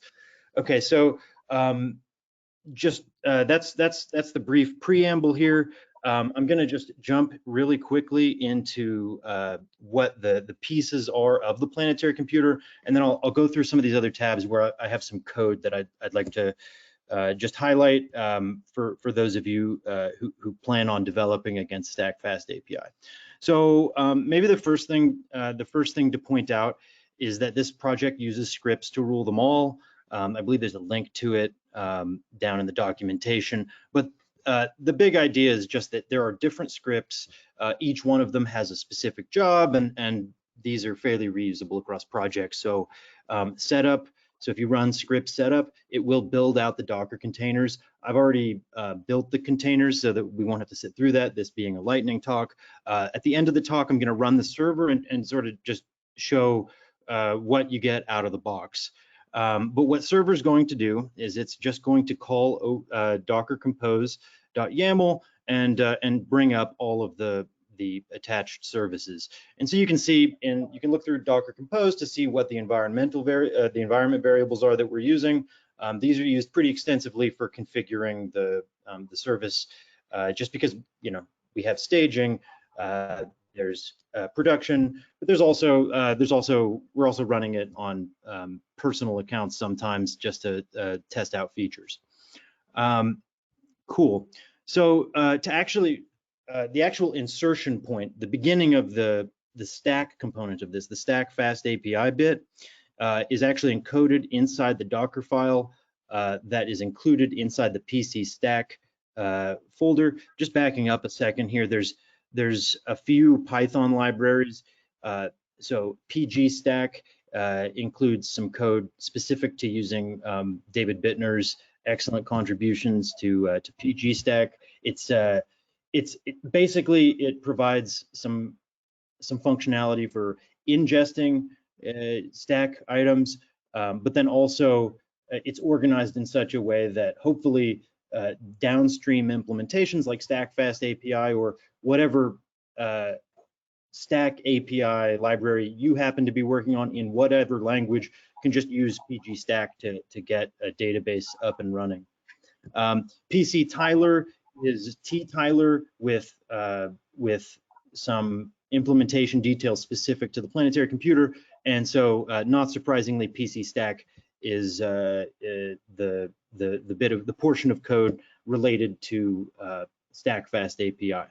PC Common happens to include some code. There's configuration and the like that's useful for both PC Stack and PC Tyler. That's important because, as we'll see at the very end of this time willing, the PC Stack and the PC Tyler components, they're actually tied together. So this is an example implementation of how you could get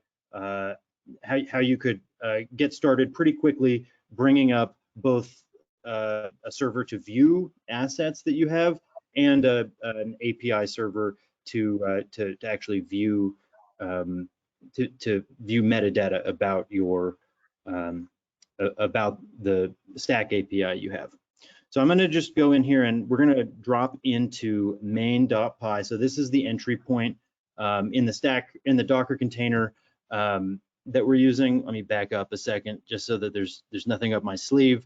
All that's going on is we're calling Uvicorn, which is, it's like Unicorn, but it is asynchronous. So it works with it works well with Fast API. And we just point it to the class app in the module pcstack.main. So I'm going to go and in here and I'll just show what's involved in main. And it's not an exceptionally large file. The most important bit though is the creation, instantiation of this PC Stack API. And this guy, just backing up a second here, should be api.py. This is just extending Stack API, which, and now I'm going to jump over to the Stack Fast API library. I just want to give a sense of how we're using some of those classes to build this service out. So this is actually app.py in Stack Fast API, and this actually runs Uvicorn directly in a run command. That's how they have it organized. But the important point is to actually get this working, all you have to do is point your Uvicorn at an instance of this this app here. So api.app, API being the Stack API class. And I'm not going to go into too much detail unless there are some questions and I have the time to answer them. But you supply these arguments, you tell Uvicorn where the location of your class, and it runs everything. It runs things for you. It's pretty streamlined, and you don't need to do a lot to get it a fairly performant little server running this. Okay, so I'm gonna go up the chain of abstraction a little bit. So this is that Stack API class being instantiated, and in let me back up a second. Sorry, guys. So in PG, that's under the PG Stack app. So this is one of the implementations. When Jeff was talking about this earlier today, he mentioned that there's two different implementations, PG Stack and SQL Alchemy in the Stack Fast API library. I'm going to focus on the PG Stack one as I walk through this because that's actually what the planetary computer uses. Cool. So moving into a shared portion of the library. So now we're in the API package rather than the PG Stack package. This is actually where that Stack API class is defined in the abstract. And so you provide find a client here. Yeah, so you provide a client, and whether that's the async client or the standard synchronous client, that's up to you. And it can be anything, of course, downstream from that. And I'll show we actually use in the planetary computer an implementation that does some overriding that happens to be useful for us. Cool. So let's take a look at what that client, what it entails. So this is the PG Stack specific version of the client. You can see it inherits from the async core client, and all that it's going to do is make basically we create functions. We actually instantiate some of the functions that are left abstract on that core client, telling it how to talk to PG Stack. And so it's pretty straightforward. In the case of this all collections endpoint, which just returns a list of literally all the collections, you can see there's just a very simple SQL command that's actually getting used here. And the convention that's established around the this name all collections here, that's from PG Stack. So we get that just by using PG Stack to instantiate the database. And hope at the end, maybe I'll need reminded of this. I'll point out where that data gets loaded in as well, because that's a question a lot of people new to a library like this have. Cool. So this is, as I said, the PG Stack version of it. But if I go, let's find the async base core Nathan, client. You could just sort of maybe in the next minute or so wrap it up, just to kind of keep on. Okay. Yeah. I am trying to move quickly. So I'll if I can get a minute and a half. How about that? All right. So anyway, this is at the highest level of abstraction. This is where you'll find the functions, the methods you'll need to implement to make your own version of it. Out of the box, the one for PG Stack should work just fine for you. So backing up just to the actual implementation that we have in PC Stack, I will go to client here. It's not under core, this is a different library, but the PC client is an implementation of the core CRUD client. And you can see we're doing some overrides here. So if you want to get in and make some changes and play around with your own fast API server, I think this is a good place to do it. I'm going to go ahead and spin that server up real quick.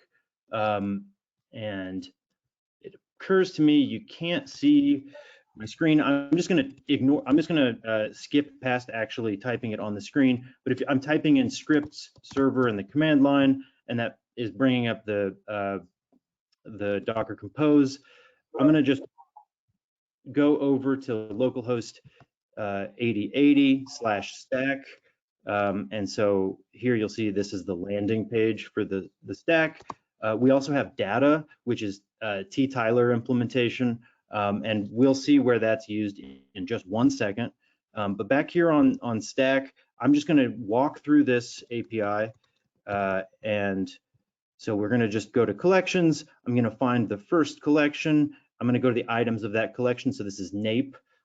And with NAPE, in here I have a number of links provided. And one of the links that we have, actually a couple of them, link over to this data endpoint, which is a different service. This is the T-Tyler service, and it's as I said, these are pretty tightly bound together. So after the ingest into Postgres, what's available in assuming, of course, that you have a TIFF at the advertised location, what's available on your on the T-Tyler, the data server here, is a preview of the imagery that is actually stored in Fast API. So so hopefully this was absolutely as quickly as I could go through things. I'm happy to answer questions sort of asynchronously, but as you can see here, this is a full working example of both Fast API and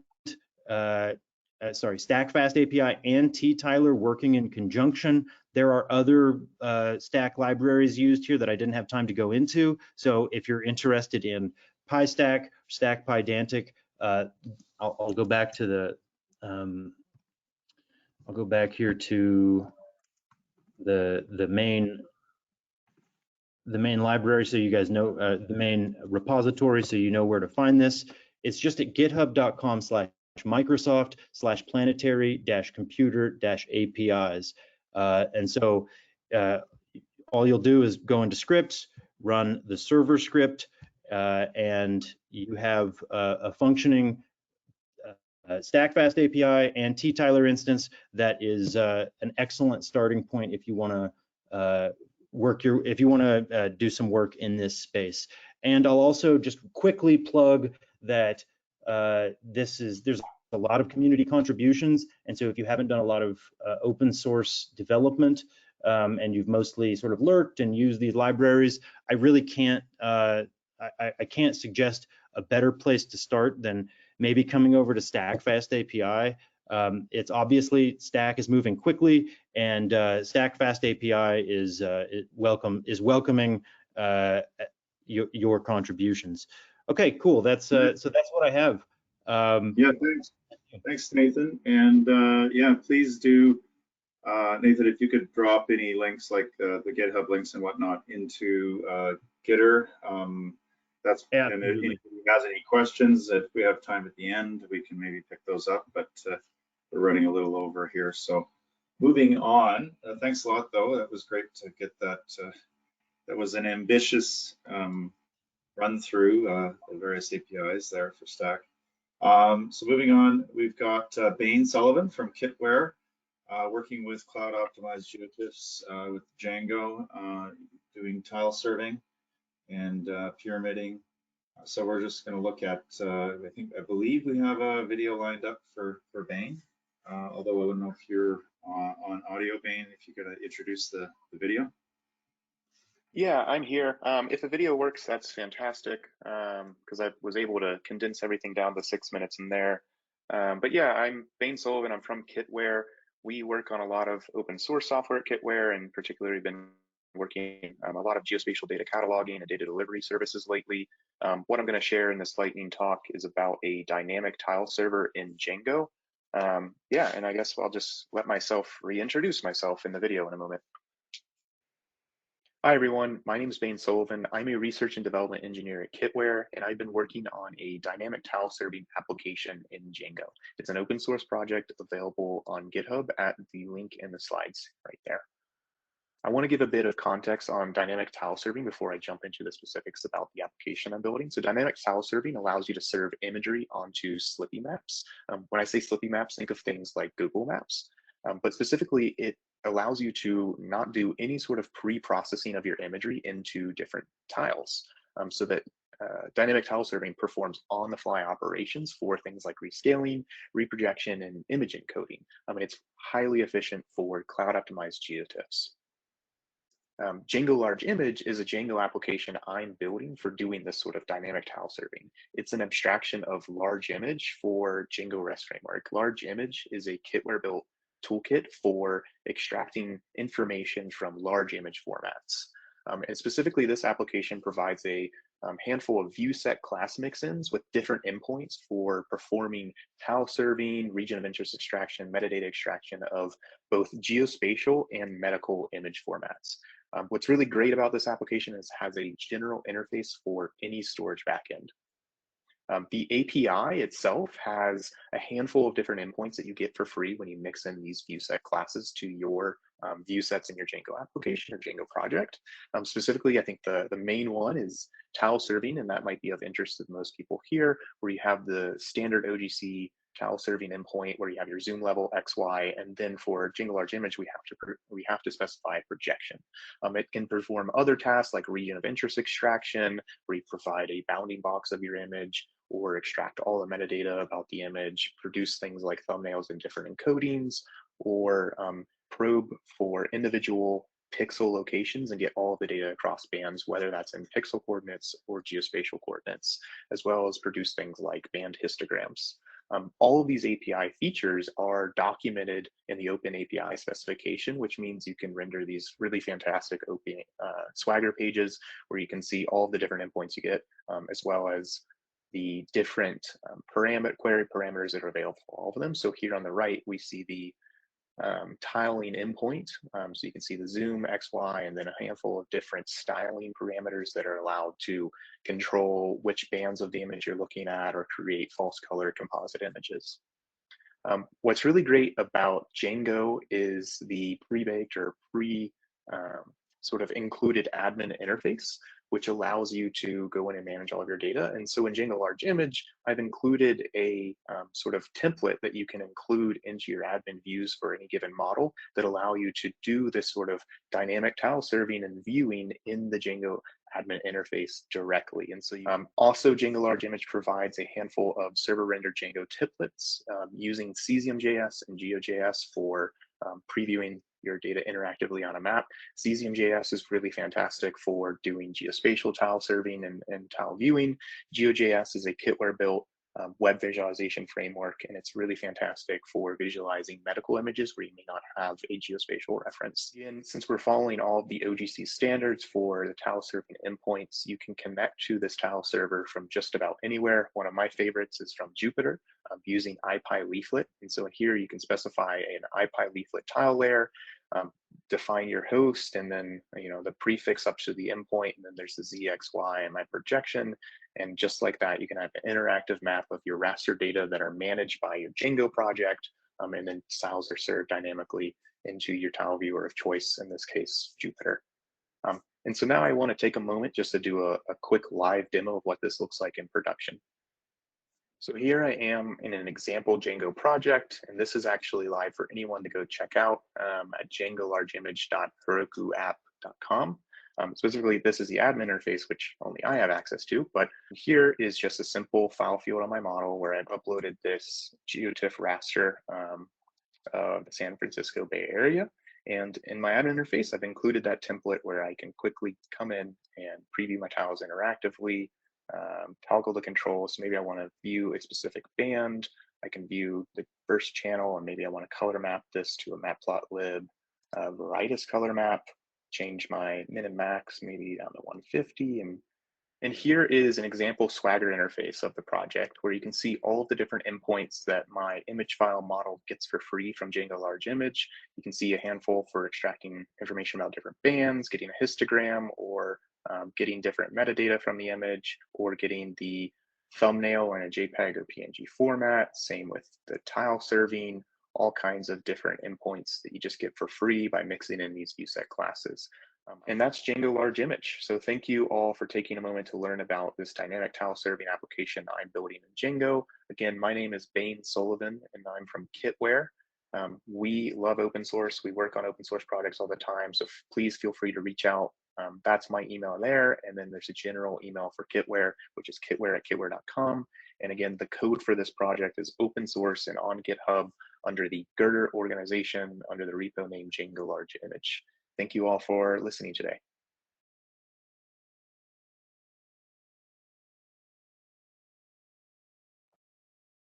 Great, thanks everybody for listening. I'm around if there's any immediate questions, and I'll also be watching the Gitter. Yeah, thanks a lot, Bain. That was great. Great presentation. Yeah, do watch the Gitter, and I believe we probably will have time for a bit of Q&A at the tail end. In the interest of time, we'll just keep rolling forward, and then I do ask all the speakers if you can hang around and also watch Gitter, and hopefully we can get to some Q&A at the tail end. So we have Jan Zach. I'm not sure if I'm pronouncing your name right, or if is it Hi, it's actually Jan Jacques, but I use a simpler version for the international audience. Okay, and so from weather layers, and I believe you're talking about Stack and Cog for visualizing and web mapping with weather data. So yeah, take it away, Jean, and then I believe maybe one other talk after that before the Q&A. Okay, thanks.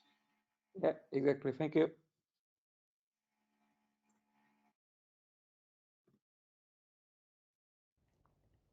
Hello, my name is Jan Jacques. I'm the author of Weather Layers, and today I'm here to give you a very short talk about how Weather Layers uses cloud-native Cog and Stack technologies for weather data. Weather Layers consist of a cloud service providing weather data pre-processed for visualization and ready-to-use visualization layers, which can be integrated with major web map libraries. Weather Layers aim to allow customizable client-side rendering from a single data file, so that customers can configure rendering on the client as much as possible. This means we need to preserve the original data values. Let's take GFS data source as an example. GFS with 0.25 degrees resolution consists of 1440 times 720 values worldwide. Cog is perfect for storing and transmitting such data because it allows to use a floating point data type for continuous values. Cog also has a built-in support for various compression methods. There is the usual deflate compression with a floating point predictor. Also, since GDAL 3.3, it's possible to use layered compression. On front-end side, Cog can be read using Geotiffs.js library. We contributed Lerc decompression to Geotiffs.js so that now it's possible to use Lerc in the whole stack between backend and frontend. There is a great blog post benchmarking various compression algorithms which I recommend you to check out. You might wonder whether it's better to use Cog or ZAR for such data. Well, we are not sure yet. ZAR emerged more recently and we are definitely going to evaluate it against Cog. By default, if a visualization tool doesn't know anything about the real meaning of a raster Cog, it can visualize the data with a dynamic color palette. The most simple dynamic color palette is grayscale. The disadvantage of a dynamic color palette is that it provides only a limited insight into the data values because the color at a particular position is not tied to any specific value. This is especially true if the minimum and maximum values are detected from the data, because it causes that the same value is rendered with a different color across multiple images. On the other hand, providing an explicit color palette is helpful for weather data because it allows highlighting important data value ranges to the user. In the temperature example, values below 0 degrees Celsius are rendered with blue colors, whereas values above 0 degrees Celsius are rendered with red colors. Finally, we can use the explicit color palette to display a legend as well. For an explicit color palette, the most lightweight format is an array of tuples of values and colors. The values designate breakpoints, and the color is linear interpolated between the breakpoints. The colors can be in either RGB or HSL color space to allow HSL color interpolation. Further improvements for consideration include a logarithm scale, which is useful for gas or particle concentrations. So now the question is where to provide the explicit color palette so that the visualizations, such as in Stack Browser, can use it directly. Firstly, I should mention that there is a possibility to store a color palette into Cogtiff itself, but this is limited to mapping discrete values only and it's not extensible. At Weather Layers, we are testing the possibility of providing the color palette with a custom stack extension. There are multiple public stack proposals covering the color palettes, but they all seem to be focused on mapping discrete values, so we are not sure which of these extensions would be the best fit for visualization of continuous values. Now I ask you, if you are interested in this topic, please join the discussion in the Raster extension and provide your thoughts at the link below. Thank you so much for watching. I'm looking forward to your feedback. If you are interested about more details about Weather Layers, please visit our website, follow us on Twitter, or you can send questions or comments directly to my email. Bye!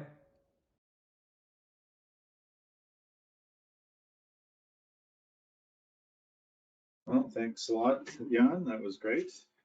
Yeah, you raised a very good point there about continuous values for color lookup. So hopefully somebody that will encourage people to explore that a bit further. I'm just having a look here. Do we have any other speakers available left from this session? Chris, I don't know if you've been tracking that. Yeah, I think we're going to play Greg's video, and then David or a colleague might actually be online, so I'm going to chat with him. But yeah, let's go ahead. Greg, play Greg's video. All right.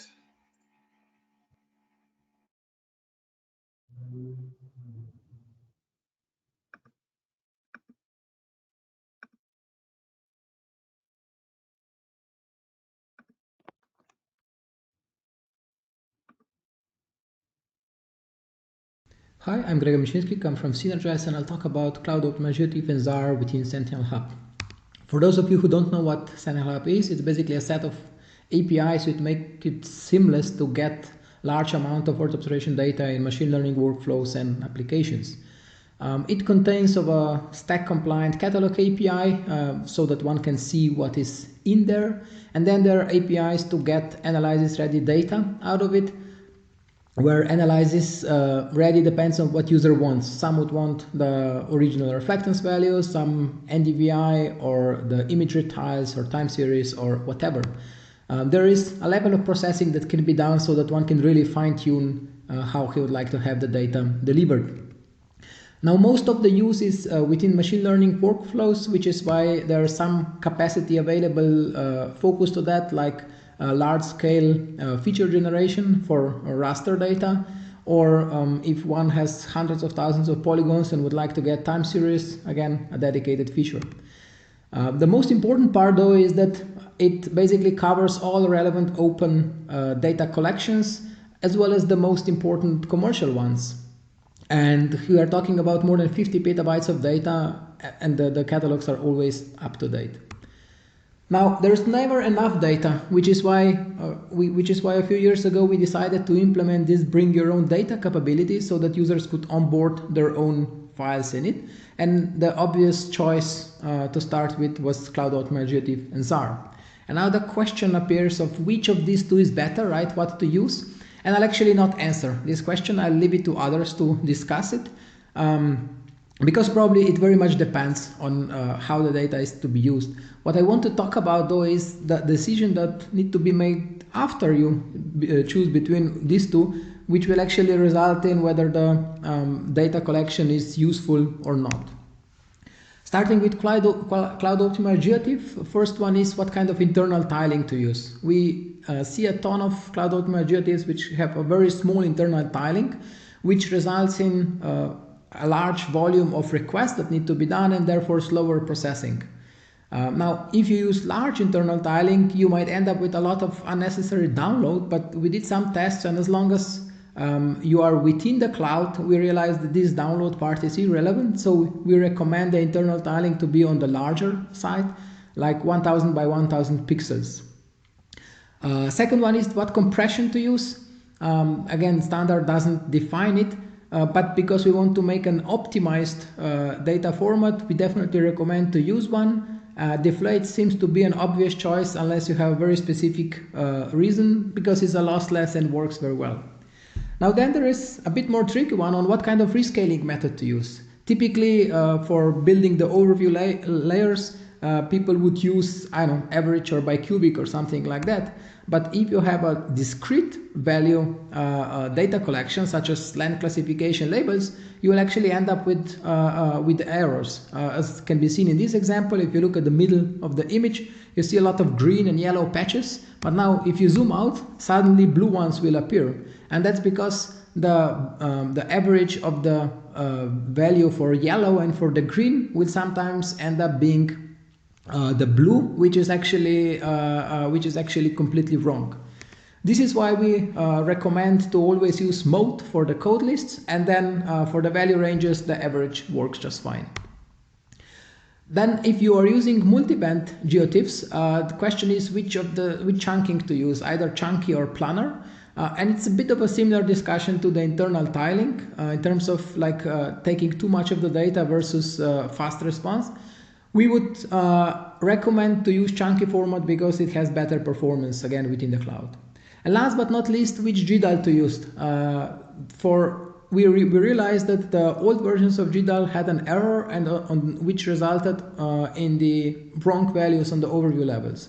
So make sure to use 3.1 or newer. Now with ZAR, it's actually even more complicated because it allows more options for the chunking, and the decision of what to use depends very much on how the data will be used. If you are preparing the data for visualization purposes of the large areas, then you would typically choose the large spatial chunking. Now, if you are for the time series of the small areas, then typically it would be large time chunking and small spatial chunking. If you are building a collection which will be regularly updated, you might want to have small time chunking because you don't want to reprocess the large chunk too often. If the ZARs are used in a geospatial domain, the question is where the coordinate system is defined. That's not something that is clear. And if you're having multi-resolution data like Sentinel-2 bands, which are 10, 20, and 60 meters, that's again something that is not well specified within the ZAR format. So it needs to be defined additionally. So I'll stop here, and if you're interested in more information, some links, and looking forward for your questions. Thank you very much.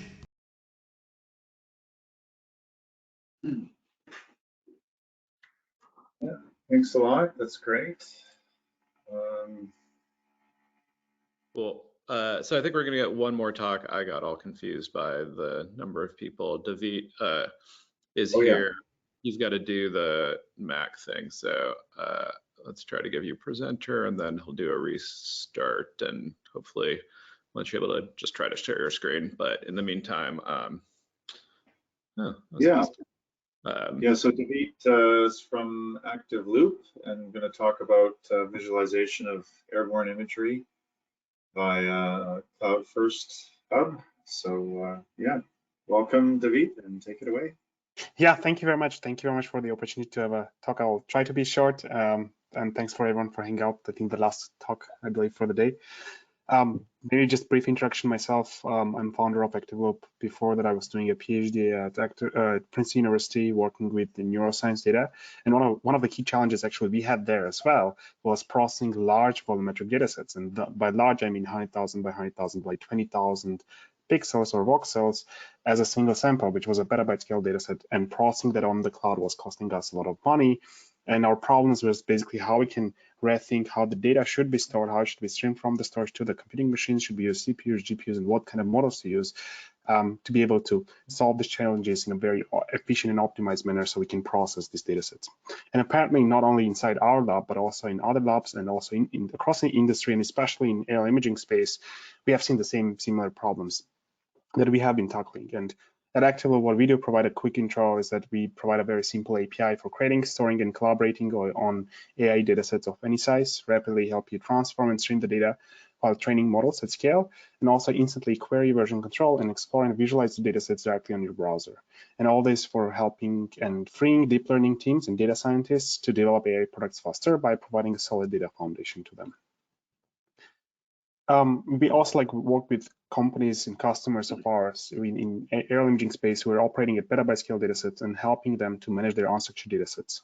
And what we have seen repeatedly over is that what companies have been trying to do is that let's say they have a large repository stored on an S3, and every time a data scientist starts a laptop or starts a training job or running a large scale inference job, what happens is that they copy this large Geotiff file to the EC2 machine, and then they run their pipeline. And sometimes this works great, but if you're running at scale, you have seen likely all these problems related with one Geotiff file could be like 100,000 by 100,000, another one can be 20,000 by 20,000, and then you end up, while processing this in batches, all this underutilized computation that's happening behind the scenes. And that's why you have seen the rise of the many or a few the cloud formats that are native for making all this processing much more efficient. What we do differently is that we make this possible to stream the data from, let's say, an object storage like S3 to the computing machines, to the GPUs, as if this data was local to the machine. So we optimize the data layout on top of an object storage such that for your GPUs, when they run the computation, there's not much difference to be able, either they're reading from a local virtualized file system or they're reading from a remote storage. And now either you're on your laptop, you're on a SageMaker notebook, or you're doing all your multi-GPU training job or running the inference job, you actually can access the same data set as if like you were watching sort of a Netflix while streaming the data directly to the TensorFlow or PyTorch or your high-performance computing jobs.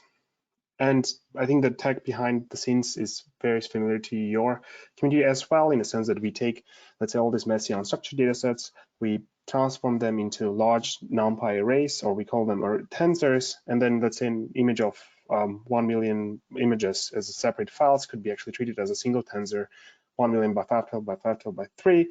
And if you chunk it properly and accordingly, and then you have a very good, efficient prefetching algorithm, being aware of the ML computations, what we are able to show that while an average data scientist can access, let's say, in 41 hours by downloading all the zip files, unzipping them, understanding the API. This is the project that we did in collaboration with Google Brain Team, and with our Python package, which is also open source. You can just import Hub, you can install Hub, import Hub, and then you can load the data directly by pointing it to a Google Cloud Storage or an S3 or any, wherever the files can exist. And now instantly access the data set. While you're accessing it, the data getting prefetched behind the scenes to your computing machines, decompressed, cached in, so everything is abstracted away, so the data scientist doesn't have to worry about all this. And what we also show on the benchmarks, let's say you're trying to train a deep learning model on SageMaker on an EC2 machine with a GPU, let's say you have to, when you start the machine, you have to wait until the data getting copied, and then you train the model for an hour. What they recently introduced as well, which is a great awesome tool, is fast file mode, where you basically can create a virtualized file system on top of an S3. So now there's no any time you're waiting until the data being copied, but now your training time takes 2 hours. And with our open source solution, you can achieve the same speed as if you're training this data locally, but actually the data getting streamed from the cloud storage. And here's also benchmarking how many samples per second you can get compared to other tools, data loaders in the field. We also built a visualization tool that directly reads the data from S3 to the browser. So you actually don't have to run any backend server to be able to serve these tiles. All this data that you see is directly fetched from the S3 to the browser. And one of the key things, or actually the whole implementation is pretty cool. We did wrote this rendering engine in C++ and compiled it to WASM using WebGL as a backend tool. And you can now actually stream terabytes of scale data sets without any kind of middleman or a rendering engine that's running as a backend. So the data directly gets streamed from the S3 to the browser, the same way as it gets streamed to the GPUs to train all this data. And more than that, we do also support additionally as a functionality version control, where you can version your data sets. You can create branches, you can have commits and then go back into a specific version of it with multiple layers. You can run queries on your data sets and for let's say filter some of them, or look into some specific bounding boxes that you have been doing, and also look into the data distributions per each tensors or layers you might have, including masks, bounding boxes, and your data obviously can have multiple layers and shifts. Again, as I mentioned, we are heavy on open source. Our tool has been growing.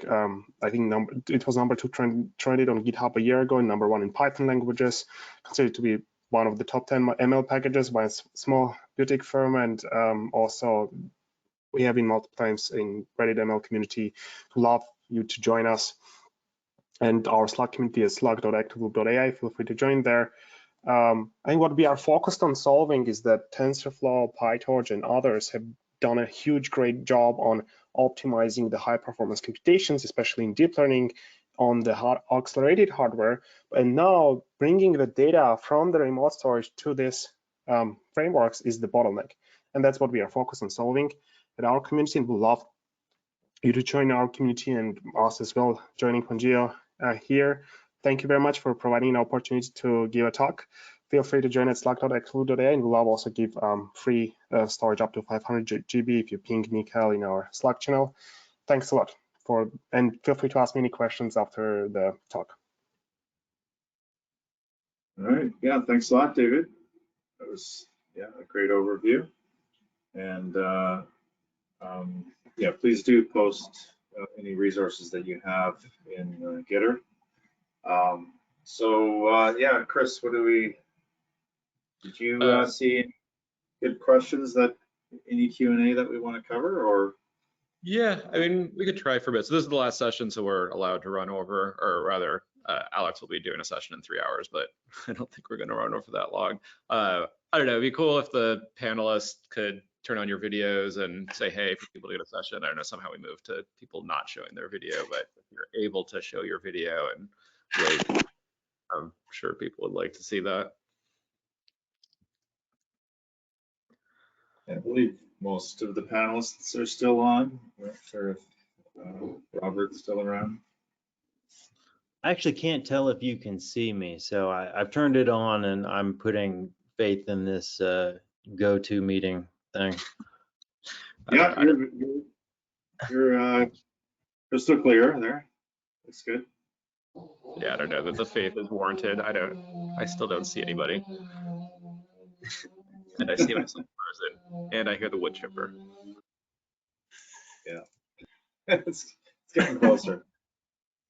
Yeah, well, thanks everybody. You guys, a lot of great demos there. I mean, it's always impressive you can cram that amount of information into 5 minutes, so that's cool. I had one sort of general question about, given all the power that we've seen with cloud optimization, in the work that you're doing, where do you see the biggest remaining bottlenecks, either on the server side, maybe we heard about the impact of tile size on network traffic, or on the client side. So any feedback there on where you're still seeing performance bottlenecks, or even maybe cost bottlenecks, like, you know, impacts on what makes for more expensive hosting? I don't know, any feedback on either of those points? So this is Nathan at Xavier. So maybe this answers your question. Maybe this is at least a flavor of answer. One problem, and it came up in the chat even in for this webinar. One problem that comes up again and again is just that it is very difficult to find abstractions that just work. Just you plug in a data set and it just works. So there's a lot of tailoring solutions to the data sets you're working with, and obviously that's costly. That's developer hours. So I mean, one thing I'd like to see is continued work on. I actually am not a standards guy, and was kind of allergic to it until I started to see how valuable Stack can be. So this is out of character for me, but some standards around standards for advertising information around data sets that maybe allow for greater heuristics that will make decisions that are right in 99% of cases would be valuable. And are you also thinking of something along the lines of maybe a validator, or some you know, how the standard could return? I was kind of, yeah, I was thinking in terms, I was thinking of like of tile JSON. I think this is another dev seed product. I could be wrong about that. But tile JSON, I think, is a step in the right direction. But yeah, I mean, tools that validate and check those assumptions, always useful. They get kind of they don't get enough development, you know, when we're working on delivering features, but they really, in my experience, they dramatically improve the development experience. So that's what I'd like to see. Yeah, and I guess there's a lot of extensions involved as well, then you've got even more moving parts to track. So any other comments along those lines? I can take over. David here. I think we have seen all these challenges for coming up with a unified format for storing the dataset, and it's pretty challenging if you do that across all the domains, not only in air imaging, but also, let's say, in connectomics or in self-driving cars and so on. So it's a pretty difficult task to come up with the right abstraction that can handle all the different edge cases and then support all the different use cases as well from their side. From our side, I think the bottleneck, as I mentioned in the talk as well, has been pretty challenging. What is the most efficient manner you can move the data from a cold storage like an S3 to the compute machine, and like getting up to the, not even trying to bypass the operating system to make it more efficient to drive the data set, the data from, let's say, networking card to the GPUs. And I think we are getting to this blend of the optimizations, hardware level optimizations that should be more efficient, should be enable much cheaper computations and make it much more efficient to run on this cloud. But so far, from our perspective, the data transfer has been the big challenge or the bottleneck, bringing this to the compute.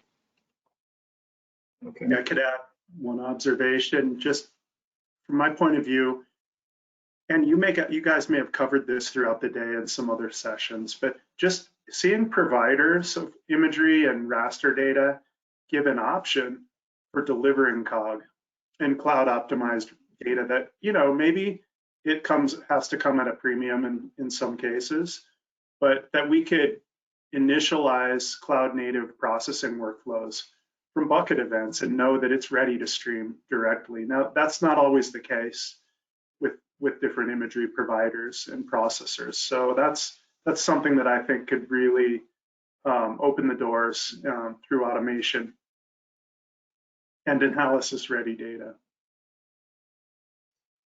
So just a wider variety of COG offerings by the the data providers. Yeah.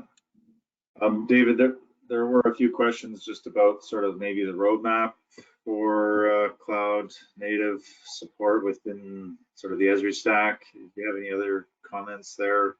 Of maybe yeah, you know, I did see, sorry to cut you off. I did see the one about CO cloud optimized point cloud. I don't have any definitive information about that, although I'm personally like excited about that format and eager to get my hands into it. So yeah, I wish I had something definitive that I could report on that format. But ZAR, you know, we have some other cloud native formats that you can use. Meta raster format is another open spec in OGC that works really great. And then we have some nice conventions that you can use with raster proxies, where you can actually enjoy some of the benefits and conveniences without necessarily having everything all staged and cloud optimized. So there's a lot of different ways to take steps towards a cloud optimized data strategy. And we just see, like at ArcGIS Pro 2.9 is when I believe we introduced the support for ZAR, both reading and writing. So that's, I think those are some, and the stack introduction in the ArcGIS API for Python are some of the most recent additions. Okay. Other note, tomorrow, one of your colleagues, I think Matt Barra, is going to give a talk on I3S that I think is more closely related to Copic. It's not quite it's more the 3D tile stuff. But yeah, that should be another angle from, I think, a different corner of Esri from yeah. Thank you for mentioning that. Yeah, Matt will be presenting the I3S, another open specification that covers that 3D. Is that in the cloud optimized vector session, or which one? I think it's in actually the Copic section. Oh yeah. Okay. Or it'll be a Copic overview, and then it's kind of like a wide range of talks, because yeah, Copic's a lot newer, so there's not lots of talks just on topic. But yeah, it's the one that Howard kicks off. I think it's the last session of the day, but it's more like noon. All right. So Chris, did you see any other questions go by that you might want to cover? I don't know. We are a little bit over, but I'm not sure.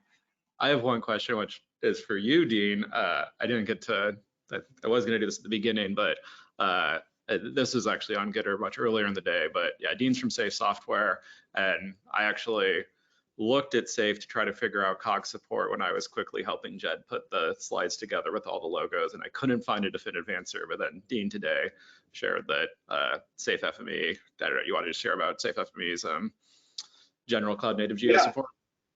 Yeah, sure. So, I mean, we are a relatively new entrant to this space, but we do see tons of potential. And, you know, we've been working with Planet. We added a Planet reader some time ago. So we've been working with Chris and the gang over there. But more recently, specifically for Cog, we added support. I'm happy to say we added support for Cog in January in the FME 2022 version. So the one benefit there, of course, is that you've got, you know, the dozens or scores of raster formats that we can consume and then use that to load up into Cog. And we are currently right now working on stack support. So I just double checked in our dev system today just to see what the progress was there. So that should be probably in 22.1 was the milestone I saw. And then ZAR and COPC or COPC, they're coming down the pipe. We do welcome your feedback. So, you know, test out what's there, and then for you know, emerging standards like the newer ones like ZAR and COPC, please do, you know, those of you who are FME users and like the kind of the data modeling, no code, spatial ETL kind of approach, you know, fire your feedback over, and you know, we can sort of use that to prioritize what we build next. But I think overall, that's one of the reasons why we sponsored, was just we do see a ton of potential in this space for cloud optimization, and we certainly don't want to get in the way of progress by forcing people to download everything when you can just do an intelligent, let's say, metadata query or whatever it takes.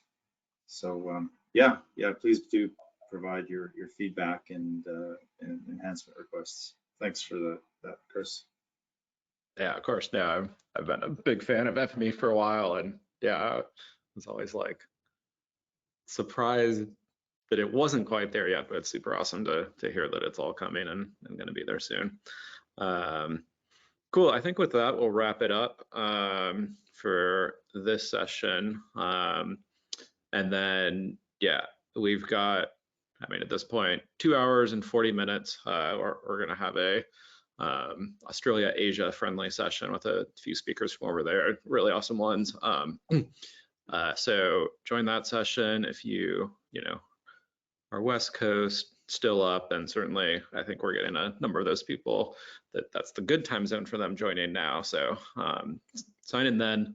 I think it'll just be an hour. I think we can go over, we're finding that, yeah, talks go over a little bit, but that won't go into the next one. And then break for the day, and then I think it's like 5 or 6 hours later in early Europe times that I think most everyone here will likely be asleep when the day kicks off tomorrow, but tune in when you get up. And then I think we're going to try to post the videos after the session ends. We'll get a big YouTube, and then OGC is going to work on breaking it up and trying to post it. So knock on wood, we'll get that posted and people can start watching videos before the event even ends.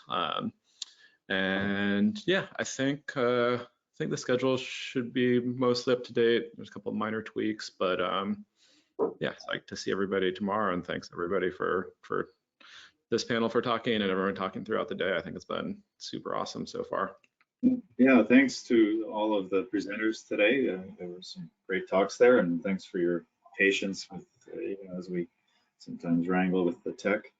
But just Chris, so the link for the sessions, once they're uploaded on YouTube, it would be something on the website or sent out? Yeah. Yeah, I think. This is Greg. We'll have them sent out to all the attenders anyway, so we'll let you know when we get them. It'll take some time. Cool. Yeah. And I think we'll probably post it on the schedule page. You'll post it all over once we have it. So I think we want to share this widely. So yeah, emails to you. I'm sure we'll tweet it from a few places, and we'll put it up on the websites as well. So yeah, all right. And thanks also to all the organizers for putting this all together. And thanks, Jonathan and Greg, for dealing, and everybody else at OGC for dealing with all the logistics. Very much appreciated. Yeah, great co-op with OGC. That's great. Absolutely, it's what we're here for. Okay. Awesome. Well, thanks for having me. Thanks, everybody. Cool. Yeah. Bye. See you soon. Bye now. Bye-bye.